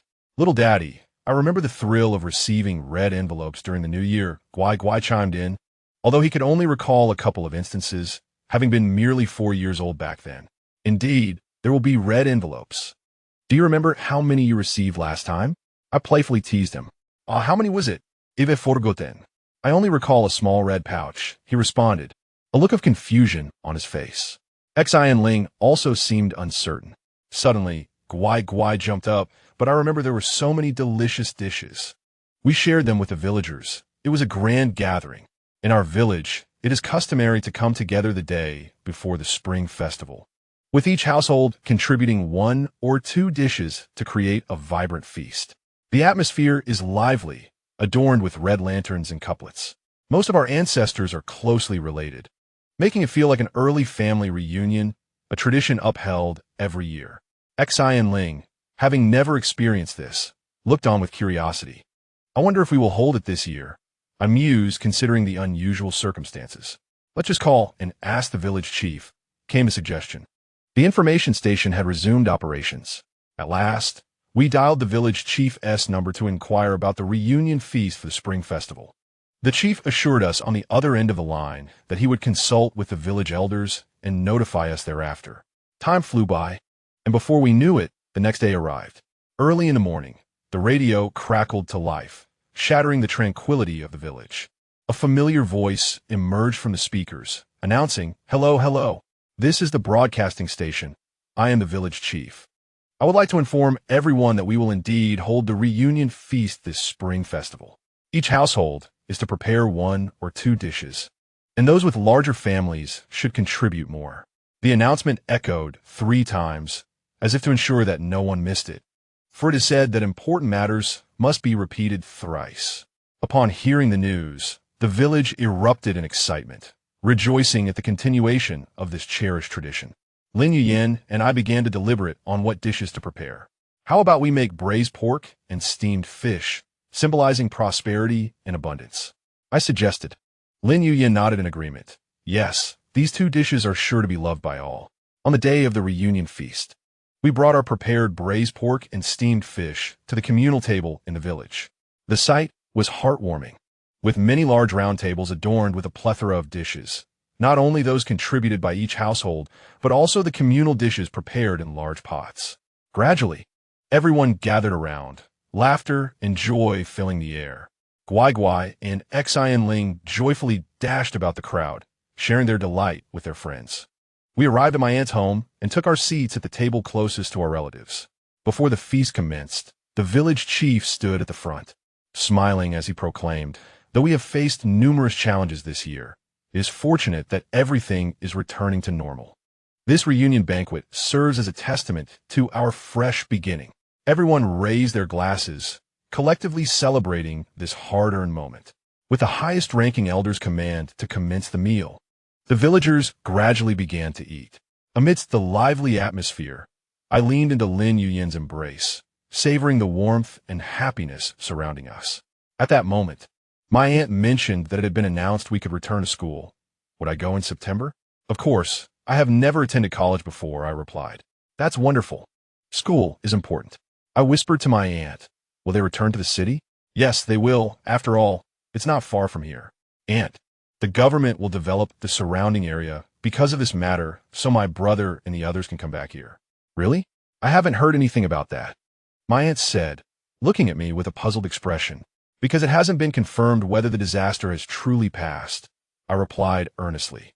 He glanced over at Lin Yuyin, who then turned to me and whispered, did Lin Yuyin reveal something? After all, he had frequently helped at the base, and the villagers were aware of it. I nodded gently, remaining silent. My aunt, appearing relieved, said she would discuss it with my brother. Once we were well fed and satisfied, the villagers continued drinking and chatting, while the children played nearby. As the sky grew darker, lanterns lit up in every household, illuminating the village. The villagers began to sing and dance, with Guai Guai and Xian Ling joining in, primarily because Guai Guai had pulled Xian Ling into the fun. Lin Yuyin and I stood in a dark corner. He holding me from behind as we quietly watched the two children at play. When Guai Guai and Xian Ling grew tired, they came over, yawning. Time to go back to sleep, I said. All right, let's head back. I picked up Guai Guai while he lifted Xian Ling. After saying our farewells to my aunt, we made our way home. The path was well lit, with lanterns hung and lights turned on in every house. Chapter 55. Returning to the city. Starting school before we knew it, several months had quietly slipped by. According to our plan, we needed to head to the city where our school was located 2 months in advance to rent a house. Guai Guai, Xian Ling, and I walked together, both of them filled with anticipation, yet tinged with a hint of nervousness. They were about to leave their familiar surroundings for an unfamiliar place to embark on a new chapter in their lives. Early in the morning, we rose to organize our luggage and prepare our belongings. Everything seemed so orderly, with Guai Guai and Xian Ling checking the items they needed to bring. Lin Yuyin checked our luggage once more, ensuring nothing essential was overlooked. While waiting at your doorstep for Lin Yuyin to load our luggage, my aunt stood nearby, reminding me, when you go to school outside, be sure to pay attention to your safety. Don't share everything with strangers. Also, maintain a regular diet and avoid feeding the children junk food that lacks nutrition. Annie wore a concerned expression as she grasped my hand, murmuring softly. Lin Yuyin had neatly arranged the luggage and listened quietly. Guai Guai was bidding farewell to the village children, assuring them that we would be going away to study, but we would surely return during the holidays, urging them not to forget us. Another child mentioned they would also leave the village with their parents soon, with the promise of returning for the holidays, while yet another would return to their previous city. I wondered if my parents would take me with them, as they had never done so in the past. The other child was a former left-behind child. The mood among the children was somewhat subdued. I smiled and nodded, reassuring my aunt, rest assured, I'm grown now and can take care of myself. Auntie then turned to Lin Yuyin, advising, you two should look out for each other once you arrive. If anything comes up, just let us know. I nodded obediently, and he offered a slight nod in return. As the time to depart drew near, I noticed Auntie's eyes glistening with unshed tears. She embraced me tightly, reminding me to call her often once we arrived. A bittersweet feeling welled up within me, and I returned her hug. After my parents left, she had taken great care of my sister and me. Following my sister's departure, she continued to look after me and Guai Guai, enduring the tougher times alongside us. Even in a previous life, she had cared for the original. But due to unforeseen circumstances, she had left early, and the original had not survived. Soon enough, we boarded the vehicle and waved our goodbyes to Annie. As the car slowly pulled away, I watched her figure recede into the distance. Once inside, Guai Guai and Xian Ling leaned out of the window, enthusiastically bidding farewell to their friends, See you during the holidays. Bye-bye. After a while, Gwai Gwai suddenly pointed out the window, exclaiming, "Look, that sheep looks like cotton candy." Everyone turned to follow her gaze, chuckling at the plump creature. Xian Ling, not to be outdone, began sharing amusing slogans she had spotted along the way, causing everyone to burst into laughter. Lin Yuyin chimed in occasionally with humorous remarks to lift my spirits. Observing them, my sadness gradually faded. At that moment, my phone buzzed with a message from Annie. "Be safe on the road. Let me know when you arrive." My eyes moistened again as I replied with a reassuring emoji. Gwai Gwai and Xian Ling pressed their faces against the car window, filled with curiosity about the life that awaited us. After stopping at a gas station, we all disembarked to use the restroom. Upon returning, I noticed Gwai Gwai and Xian Ling acting rather suspiciously, attempting to hide something from me. I focused my gaze and observed their nervous demeanor, their hands tightly clutching whatever it was, seemingly fearful of discovery. I adopted a serious expression and said, "You too. What are you hiding in your hands? Show me." Startled by my voice, they jumped slightly, their bodies trembling involuntarily. They exchanged glances and slowly raised their hands, revealing a chubby little puppy. The puppy appeared incredibly adorable, with a round body, fluffy ears, and large, twinkling eyes that made one irresistibly want to pet it. "This is what we discovered in the bushes beside the restroom, dear little one. Can we keep it?" The little one gazed at me with wide eyes filled with hope. The other child chimed in, "Uncle, this puppy looks so pitiful. It is drenched, surely from the rain. Let's take it home, shall we?" I bent down to examine the puppy, and indeed, as they had said, it was soaked through, its fur matted and disheveled. "Are you certain there is no mother dog nearby, and that it has no owner?" I asked hesitantly. After all, if this puppy belonged to someone, it would be improper for us to take it away. At that moment, Lin Yuyin returned and noticed our standoff. He walked briskly to my side and inquired with concern, "What is the matter? What has happened?" I pointed to the chubby puppy in the little one's hands and exclaimed indignantly, "Look at that fat little puppy. They claim to have found it beside the bushes by the restroom. But just look at it. It's so plump. What if it has an owner?" Lin Yuyin regarded the puppy with a serious expression and said, "Little one, I understand your kind hearts, but we cannot ascertain whether this puppy has an owner. It is inappropriate for you to bring it back without confirmation." Upon hearing Lin Yuyin's words, the little one's eyes filled with tears, their expressions a mix of distress and innocence. They spoke in unison. "We didn't know. We just saw it wet and alone. It seemed so lonely, so we brought it back."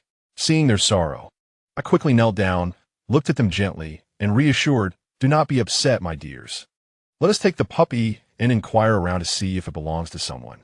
If it doesn't, I will permit you to keep it. But remember, if you take it in, you must be responsible for its care." The little ones nodded enthusiastically, repeating, "We will be responsible. We will take good care of it." Thus, I took one child by the hand with my left and the other with my right, while Lin Yuyin followed closely behind. As we ventured nearby to ask if anyone recognized the puppy, the attendant at the gas station informed us that the puppy's mother had been tragically struck by a vehicle a couple of days prior and had passed away. The staff, seeing the puppy's plight, had been feeding it scraps from time to time. If we wished to adopt it, we could take it with us immediately. Consequently, we decided to adopt the puppy. Our vehicle now housed a plump, black puppy.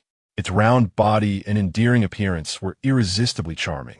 As the puppy was not yet weaned, we made a special trip to a nearby city to purchase goat milk formula from a pet store.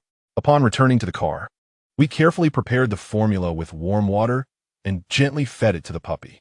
Watching it drink eagerly filled our hearts with warmth and joy. To ensure the puppy remains clean and comfortable, we purchased a soft towel to gently dry its fur. The puppy appeared to relish this experience, lying quietly as we attended to it. Our vehicle, a spacious pickup truck, provided ample room for all our luggage. In the back seat, we had installed 2 child safety seats to guarantee the children's safety during our journey. A small space was conveniently left in the middle of the back seat, where we placed the puppy in a cardboard box, creating a cozy nook for it. This box also served as a protective barrier, preventing the puppy from being jostled or falling during the ride. Chapter 56. The beginning of school. I am enrolled in the architecture department at BJ University, and the drive takes a full day. We planned to enjoy ourselves along the way. The journey had been long, but much of the road had been repaired over the past 2 years. Passing through Changsha, Wuhan, and Kaifeng, we could take the opportunity to explore these places, especially since we had set off 2 months in advance. In the car, I held my tablet, searching for travel guides I had found online, uncertain if they were still relevant after 2 years. Lin Yuyin, drive carefully. The authorities should have notified you about any updates. They will inform us once things are open again, I remarked. I wonder if the old guides are still applicable, I pondered aloud. Dad, I heard that the stinky tofu in Changsha is delicious, my child chimed in eagerly. Xinling scrunched her face at the mention of stinky tofu, clearly disapproving. It sounds awful. Yet, Xinling, don't you think durian has a delightful aroma? It's also considered smelly, I countered, recalling her aversion to the fruit. That's true, she conceded. We departed from home at around 10 in the morning, and, along the way, we discovered a plump little dog. We arrived in Changsha around 7 in the evening, perfectly timed for a restful night before our adventures began the following day. Bright and early the next day, we embarked on our journey through Changsha. Our first destination was Yuelu Mountain, where we took a cable car to ascend slowly, marveling at the breathtaking scenery along the way. Upon reaching the summit, we excitedly snapped photos to commemorate the moment. The park was relatively uncrowded, a remnant of the past 2 years in usual circumstances, with most visitors being young people. Next, we visited the Iwan Pavilion, where the fiery red maple leaves harmonized beautifully with the ancient structure. At noon, we indulged in Changsha's local delicacies, stinky tofu and sugar-oiled rice cakes. Xinling remained steadfast in her dislike for stinky tofu, finding it overwhelmingly pungent, while I thoroughly enjoyed it. And Guai Guai relished every bite. Lin Yuyin sampled what I had left, content as long as it was edible. In the afternoon, we arrived at Orange Isle, where we spotted the imposing sculpture of Chairman Mao, a tribute to his youthful artistry. Everyone gathered around, absorbing the aura of greatness. Guai Guai insisted on taking a group photo in front of the sculpture. As dusk approached, we found a local restaurant and savored a sumptuous dinner. Since the restaurant was close to our hotel, we decided to stroll back, enjoying the lively night market, which remained vibrant and illuminated, undeterred by past hardships. The signature milk tea of Changsha still thrived, with establishments like Yuelyang and Gut Mo Ling standing resiliently. Everyone indulged in their chosen beverages, and they were quite delightful. After spending 3 to 4 days enjoying ourselves, we set off for Wuhan. Upon our arrival, we opted to rest before embarking on further adventures the following day, especially since we were accompanied by 2 children. We dined at the hotel for convenience.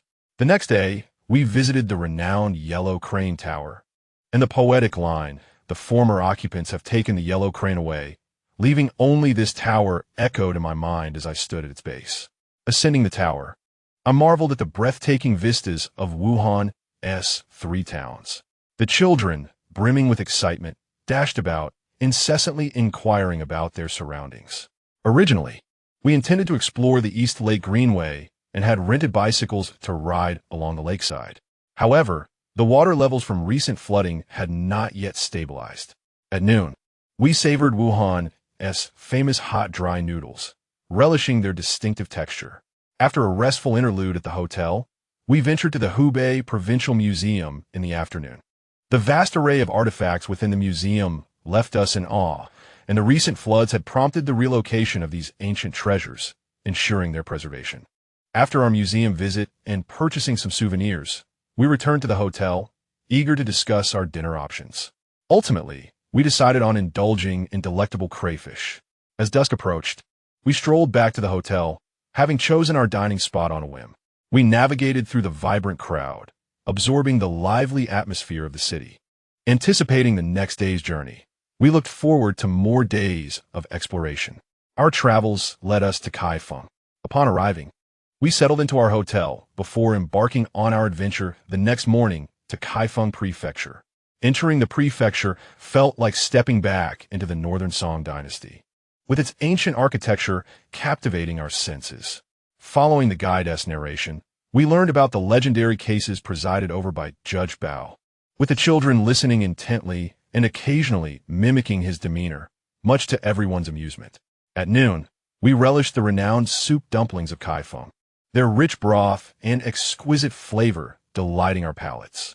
In the afternoon, we visited the Qingming Riverside Landscape Garden, which beautifully recreated the bustling life of the Northern Song era, featuring performances such as acrobatics and puppet shows. The children, especially captivated by the puppet show, were spellbound.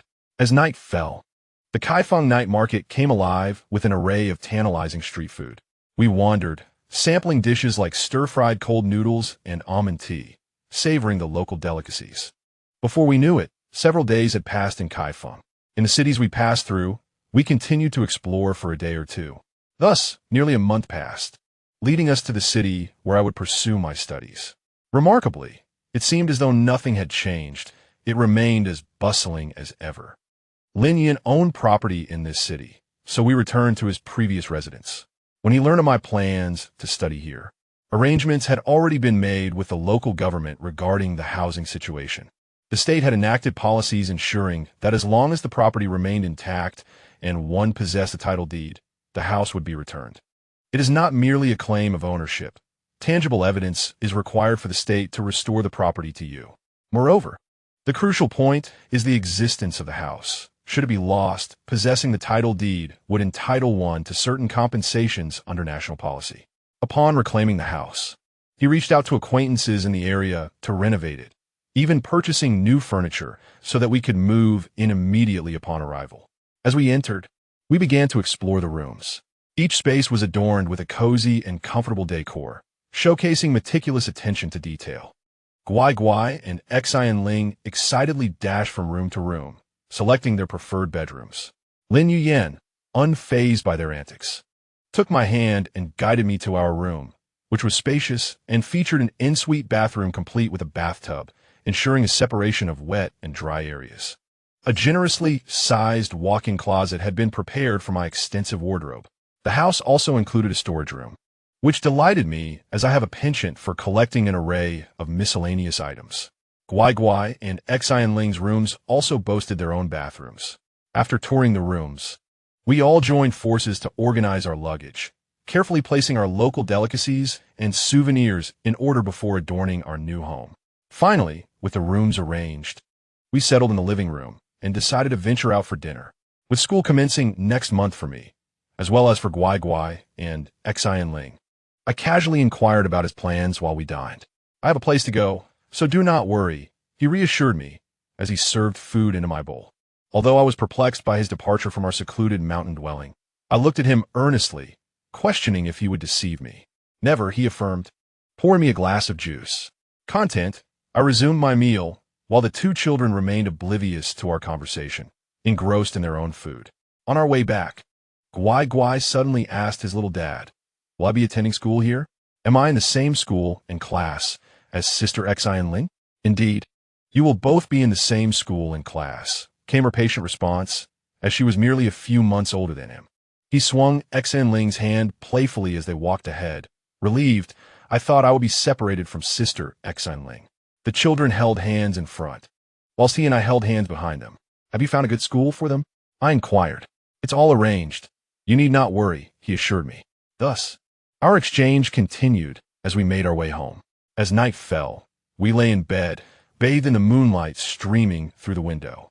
For the past month, our time had been consumed by travel and the company of Guai Guai, sharing a room without overstepping boundaries, merely exchanging innocent kisses. Now, with the children absent, I felt utterly exhausted. Despite my protests, he insisted I was speaking in jest, prompting him to exert even more effort. A classic phrase, indeed, as I recited poetry in my mind. Chapter 57. The beginning of school. Guai Guai and Xian Ling were set to begin school as well, attending first grade at a nearby institution. We arrived early at the school entrance, where the atmosphere buzzed with excitement, filled with parents escorting their children for registration. Guai Guai clutched my hand, his eyes brimming with curiosity and anticipation, chattering incessantly with questions. In contrast, Xian Ling quietly walked beside Lin Yuyan, holding his hand and occasionally glancing at the surroundings. We first collected the registration forms before embarking on a search for the various registration points within the campus. While filling out the information, Guai Guai inadvertently made a small joke by writing her name as Guai Guai. My dear, that is not your proper name. You should write Yi Gu Chung, for that is your true name. I turned to ask Xian Ling if she was aware of her own name. I know, she replied, and with careful strokes, inscribed Lin Xian Ling on the paper.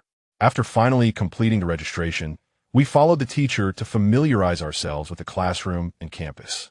The teacher led us to a bright classroom and cheerfully announced, "This will be your classroom from now on." Guai Guai excitedly dashed inside and promptly claimed a seat by the window in the corridor, waving back at us. Xin Line, Unhu Vit, settled into a seat next to Guai Guai. From our vantage point outside the window, we observed as many little ones scampered in to take their places, while parents stood outside, attentively listening to the teacher's overview of the school. After the introduction, we gathered at the school entrance where the teacher handed us the materials for tomorrow's first day. Please bring your children here by 8:30 a.m. and prepare an empty backpack for them. That will suffice, she instructed. I accepted the materials from the teacher, responding, very well. Since tomorrow's session would merely involve distributing textbooks with no formal classes, there was no need to bring anything substantial. Upon leaving the school, we decided to visit the mall to purchase backpacks for Guai Guai and Xian Ling. The selection of backpacks at the mall was dazzling, with an array of colors and styles that left us awestruck. Guai Guai immediately gravitated towards a backpack adorned with superhero motifs, her eyes sparkling with excitement. "Daddy, I want this one," she exclaimed. Xian Ling quietly selected a pink backpack featuring an adorable bear design, softly stating, "I like this." After making our purchases, the children joyfully donned their new backpacks, skipping along the way. We also bought them several outfits, as they had only brought their previous clothing. Upon returning home, Guai Guai and Xian Ling eagerly placed their backpacks on their little desks, imagining how it would feel to carry them to school the next day. Lin Yuyin took the newly purchased clothes to wash. As dinner approached, I began urging the two to go to bed, hoping to quell their excitement so they could sleep. That night, as they prepared for sleep, Guai Guai tightly clutched her new backpack, murmuring, "Tomorrow, I will be a first-grade student." Xian Ling had already nestled in a bed, her face glowing with anticipation. The following morning, Guai Guai and Xian Ling woke up on their own, brimming with excitement as they donned their new clothes and slung on their new backpacks. Seeing their eagerness brought smiles to Lin Yuyin and me. After breakfast, we promptly escorted them to the school entrance, where a considerable number of parents and children had already gathered. The first day would only consist of a half session, allowing us to pick them up at noon, as it was merely for the distribution of books. Guai Guai and Xian Ling held our hands, their little bodies standing tall with excitement. On this first day, parents were permitted to accompany their children to the classroom door, for they were unaware of their assigned classes and needed parental guidance to locate them. I reminded them that they would begin classes in this very classroom, and both Guai Guai and Xian Ling were in the same grade and classroom. Upon reaching the classroom door, Guai Guai suddenly appeared a bit nervous, tightly clutching the hem of my shirt. I crouched down, gently caressing his head, and said, "Be good. My dear, do not be afraid. Listen to your teachers at school and get along well with your classmates. We will come to pick you up at noon." The little one nodded vigorously, while Xian Ling bestowed upon us a sweet smile before taking Guai Guai's hand and entering the classroom. Lin Yuyin and I stood at the doorway, watching as they found their seats and settled down before we slowly departed. On the journey home, I mused, "They surely won't cry, right? No, they are both well-behaved, and Xian Ling will keep an eye on things outside.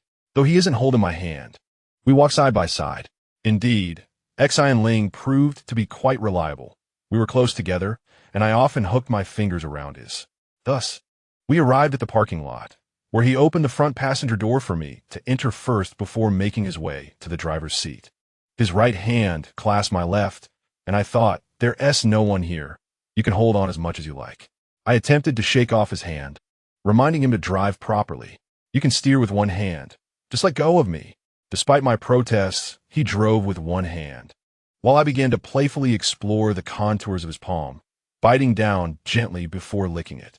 As we reached a traffic light, he turned to look at me, and I responded with a cheeky grin, licking his hand again and meowing playfully. When the light turned green, he drove home with an air of calmness. arriving at the underground garage where he parked the car. As I unfastened my seatbelt and prepared to exit, he suddenly scooped me up from behind and seated me directly on his lap. "Brother, it's quite cramped here. The steering wheel is pressing against me," I exclaimed, squirming slightly. He adjusted his seat, creating more space for us, and I remained seated on his lap. He held me close, gazing into my eyes as he tenderly kissed my hand and playfully licked it, making me blush furiously. "Why are you acting like a puppy?" I scolded, both embarrassed and annoyed. He simply smiled, his eyes filled with affection. "If you act like a cat, I shall be a dog. We complement each other perfectly." As he tightened his embrace around my waist, pulling me closer, I could distinctly feel his warm breath against my face, causing my heart to race uncontrollably. I averted my gaze in a fluster, but he gently turned my chin to face him, compelling me to meet his gaze. His eyes were deep and gentle, as if they could draw me in entirely. "Brother, a little puppy must behave." His voice was low and magnetic, sending shivers through me in that confined space. "I am obedient, aren't I? Isn't that what you desire?"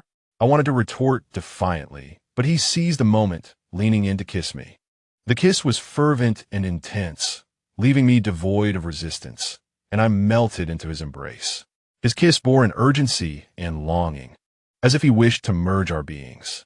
My hands instinctively clung to his shoulders, reciprocating his affection, as his hands roamed under my clothing. Just as he was about to delve deeper, I pushed him away. "There are cameras here. What if someone walks by?" He held me tightly, breathless, and replied with a teasing laugh. "Isn't that even more thrilling?" I gently tapped his shoulder, reminding him that such behavior was unacceptable. Seeing the genuine irritation on my face, he softened his demeanor, releasing his hold on me, yet still grasping my hand firmly. With a playful smile, he said, "All right, let's head home and continue our conversation there." As he spoke, he lovingly arranged my slightly disheveled hair before finally letting me go. Blushing, I descended from the car, followed closely by him as he intertwined his fingers with mine, leading me towards the elevator. Inside, he occasionally leaned close to whisper flirtatious remarks in my ear, igniting a mixture of embarrassment and annoyance within me. Upon returning home, his restlessness resurfaced, pushing me against the door for another passionate kiss. I found myself dizzy from his kisses as his hands wandered, lifting me onto the shoe cabinet, his fingers exploring my ankles and slowly moving upwards. Just as he began to remove my top, I reminded him about the necessity of keeping our clothes in order, leading him to scoop me up and carry me back to the bedroom while closing the door behind us. The atmosphere became charged with a gentle intimacy, time slipping away unnoticed until midday approached. He dressed promptly to pick up Guai Guai and Xian Ling from school. After he left, I took a moment to collect myself before rising to tidy up. Thoughts of Guai Guai and Xian Ling's first day at school filled me with anticipation, wondering how they were adjusting. A short while later, I heard the sound of the door opening and hurried to greet them. There stood Guai Guai and Xian Ling, backpacks slung over their shoulders, holding new books, their faces alight with excitement. "Daddy, we received so many books today," Guai Guai exclaimed, waving the books enthusiastically. Xian Ling chimed in with a smile. "The teacher praised us." I affectionately ruffled their hair and replied, "Wonderful. Did you enjoy your day at school?" "Yes," they answered in unison. Lin Yuyin observed them with a smile, recounting their experiences at school. It turned out that although Guai Guai had felt a bit nervous at first, he soon joined in play with his classmates, while Xian Ling remained well-behaved, finding a little friend to play with. Lin Yuyin then went to prepare lunch. After our meal, we began tackling the tasks assigned by the teacher, covering each book with transparent plastic and labeling them with sticky notes bearing their names and classes. We had purchased these supplies beforehand, 2 of each item, and assisted them in completing the task. They could write their names and classes on the sticky notes and affix them to the books, while we helped to cover the books, as the transparent covers could be tricky for their small hands to manage. Once we successfully finished the assigned tasks, I began to coax them into taking a nap. We too decided to rest, feeling quite fatigued from the morning's activities. I shot him a playful glare for being aware of my exhaustion, despite my earlier insistence to refrain from such antics. "You know it's all your fault for being so sweet and tempting," he remarked, turning away from him. I feigned annoyance, fully aware that my inability to rise was due to my concern over Guai Guai and Xian Ling's first day at school. Soon fatigue took over, and I drifted into sleep in his embrace. Chapter 58. The beginning of school during this month. The new academic term commenced for primary and high schools, with September 1st marking my enrollment day. On that day, I needed to bring nothing, as our residence is conveniently located near the university. Hence, I applied for day student status. I merely had to prepare the necessary documentation, including a written application, a parental consent form, and proof of residence. After a preliminary review by the advisor, I submitted these to the institution and signed a safety liability agreement.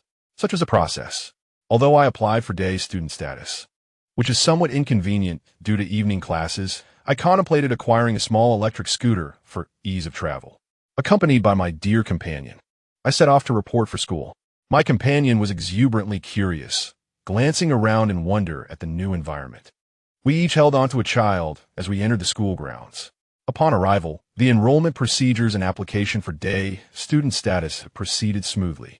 I received my campus card along with various materials for my class, including the schedule. After completing the formalities, we took a stroll around the campus to locate the dining hall and classrooms, ensuring I could easily find my way to classes later, while also admiring the scenic beauty of the surroundings. We first ventured to the picturesque lakeside, where the willows swayed gently and the water shimmered under the sunlight. My companion joyfully dashed along the shore, attempting to catch the little fish swimming in the lake.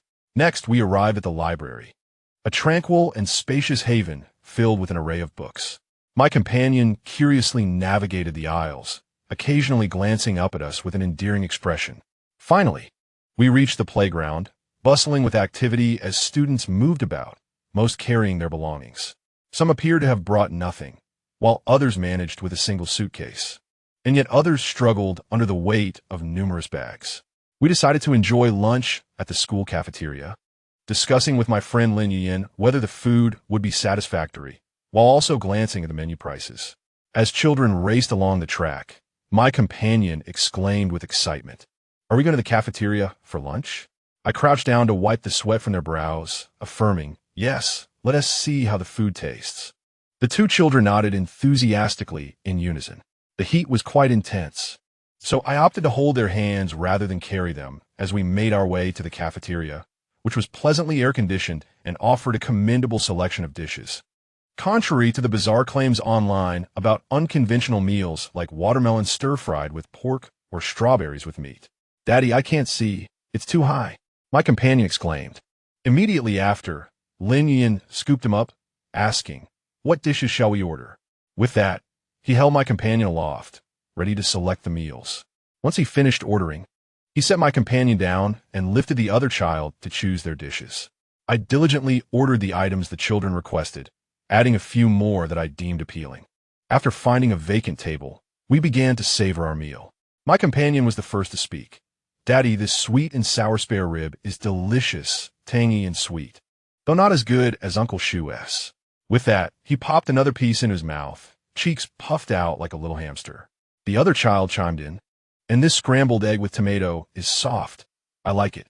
Lin Yin took a bite of the braised pork and remarked, "The meat is tenderly stewed, and the seasoning is perfectly balanced, not too salty nor too bland." As I savored the stir-fried vegetables, their refreshing taste delighted my palate.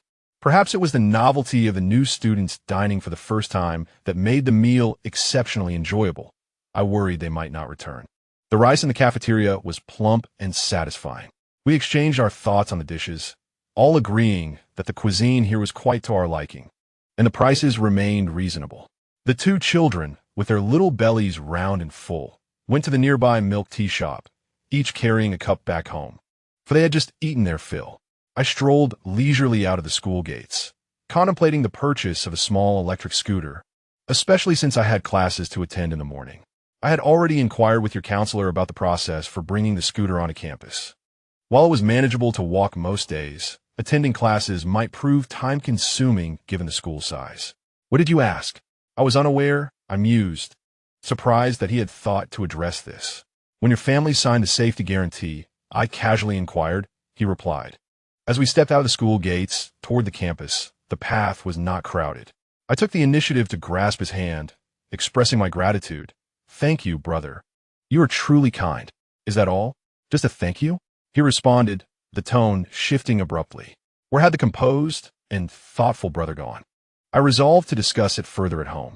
His smile grew wider, buoyed by the fact that we would not have classes the following day. The registration period lasted 3 days, and we intended to go the next day.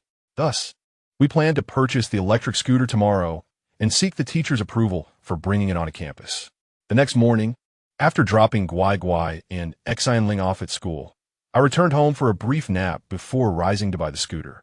We considered not only two-wheeled options, but also three-wheeled scooters designed for the elderly. Ultimately, we chose a tricycle in a delightful combination of white and mint green, capable of seating 2 children in the back. After returning home, the delivery person brought the scooter to our community, and we planned to apply for permission later that afternoon.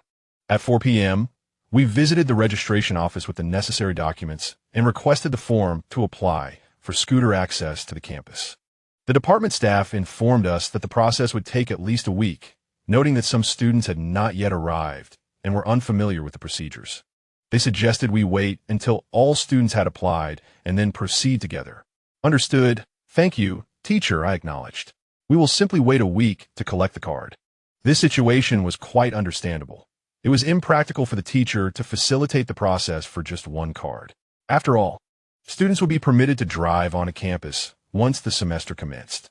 Thus, we rode home on our newly acquired scooter, with me seated in the back while he drove. Had it not been for the colors of white and mint green, it would have resembled a typical mobility vehicle for the elderly.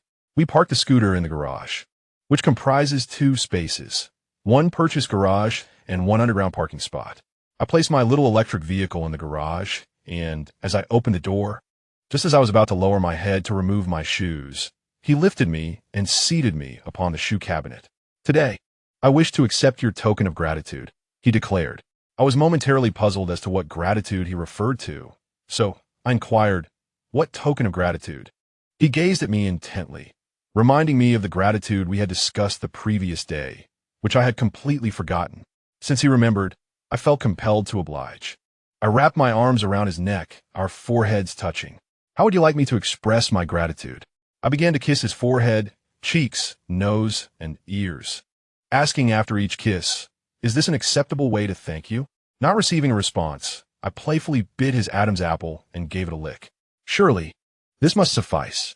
Then, the storm of passion ensued.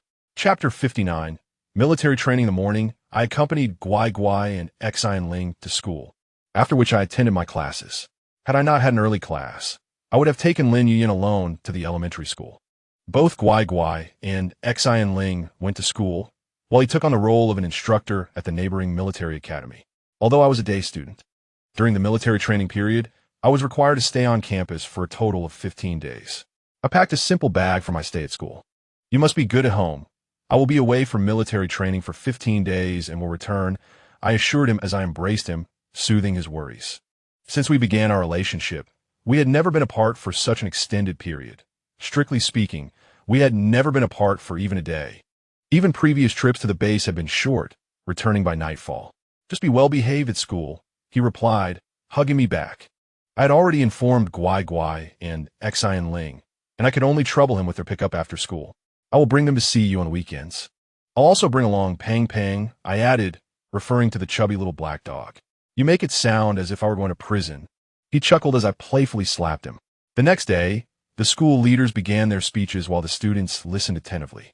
They commenced introducing the instructors, and I overheard a classmate exclaim, "Wow, that instructor is so handsome." Indeed, the whispers of admiration among the students echoed around me. Following their gazes, I spotted Lin Yuyin clad in his immaculate instructor's uniform. He stood tall and imposing, exuding a cool demeanor, with sunlight casting a golden halo around him.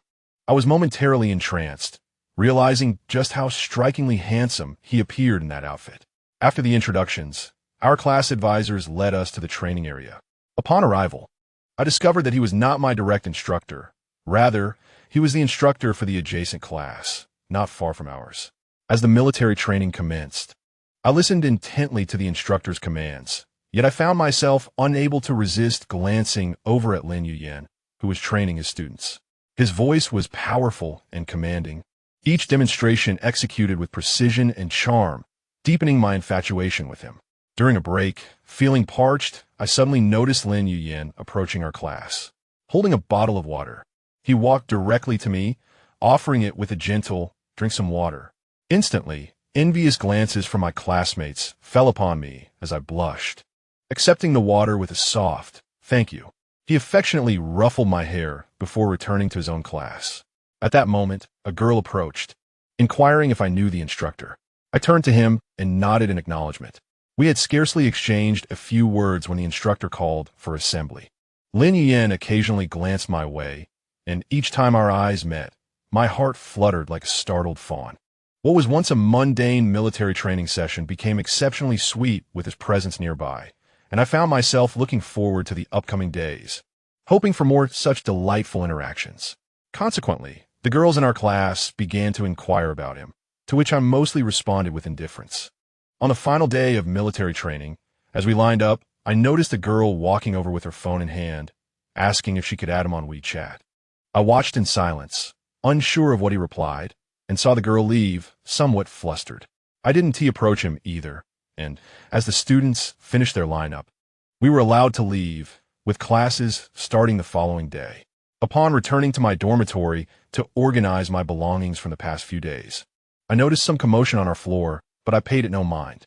Suddenly, there was a knock on my door. I opened it to find Lin Yuyan standing there. "You're here." "I packed everything," I said. He stepped inside, picked up my luggage, and said, "Let us go home," walking ahead of me. I informed my temporary roommate, "I'll head back first."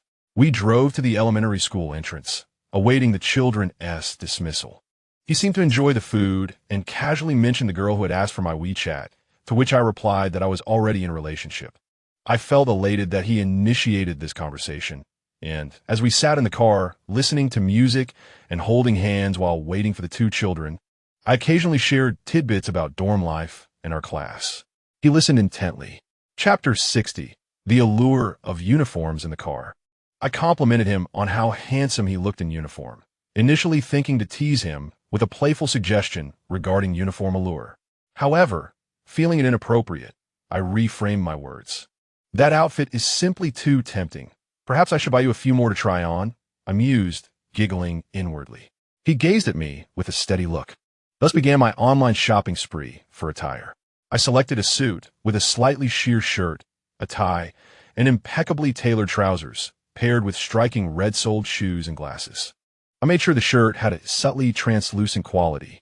In addition to this ensemble, I purchased a Dr. S coat and work attire, among other things. A few days later, the garments began to arrive. I excitedly urged him to try them on one by one. When he donned the sheer shirt with the suit, my heart skipped a beat.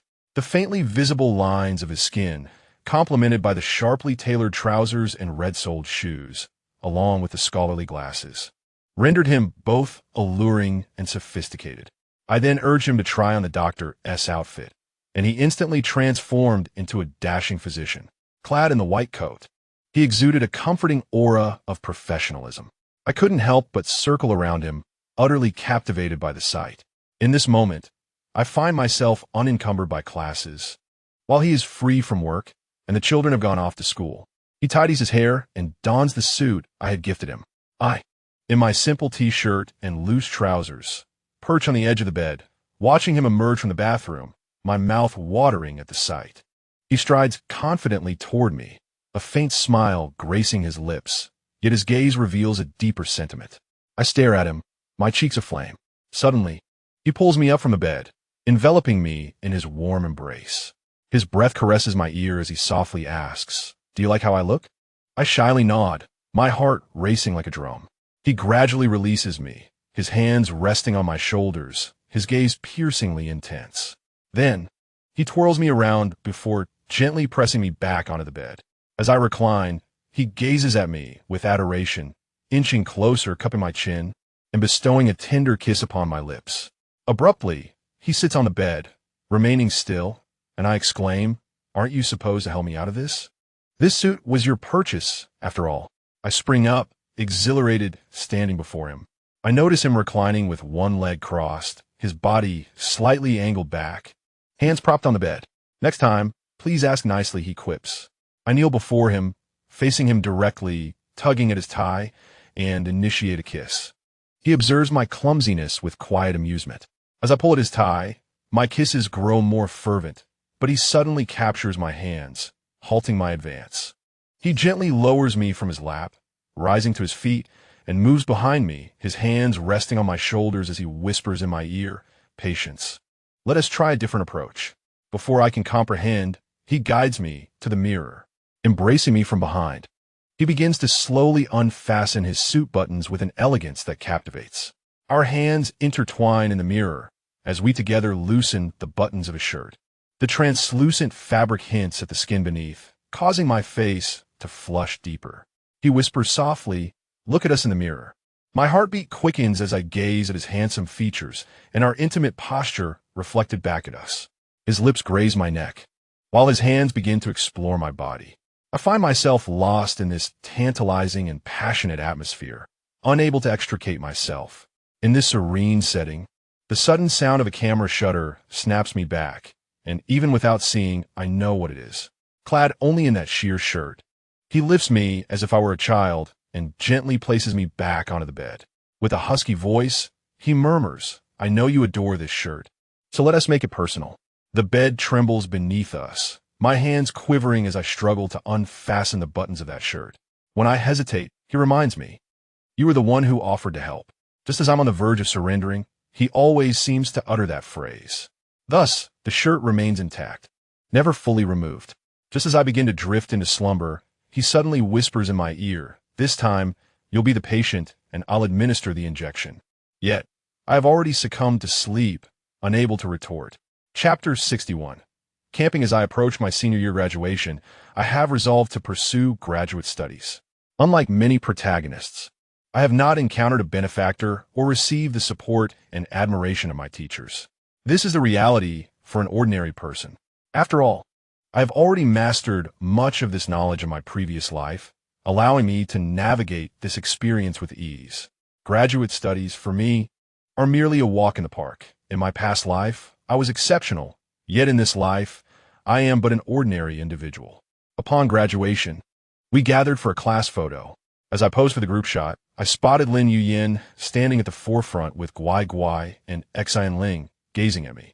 This sight transported me back to my freshman year when Lin Yuyin stood at the exit of our academic building, sunlight cascading over him, highlighting his tall, statuesque figure. Having served as a school instructor, he was well known among the students, largely due to his striking appearance. Suddenly, someone in the crowd exclaimed, "Wow, Instructor Lin is here again." Instantly, my classmates turned their attention toward him. For over the past 4 years, he had been there to pick me up from school almost daily. After the photo session, I hurried over to them. "You're here," I whispered. Lin Yuyin smiled and nodded. "Congratulations on your graduation." Guai Guai and Xian Ling cheered enthusiastically beside him. I turned to bid farewell to my classmates, and together, we strolled homeward. As we reached the car door, Lin Yuyin abruptly halted. "This is your graduation gift," he said, presenting me with a bouquet. The fragrance enveloped me, filling my heart with sweetness. Guai Guai and Xian Ling playfully remarked, "Little daddy, uncle, we also want to prepare a graduation gift for you." "Really?" I replied. "If you didn't bring it, you can give it to me at home." This year marks my college graduation, and they are now in their 4th grade. They had pooled their pocket money to purchase a gold ring for me. Gold, indeed. It could be saved, I said, accepting the ring they offered. My classmates noted that such gifts were often given by students to their mothers, typically gold necklaces or rings, and the two thought it fitting to present one to me as well. During the break, I dedicated myself to preparing for the graduate entrance examination. Lin Yuyin quietly assisted me, meticulously organizing my books. He sat beside me, occasionally handing me a warm cup of milk. Days passed, and the examination approached. I found myself feeling remarkably at ease. Perhaps it was due to the system, or perhaps my photographic memory from my previous life made this endeavor feel even simpler. So anxiety eluded me. Finally, after the examination concluded, Lin Yuyin seemed to relax entirely, often expressing concern for my stress levels, even more so than I felt myself. I looked at him and smiled. Let us go camping, just as we discussed with Guai Guai and Xian Ling. Yes, the holiday is a perfect time to unwind. He agreed. We prepared our camping gear and drove to a picturesque site in the countryside, where lush green grass and a clear lake awaited us. Guai Guai and Xian Ling gleefully dashed about, collecting stones and splashing in the brook. The spirit had long begun to paint its own canvas, while the little one felt quite fatigued, occasionally picking up his small sketch pad to draw, restless and wandering off to dig at the grass or collect small stones. Lin Yuyin had set up the tent, while I busied myself preparing dinner. As the sun dipped below the horizon, golden rays bathed us in warmth and beauty. After our meal, we gathered around the campfire, where the little one recounted amusing tales from school, our laughter echoing through the night sky. We were not alone in the wilderness. Numerous other small tents dotted the area, each sheltering families enjoying their camping experience. Though spaced apart, each tent had its own flickering fire. As night deepened, everyone retreated into their tents to rest. I lay nestled in Lin Yuyin's embrace, savoring his warmth. I've finished my exams. You can relax now. No need to worry about me, I reassured him. He held me tightly. Of course, I know you'll do well. But I can't help but feel anxious. Inside the tent, the sound of cicadas filled the air, and through the translucent fabric overhead, the starry sky was visible. Following the recent calamity, nature had begun to heal, allowing the heavens to sparkle with countless stars. The night had grown quite dark. Go tell them to sleep, I suggested, as I heard the raucous laughter of two children engrossed in a television show from the neighboring tent. He rose and stepped outside to coax them into slumber. No more watching, it's time for bed. Didn't we say we de-hike nearby tomorrow? Be careful you two, or you want to wake up. But I want to finish this episode. The little one protested, while the spirit had already settled in her bed on the other side. Sleep now, or I won't wake you up tomorrow. You'll be on your own. The little one was quite mischievous, but obedient, balancing playfulness with compliance. Reluctantly, he switched off the tablet, tucked himself under a cozy blanket, and lay down. Lin Yuyin turned on a small hanging lamp for them before exiting the tent and zipping it shut. He returned, saying, I'm already asleep. Chapter 62. Hiking today, we decided to hike the mountain behind the campsite. After breakfast, we prepared water and snacks, donned our activewear, and readied ourselves for the ascent. The distance from the campsite to the foot of the mountain was a suitable post-meal stroll. Along the way, laughter and chatter filled the air. I could distinctly sense the excitement and anticipation enveloping us. Upon reaching the base, we stretched our limbs. Little one, do you want to stretch before we climb? I asked, leaning against my legs and twisting my waist in preparation for the hike, noting that the initial path was quite gentle. No need, little dad. You all hurry up. We'll wait for you at the top, he replied, dutifully beginning his ascent. Since many families with children were also camping nearby, I felt reassured as a group of children made their way up the hill. They would reach a plateau and pause for the adults, only to dash off again once they spotted them. This little hill was not particularly high, especially considering we were already camping on a mountainside. The children could frolic together, while the adults, couples, or acquaintances conversed amongst themselves. He held my hand, and the air on the mountain was invigorating. I often expressed my desire to bring him here frequently. He carried many items, a spiritual canvas, a large water bottle, and a backpack containing tissues, an umbrella, and snacks. In contrast, I had nothing but the joy of climbing alongside him. I often claimed I was not a girl, suggesting he could carry my burdens, yet I would insist that with me by his side, he need not labor. When I was not present, he could manage on his own. Essentially, I conveyed that my presence alleviated his responsibilities, while he was perfectly capable when I was absent. As we reached the vast platform halfway up the mountain, I suggested we wait for my uncle, feeling a bit fatigued. She retrieved her water bottle and began to drink. Let us sit here. The view is splendid, I remarked as we settled at a stone table near the cliff's railing. Upon reaching the steps, we spotted them seated, and I approached, inquiring if they were tired or hungry. Not tired at all, just a bit thirsty, my little one replied, sipping her water. After we sat down, I produced a small loaf of bread, encouraging them to have a bite. Once we had rested sufficiently, we continued our ascent, pausing occasionally, and in less than 2 hours, we reached the summit. From the peak, A panorama of trees unfolded, with distant skyscrapers appearing diminutive. "Look, I can see our home," she exclaimed, leaning over the railing. "Our house is on the other side of the city. You might not be able to see it," I responded. Upon arrival, she immediately took out her canvas, eager to capture the moment. She aimed to complete her artwork swiftly, as she had developed a habit of painting every place we visited, a tradition born from a memorable encounter with autumn leaves.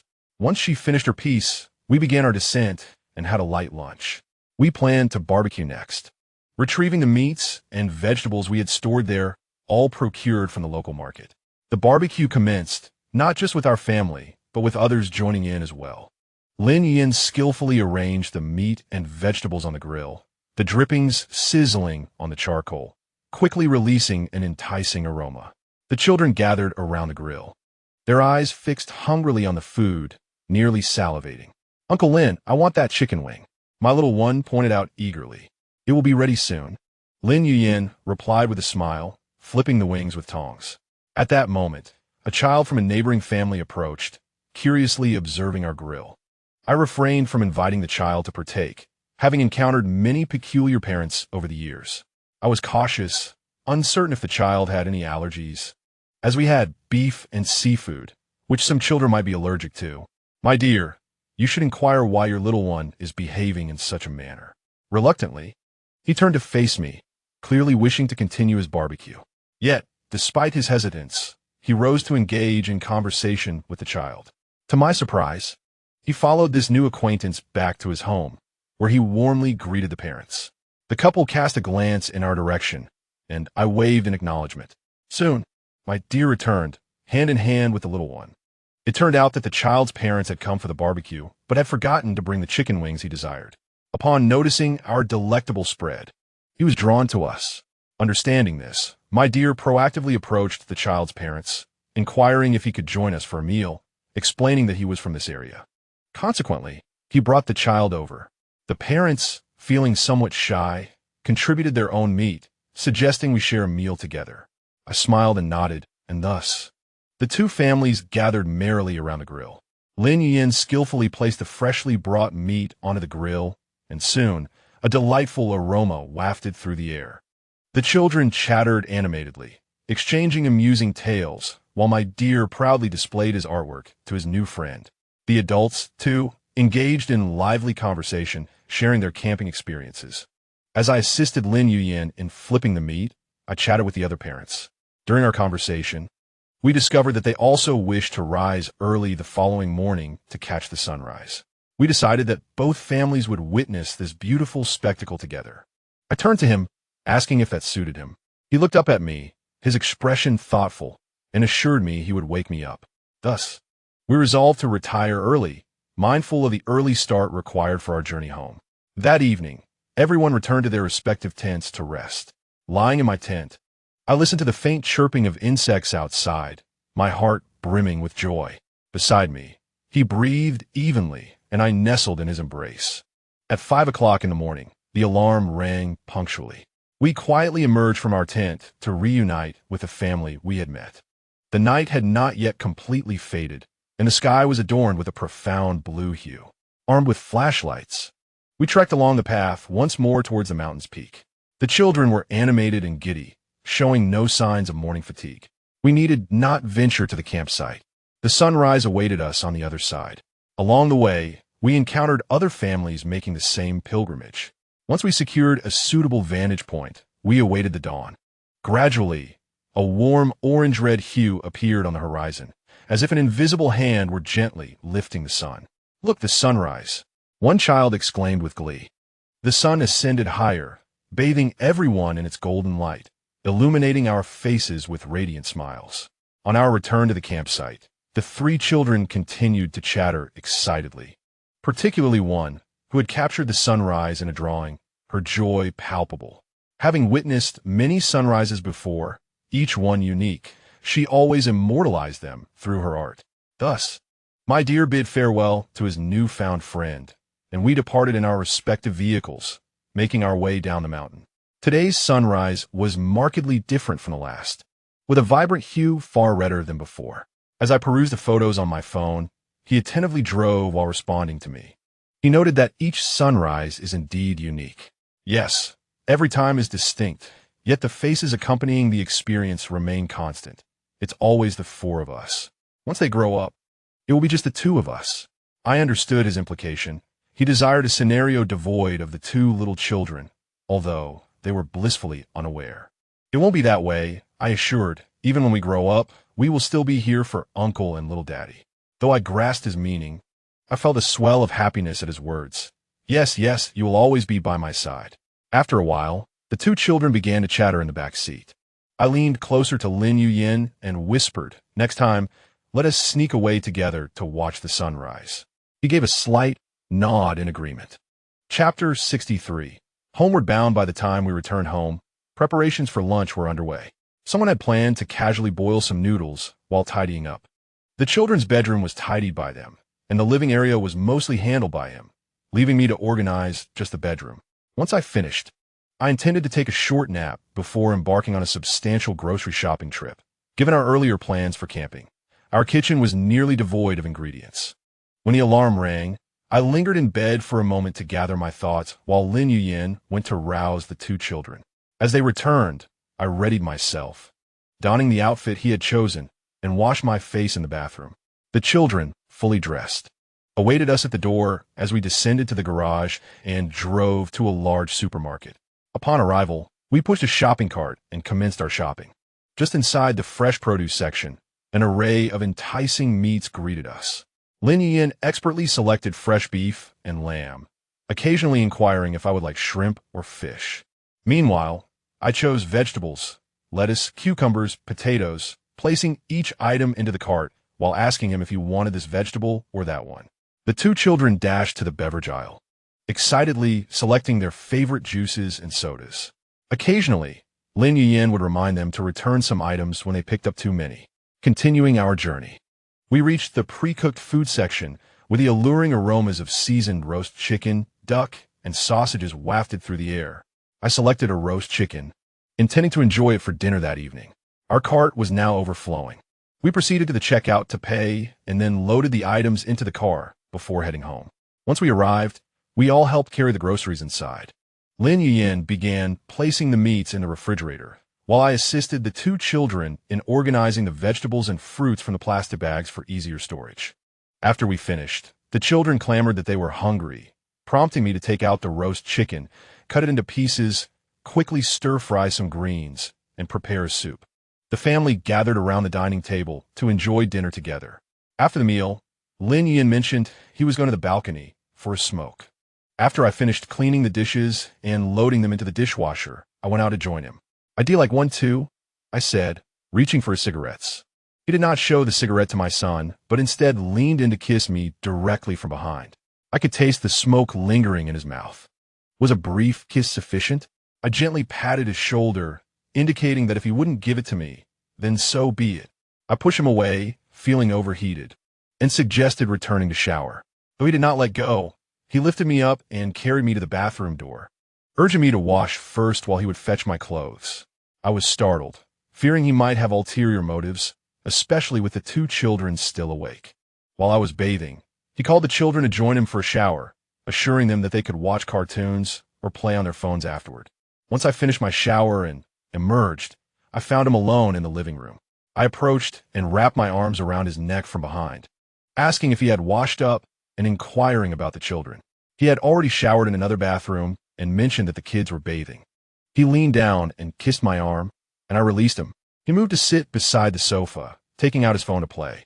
He became so engrossed in the game that he did not notice when the children finished their showers and began watching television. The alarm I had set rang, signaling that it was time for the children to go to bed. I was reluctant to move, but he persisted, reminding them it was bedtime. He returned to the sofa, watching me as I played on my phone. I wore loose shorts, resting my legs on his lap, while he held my ankle, remaining still. Time passed slowly until he suddenly picked me up and carried me back to the bedroom. I surmised he was waiting for the children to fall asleep before he could indulge in mischief. Chapter 64 concluded. Time drifted by, and I was accepted into graduate school, subsequently pursuing a doctoral degree. He continued to serve as an instructor at a military academy, shaping generations of students. My child, Guai Guai, completed elementary school and entered middle school, developing a keen interest in military affairs and learning from Lin Yuyan while engaging in physical training. Meanwhile, Xin Ling remained passionate about painting, taking lessons from teacher. She progressed from simple drawings to creating narrative comics, though her true love lay in oil painting. On this day, I was invited back to my alma mater as a teacher upon graduation. I called Lin Yuyan to share the news, hearing the enthusiastic chants of students on the other end. "You've done wonderfully, and I will prepare a special meal for you tonight to celebrate," I said as Xiao Luo, a fellow teacher, mentioned that the principal had called for a meeting. "All right, I'll head over," I responded, continuing to converse with them about the meeting. After finishing, I quickly made my way to the conference room. The principal stood at the front, beaming a warm smile, welcoming us as new members of the school. He emphasized the importance of diligent work in contributing to the school's development. Following that, he began to outline the school's rules and teaching arrangements. As I listened, I contemplated my future role within the institution. After the meeting concluded, my classmates and I exited the conference room, all abuzz with excitement. Each of us was eager to return home to attend to our families, bidding farewell to one another as we departed. I sent a message to Lin Yuyan, informing her that I had finished the meeting and was now on my way home. "Have you reached home yet?" I inquired. Guai Guai and Xin Ling School is conveniently close to their homes, allowing them to usually return independently. By this time, they had likely finished their classes. Noticing that I had not received a response from them, I presumed they were still occupied at school, so I decided to gather my belongings and head home. As I arrived home, I noticed it was summer. The evening sky lingered in its brightness, rendering the need for lights unnecessary. However, today was unusually quiet. Typically, at this hour, Guai Guai and Xin Ling would still be unwinding, searching the living room or kitchen for snacks while the television played in the background. Assuming they were occupied with homework, I checked their rooms, but to my surprise, they were empty. The living room was also devoid of life. Just as I began to think perhaps they were still at school for some extracurricular activity, I made my way to the kitchen to fetch a glass of water. As I approached the kitchen, I heard a faint sound. Despite my comfort, a sense of unease lingered in my bones. Cautiously, I stepped inside, grabbing an object on my way. Just as I was about to draw nearer, a loud crash echoed through the room. It was the sound of a confetti popper. Startled, I instinctively pulled back the item in my hand, my heart racing as I momentarily feared an intruder. Guai Guai and Xin Ling each held a confetti popper, while Lin Yin stood behind them, cradling gift. "Congratulations on becoming a school teacher. This is a celebratory gift for you," Lin Yuyan said with a smile, extending the present toward me. Upon closer inspection, I discovered it was the latest model of a computer, tablet, and smartphone. "Wow, thank you, brother," I exclaimed, my surprise palpable as I accepted the gift. Guai Guai and Xin Ling rushed over, each taking hold of one of my hands. "We contributed too." Guai Guai nodded. "I didn't even touch my allowance." "Really?" I could hardly contain my joy. I planted a kiss on each of their faces.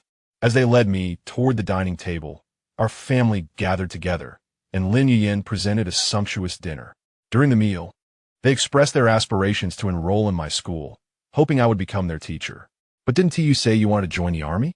Should you be aiming for a military academy?" I queried.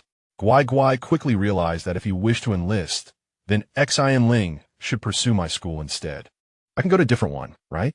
he suggested. "No, you want to join the army, so you cannot apply to my school. However, Xin Ling loves to draw, and our school doesn't offer that major." I turned to inquire about which school he wished to attend, dismissing his earlier remarks. I had almost forgotten, as the day's events had filled me with such elation. "Sorry, sister," he apologized. "It's all right. Didn't you also forget your own military aspirations?" I replied. After dinner, we settled in the living room to watch television while Guai Guai and Xin Ling returned to their rooms to complete their assignments. Lin Yuyan held me closely, enveloping me in warmth and reassurance. Chapter 65 concludes. The children progressed to junior high, subsequently advancing to high school, ultimately enrolling in the universities of their choosing. Guai Guai attended a military academy, a dream he had cherished since childhood. The soul finds solace in painting. She pursued her studies at an art academy. each canvas a testament to her growing experience. Today marks the commencement of their university journey. Although their homes are in close proximity, both wish to reside on campus, yearning for a different life experience. While the soul has the option to stay at home, the other must abide by the military academy's regulations mandating on-campus living. In the morning, they are roused to pack their belongings. The other's luggage is quite simple, containing merely a few articles of clothing, as the academy provides training uniforms, along with some study supplies, her eyes sparkling with anticipation for life at the military academy. The soul's baggage, however, is more intricate, filled with art supplies, paints, and sketch paper. She has chosen to bring only the essentials, leaving the rest at home to retrieve later, given the proximity to her residence. In the morning, we first accompany the soul to register at the Art Academy. The campus is infused with an artistic ambience, teeming with students carrying sketch pads. The soul excitedly leads me on a tour, her eyes shimmering with enthusiasm. After settling her in by arranging her bedding, we head home, as classes do not commence until the following day, with a 3-day registration period planned. In the afternoon, we take the other to the military academy. The atmosphere there is one of strict discipline, characterized by uniformity. The other's school is notably rigorous, beginning with the collection of uniforms and training gear, most of which is standardized. However, he has already adapted well to the teachings of Lin Yuyan at home. This evening, he cannot return with us due to the school's regulations requiring him to stay on campus starting tonight. We explore the school together before heading to a nearby restaurant for a simple meal. Afterward, the other returns to the academy, while the three of us make our way home. The next morning, I find the soul has already left for school. She messages me to say that her dorm mates have all arrived and are quite amicable, reassuring me not to worry. Upon rising, I discover I am alone at home. The children have gone to school. Lin Yuyan, as a military instructor, has numerous responsibilities, while I, though a university professor, merely attend classes without the obligation of mentoring students. As the children grow, we too age. Years pass, and the other graduates, intending to serve in the military for a few years before pursuing a master's degree. Meanwhile, the soul embarks on a journey across China, expressing her desire to explore her own country before venturing abroad.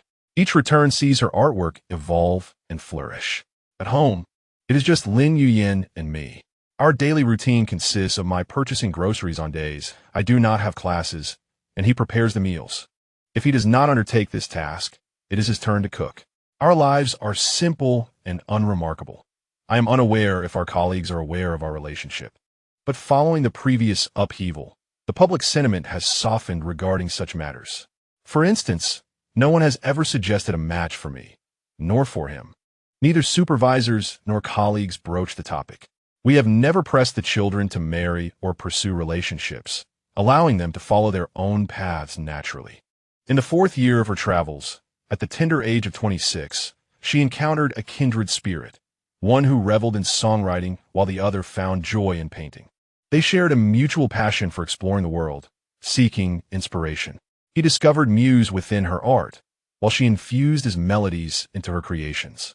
After serving several years in the military, he returned to academia, where he met a courageous junior who boldly confessed her feelings to him. He reciprocated, and thus began their romantic journey. Their marriage was precipitated by his military service, a response to national policy. Hart and the young man courted for 3 years before solemnizing their union and settling back in their hometown. When he introduced her to his uncle, the young man exhibited no surprise, perhaps having been informed previously.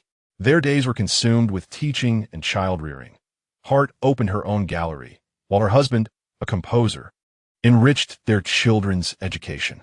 In truth, they often cared for her children more, as both were dedicated to their military careers, driven by their workaholic tendencies. Upon my retirement, I resolved to return to my hometown, a place adorned with vibrant maple leaves each autumn. The children remained in the city, leaving only the two of us in that nostalgic abode. This truly became our private world. As time passed, we bid farewell to my aunt and the elders of the village. Some of the younger generation stayed behind, while others ventured out for work. Yet most remained due to previous policies. This year, she turned 88, and he reached 93. On that day, cradled in his arms beneath the shade of a rocking chair in the yard. I concluded this journey through life. As my consciousness began to wane, clarity returned, revealing a vast expanse of white surrounding me. A mechanical voice resonated. The time travel mission has been completed. Task 1. The preservation of the original mission has been fulfilled. Task 2. Engage in virtuous deeds, non-mandatory. Completion of the original task yields merit, has been accomplished.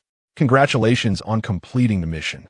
You may choose to rest or commence the next journey immediately. In this ethereal space, I felt adrift, reminiscing about my travels with Lin Yuyin and the warmth of witnessing the children grow.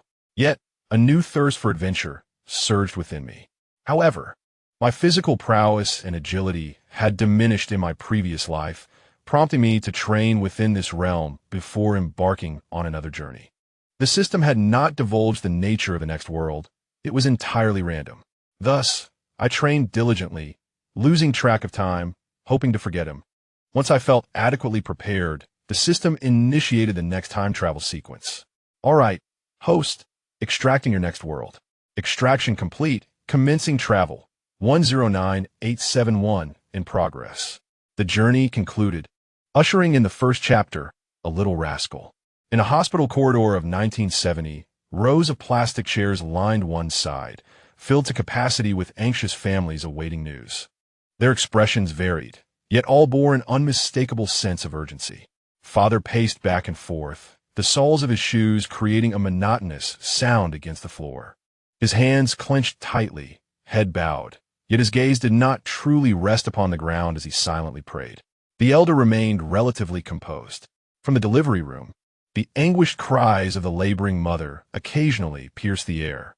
A young man, upon hearing the sounds, abruptly rose from his seat and hurried to the door of the delivery room, pressing his hands against it as if to lend strength to his wife.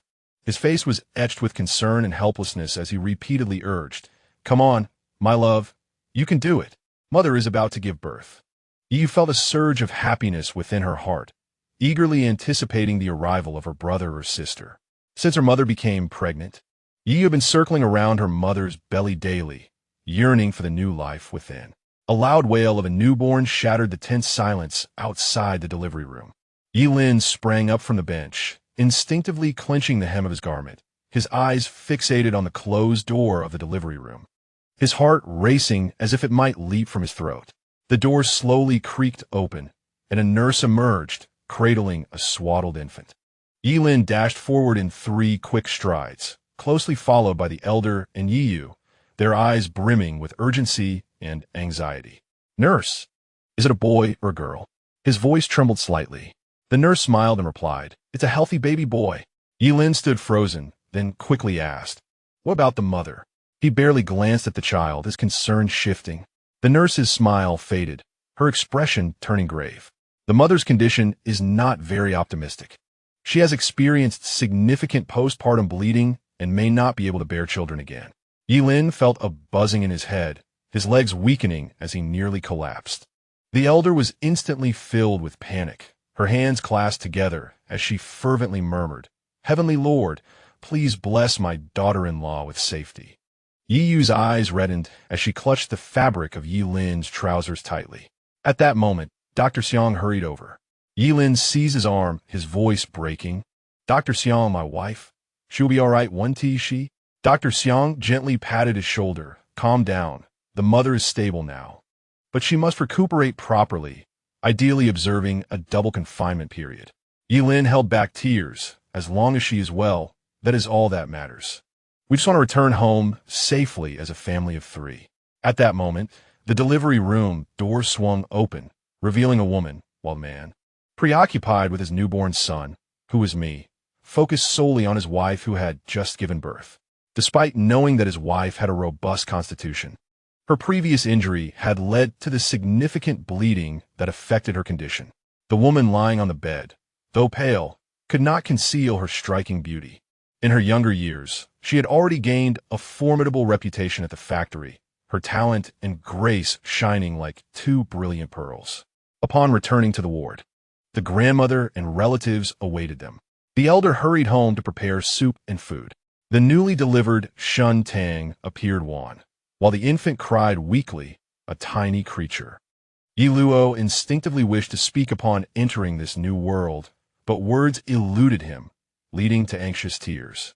As he cried, he felt a tightening in his chest and began to cough involuntarily. System, I am but a child. How can I protect anyone? I would be grateful if others would merely protect themselves.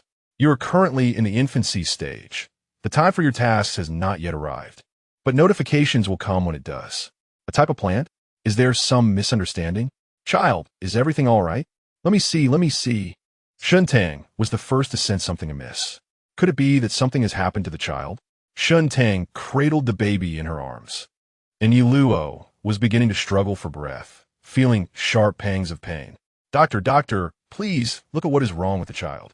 Yi had been leaning over the bed to catch a glimpse of her younger brother, while their grandmother sat quietly nearby. Now, the room was filled with panic, everyone calling out. The doctor rushed to the doorway, urgently shouting. The doctor hurried over, ready to examine child. During the examination, Yi Luo coughed while mentally communicating with the system. A type of plant? Surely I cannot be the first tasker to fail due to coughing to death.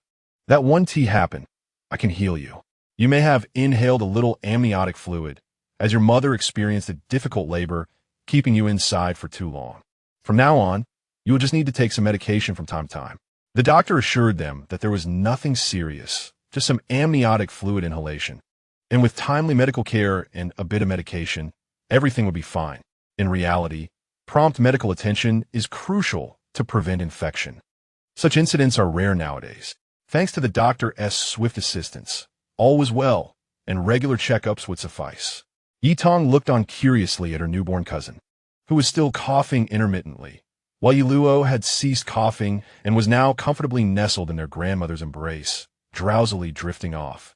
Yi Tong, being a mischievous child, gazed at her little cousin's long eyelashes and tender face, reminiscent of a lazy kitten. Noticing the tears glistening in his eyes from the coughing, she instinctively reached out to touch him. Ah Tong seems to really like her little cousin. Tang, have you decided on a name yet? Their grandmother gently rocked Yi Luo. Shun Tang, lying on the bed, called out to Yi Luo, we have already chosen one. A lovely name. The character Luo is often used in poetry to describe a person's grace and demeanor. Their grandmother praised with a smile. Due to some discomfort, my mother and I stayed in the hospital for a few more days, sometimes accompanied by our grandmother and at other times by our mother. Yi Tong would often insist on joining them. Yi was reminiscing about preschool, which was not far from the hospital. If Yi Lin came to the hospital, Yi would make sure to visit her brother after classes. Character introductions. Father, Yi Lin. Mother, Shun Tang. Sister, 5 years old. Yi Yu, younger brother. Myself, Yi Luo, younger cousin. Yi Tong, 4 years old. Yi Luo grew from babbling to walking, primarily under the watchful eyes of Yi Yu and Yi Tong. With a weak immune system in his early years, he frequently transitioned between home and hospital. Yi Tong and Yi Yu usually played with him, and from the moment Yi Luo first called out mother, their dynamics shifted. Both longed for the honor of being called brother or sister by him. Who could resist the charm of a soft, sweet younger brother or cousin? No one could, because Yi Yu, the elder sister, constantly enticed him to call her sister every evening at home, while Yi Tong occupied the daylight hours during Yi Yu's school days, keeping him company at home. Ultimately, in this silent contest, Yi Yu emerged victorious. In truth, it was Yi Luo who had eased the competition. Every night, after finishing his calligraphy, Yi Yu would check on him, tuck him in, and save a share of any delicious food for him. Although Yi Tong was also exceptionally wonderful, Yi Yu, being the biological sister, was naturally addressed first. This delighted Yi Yu immensely for several days. She walked with an air of triumph, flaunting her victory in front of Yi Tong. When it was time to turn in her calligraphy assignment at school, she would ask, Lon, did you finish your assignment yesterday? My brother called me sister. Lon looked at her helplessly, often bringing her adorable younger brother over to play during holidays. After school, upon seeing Yi Tong at home, she would inquire, how did you know Luo called me sister? He would come over to watch her. And little Yi Tong, merely 4 or 5 years old, had tears brimming in his eyes, on the verge of crying. Thankfully, Yi Luo was a master of persuasion. The very next day, He also addressed Yi Tong as brother. As the days unfolded, Yi Luo's health improved under their care, and he had blossomed into a 7-year-old cherub. Sister Yi Yu was now 12, and their little cousin Yi Tong had turned 11. Was it not time for tasks to begin? They were still playing with their toys. No. Shen Tang and Yi Lin were discussing sending Yi Luo to elementary school, since his sister had been attending classes very late previously.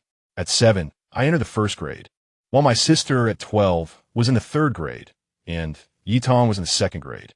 In the 1970s, the educational system consisted of 5 years of elementary school, 2 years of junior high, and 2 years of senior high. Chapter 2. Triggering the task at the age of 7, Yi Luo had matured into a delicate little cherub with porcelain skin, glistening eyes, and soft, baby-like chubbiness around his cheeks, appearing quite squeezable.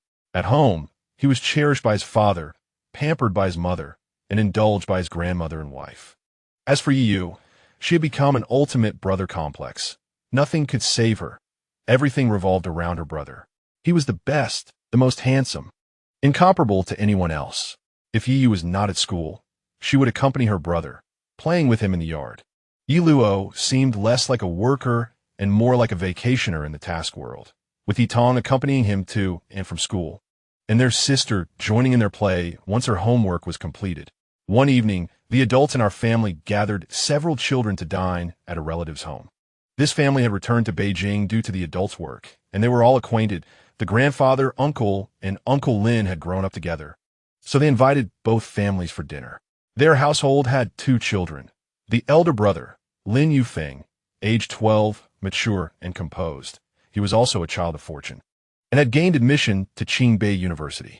The younger brother, Lin Yin, aged 9, had a stoic demeanor, spoke little, and was rather aloof, attending high school at the same school as me.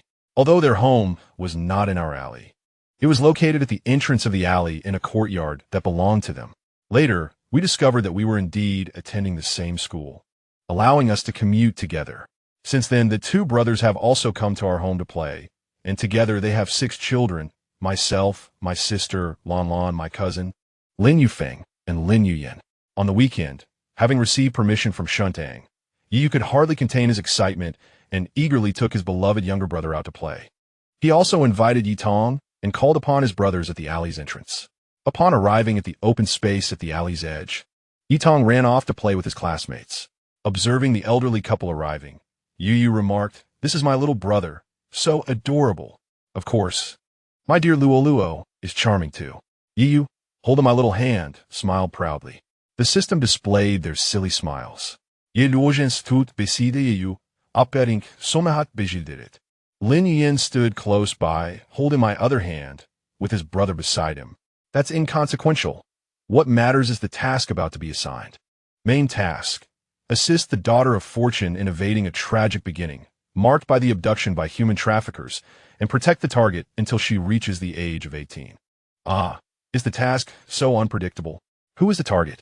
Thus, I walked forward, guided by my sister and Lin Yuyen. Yi Luo, following Yi Yu, waddled over to the small sand pit for play, while Yi Yu effortlessly approached his female companions. "Lan Lan, I brought my brother to play with you. Isn't he exceptionally adorable?" Lan Lan looked up, asking, "Why are you so slow today?" While pouting slightly. "Brother Lin Yufeng, you're here too," she exclaimed, her smile radiant. "The Lan Lan in front of you is the task's target," the system announced. What? I never triggered a task during my previous visits. That's because the timing of the tasks was not aligned. Each task is different. This being the first, the difficulty is not as daunting. For the second task, it will be of hellish difficulty. What must I protect her from? Lan Lan is merely 5 years older than Yi Luo, at 12 years old, already remarkably beautiful, with slender eyes, an oval face, and a slightly upturned nose. At first glance, she may not seem stunning, yet the more one gazes, the more enchanting she becomes. No matter how many times I look, I find her exquisite. The system's mechanical intellect may lack an understanding of aesthetics, yet it recognizes how breathtaking Yi Luo appeared previously. Her fair skin, resembling snow, akin to a peach blossom, with her eyes sparkling with unparalleled grace, brows like distant mountains shrouded in mist, and eyes resembling autumn waters, captivating upon her smile, radiant and dazzling.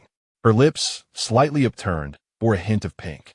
She surpassed even this daughter of fortune in beauty. Indeed, one might view this world as a series of novels. For the sons and daughters of fortune are akin to the protagonists in your stories. The ultimate brotherly adoration of Yi Yu often leads him to speak fondly of his precious younger brother. Luo has come too. Come and play with Sister Lan. He gently encouraged. Although Lan appeared as the cool, aloof heroine, her voice was sweet, and her smile revealed a charming dimple. Audit, Ye Luo responded, sitting beside her with a soft, childlike voice. Lan, already somewhat of a beauty enthusiast, found herself enamored with the adorable Luo, no matter how many times she saw him. Her affection only grew, especially after hearing Yi Yu's various praises of his younger brother. For instance, my dear Lolo is exceptionally considerate. Whenever I attend school, she always saves a delicious morsel for me. Similarly, just yesterday, after I returned home late, due to an unfortunate incident, my father was ready to chastise me with a whip, but Lolo bravely stepped in front of me, pleading for mercy and saying, "Please do not strike my sister." Thus, the five of us settled into the sandpit to build a house, engaging in a discussion about how to construct it. Lin Yufeng, being the eldest among us, naturally had his classmates nearby, so he went off to chat with them, remaining close by. What a troublesome task this is. With my petite frame, how can I possibly manage? At that moment, a group of children approached the alley, licking ice pops bought from the local supply store. Yi Luo found it rather tedious and glanced around until he noticed something in the vicinity. In a dim corner, an elderly woman caught his eye, initially appearing to be an entirely ordinary old lady. She was small in stature, her back slightly hunched, wrapped in a tattered cotton coat that was a dull gray and heavily wrinkled, as if it had not been washed in years. Her hands were as thin as twigs, veins protruding sharply, with long, crooked fingers. Her face bore skin rough as sandpaper, waxy and devoid of luster, as though it had not seen sunlight in ages. Sparse white hair was carelessly pinned up at the back of her head, with a few strands hanging down on either side of her cheeks, adding to her disheveled appearance. Her eyes were diminutive, resembling two black beans, deeply set in their sockets. Those eyes constantly darted about, missing no corner. Her nose was sharp and prominent, while her lips were parched and thin, the corners slightly drooping. Suddenly, she turned her head and smiled at me, revealing a jagged array of yellowed and incomplete teeth, resembling the visage of a terrifying specter. Could she be the infamous human trafficker?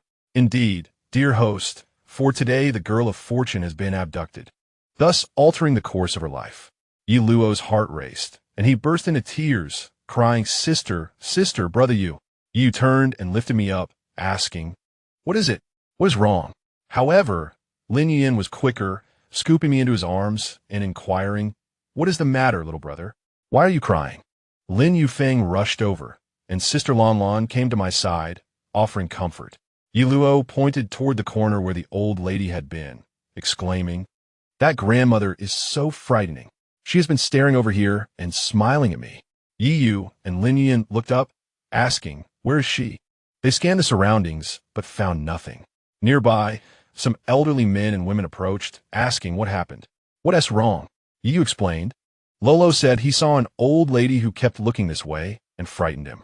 The elderly individuals looked around, but saw no unfamiliar faces. One elderly woman squatted down and asked me, "My dear, where did you see her? Is she still there?"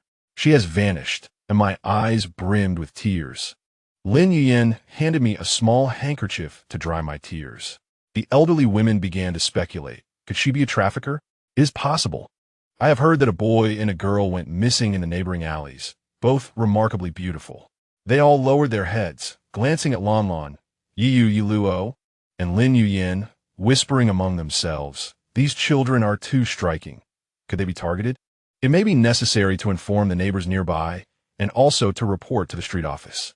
An elderly woman shouted for everyone to take their children home. A gentleman living next to us offered, "Come, I'll walk you home." Yi paused for a moment, remembering Yi Tong, and called out loudly, "Yi Tong, it's time to go home." Yi Tong came running, asking why they were leaving so early today. Lon Lon isn't playing anymore. We should head back. Yi replied. Lon Lon brushed off her clothes and said, let us return for now. I felt as if someone has been watching us. Yi patted Yi Luo to brush off the dust. Why didn't you mention that earlier? After Yi Yu cleared the dust from her sister, Lin Yu Yin immediately picked her up. I'll carry you home. You must have been quite frightened today. With teary eyes, Yi Luo slowly climbed onto his back, while his sister helped to support her. Lin Yu Feng and his classmates stood by, guarding them like sentinels, while the nearby gentlemen did not rush them. Lan Lan pouted, saying, there are usually people watching me, so I'm used to it, but today felt different in a way I can't quite articulate. Yi Yu chuckled, well, who could blame them for admiring your beauty? Accompanied by the gentlemen, the 7 of us returned to the alley, discussing the day's events with Yi Tong along the way. Yi Tong exclaimed, why didn't you call for me? What if there was danger? You were too busy having fun. They first arrived at Lan Lan's house, where the gentleman called her mother to explain the situation. Lan Lan's mother looked down at us and said, okay, I'll keep an eye out. You should hurry and take them home. After watching Lan Lan enter her home and explain to her mother, Yi Yu waved goodbye, saying they would go to school together tomorrow. Lan Lan sweetly zeeply, don't oversleep. Bye. Waving her little hand, she turned to Lin Yu Feng, saying, goodbye, brother Yu Feng. Yes, goodbye. Chapter 3. Executing the mission. Does this count as a reversal of the protagonist's initial situation? The task was completed rather effortlessly. It's half and half, came a reply. This task primarily aims for the protagonist to survive until the age of 18. You want me, a mere child, to protect someone older than me? The protection task is phased. This is merely the first stage, and the second phase remains undetermined, with notifications to follow. Can you be a bit more reliable? I'm just seeking some merit, and the second task is already so challenging. Why must it be phased? Leaning on Lin Yu Yan's back, they communicated with the system. The gentleman happily trailed behind us on our way home, greeting the nearby elders. Upon reaching the doorstep, Yi Luo hopped off his back, exclaiming, Mama, I'm back. And she bounced into the house.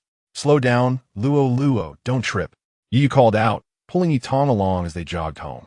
Shen Tang was at home mending clothes. Upon seeing Yi Luo rush in, she scooped her up, asking, did you have fun outside? Why are you back so soon? We encountered a strange old lady, and the elders in the alley told us to go home, Yi Luo replied, clinging to her mother's neck in a childlike manner. At this moment, Yi Yu and Yi Tong rushed in, followed closely by the elderly neighbor from next door. The old man shook his head as he entered, noting that our front door was situated in the courtyard. Yu Yu's mother, he said, there's a stranger at the entrance of the alley, constantly watching the children. It would be wise to keep them from playing outside for a while. Shen Tang hastily set me down, her expression turning grave. Could that person be a trafficker? Have any children gone missing? The old man replied, 2 children, a boy and a girl, went missing from a few alleys over, both remarkably beautiful. We must keep a close watch on our children. He then glanced down at us. Shen Tang's face paled slightly as she surveyed us.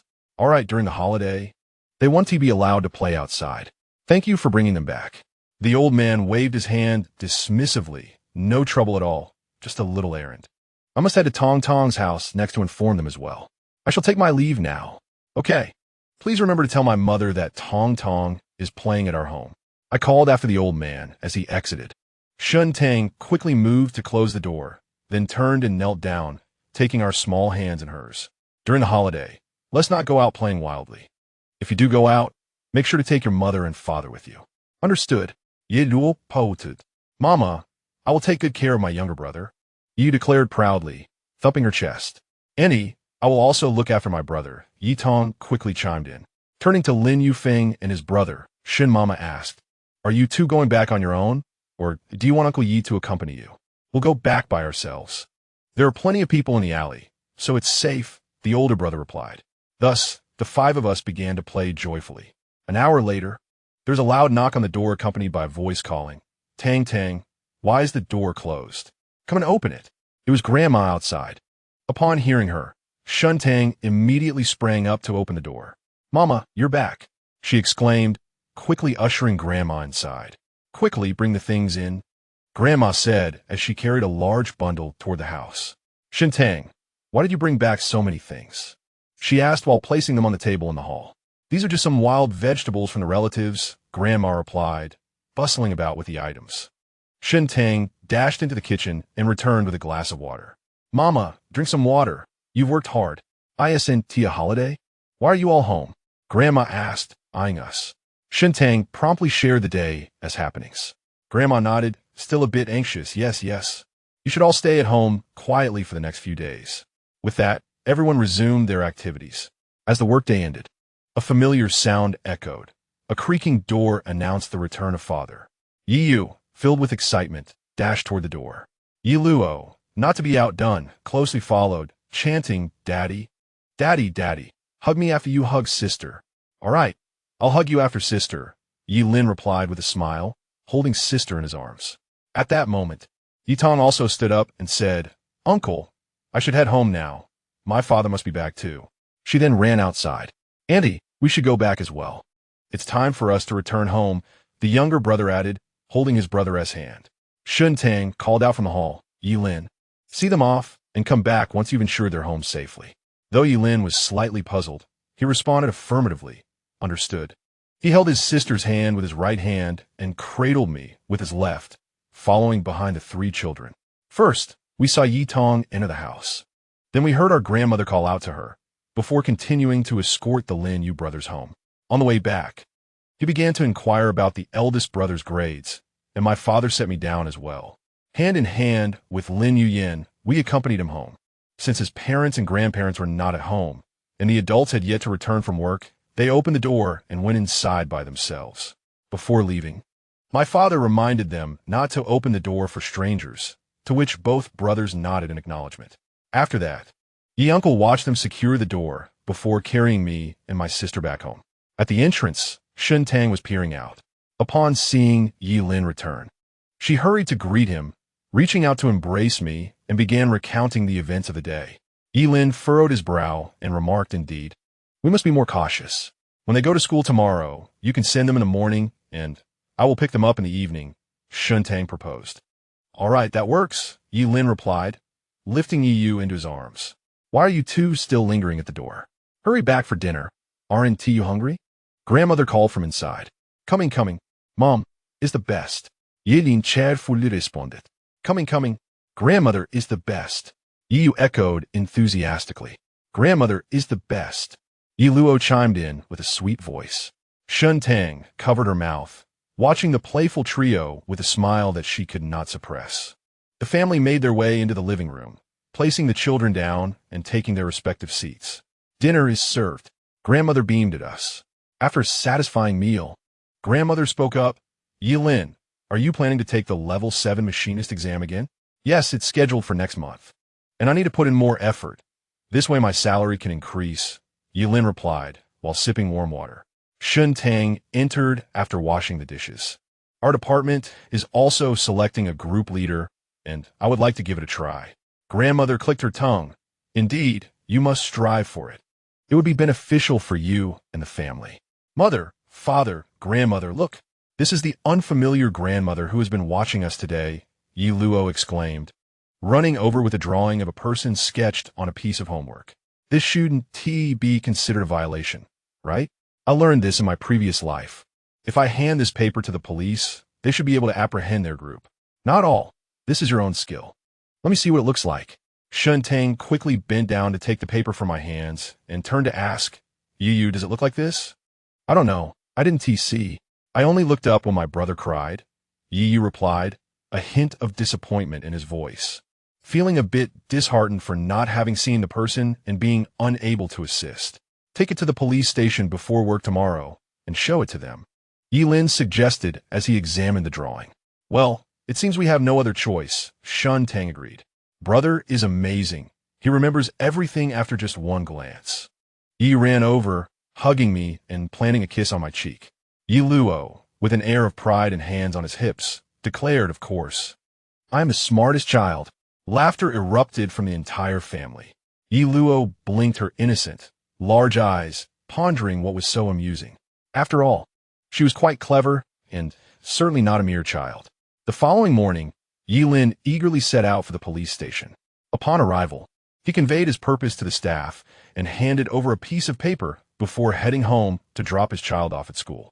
On the way, he encountered other adults who, having seen their children off, proceeded to their workplaces. The next day, when Yilin received the news, the criminal gang had been apprehended entirely, and 2 children who had been abducted days earlier were successfully rescued. How fortunate! Had he arrived later, the consequences could have been dire. That evening, did they catch them? Shun Tang exclaimed excitedly at the dining table. They acted swiftly. Just yesterday the sketch was provided, and today the criminals were in custody. Yilin held his bowl with joy. Wonderful! It said that they managed to arrive just in time. Otherwise, those 2 children would have faced serious trouble. Grandma beamed with delight as she served food from the table. Meanwhile, Yi wore a bewildered expression, completely oblivious to the adults' conversation, engrossed in her meal. Chapter 4. Rewards and Task Activation. Surely, the female protagonist will no longer be at risk of abduction. Completing the first phase of the task should accumulate merit. I provided the clues, saving numerous families. Of course, the final tally will be consolidated upon completion. The second phase of the task involves safeguarding her growth, achieving 20. By the way, you didn't inform me of how many merits I had accumulated from my previous task? Please hold on. I will check for you. Task 1. Protect her growth. Task completion. 100. Merit points.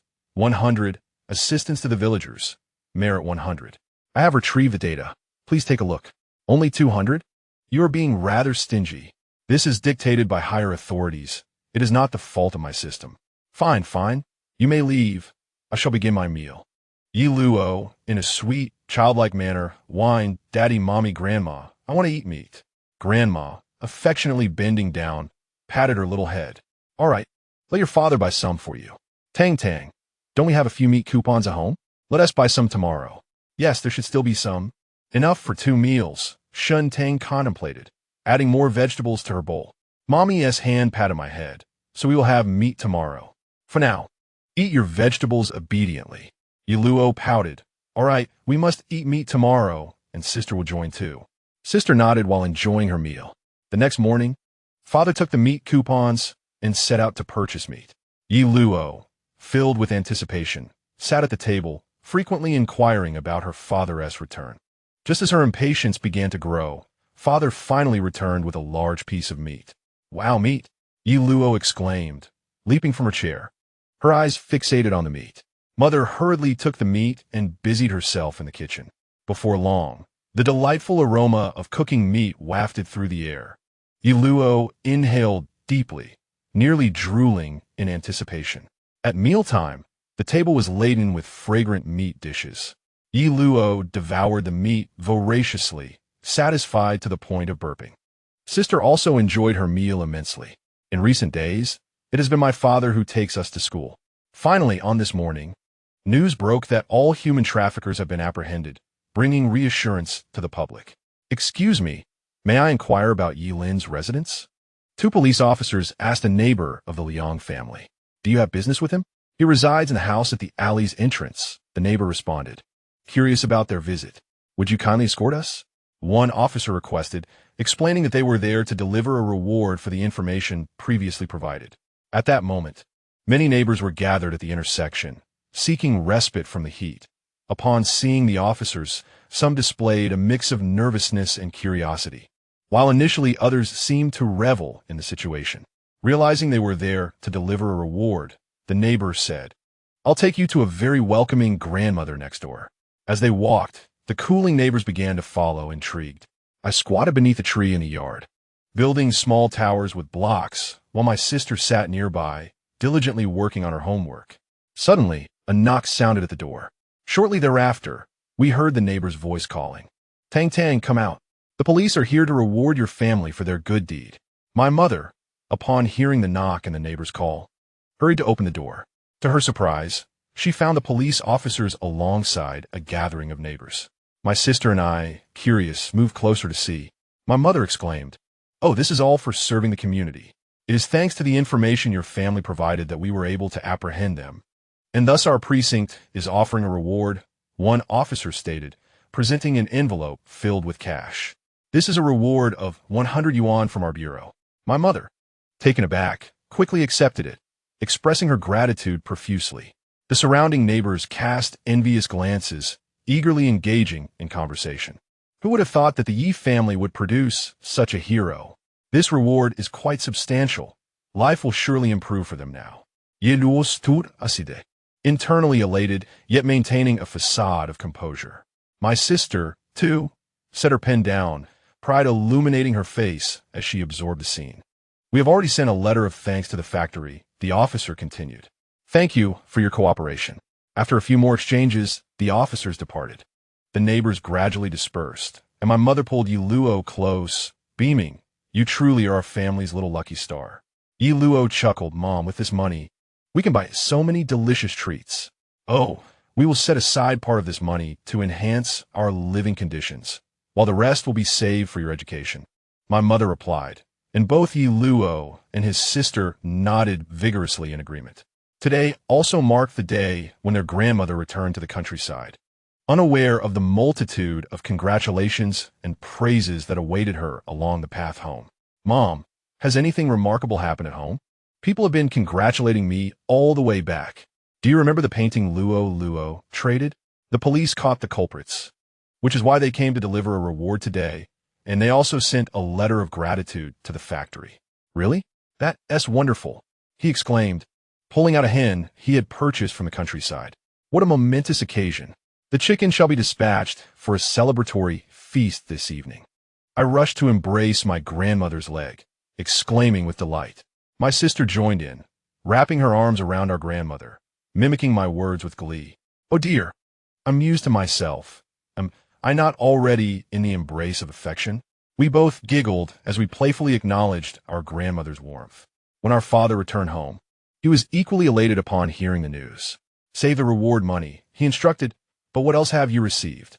My mother and grandmother refrained from peeking beforehand, choosing to wait for my father's arrival to unveil the treasures within.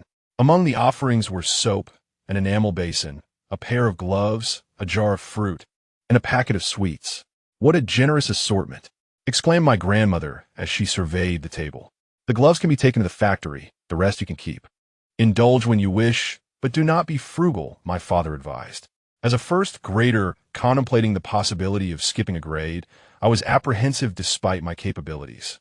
The uncertainty of when the system would issue tasks made me hesitant, so I resolved to remain in first grade for another semester before advancing to second grade. I kept this plan to myself, but casually showcased second grade materials to my family, a subtle precursor to my intentions. As the semester approached its conclusion, a new teacher arrived at our school, assigned to my sister's grade. On the very day of their official engagement, the system issued a task. Phase 2. Task 2. Safeguard the fortunate girl's physical and mental well-being. The cryptic nature of the directive left me bewildered. What a perplexing conundrum, I thought. Far more challenging than my previous aspirations of becoming an assassin, for at least then I had leads. Now, I am left with nothing but vague instructions. Chapter 5. In pursuit of information, time has elapsed, yet the system remains silent. I must rely on my own initiative. The activation of the task suggests the presence of unfamiliar individuals. Thus, I resolved to investigate whether any strangers had appeared at school. First, I ruled out transfer students. With finals approaching, it seemed implausible for new arrivals. As for the new teacher, surely they would not join us at this juncture, given the impending examinations. A student had been summoned due to parental intervention, an action linked to the task at hand. Since this task was triggered by the fortunate girl, it implied that this individual was nearby.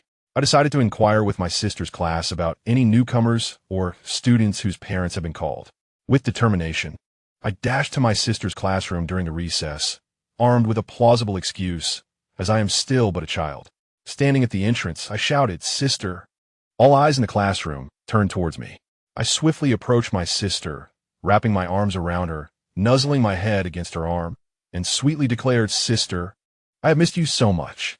She smiled, affectionately ruffling my hair, and responded, "What a surprise! Why have you come to find me?" I blinked innocently and continued to play the part of the affectionate sibling. "I just wanted to see you." Then, feigning casual curiosity, I inquired, "Sister, do you have any new classmates?" Has anyone been in trouble and had their parents called? Sister pondered for a moment and replied, there are no new classmates. However, a new teacher has arrived today. My eyes sparkled with curiosity as I pressed on. A new teacher? What subject does he teach? Is he a man or a woman? After a moment's contemplation, Sister answered, he is a male teacher who teaches Chinese. What prompted your inquiry? It was merely due to the fact that a mischievous student in our class had their parents summoned, and I wanted to ascertain whether older students like you might also face such consequences. Those who misbehave will indeed have their parents called, so you must behave. Do you understand? I understand. Class is about to begin. I shall return now. Farewell, sister. A surge of excitement coursed through me. It seemed I'd found my target.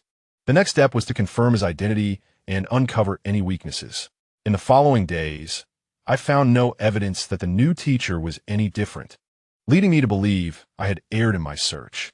However, one day, rumors circulated within the school, revealing that the teacher had previously taught at a prestigious high school, renowned for its excellence. The reason for his sudden transition to our humble elementary school remained a mystery. There could only be one explanation. He must have committed a grave error. But what could that error be? Finally, I had discovered my point of inquiry. I planned to visit the vicinity of his former high school on Saturday to gather information. Just as I was about to put my plan into action, I was intercepted by Lin Yuyen, who inquired where I was headed alone. Observing my small backpack filled with snacks, he grasped it tightly. Startled, I recognized him and instinctively began to act sweetly. Brother, I'm going to play. Would you like to join me? I thought about how unsafe it might appear for a child like me to wander off alone, although it was others who might perceive me as unsafe. I felt secure myself. Why are you out alone? What about your sister and the others? He refused to release my backpack, fearing I might run away. What could I say? Should I confess that I had deceived my mother and sister into believing I was coming to find him, when in fact I intended to venture alone to the high school? Considering he was only a few years older than I, how could I manipulate him? An idea struck me, and I feigned a pitiful demeanor, saying, Brother, I just wanted to play in the park ahead. My sister and the others are busy and let me go alone. I intended to invite you, but I feared you might decline. I even squeezed out a few tears. Lin Yuyen, somewhat flustered, promptly released my backpack and consoled me. All right, I will accompany you to the park. Internally elated, I maintained a facade of distress as I grasped his hand and led him towards the park. However, I did not actually intend to go to the park. I continued to pull him along. Yet, the destination was quite far, as he would not have ventured to our area otherwise. It appeared I would have to resort to a bit of mischief. Brother, I have never been to the city. Could we go there to explore? He remained rational, asserting that it was too far and unsafe for us children. It's fine. I've never been there, and I want to see it. I insisted, tugging at his hand with playful charm. Suddenly, I conceived a new idea, suggesting we find our siblings to take us to the city. Thus, I halted my previous antics and began walking back with him, proclaiming, let us go find our sisters and have them take us to the city. Lin Yuyen was half convinced, yet still followed me home. Upon our return, I grasped my sister's hand and pleaded, Sister, I wish to see the city beyond. Brother Lin Yuyen wishes to go as well. Please take us. My sister hesitated, responding, the city is quite far, and it is unsafe for me to take both of you alone. Instantly, I began to feign tears, crying, Sister, you no longer love me. I merely wish to see. We could go with Brother Yufeng and Sister Lanlan. There will be more of us, and they are older. My sister, unable to withstand my tears, relented, saying, All right, I shall take you. Let me ask if they wish to join. I watched her leave to find them, holding Lin Yuyen's hand as I settled down, saying, Brother, let us play with the toys while we wait for Sister. At that moment, Yitong rushed in, exclaiming, I've finally finished my homework. Have you too completed yours? Let us go play. Not going, the homework was finished long ago, I replied, playing with the toys while my brother occasionally passed me water to drink. Yitong soon joined in the fun until my sister returned with an answer. We cannot go today. It will be too late to return. Perhaps tomorrow? She answered helplessly. All right, I will hold you to your word, I replied, beaming with joy as I hugged my sister, exclaiming, You are the best. I love you the most. At that moment, Yitong insisted, I want to go too. You cannot leave me behind. I simply must join. You may come, but if you are there, I shall not take you. my sister firmly stated. Yitong immediately covered her mouth with her hand, nodding in agreement. Then you must prepare your water bottle for tomorrow, as it is quite a distance. What if you run out of water? And most importantly, you must listen carefully, she advised, ensuring Yitong was ready. I will be very obedient, came the earnest reply. That evening, I informed my parents of our plans, and they consented, providing us each with 20 cents. Additionally, giving my sister another 20 cents for our round-trip bus fare. The next morning, we set off as planned. Have we all packed our things? Let us go together. And do not wander off, Yu Feng instructed, as he was the eldest, and everyone listened to him. Though he initially had no desire to come, he felt a sense of responsibility for the group of little ones. On the bus, excitement filled the air as we chattered incessantly, while I outwardly joined in their merriment. My thoughts were preoccupied with which high school to inquire about the new teachers. Upon reaching our destination, I intentionally led everyone in the direction of the high school. As we approached the school gate, I pointed and exclaimed, "Wow, this school looks so grand. Let's go inside and take a look." My sister hesitated, saying, "This is someone else's high school. Can we really enter?" An idea struck me. We can ask the gentleman at the entrance. We could tell him we wish to see it in hopes of studying here someday. With my insistence, we approached the elder at the entrance. "Children, what brings you here?" The old man called out. "Hello, sir. We find this school so large and beautiful. We wish to take a look inside," I replied with a smile. "You cannot enter freely here," the grandfather responded. "Sir, might you allow me to take a glance? I wish to see it for inspiration to study hard and gain admission here," I implored, producing a few candies from my pocket and placing them on the grandfather's table. Grandfather, with a sweet smile on his face, looked at him. Ultimately, the elder allowed us entry. The focus was not on exploring the school, but rather on engaging him in conversation. As we were about to leave, I once again clung to grandfather, inquiring about a new teacher who had arrived at our school, supposedly responsible for teaching the language arts. Initially, he thought little of it, as every school has its newcomers. However, upon learning that this teacher was from our school and newly appointed, he recalled recent rumors, scrutinizing our group of children. Hesitating, he warned us to keep our distance from that teacher and avoid meeting him alone. Clearly, that teacher posed a concern. I resolved to visit a nearby square or park to see if I could encounter students from this school, which would facilitate gathering information. It seemed too early to return home, so I decided to explore the local park, curious about its differences compared to ours, playfully charming my older siblings. Being young, I had to resort to such tactics. Yitong also expressed interest in joining, enthusiastically agreeing to accompany us to observe any distinctions, as he too was curious. Thus, we arrived at the nearby park. In the center of this park was a square bustling with many young children. Excellent. It appeared to be a promising place to gather intelligence. Chapter 6. Inquiring for information. 2. We began to run towards the children, playing and trying to glean information from their conversations about who lived nearby. One child asked, "You're from the city, right? I've never been there. How did you come to play here?" I replied, "We came out of curiosity, just wandering around." We also visited the park, and the high school next door is quite large and beautiful. The child continued, "I heard from my mom that there's a teacher there who isn't a good person. I wanted to hear more, but my mom sent me to bed." Another girl chimed in, "I heard he tricks children and does bad things." I wondered what is happening with that teacher now. The children hadn't heard anything from the adults. My older siblings, concerned about my wandering, kept close watch. Realizing I couldn't gather information from the children, I decided to approach the adults. I found my sister and suggested we explore the park, as I was still unfamiliar with its size. "All right, let's take a stroll, and then we'll head back," she agreed. Holding Lin Yun's hand, Yitong dashed ahead, while my older siblings, Lan Lan and Yu Feng, followed closely behind. I approached a pavilion where a group of elderly men and women gathered, intentionally moving closer to eavesdrop on their gossip. They assumed I had uncovered something, but I remained silent, listening intently as the women began discussing recent events concerning the high school teacher. "Have you all heard what happened with that teacher? He harmed a young girl." "Yes, but we don't know which family she belongs to.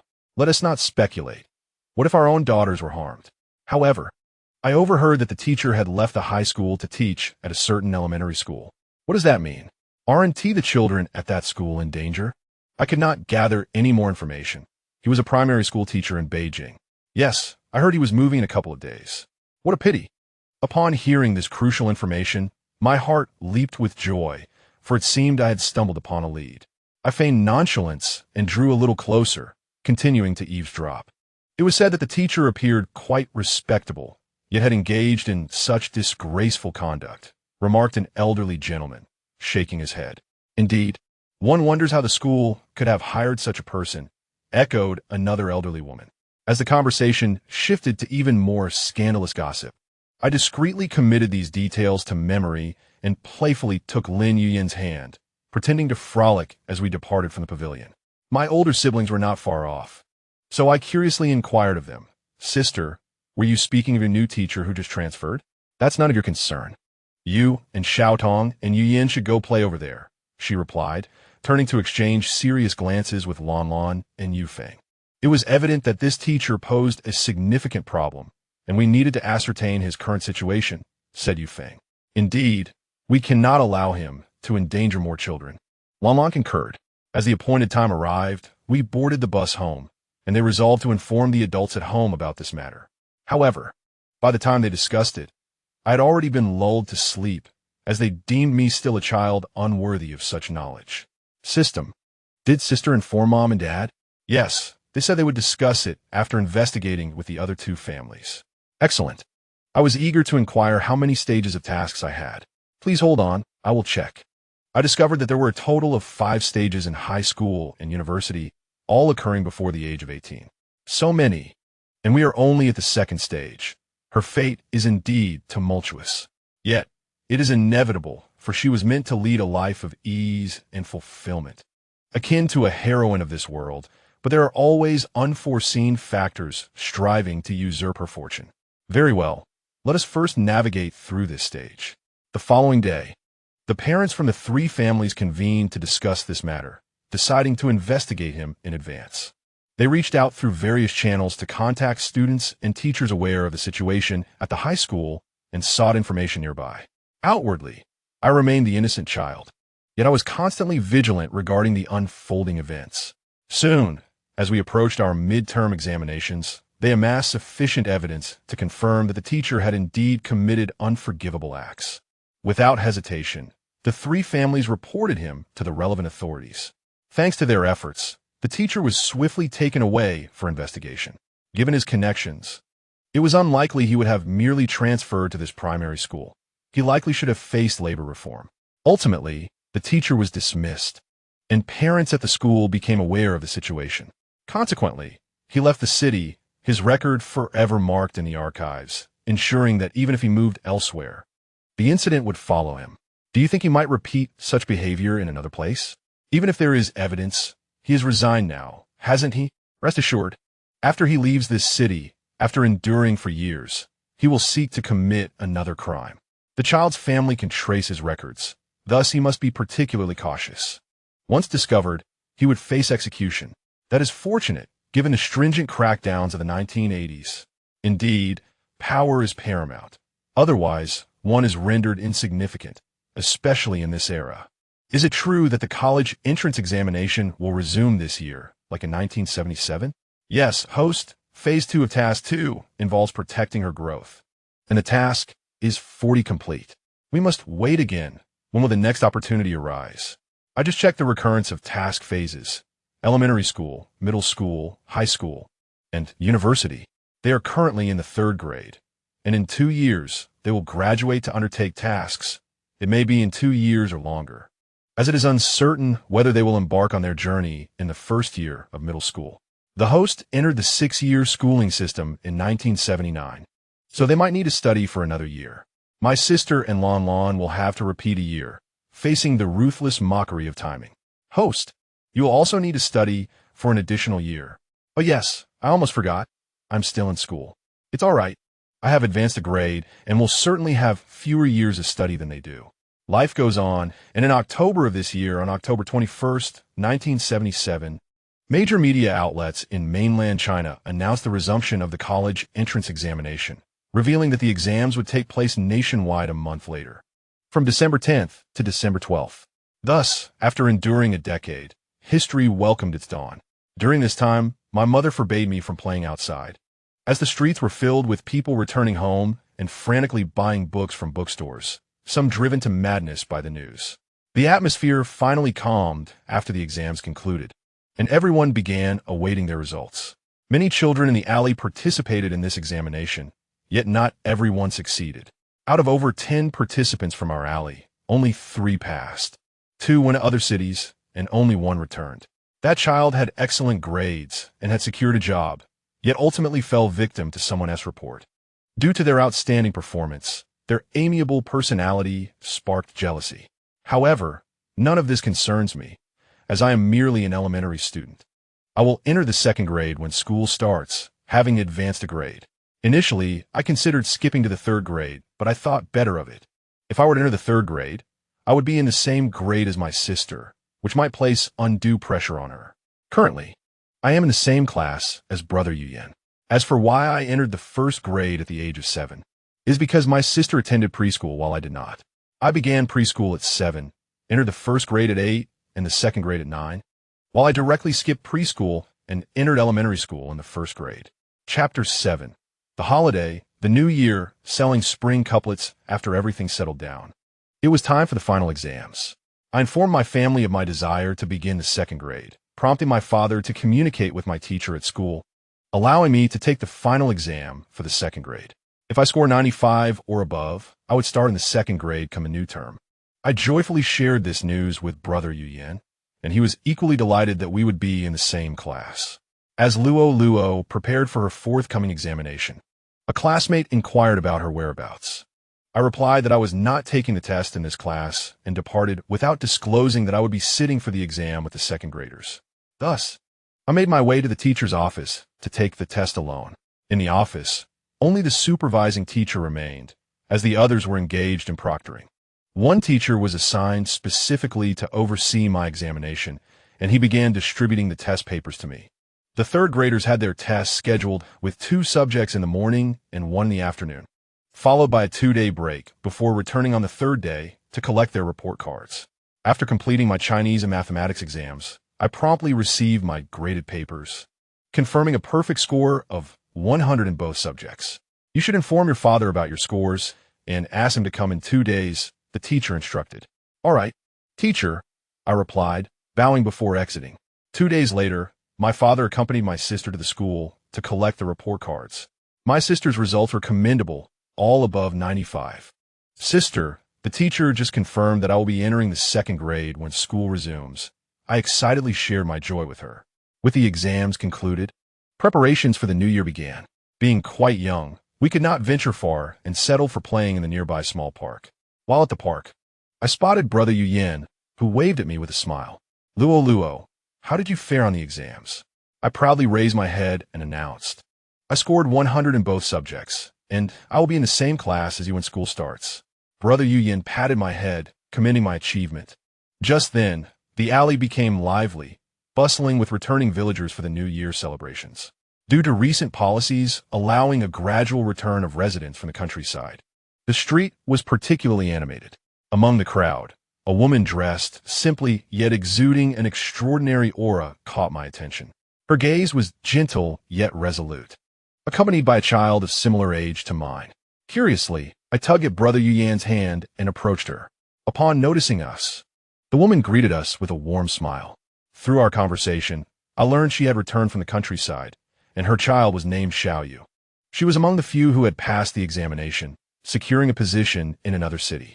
The reason her child's father did not accompany them was not disclosed. We merely exchanged pleasantries before she hurried home.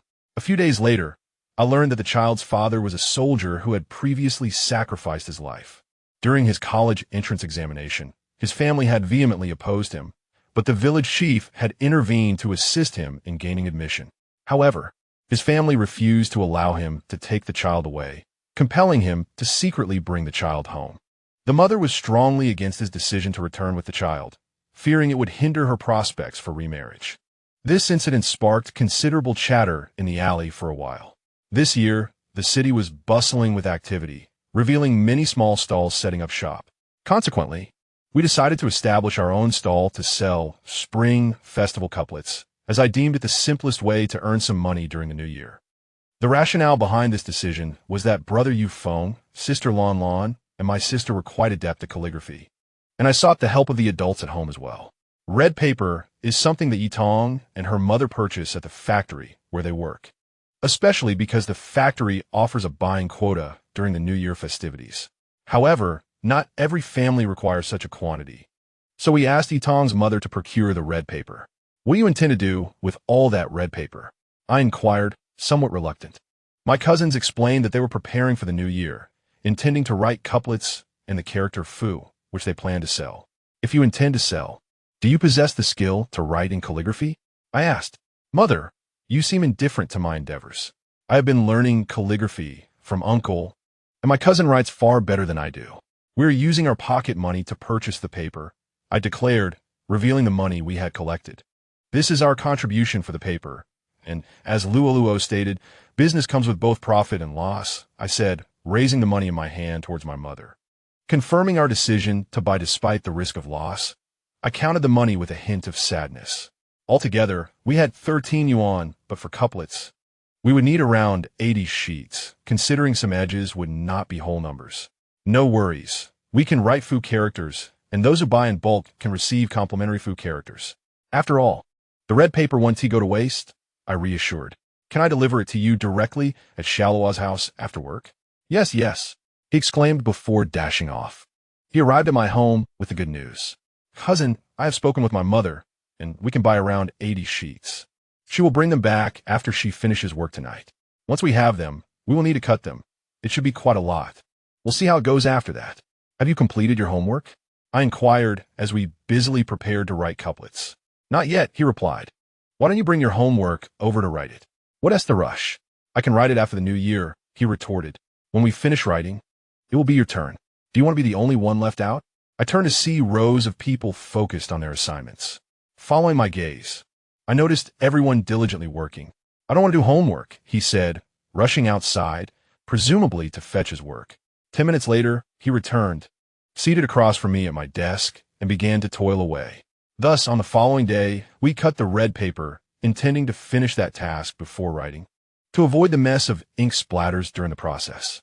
On the third day, we commenced writing the couplets, which were refreshingly simple and unembellished. The act of writing couplets was no easy feat. Everyone was absorbed, striving to render each character neatly and beautifully. Brother Yufeng wrote swiftly and skillfully, frequently offering us guidance. Sister Lan Lan and my sister were equally impressive, their couplets radiating festive cheer. Though Yitong and I wrote at a slower pace, we focused on crafting Fu characters. Over the course of several days, we produced numerous couplets and Fu characters. With the new year approaching, we planned to sell while continuing to write. Finally, the day of our stall arrived. We neatly arranged the completed couplets and Fu characters on our small stand. As soon as we arrived, I began to shout, selling couplets, welcoming the new year with joy. Homes filled with merriment. Wise choices lead to family happiness, and children's laughter fills the air. This strategy proved effective, attracting many passers-by who eagerly selected their preferred couplets. Nearby, those who desired on-the-spot writing gathered, and Brother Yufeng gladly wrote for them, earning praise from the elder onlookers for his exquisite calligraphy. Elderly patrons, both grandfathers and grandmothers, praised the spring festival couplets written by Sister Lan Lan and my sister. By the end of the day, we had sold a substantial number of couplets and the character Fu, earning a modest profit. We subsequently asked my little cousin's mother to procure red paper for writing more couplets. Thus, we continued our sales until the eve of the spring festival. In total, we sold over 600 couplets. Each pair was priced at 50 cents, while 2 large characters of Fu and 1 small character were sold for 20 cents. On the morning of the eve, we gathered in my small room to divide the earnings before returning home. Yufeng mentioned that there were 6 of us, and our total earnings exceeded 600, which meant each person would receive over 100. I had already purchased plenty of food to share with everyone. Consequently, each individual returned home with their share. That evening, our families learned of our sales, and they expressed their astonishment at our resourcefulness. My mother handed me a piece of meat, saying, "Give the money to me. I will keep it for you." I returned the meat to her, insisting, "No, Mom. I want to keep it for myself," and I avoided looking at her. My mother, reluctant to scold me on New Year's Eve, chose to endure until after the holiday. On the first day of the new year, Yu Yan's father visited our home to extend his New Year-esque greetings, presenting me with a beautiful fountain pen. "This is a gift I bought with the money you earned from selling couplets. Do you like it?" he asked, holding the pen. I exclaimed my delight and rushed to my room to write a few words. On a piece of paper, I inscribed, "Brother Lin Yu Yan is the best. I like him the most." I proudly held up the paper to show him. "Oh, I haven't yet thank you for the gift," I said, planting a kiss on his cheek and sweetly declaring, "Thank you, brother. You are the best to me, and I like you the most." He smiled brightly while holding the paper I had given him, as if blooming like a flower. My younger brother was equally cherished. Chapter 8, Task 2. Phase 3 in 1981. I turned 11, while Lin Yu Yan was 14 and Yi Tong 15, all of us having entered the first year of junior high. I had skipped a grade, and so had they. One of them declared, "Wherever you go, I will follow," while the other stated, "I am the oldest. You have both advanced a grade, but I remain here.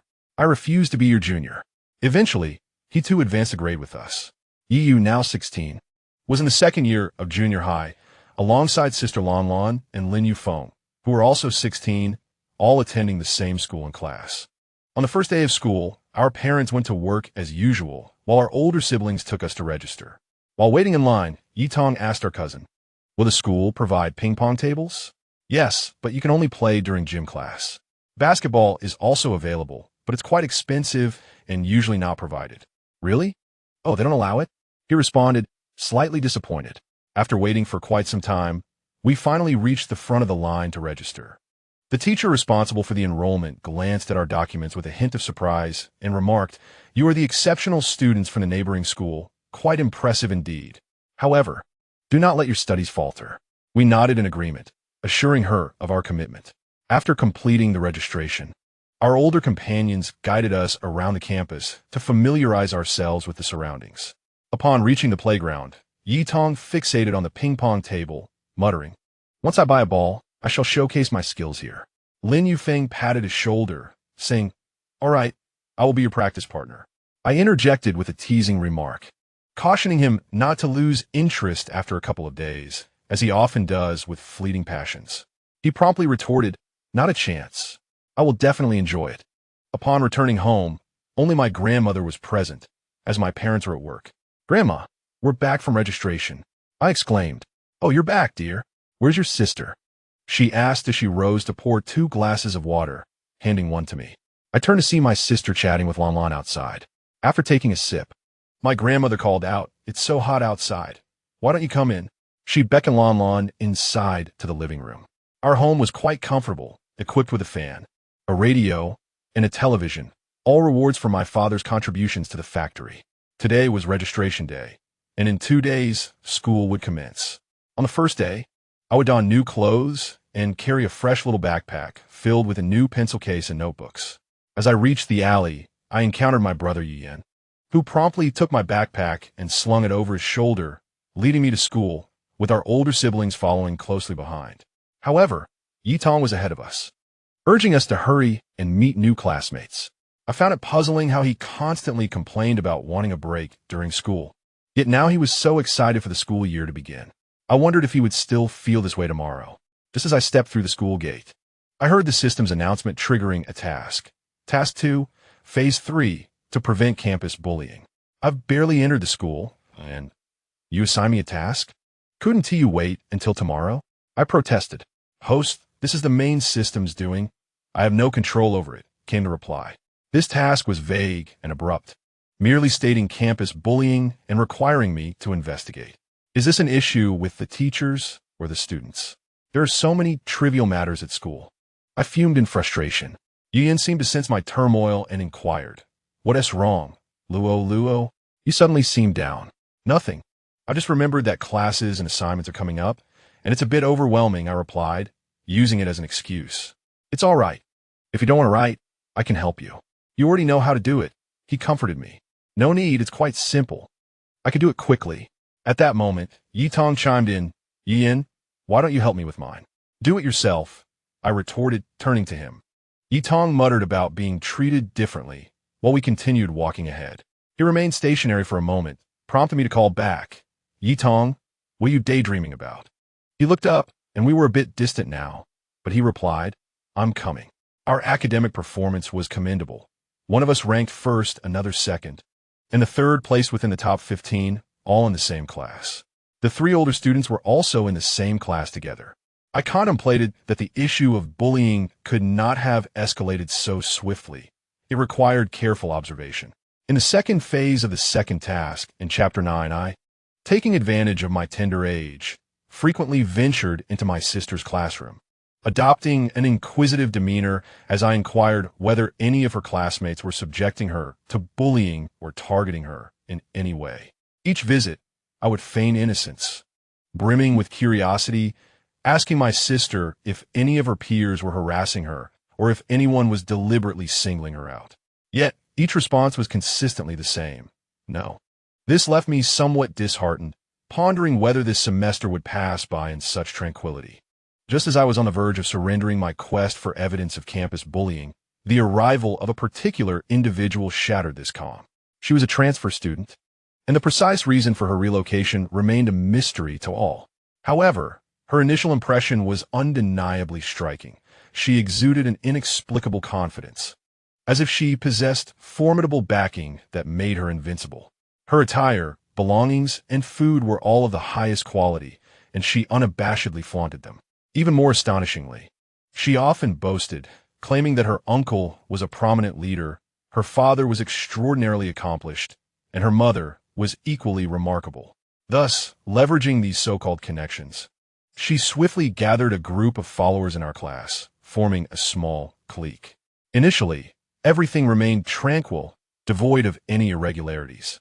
However, following the conclusion of the monthly examinations, a subtle shift occurred.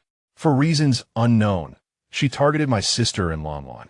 Upon the release of the exam results, my sister and Lon Lon performed admirably, while the transfer student's grades were less than satisfactory. Perhaps out of jealousy, she commenced verbal assaults against my sister and Lon Lon. In class, she deliberately proclaimed loudly, "Some individuals are merely fortunate. Next time, they won't be so lucky," accompanied by her little group, making snide remarks in front of my sister and her. Furthermore, she began to engage in petty antics, such as doodling in my sister's textbooks and hiding Lamlin stationery. Initially, my sister and Lon Lon chose to endure, unwilling to escalate the situation. However, this only emboldened the transfer student, who began conspiring with her clique to spread malicious rumors about my sister and Lon Lon, alleging that they had cheated on their exams. The girl's jealousy manifested like a malignant tumor, often leading to unforeseen consequences when it flared up.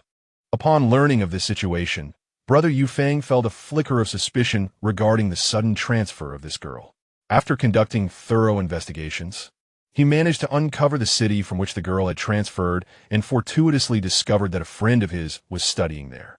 Without hesitation, Brother Yufeng reached out to this friend, enlisting his assistance in investigating the girl's background. Concurrently, my sister and Lon Lon informed their teacher about the matter. The teacher took this issue very seriously and proactively arranged a meeting with the student in question. The student exhibited an unusually subdued demeanor in the days following the meeting. However, this was merely a facade, as every Friday afternoon, the school conducted only one class, allowing students to leave early. On this seemingly ordinary Friday, that student, accompanied by a small group of girls and several boys from outside the school, decided to confront Sister Lon Lon and her companions. As for why Brother Yufeng was not accompanying Sister Lon Lon home, it turned out that every Friday afternoon, he was required to attend to certain matters in the teacher's office. We, on the other hand, did not leave with Sister Lon Lon because we had no classes scheduled for the afternoon and had already returned home by noon. The group encircled Sister Lon Lon and her sister, with a transfer student crossing her arms, a smug expression on her face. "You vixens, just because you are attractive, you think you can seduce others." As she spoke, she gestured for the boys to advance and act aggressively. Sister Lon Lon and her sister huddled closely together, their eyes filled with fear and anger, scanning for any nearby objects that could serve as makeshift weapons. Just as the boys were about to reach them, A figure dashed in like lightning, kicking the foremost boy away. It was Brother Yufeng, who had just finished his errands and rushed over upon witnessing the scene. His eyes widened in fury as he shouted, "What are you doing?" The transfer student was momentarily taken aback by Brother Yufeng's presence, but quickly regained her bravado. "Who do you think you are to meddle in our affairs?" Brother Yufeng replied with a cold laugh. "I am their friend," positioning himself protectively in front of Sister Lanlan and her sister, his gaze resolute. The group was momentarily intimidated by Brother Yufeng's imposing demeanor, hesitating to act recklessly. One of the boys whispered something in the ear of a girl, prompting her to leave with a dismissive attitude, stating, "His father is the director of a certain police bureau. We can't provoke him. Let's let this slide for now and find another opportunity."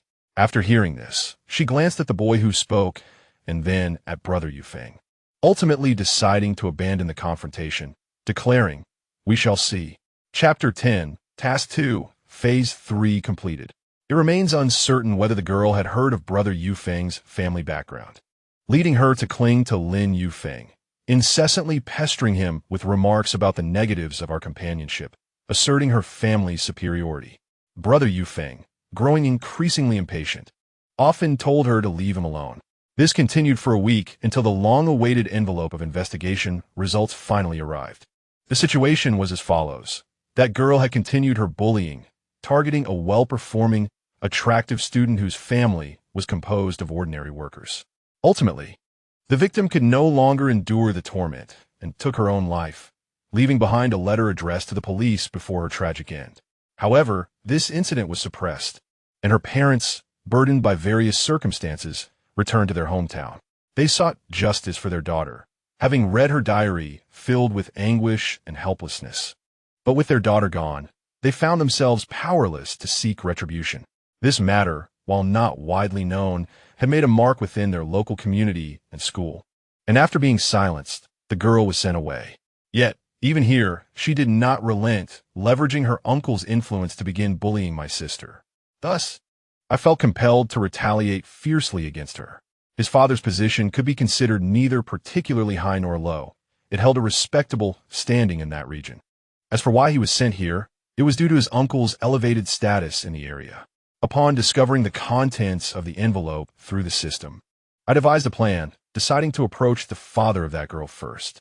He undoubtedly had numerous rivals in his professional sphere, so I began to gather evidence of his misconduct. With the information gleaned from the system regarding his adversaries, I dispatched incriminating evidence to each one and composed a narrative about the tragic suicide of that girl for the major newspapers, hoping at least one would publish it.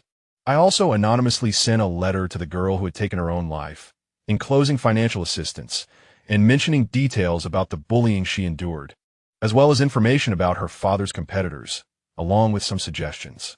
The rest I left to them. After she had bullied my sister and Lanlan, she sought another girl to target. I followed them closely, but Yin was worried about me being alone and insisted on accompanying me, so I confided in him, leading us to devise a plan.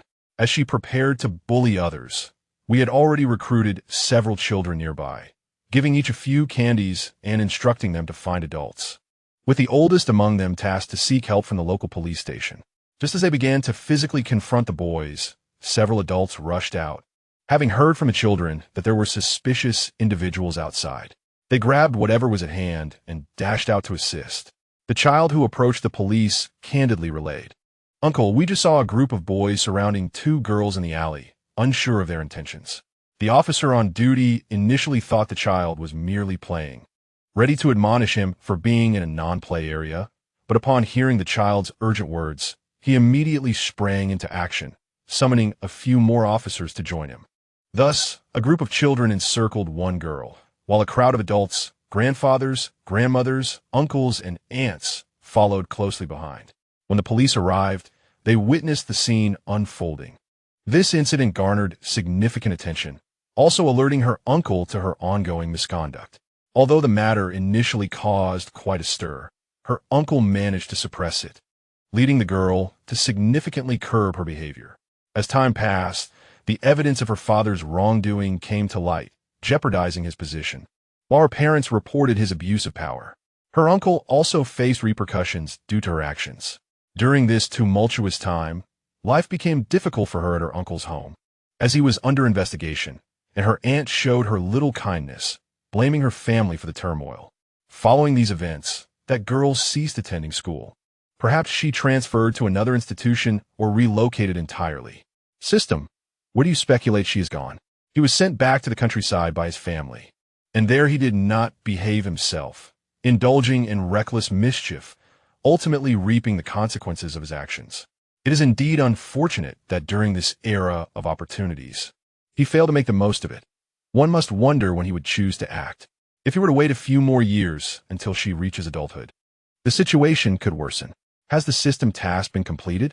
Host, task phase 2, stop school bullying, is currently 60% complete. Please continue your efforts. Progress is swift. Only 2 phases remain. My original intention was to leisurely endure the next 3 years and then focus on the final year of high school. As for this matter, the invaluable assistance of Brother Yufeng cannot be overlooked. In fact, his contribution is the most significant. After all, what if my letters went unread or went unnoticed? His support was instrumental in this endeavor. Moreover, my sister did not suffer much harm. The majority of the rumors primarily affected Sister Lanlan. Although my sister is also quite beautiful, she pales in comparison to Lanlan, who possesses a celestial beauty that incites jealousy among many. Thus, the comments directed at her were more plentiful, while my sister merely played a supportive role. Nevertheless, this incident is now in the past, as the previous issues were mere trifles, overshadowed by the latest rumors concerning that girl. Chapter 11. Setting up a stall in 1983. The government implemented a policy allowing for free trade.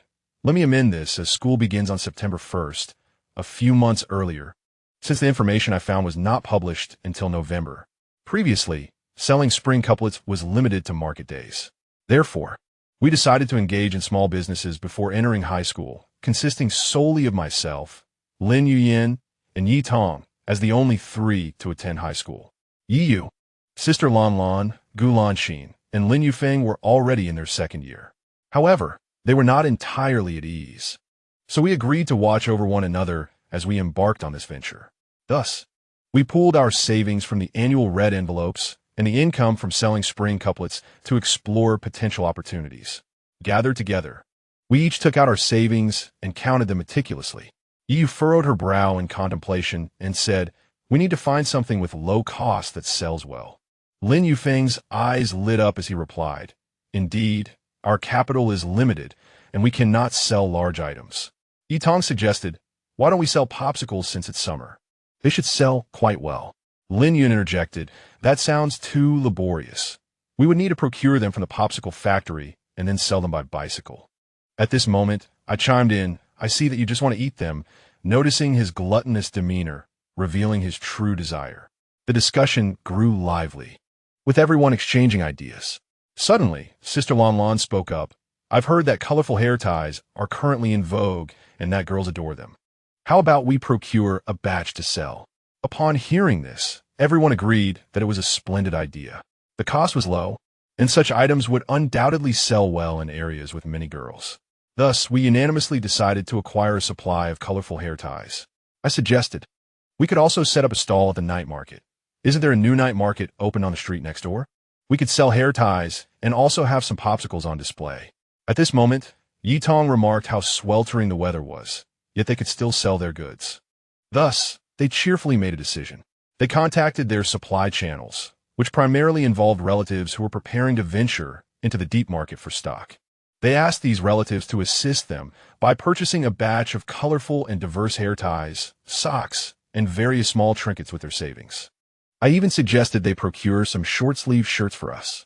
When the goods arrived, we began organizing them, crafting a clothes rack to hang the short sleeves and categorizing the trinkets, all in preparation for a night market stall. Additionally, we procured some ice cream in the afternoon and created a makeshift freezer. The night market was well regulated, initiated by the government as a testing ground. All one needed to do was rent a stall from the administrator in advance. After settling the payment, we arrived at the night market location to set up our stall. Unlike others who simply laid down a piece of cloth, we made the effort to erect a proper board, given the proximity to our home. As soon as our stall was set up, a few curious young girls approached. "Wow, these hair ties are beautiful," one exclaimed, her eyes sparkling as she held up a pink bow hair tie to her head. Yu promptly and enthusiastically introduced, "This hair tie is quite fashionable. It looks stunning on you." The girl, flattered by the compliment, immediately purchased several. Soon after, more customers were drawn in, inquiring about the prices and sizes of the short sleeves. Lin Yin patiently provided explanations and assisted in selecting suitable styles. The hot weather also favored the ice cream sales, with customers frequently stopping by to buy a treat to cool off. Our roles were clearly defined. Yu and Lan Gulan Xin, managed the trinket stall, while the Lin brothers handled the short sleeves, and I, along with Yitong, oversaw the ice cream. However, I mainly kept an eye out for potential theft and helped my sister with her duties, as she had a larger customer base. Since the ice cream was contained in just one box, Yitong could manage that alone. As night descended, the crowd at the night market swelled. Our stall was surrounded by eager customers, and we worked harmoniously, attending to patrons, collecting payments, and providing change, all in a delightful yet hectic atmosphere. The money collected consisted mainly of small denominations, 1 cent, 2 cents, 5 cents, 1 or 2 yuan, with larger bills being quite rare. We decided to store the money in a bag, planning to tally it up the following day, as it was growing late. We entrusted Lin Yufeng with the bag, as he had previously collected the money from our sales of Spring Festival couplets, and we distributed it only at the end. The adults had grown accustomed to our entrepreneurial endeavors since we began selling the couplets, and they had become quite trusting of our handling of such matters. Initially, they had sought to reclaim the money from us, but we always found various reasons to retain it, and eventually, they relented. By the 4th day of selling, we had nearly sold out of our stock, save for a considerable amount of t-shirts. Why aren't these selling? I pondered, perplexed, especially since they had been procured at a substantial cost. Perhaps they are priced too high. We set them at 55 yuan each, Yu replied. After all, everything requires a ticket these days. I thought they would sell well without one, but who knew no one would buy? I understood the reasoning, and I turned to Yitong and asked why. Certainly, the night market is filled with youthful energy. Who indeed has spare change of 55? Replied Yitong. How could that be? There are adults too, I responded, perplexed. Perhaps it's because we've placed the t-shirts towards the back, making them invisible to passers-by.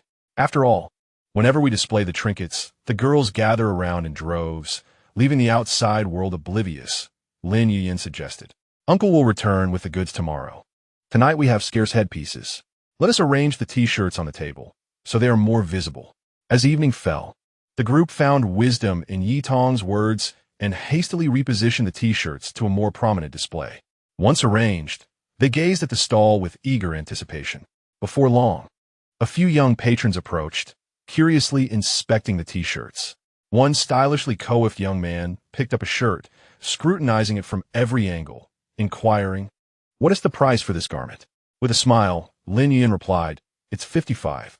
The young man felt the fabric, nodded in approval, and declared, "All right, I'll take one." His companions followed suit, selecting several items. As sales commenced, excitement bubbled among the group, each contemplating how the t-shirts would yield greater and swifter profits compared to the headpieces. Gradually, the t-shirt sales soared, drawing a considerable crowd at the stall. Everyone collaborated enthusiastically. Some handed over garments while others managed payments, bustling with joy. As the night market approached its conclusion, only a few t-shirts remained. While tidying the stall, discussions about the evening's success flowed. Yitong remarked, "I never anticipated that showcasing the t-shirts would yield such remarkable results. It seems location is indeed crucial." Lan Gulan Xin, nodded in agreement, smiling, "Indeed, with your uncle returning tomorrow, we are bound to reap substantial rewards." Thus, they packed up their belongings and returned home, planning to reconvene in the morning to settle accounts. Upon gathering at my home the following morning, the sight of a pile of assorted paper bills and coins illuminated each face with satisfied smiles. After meticulous calculations, the profits from the sales exceeded our expectations. In the afternoon, Uncle returned with a fresh shipment featuring an array of hair ties, trinkets, and a new batch of t-shirts. Uncle dismissed our small venture, remarking that we were engaged in considerable business, He had transported goods in a train car, whereas our items were merely a side endeavor. When offering to return the remaining stock, he insisted we keep it. As evening approached, we united in setting up the stall with renewed confidence, eagerly anticipating another day of commerce. With an increasing number of visitors drawn to our stall, the atmosphere buzzed with excitement. After several sales, those around began to recognize our success and attempted to emulate our enterprise. However, we did not encourage this, as we were preparing to return to school. Observing our dwindling inventory brought us joy. Despite the fatigue, our happiness prevailed. We would tally the evening's earnings together during the day, complete some assignments, and subsequently organize the merchandise. Although the adults observed our struggles and preferred we refrain from such endeavors, we remained steadfast in our commitment. For it was our choice to embark on this journey, and we could not abandon it midway. Soon, only a mere 10 days remained before the start of the new school term. On this particular evening, a group of ruffians made their way to the night market. They loitered around the stalls, occasionally picking up hair ties and trinkets to toy with, yet showed no intention of making a purchase. One of the thugs, sporting dyed yellow hair, sneered and remarked, "Your little business seems to be thriving." Lin Yufeng furrowed his brow, watching them warily. "What do you want?" The yellow-haired thug let out a cold laugh. "In this night market territory, we expect to collect some protection fees." Gulanxin stepped forward, asserting, "We are operating legally. Why should we pay you protection fees?" Upon hearing this, the thugs turned, noticing that it was a pretty girl, and seemed poised to act. Just then, several uniformed security personnel approached. It turned out that the owner of a neighboring stall had discreetly called the police. The security personnel apprehended the thugs and advised everyone to report such incidents promptly in the future. 3 days swiftly passed. Although not all the goods were sold, everyone felt satisfied, planning to give away the remainder to classmates, friends, and relatives. Chapter 12. Swimming thus. With only 7 days left after distributing everything and completing my assignments, I found myself lounging beneath a tree in the courtyard, feeling quite bored. "Brother Yuyin, I've been home for 2 days now. Sister has gone to play with her classmates, and Lan Lan has been taken to a relative's house. Lin Yufeng seems to have disappeared, and Yitong has gone to boast to her friends. The adults have all gone to work. Only my brother Lin Yuyin and I remained at home. Let us go out and have some fun. How about climbing the Great Wall?" I suggested. "It's too hot for that. I've been there so many times," he replied lazily from his rocking chair. "I'll take you swimming. I've discovered a wonderfully cool spot," I persisted. "You mean the park's lake? I dare not take you there. What if we get caught and scolded?" He joked. "When shall we go?" I asked. "Tomorrow. Let us all go together," he replied. "All right, tomorrow it is. But tonight is so hot," I said, then reclined again. As I sat in his courtyard enjoying the fan, I complained about the heat. He eventually stood up and headed outside. I knew precisely what he was up to. A short while later, he returned holding an ice cream cone. "Here, eat this. It will cool you down," he said. "Thank you, brother. You're the best," I exclaimed, thrilled to have visited his house so often these past few days. I happily accepted the ice cream and took a bite, the sweet chill immediately spreading across my palate. Lin Yuyin sat on the bench next to me, also savoring his own ice cream, his gaze fixed on me. I felt a bit shy under his watchful eyes, my cheeks warming. "Why are you staring at me? Is there something on my face?" I asked. Lin Yuyin snapped back to reality. "Nothing, just that you look really cute eating ice cream." Hearing this, I took a big bite of my ice cream, playfully huffing at him. After finishing our treats, we chatted for a while, and before we knew it, it was nearly time for dinner. Lin Yuyin stood up and said, "Let me walk you home. Remember to wake up early tomorrow, so we can go swimming together." I nodded, and we walked out of the courtyard side by side. As we journeyed along, the setting sun cast its warm glow upon us, creating a subtly charged atmosphere amidst the sweltering heat. He escorted me to the entrance of the courtyard, urging me to go inside while he remained outside. "I shall return to fetch you for a swim tomorrow," he announced. My cheeks were slightly flushed from the sun, and I replied, "Make sure to come and get me." During dinner, I spoke with my mother, inquiring, "Can Yin Gij take me swimming tomorrow?" My mother hesitated, clearly reluctant, as she believed children should not play in the water. I reassured her, explaining that Yin Gij had mentioned it was merely by a brook where the water only reached my knees, and he promised to take me only to safe depths. I added, if the water were too deep, he wouldn't take me. Then you should bring your sister along. My mother suggested, her tone softening as she acknowledged our request. The two of us turned to glance at my sister, silently seeking her approval to join us for the swim. Of course. The weather is sweltering.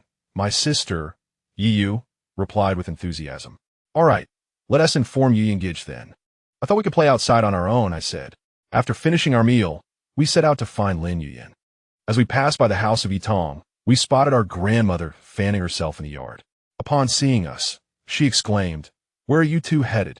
I replied, "Yi and Gij is taking me swimming tomorrow, but my mother is worried, so I'm going to speak with him now. My sister will join us." His excitement was palpable as he chimed in, "I want to go too. Take me with you." I glanced back at our grandmother, suggesting, "You should ask her for permission first. I'll go talk to Yi and Gij, and you can let me know if it's all right." We soon arrived at Lin Yuyan's home, where I called out, "Yi and Gij, I've come to see you." I conveyed my mother's position regarding our swimming plans. Lin Yuyan, upon hearing my words, smiled and replied, "Of course. As long as you're happy, it's fine. The more, the merrier. Safety lies in numbers." Just then, Lin Yufeng emerged from the house, drawn in by our conversation. "Swimming? Count me in," he said. Both Lin Yuyan and I paused in surprise, but quickly nodded in agreement. My sister pondered for a moment and suggested, "Should I ask Lon Lon if she wants to join us? It would be nice for everyone to have a companion." "Certainly. It wouldn't be ideal for you to be the only girl," I concurred. Thus, our group set off towards Lon Lon's home. Upon arriving, we shared our plans, and Lon Lon's eyes lit up with excitement. "That sounds wonderful. I've been looking for something to do these past few days." With her enthusiastic agreement secured, my sister and I headed back home. We found Yitong eagerly waiting at the door. "Grandmother said yes," she exclaimed, revealing our grandmother's resigned expression, indicating that she had likely been worn down by Yitong's persistence. "Have you prepared everything for tomorrow? A change of clothes, a water bottle, and some snacks?" I reminded her as we returned home. My mother had already arranged everything for our outing, including swimsuits and swim trunks, and even a floating ring. She packed clean clothes in our bags, instructing us to change promptly after swimming to avoid catching a chill, and ensured we each had a bottle of water to stay hydrated. In conclusion, we were advised that upon reaching the stream, we should refrain from hastily plunging into the water, instead taking a moment to carefully observe our surroundings. It was imperative to avoid straying too far alone and to remain in the company of friends. We were instructed to stay within the shallow areas, refraining from jumping from heights into the water and to ascend to the shore for rest rather than lounging in the water. Most importantly, we were reminded not to play too late. Upon the designated time, we were to return home and heed our elder sister's counsel. As I savored my breakfast, I recalled my mother's repetitive reminders from the previous night. Luo, are you ready? I'll come to fetch you," called Lin Yuyan from the doorway. Almost immediately, I heard Yitong rush in, exclaiming, "Are you ready yet? I have everything prepared. I'm coming. Why the rush?" I replied, as we walked toward the factory gate. "Yuyan go, you've come to pick me up," I exclaimed, reaching for the items my mother was assisting me with. "Auntie, you could just hand them to me," I said, extending my hands. "All right, these are his belongings. Let him carry his own water bottle," she remarked as she passed the items to him, then turned to me, saying, "You must listen to your brother and sister. Do you understand?" "I understand. I shall be obedient," I replied, determined to move forward. "Wait a moment. Your sister isn't ready yet." My mother tugged at my collar, halting my departure. I paused, turning to see Yitong assisting my sister with her belongings. "Cousin, let me help you," I offered. "No need. There's not much to carry. I can manage my change of clothes and water bottle," she replied. "Goodbye. Mother, I will look after my younger brother," I said, waving to Aunt Yi and Yitong.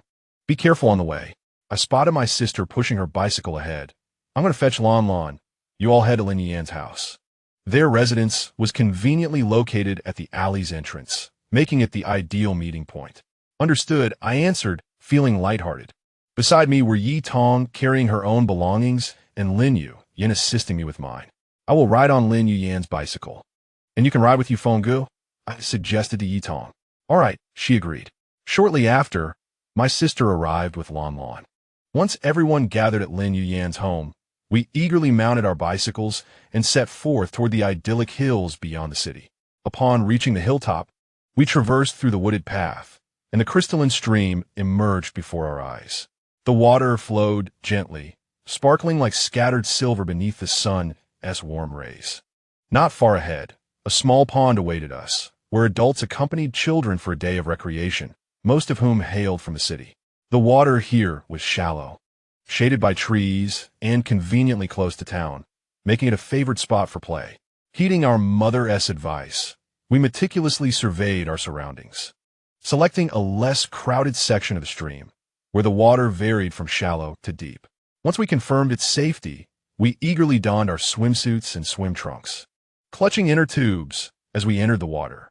Yi Tong, being a proficient swimmer, had already embraced the freedom of the water, though she remained in the busier area of the small pond, having encountered classmates whose parents had brought them along. Lin Yuyan and I ventured between the deep and shallow ends, where the gradient allowed for a comfortable swim. Yu Fengge began swimming a bit farther away. My sister and Lan Lan relaxed by the shore, dipping their feet into the cool stream. Lan Lan, can you swim? Shall we have a swimming competition? Yu, I cannot swim. Can you not swim either? I cannot teach you. Yu turned her gaze and spotted Lin Yufeng swimming nearby. Why not ask Lin Yufeng to teach you? I feel a bit uneasy about that. I would rather instruct you myself, she remarked to Lan Lan. Is there anything wrong with that? It is merely teaching someone to swim. After all, we are wearing our outer garments, aren't we? Without waiting for Lan Lan's response, she dashed to the edge of the creek. Lin Yufeng, Lan Lan cannot swim. Could you come over and teach her? Lin Yufeng, upon hearing her call, swam over. Glancing at the somewhat shy Lan Lan, he nodded and said, All right, I will teach you. He first instructed Lan Lan to hold onto a swimming ring and acclimatize herself to the shallow water, experiencing the buoyancy. Lan Lan cautiously followed his instructions, yet fear lingered in her heart. Lin Yufeng patiently encouraged her, Do not be nervous. I am here with you. He then positioned himself behind Lan Lan, gently supporting her waist with his hands, guiding her slowly through the water. Lan Lan sha fai forut grimsung, Yu observed from the side, a sly smile curling at her lips. Lin Yufeng focused intently on teaching Lan the swimming strokes, correcting her posture. Godadoli, Lan Lan sha fi subai. And she began to attempt swimming independently. Although her movements were still somewhat clumsy, her eyes sparkled with excitement. Not far away, Lin Yuyan and I noticed the unfolding scene, and I teasingly remarked, It seems Brother Yufeng is becoming a swimming instructor. Am I not also a swimming instructor? Lin Yuyan joked back at me, but I simply cannot learn. What will happen if I fall into the water? I sat atop a float, gazing down at him. You will not. As long as I am here, you will never fall, he assured me solemnly. Really? Brother, you must always protect me. After saying this, I planted a kiss on Lin Yuyan's forehead, playfully deeming it my protection fee. After playing for a while, everyone grew tired and made their way to the shore, drying off with towels and wrapping themselves in them. Sitting on the bank, they sipped from their water bottles and pulled out some snacks from their backpacks, intending to have a little feast. All right, since I've accepted your protection fee, I will indeed safeguard you, Lin Yuyan said earnestly. Chapter 14. Swimming 3. After a while of play, everyone was fatigued and returned to the shore. I stood there while Lin Yuyan dried me off with a towel and draped a dry one over my shoulders, urging me to sit by the bank and drink from the water bottle. He retrieved some snacks from his backpack for me. I was just beginning to dry myself when I noticed a stall selling soda nearby. I wanted to drink some, so I turned to my sister and pouted. Before she could respond, Lin Yuyan said, Come, I will take you to see what flavors they have, and I shall buy you some. Thus, he held my hand and led me to the soda stand. Just then, Yi Tong spotted us and hurried over, exclaiming, I want some too. Lin Yuyan purchased 6 bottles, giving one to him, and reminded him to return the bottles and not to lose them. He then ran back to his friends with the soda, calling back, Understood. I clutched the bottle I intended to drink, while he carried the remaining 4 bottles back to our original spot. Each of us received a bottle, and we settled under the shade of a tree, dipping our feet into the creek while sipping our sodas and occasionally nibbling on snacks. Yi Tong, unable to withstand the persistent entreaties of his companions, returned, still murmuring about how they had asked their parents to buy them soda when they saw me with it. only to be met with refusal, which brought them to tears. After expressing his grievances, he heartily indulged in snacks and sipped on soda. With Sister Lon Lon mastering the art of swimming, we commenced our friendly competition, beginning with the older siblings, followed by the remaining trio, categorized by age. The swimming contest among the elder siblings officially commenced at the sound of my signal. They leaped into the water, creating a magnificent splash. Lin Yufeng, boasting a robust physique, swiftly claimed the lead. The sister, not to be outdone, adeptly adjusted her pace and fervently pursued him. Last to enter the fray was Sister Lon Lon, who, being a novice, swam at a slower pace. We, watching from ashore, cheered enthusiastically, while Lin Yuyin grasped my hand tightly, seemingly more anxious than the competitors themselves. Midway through the race, the sister suddenly accelerated, executing a graceful turn that allowed her to overtake her brother. Unfazed, he gritted his teeth and increased his stroke frequency, chasing after her once more. Ultimately, the brother reached the shore first, triumphing in the contest. After a brief respite, it was my turn to compete against Yi Tong and another friend. Taking a deep breath, I silently encouraged myself to perform well. Regardless, I had secured first place, sitting atop a swimming ring as Yu Yin pushed me forward. Once the competition concluded, everyone relished the experience, but the sky darkened ominously, hinting at impending rain. My mother's earlier admonitions echoed in my mind, prompting us to hurriedly gather our belongings and prepare to return home. While changing, my short-sleeved shirt accidentally got wet, and a gust of wind picked up. Lin Yuyin handed me his jacket, urging me to wear it to avoid catching a chill. A warmth spread through me as I accepted his offering. With the wind intensifying, we quickened our pace homeward. Along the way, Lin Yuyin held my hand tightly, fearful of losing me. Just as we arrived home, the rain began to pour. My mother, seeing that we had nearly been caught in the downpour, scolded us lightly, but expressed more concern over whether we had caught a cold. She promptly brewed some spicy ginger syrup for us to drink. That night, as I lay in bed, the day's adventures replayed in my mind, swimming with friends, the competition, and Lin Yuyin's thoughtful care. A smile crept onto my lips as I drifted off, pondering how I felt increasingly childlike. Chapter 15. Enrollment in high school in 1984. I began my first year of high school, while my sister entered her second year at the best high school in the city. During the enrollment period, the six of us went to the school independently, not due to our parents' lack of concern, but rather because the school was in close proximity to our home. Upon arriving at the school, we encountered a bustling crowd at the enrollment office. We began searching for our respective grade levels, first assisting our sisters in their enrollment, as they were familiar with the surroundings, before locating our own grade and class to register. Eventually, amidst the throng, we found our place and commenced the enrollment process. After registering, the teachers inquired whether we would be boarding. Given the close distance to home, it was evident that we would not be residing on campus. At that moment, a sudden commotion erupted nearby. It turned out that a classmate wished to reside at the school, but their parents opposed the idea, leading to a stalemate. The student, with an anxious expression and flushed face, implored their parent, stating that evening study sessions at school would facilitate their learning. The parent, however, furrowed their brow and responded sternly, expressing that the house was so close to the school, just a few steps away, that living on campus was unnecessary and an extravagant waste of money. Many bystanders cast curious glances in their direction. We exchanged looks, feeling a sense of empathy. Once we completed all the registration formalities, we left the registration area. Why was that girl so determined to live on campus? It seemed inconvenient since her home was so nearby, inquired Yi Tong out of curiosity. Perhaps Yi wished for independence, regardless of what others thought. It was clear that she could not stay on campus, so why concern herself with others' opinions? I and team mentioned living on campus, but in truth, Yi Tong was quite keen on it, as it would offer her more freedom. With the school term commencing in just 2 days, how could she still ponder such matters?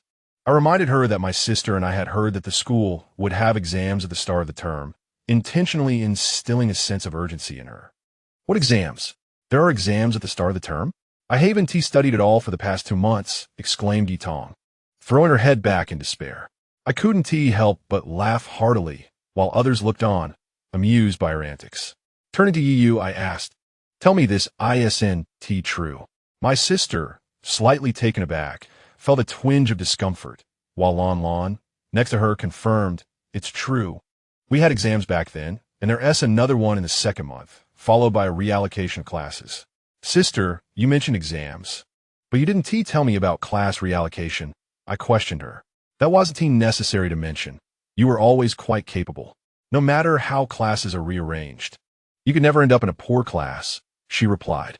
I then turned to Lin Yin, asking, "Yin, did you study well during the break? What if we aren't in the same class?" He ruffled my hair reassuringly. "Don't worry, I'll review diligently. I'm sure we'll be in the same class." I then reminded Yi Tong to study hard tomorrow and to put in effort the following month to avoid being placed in a different class. "Got it," she replied feebly. Afterward, we began to explore the school with my sister, who guided us to the cafeteria so we wouldn't get lost on our first day, and pointed out the buildings for the first, second, and third years, as well as the dormitory locations. As we strolled, we passed the school library. "This is the school library. It has quite an extensive collection. If you encounter any difficulties, you can come here to gather information," she explained. After touring the school, we prepared to head home. "Sister, will you have exams at the start of the term for class reallocation?" I asked. "I'm not sure. We didn't ask the teachers," she replied. Upon reaching the school gate, we searched through the sea of bicycles for our own. There were 4 bicycles in total. One belonged to me, as I had ridden Lin Yin's, while another was Lon's, who couldn't ride her own bike despite numerous attempts and usually relied on her sisters. This time, however, I rode Lin Yufeng's, and I couldn't shake the feeling that something was amiss. Chapter 16, Task 2, Phase 4. On the way back, they discussed the teachers and classmates at the school. Lon suddenly remarked that a boy had been inexplicably talking to her last semester. Lin Yufeng, while riding his bicycle, paused and asked, "Why didn't you tell me?" She replied, "He didn't say much, just kept coming closer to me, so I didn't mention it." At this moment, her sister interjected, "Is it the boy who always watches you when we are together?" "Yes, that's him. He always approaches me with some strange remarks when I'm alone. If that's the case, I find him somewhat dangerous. You should avoid being alone in the future, Yu." "Well, haven't you noticed that I've been looking for you for everything lately? If you're not around, I seek him out," she said, playfully poking Lin Yufeng in the back. The system chimed in. "This boy might be the one who triggers the mission." "Host, I'm uncertain about your purpose," it replied. I embraced Lin Yin's waist and said, "Brother, remember to pick me up tomorrow morning." "Sure. When have I ever failed to pick you up?" They gradually arrived at the alley, with Lin Yufeng cycling Gulanxin home, while my brother took me and my sister back, and Yi Tong joined us along the way. The next morning, Lin Yin arrived punctually to fetch me, with sister Yi Tong waiting at the door with her bicycle. Upon reaching the intersection, we met up with Lon and the others. Upon entering the classroom, Yu, Gulanxin, and Lin Yufeng sensed a pair of eyes lingering on Lon. Following her gaze, Yu saw the boy Lon had mentioned. When the boy noticed them looking, he boldly approached Lon, saying, "Classmate, I wish to speak with you for a moment." His face wore a strange smile, yet his eyes held an unsettling glint. Yu grew cautious and replied, "If you have something to say, do it here." "Yes, whatever you need to say, do so here. They're all my friends," Lon asserted. As I entered the classroom, I overheard this exchange, and at that moment, the system suddenly alerted. Mission triggered. Task 2, Phase 4, Avoid Persecution. I momentarily froze. "What's wrong?" Lin Yin inquired, noticing my hesitation. "Nothing. I'm just uncertain about where to sit," I replied. He took my hand and led me to the window seat in the 3rd row, positioning me on the inside while he sat outside. Yi Tong promptly sat at the desk behind me. "Over here, sister." The boy's expression darkened as he noticed Gulanxin refusing to follow him, and he lunged to grab Yu. Gulanxin swiftly sidestepped, evading his grasp. Surrounding classmates were taken aback by the scene and gathered to watch. Lin Yufeng entered the classroom just in time, placing himself in front of them and demanding, "What do you think you're doing?" "Nothing much. Just wanting to speak with Zia Lanlin privately," the boy brazenly responded. "We are merely classmates. Don't act so familiar. I don't even know you. Aren't you from another class?" "I transferred from another class. Soon we will become acquainted." "This is absurd. I have no desire to know you." At that moment, The homeroom teacher entered, asking, "Why aren't you seated? Hand in your summer homework. If I find anyone hasn't completed it, I will call their parents." Upon seeing the homeroom teacher, the students promptly returned to their seats, leaving only the aforementioned boy standing there. The teacher observed the male student from another class and instructed him to approach. He would be integrated into their class henceforth, and the teacher emphasized the importance of harmonious interactions among classmates. After this, she turned to the new student and directed him to take a seat at the back. The boy, however, expressed his desire to sit with Gulanxin. The teacher's authoritative demeanor was unmistakable as she reiterated her command. In Chapter 17, Task 2, Phase 4, Yu quietly inquired in Gulanxin's ear about the new arrival, to which Lanxin responded with a sigh of resignation, admitting she was unaware of the situation and would need to be more cautious moving forward. Lin Yufeng, seated at the same table, listened intently to their conversation and glanced back at the boy, who was slumped over his desk, seemingly asleep. He pondered how someone could enter such a prestigious class in this manner. As the teacher droned on about the mundane formalities of the new school year, she finally concluded her monologue and clapped her hands to garner attention, announcing, "Today, we have a new classmate. Please welcome him." The boy, still groggy, lifted his head, stretched languidly, and ambled to the front of the class with his hands in his pockets. A carefree smile graced his lips as he surveyed the room and introduced himself. "My name is Su Yi. I look forward to your guidance." Yu exchanged a glance with Gulanxin, while Lin Yufeng fixated on Su Yi, his curiosity intensifying. Upon finishing his introduction, Su Yi returned to his seat. Casting fleeting glances towards Gulanxin, Yu shot him several disapproving glares, yet Su Yi remained unfazed. After class, Su Yi approached Gulanxin's desk, leaning on it with a smile, and proposed, "Lan, let us be friends." Gulanxin furrowed her brow, but before she could respond, Yu stepped in front of her, asserting, "Keep your distance from my friend." Su Yi raised an eyebrow, amused, and remarked, "Ah, a protector of flowers." Lin Yufeng joined, coldly stating, "Classmate, focus on your studies and refrain from harassing your peers." However, Su Yi leaned closer to Lin Yufeng, whispering, "Do you think you can always shield them?" After saying this, he returned to his seat. Lin Yufeng's expression shifted, realizing that Su Yi was issuing a veiled threat. Gulanxin grasped Lin Yufeng's arm, advising him to disregard Su Yi, calling him mentally unstable. Yu nodded in agreement, suggesting they should remain cautious. Back at the front, the teacher continued his incessant lecture, as if it would never cease. He recited the customary opening remarks, his words mechanically delivered, devoid of genuine engagement. Despite their familiarity, the student's attention was diverted elsewhere. Eventually, he neared the crux of his speech. "In 1 month, we will have examinations, and based on the results, we will reorganize the class. If you do not study diligently, you will be relegated to the regular class." His words struck the students like a heavy hammer, casting a solemn atmosphere over the classroom. With the college entrance exams recently reinstated, this was undoubtedly a pivotal opportunity for the students, each acutely aware of its significance. The college entrance examination has only recently resumed, presenting you with a rare opportunity. It is imperative that you recognize the significance of this moment, as it directly pertains to your future. In the coming month, I hope you will fully utilize your time to diligently review your studies and immerse yourselves in your books. This endeavor is not only a commitment to yourselves, but also a means to achieve superior results in next month's class placement, allowing you to be assigned to an exceptional class. The environment of a good class profoundly influences learning, providing better resources and an inspiring atmosphere that ignites your motivation and potential. Therefore, do not squander this precious month.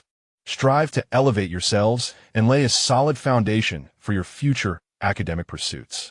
As the teacher concluded, they merely stated that the male students should accompany them downstairs to transport books and promptly exited the classroom. Following the teacher, we descended to the designated area for moving books.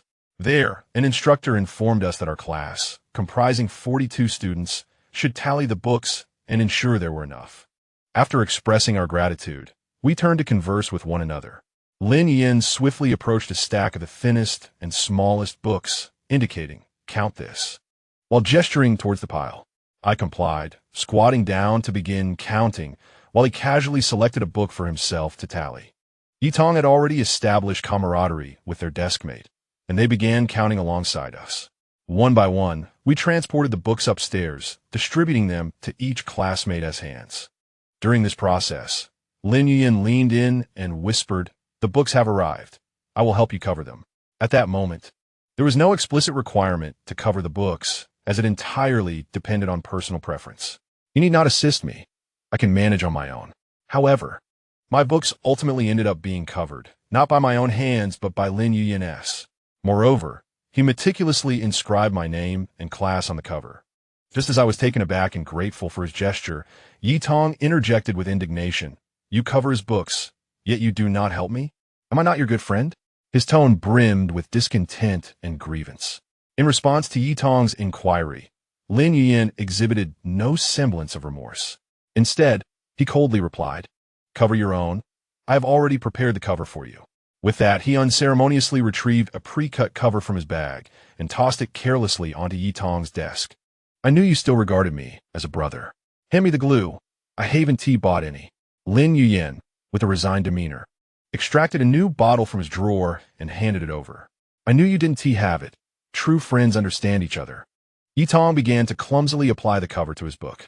His deskmate, unable to bear the sight of the wrinkled application, offered, "Let me help you with the covering. You just apply the glue. Why does everyone think I'm clumsy? I'm doing just fine," he protested. Indeed, his mind was sharp, but his hands were unwieldy. Although Yitong feigned reluctance, he nonetheless handed the book to his deskmate. The deskmate skillfully began to cover the book, and before long, a pristine, neatly wrapped volume appeared before everyone's eyes. Yitong gazed at the finished product and muttered, "All right, you do it better than I do." At that moment, Lin Yuyin passed me my book, now adorned with a cover bearing my name, prompting me to think, Brother Xia truly is the best.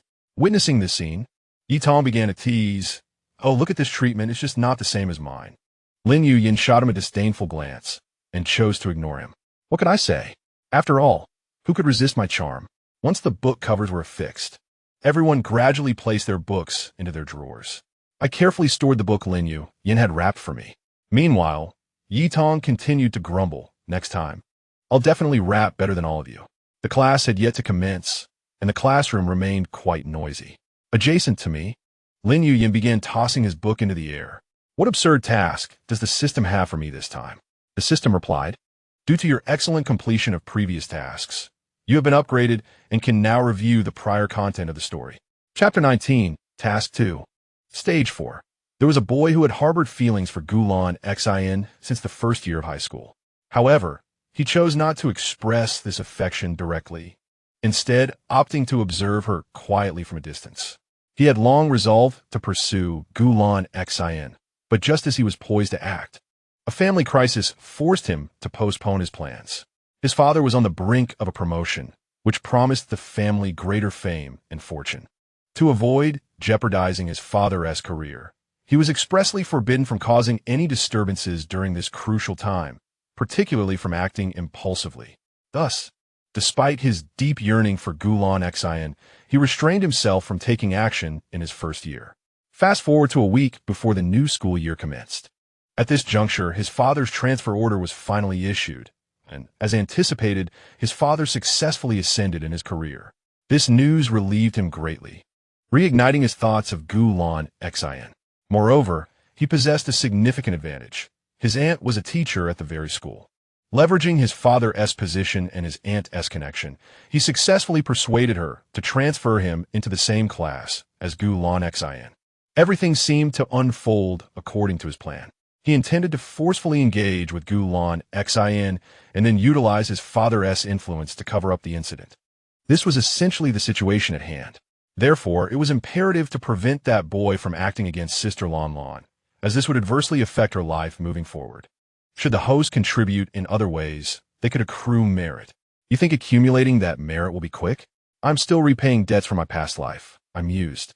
The system was unable to compute. You may step back now.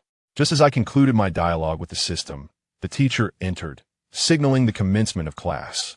Everyone, settle down. The new term has begun. The teacher began to write the key points of the lesson on the blackboard. As I listened attentively, my mind wandered on how to prevent that boy from causing trouble for Gulanxin. Lin Yuyin seemed to notice my distraction and gently tapped my arm, whispering, "What's wrong? What are you thinking about?" After a moment's hesitation, I decided to withhold the details about the system and simply shook my head, saying, "It's nothing, just a bit lost in thought." When school was over, Yitong left with classmates to play with their older siblings, as they were kept behind by the teacher. He rode his bicycle while I sat behind him. "What is up with you today? You seem distracted," he inquired. I didn't want to deceive him. After all, hadn't my sister mentioned that a boy was constantly bothering Sister Lamon? Last night, she said that the boy had transferred to their class, which made me somewhat anxious, surely. That didn't count as lying. My brother's in the same class as them, so they'll be fine. By the way, you haven't told me why your brother didn't hang out with us during the summer vacation. He was sent to the army by my dad. I'll probably have to go next year as well. You're going next year? What am I going to do?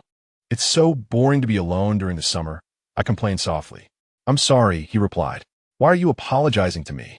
I'm just feeling bored. But if you have to go, then you must go, I said, patting his back. Don't say sorry to me. You haven't done anything wrong. Okay, I'll try to come back early. Don't be so sad. Didn't we just start the new school year? Chapter 20, Task 2. Phase 4. Gulanxin was seated, organizing her backpack when that boy sauntered over, a subtle smile gracing his face. Kolasmata, grata kazwadi. Gulanxin looked up, recognizing him as Sue, her expression darkening. Is there something you need? Aren't you going to move the books? He shrugged nonchalantly. Those trivial matters can be left to others. I'd rather chat with you. Without waiting for her response, he continued, I feel like you're different from the other girls. You are quite special. Gulanxin's lips twitched as Yiyu directly commanded, if you're not going to help with the books, please return to your seat. Just then, the homeroom teacher entered the classroom. Upon seeing Sue standing next to our desks, she frowned and said, Sue, what are you chatting about? Why aren't you moving the books? He pouted and winked at Gulanxin. Let us continue our conversation when I get back, he said, then leisurely exited the classroom. Is this boy out his mind? He still comes back after I rejected him last time. Yu exclaimed angrily. He feels somewhat frightening. I've seen him follow me home several times. Why didn't you say anything? I questioned. You all follow me, and I've never thought much of it. Plus he hasn't done anything. I'm not sure what to do. Have you told your parents? I did. For several days afterward, Dad picked us up from school. Don't you remember? Indeed, your father came to pick us up those days, but has he not accompanied us since then? Yes. He has not been with me since that time. I thought he was afraid. After all, considering my father's occupation, who could have anticipated that he would return as the school year commenced? Did Uncle not wear his work attire when he picked us up? Perhaps he was unaware of Uncle's true identity. It seems so. It appears that his previous absence was not due to fear, but rather because he had other matters to attend to. I shall speak to my father again tonight. It is imperative that I mention how Uncle had not followed us home for several days after school, and I had not given it much thought. Assuming it was merely a childish infatuation, I will express to him that I too believed it to be just a fleeting crush, unaware of how terrifying his return would be. Come and place the books at the front, the teacher instructed as the male students began to return with the books. The discussion was promptly halted as they moved forward to assist the teacher in organizing the materials. Gulanxin called out names, and one by one, the classmates stepped up to collect their books. After the distribution, the teacher took a seat and observed them. Gulanxin began to read from the list, while Yu stood by to help her classmates gather their books. Count to ensure you have enough. Do not wait until tomorrow when I return to tell me you did not receive all your books, the teacher admonished sternly. The students approached the front of the classroom in an orderly fashion to receive their books. When Sue collected his, he did not forget to cast a flirtatious glance at Gulanxin, who pretended not to notice and continued reading the next name. After the book distribution, the homeroom teacher reiterated the importance of reviewing for the upcoming exams, then commenced the day's lesson. As the final bell rang, I resolved to finish explaining this problem before leaving, urging everyone to sit still as the summer's new entertainment had vanished. The teacher continued with the lesson until finally concluding, permitting the students to depart. Lin Yufeng, Gulanxin, and Yu packed their bags to head home. Just as they reached the classroom door, they spotted Su Yi leaning against the wall. Upon seeing them exit, he swiftly approached.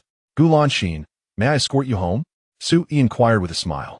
Gu Lanxin's expression changed, and she was about to decline when Lin Yuyin emerged from the classroom, stating, "You needn't trouble yourself. I will see her home."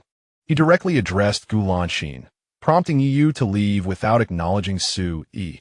Su Yi watched them pass by, descending the stairs while glaring at their retreating figures. Lin Yuyin, you thwart my efforts. Just wait. And you, Yu, always obstructing my conversations with Lan Lan. You shall pay for this. He began to plot his revenge against the two of them. Upon returning home, I recounted the incident to my father. He furrowed his brow, concern evident in his gaze. This cannot continue. Such entanglements will disrupt your life and studies. Have you discussed this with your teacher? Not yet. I wanted to inform you first, I replied. After a moment of contemplation, my father placed a reassuring hand on my shoulder. Very well. Tomorrow you shall approach your teacher to report this situation, allowing them to address it. Should the teacher fail to handle it appropriately, I shall personally visit the school to speak with that boy. The following day, Gu Lanxin arrived at school, accompanied by Yi Yu, to meet with the homeroom teacher and explain the circumstances. The class teacher placed great importance on and had unwavering faith in Gu Lanxin's words, given her excellent academic performance. Consequently, he promptly summoned the young man to his office for a reprimand. The boy feigned acknowledgement of his misdeeds, assuring that he would no longer pursue her. However, after school, he reappeared before the protagonist, his gaze menacing. How dare you report me to the teacher? I merely wish to get to know you. I will not give up. Sister Lan Lan felt a surge of alarm upon hearing this, but managed to maintain a facade of composure. Please, could you refrain from your relentless pursuit? I have no desire to know you, nor do I wish to be your friend. At that moment, Yi Yu and Lin Yuyin emerged from the bike shed. Upon noticing them, the boy turned and walked away. Yi Yu hurriedly approached with her bicycle, inquiring, "What did he say to you?" Lin Yufeng, though silent, wore a look of deep concern as he gazed at her. He insists he won't give up, and I can't shake the feeling that he may do something to me. Perhaps you should discuss this with your uncle tonight, suggested Yi Yu, feeling helpless, as the boy had yet to engage in any overtly harmful actions. Gu Lanxin nodded in agreement. Let us get on the bike. I'll take you home, Lin Yufeng. Upon reaching the alley's entrance, they parted ways with Sister Lan Lan. Lin Yufeng rode ahead to escort Gu Lanxin home before returning to his own residence. Despite being in the same vicinity, their homes were situated in different directions. During dinner at home, he shared the incident regarding the boy with his father. Has it started again? His father questioned. He has been blocking me since school ended. And when we ride our bicycles home, he watches from afar and utters nonsensical remarks. Very well, I shall investigate tomorrow, his father replied seriously. The following day, the father personally accompanied Gu Lanxin to school. At the school gate, he spotted the boy. Upon seeing Gu Lanxin with a middle-aged man, the boy's eyes briefly flickered with panic before quickly returning to their sinister demeanor as he turned and strode into the school. Gu Lanxin's father proceeded directly to the principal's office to inquire about the boy's background. Armed with the boy's information, he returned to the police station to assign his apprentice to conduct further inquiries. Meanwhile, I diligently attended classes, allowing the system to monitor the situation surrounding my sister. The system informed me, Uncle Gu has commenced his investigation, and it should theoretically prevent any further incidents. Observing the system's excessive notifications, I felt a sense of unease. Host, this is not guaranteed. The system interjected suddenly, causing my heart to race. I muttered to myself, indeed, one must remain vigilant. It appears I need to intensify my efforts. As I pondered how to furnish Uncle Gu with more clues, Lin Yuyin gently tapped my head with his book, reminding me, pay attention in class and stop daydreaming. His light tap jolted me back to reality, and I grumbled in dissatisfaction, brother, if you don't hurt me, that's one thing. But to strike me with a book is simply uncalled for. I feigned injury, clutching my head, adopting a pitiful expression. Seeing this, Lin Yin quickly reached out to rub my head, his eyes still fixed on the blackboard as he softly murmured, I'm sorry. Does it hurt now? As I observed his earnest demeanor in class, coupled with his unwavering concern for me, I settled down with utmost seriousness. all the while noticing the teacher casting a glance in our direction. Nevertheless, I remained focused on the matter at hand. Seizing the moment when the teacher turned to write on the blackboard, I whispered to Lin Yuyin, "I always knew that my brother treats me the best." Subsequently, I addressed the system in my mind. "System, please investigate whether that boy's father has committed any wrongdoings, and if that boy has ever harmed any other girls." Host, this requires you to exchange virtue for information. The system's voice resonated in my mind. I was aware that leveling up brought no good tidings. I muttered in dissatisfaction. "Without virtue, I cannot function properly," the system explained in exasperation. "All right, just check how much virtue is needed." "I hardly possess any. Only a total of 200 virtue points." I replied, a hint of impatience creeping into my tone. "Understood, host. The inquiry is complete. As this is your first time utilizing virtue to purchase information, I am pleased to offer you a discount," the system announced, its voice tinged with excitement. "What kind of discount are we talking about? Don't tell me it's a mere one-off, as that would be no discount at all," I retorted, somewhat irritable. "Please hold on. The inquiry is ongoing and completed. This information is rather explosive, with a standard price of 25, the system teased. 25? Isn't that akin to robbery? I only possess 200 virtue points." My internal voice rose in pitch. "Host, please remain calm and allow me to finish," the system urged hastily. "Speak," I mentally shouted in annoyance. "The original price is 25, but now it is only 15 virtue points," the system proclaimed triumphantly. 10. Without hesitation, I countered. "Host, that is not permissible. A discount has already been applied." The system quickly refused. 12. This is my first time. Can't you grant me a little more leniency? I persisted in my negotiation. "Please hold on. I shall request a higher authority to see if I can secure an even better deal for you." The system hesitated before deciding to try. "Hurry. I am truly in need," I urged anxiously. Luo, please pack your bag. School is over." Lin Yuyin's voice rang out, clear and bright, as if it could penetrate the entire classroom.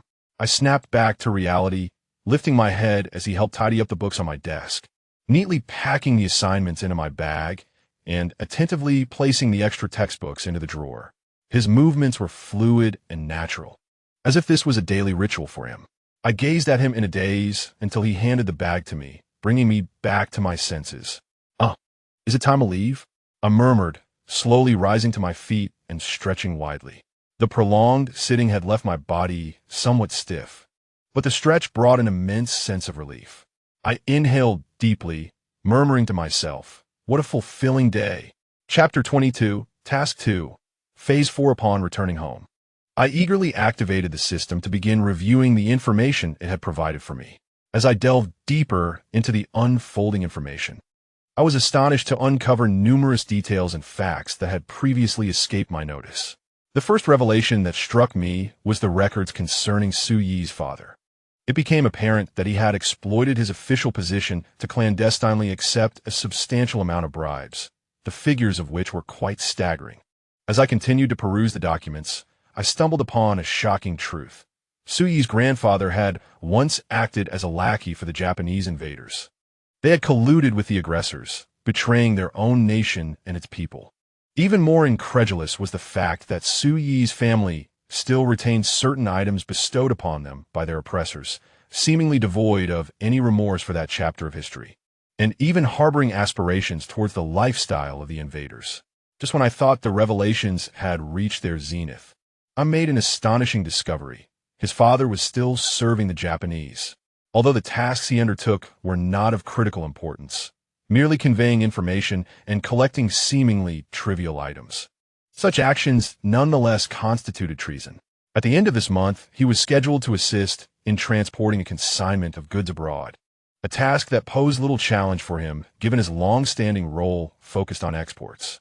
Having unearthed such significant leads, it was imperative that they be prevented from continuing their nefarious activities. We must apprehend them on the day Su Yi's father facilitates the shipment. Now the question loomed. To whom should I entrust the gathered information and leads for execution? Such a monumental achievement would be well suited for Uncle Gu, especially since he was the director. Holding a book in my hands, I feigned engrossment while murmuring to myself. The treasure was rather abundant. Perhaps it was time to make a substantial move, as it had been too long since I had acted. What if I became rusty? Time for dinner, I muttered. My sister approached and playfully ruffled my hair. I quickly responded, "Nothing, just getting ready to eat," and promptly rose to head into the living room. After dinner, I returned to my room early, eagerly awaiting the arrival of nightfall. Once I was certain my parents were fast asleep, I quietly scaled the wall and slipped out the door, cautiously making my way to the alley. I retrieved my small electric scooter from its hiding place, opting for its silence over the noisy rumble of a motorcycle. I pulled out the information regarding the treasure's location that I had diligently copied from the system, mounted my scooter, and sped towards my destination. The wind howled past my ears, and my heart raced in tandem with the increasing speed. There were multiple locations, but tonight I would target two, leaving the rest for tomorrow, onward. Finally, I arrived at the site. It was an abandoned factory, overgrown with weeds, exuding an eerie atmosphere. I took a deep breath and, following the directions provided, located a dilapidated building. As I pushed the door open, a musty odor pervaded the air, and dust particles danced in the moonlight, indicating that it had been long since anyone had visited. Guided by the silvery light, I discovered the earthen platform mentioned in the system. I carefully pried loose a few bricks from its side and unearthed several wooden crates. Using my hands, I drew a rough outline, the size of the crates, and effortlessly dragged them out. Approaching the crates, I meticulously examined the locks affixed to each one. To avoid detection, I knew that brute force was not an option. I would need to employ cunning and finesse. For what ghost knows whether he would take a glance at his spoils? Fortunately, I was well prepared, producing a specially crafted wire from my pocket. I inserted the wire into the lock, deftly manipulating it, striving to discover the secret to unlocking it. After considerable effort, I finally heard a satisfying click and the lock yielded. Eagerly, I opened the chest before me, and I was astonished to find it brimming with an array of treasures. Gleaming gold bars, dazzling jewelry, and thick bundles of cash lay within. My excitement surged as I opened each chest, each one overflowing with riches. I couldn't help but exclaim, "He truly possesses immense wealth. It seems he has amassed quite a fortune in recent years." Surely, in those tumultuous years, many must have perished. Swiftly, I gathered all the contents of the chests into my spatial storage, meticulously relocking each one to ensure they appeared untouched. I then returned the chests to their original positions, arranging them neatly.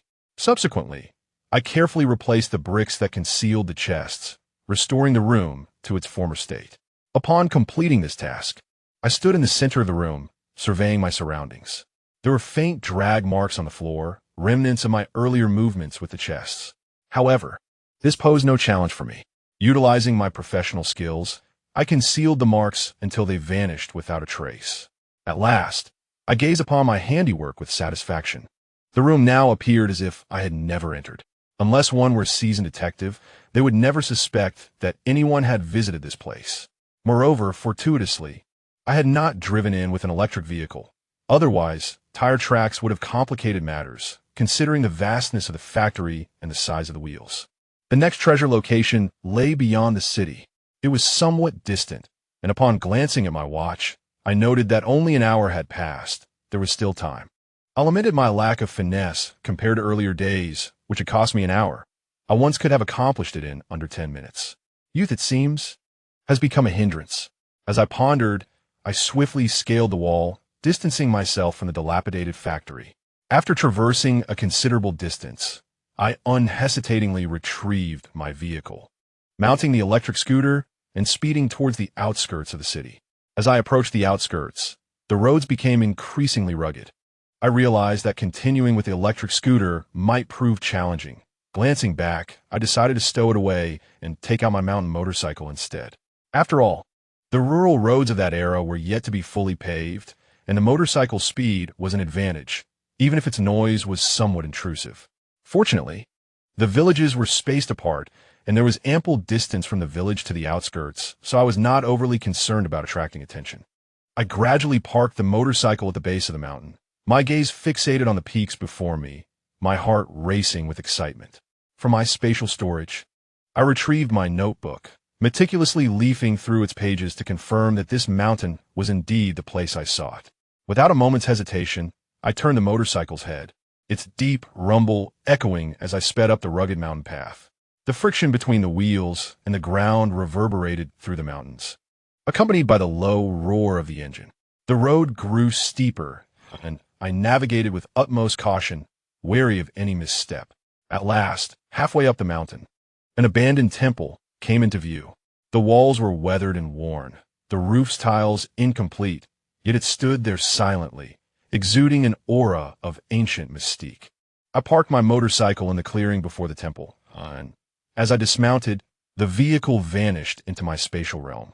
I retrieved a flashlight, flicking it on to pierce the darkness with a brilliant beam.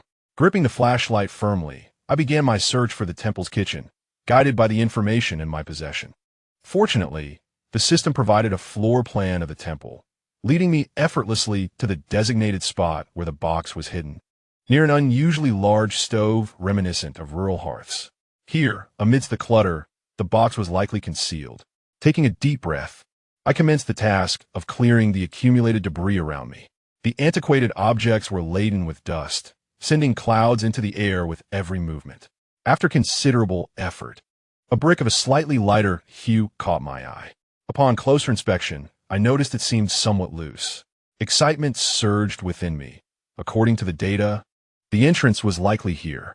I grasped the edges of the brick with both hands and pried it free, producing a satisfying creak as it yielded to my efforts. With the brick removed, a dark opening appeared before me. I initially anticipated it to be like the previous factory, merely a place to deposit the box. But to my surprise, it revealed a basement. Shining my flashlight inside, I discerned a narrow passage descending, permeated by a damp, decaying aroma. I struck a match and tossed it into the darkness, observing it burn until extinguished before I dared to enter. Clutching the flashlight tightly, I cautiously ventured into the passage. The walls were adorned with cobwebs and dust. With each step, the sound of my heartbeat echoed in the stillness. As I pressed deeper into the corridor, a faint rustling sound emerged, as if something was scuttling nearby. My heart raced, and I quickly scanned the surroundings with the flashlight, finally spotting a rather plump rat in the corner, its beady eyes fixed upon me. I drew a disposable knife and flicked it towards the creature, pinning it in place as its beady gaze remained locked on me. How audacious to frighten me! It did not flee upon seeing me, earning its fate for defying the wall's shadows. Turning away, I continued deeper into the passage, and after a while, I reached an iron door at the end. The lock above appeared quite old and diminutive, and I retrieved my versatile wire, deftly unlocking it with a satisfying click. Pushing open the iron gate, I stepped inside to discover an expanse filled with numerous boxes, an eclectic assortment of wooden and metal containers. My heart raced with exhilaration. Wealth awaited me. All of this was mine. I dashed toward the boxes, which, to my astonishment, were all unlocked. Eagerly, I began to pry them open, revealing a trove of gold and silver treasures, antique artworks, and even securities from the Republic of China. This old man must have engaged in nefarious dealings, hoarding others' possessions for his progeny. Such riches could not have been amassed in mere years. Among the discoveries, I unearthed firearms and ammunition, and to my delight, they were still functional. I also stumbled upon a box of Japanese literature and another containing garments and flags. Grabbing a wooden stick, I poked at the clothing and found a wooden rooster. Upon glancing down at my feet, I realized it resembled a pair of flip-flops. A clever idea struck me. These items were not counterfeit. They rightfully belonged to him, making my fortune even more splendid. Previous intel had indicated Japanese artifacts. I had presumed they would reside in his home, yet here they were. If I merely tossed these back into his abode, my leverage would significantly increase. My heart swelled with delight. Without hesitation, I gathered every item into my spatial realm, leaving nothing behind. The thought of tidying up traces never crossed my mind. After all, with the evidence of Japanese belongings, they would be apprehended swiftly, and I needn't trouble myself with concealing my actions. I hurried back to the surface, addressing the situation below with minimal effort. I carelessly returned the bricks to their original positions as if they had never been disturbed.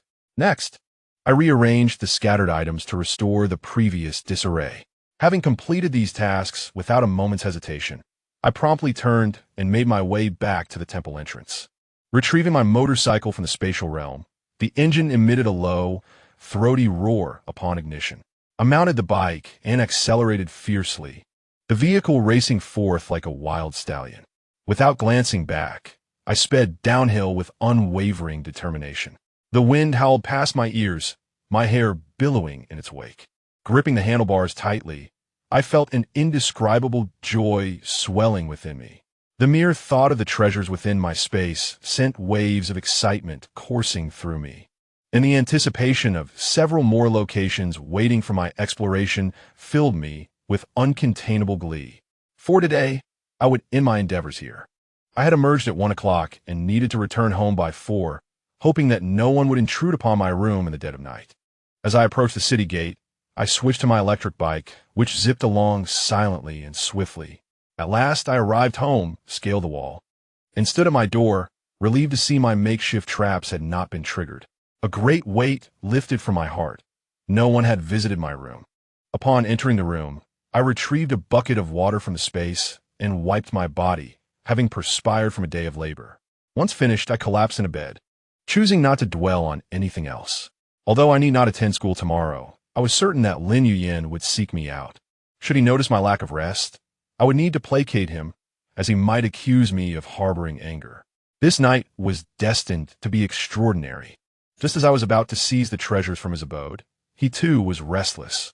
Su Yi and several of his companions had gathered in a secluded wooden cabin, forming a circle as they deliberated on some matters.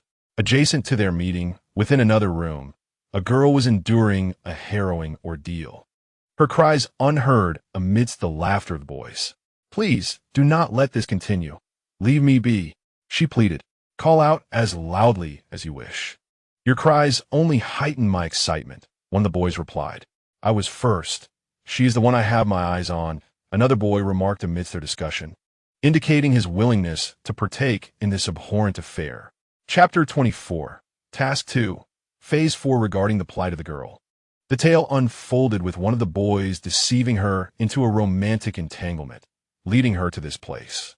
Initially, the girls believed they had encountered true love and joyfully followed their suitors to what was claimed to be a secret hideout. However, upon arrival, the presence of his companions shattered their naivete. As the boys revealed their vile intentions, the girls awoke from their dreamlike state, terror flooding their hearts. Despite their desperate resistance, they were no match for the strength of several robust men, who threatened them into silence while indulging in their malevolence. The girls' sobs echoed hauntingly in the stillness of the night. Over the course of 2 years, from a third year of middle school to the first year of high school, they frequently lured 7 to 8 girls to this location, with each boy having brought at least 2. They even engaged in competitions to see who could ensnare a girl within a month. Their targets were predominantly from rural areas, where families faced economic hardships, making these girls more innocent and susceptible to deception. Such girls were more likely to believe in love and yearn to escape their circumstances. Yet, not all girls readily consented to these advances. In response to resistance, the boys displayed false generosity, bestowing gifts and employing sweet words to win their trust, ultimately leading them to this dreadful place. Nevertheless, some girls remained defiant, prompting the boys to resort to extreme measures, binding the girls and capturing photographs as threats, warning them to remain silent. After all, their families were relatively affluent, and a few had pooled resources to acquire a camera. Even if these girls were not brought back, the haunting images taken left them living in perpetual fear and anxiety. The girl in question is the first female companion brought by them this year. She is a freshman at the same school as the boy who accompanied her. Upon completing the adjacent room, they proceeded to Su Yi's room. Their boy dressing remarked, "I was the first this time," effortlessly secured her. Another boy in the room commented, "Not bad, but this girl is rather easy to deceive. Just a few candies and she agreed to come along. If it weren't for his decent looks, I wouldn't have bothered to bring her." At that moment, the other boys entered the room, one of them stating, "Young Master Su, you finally decided to show up.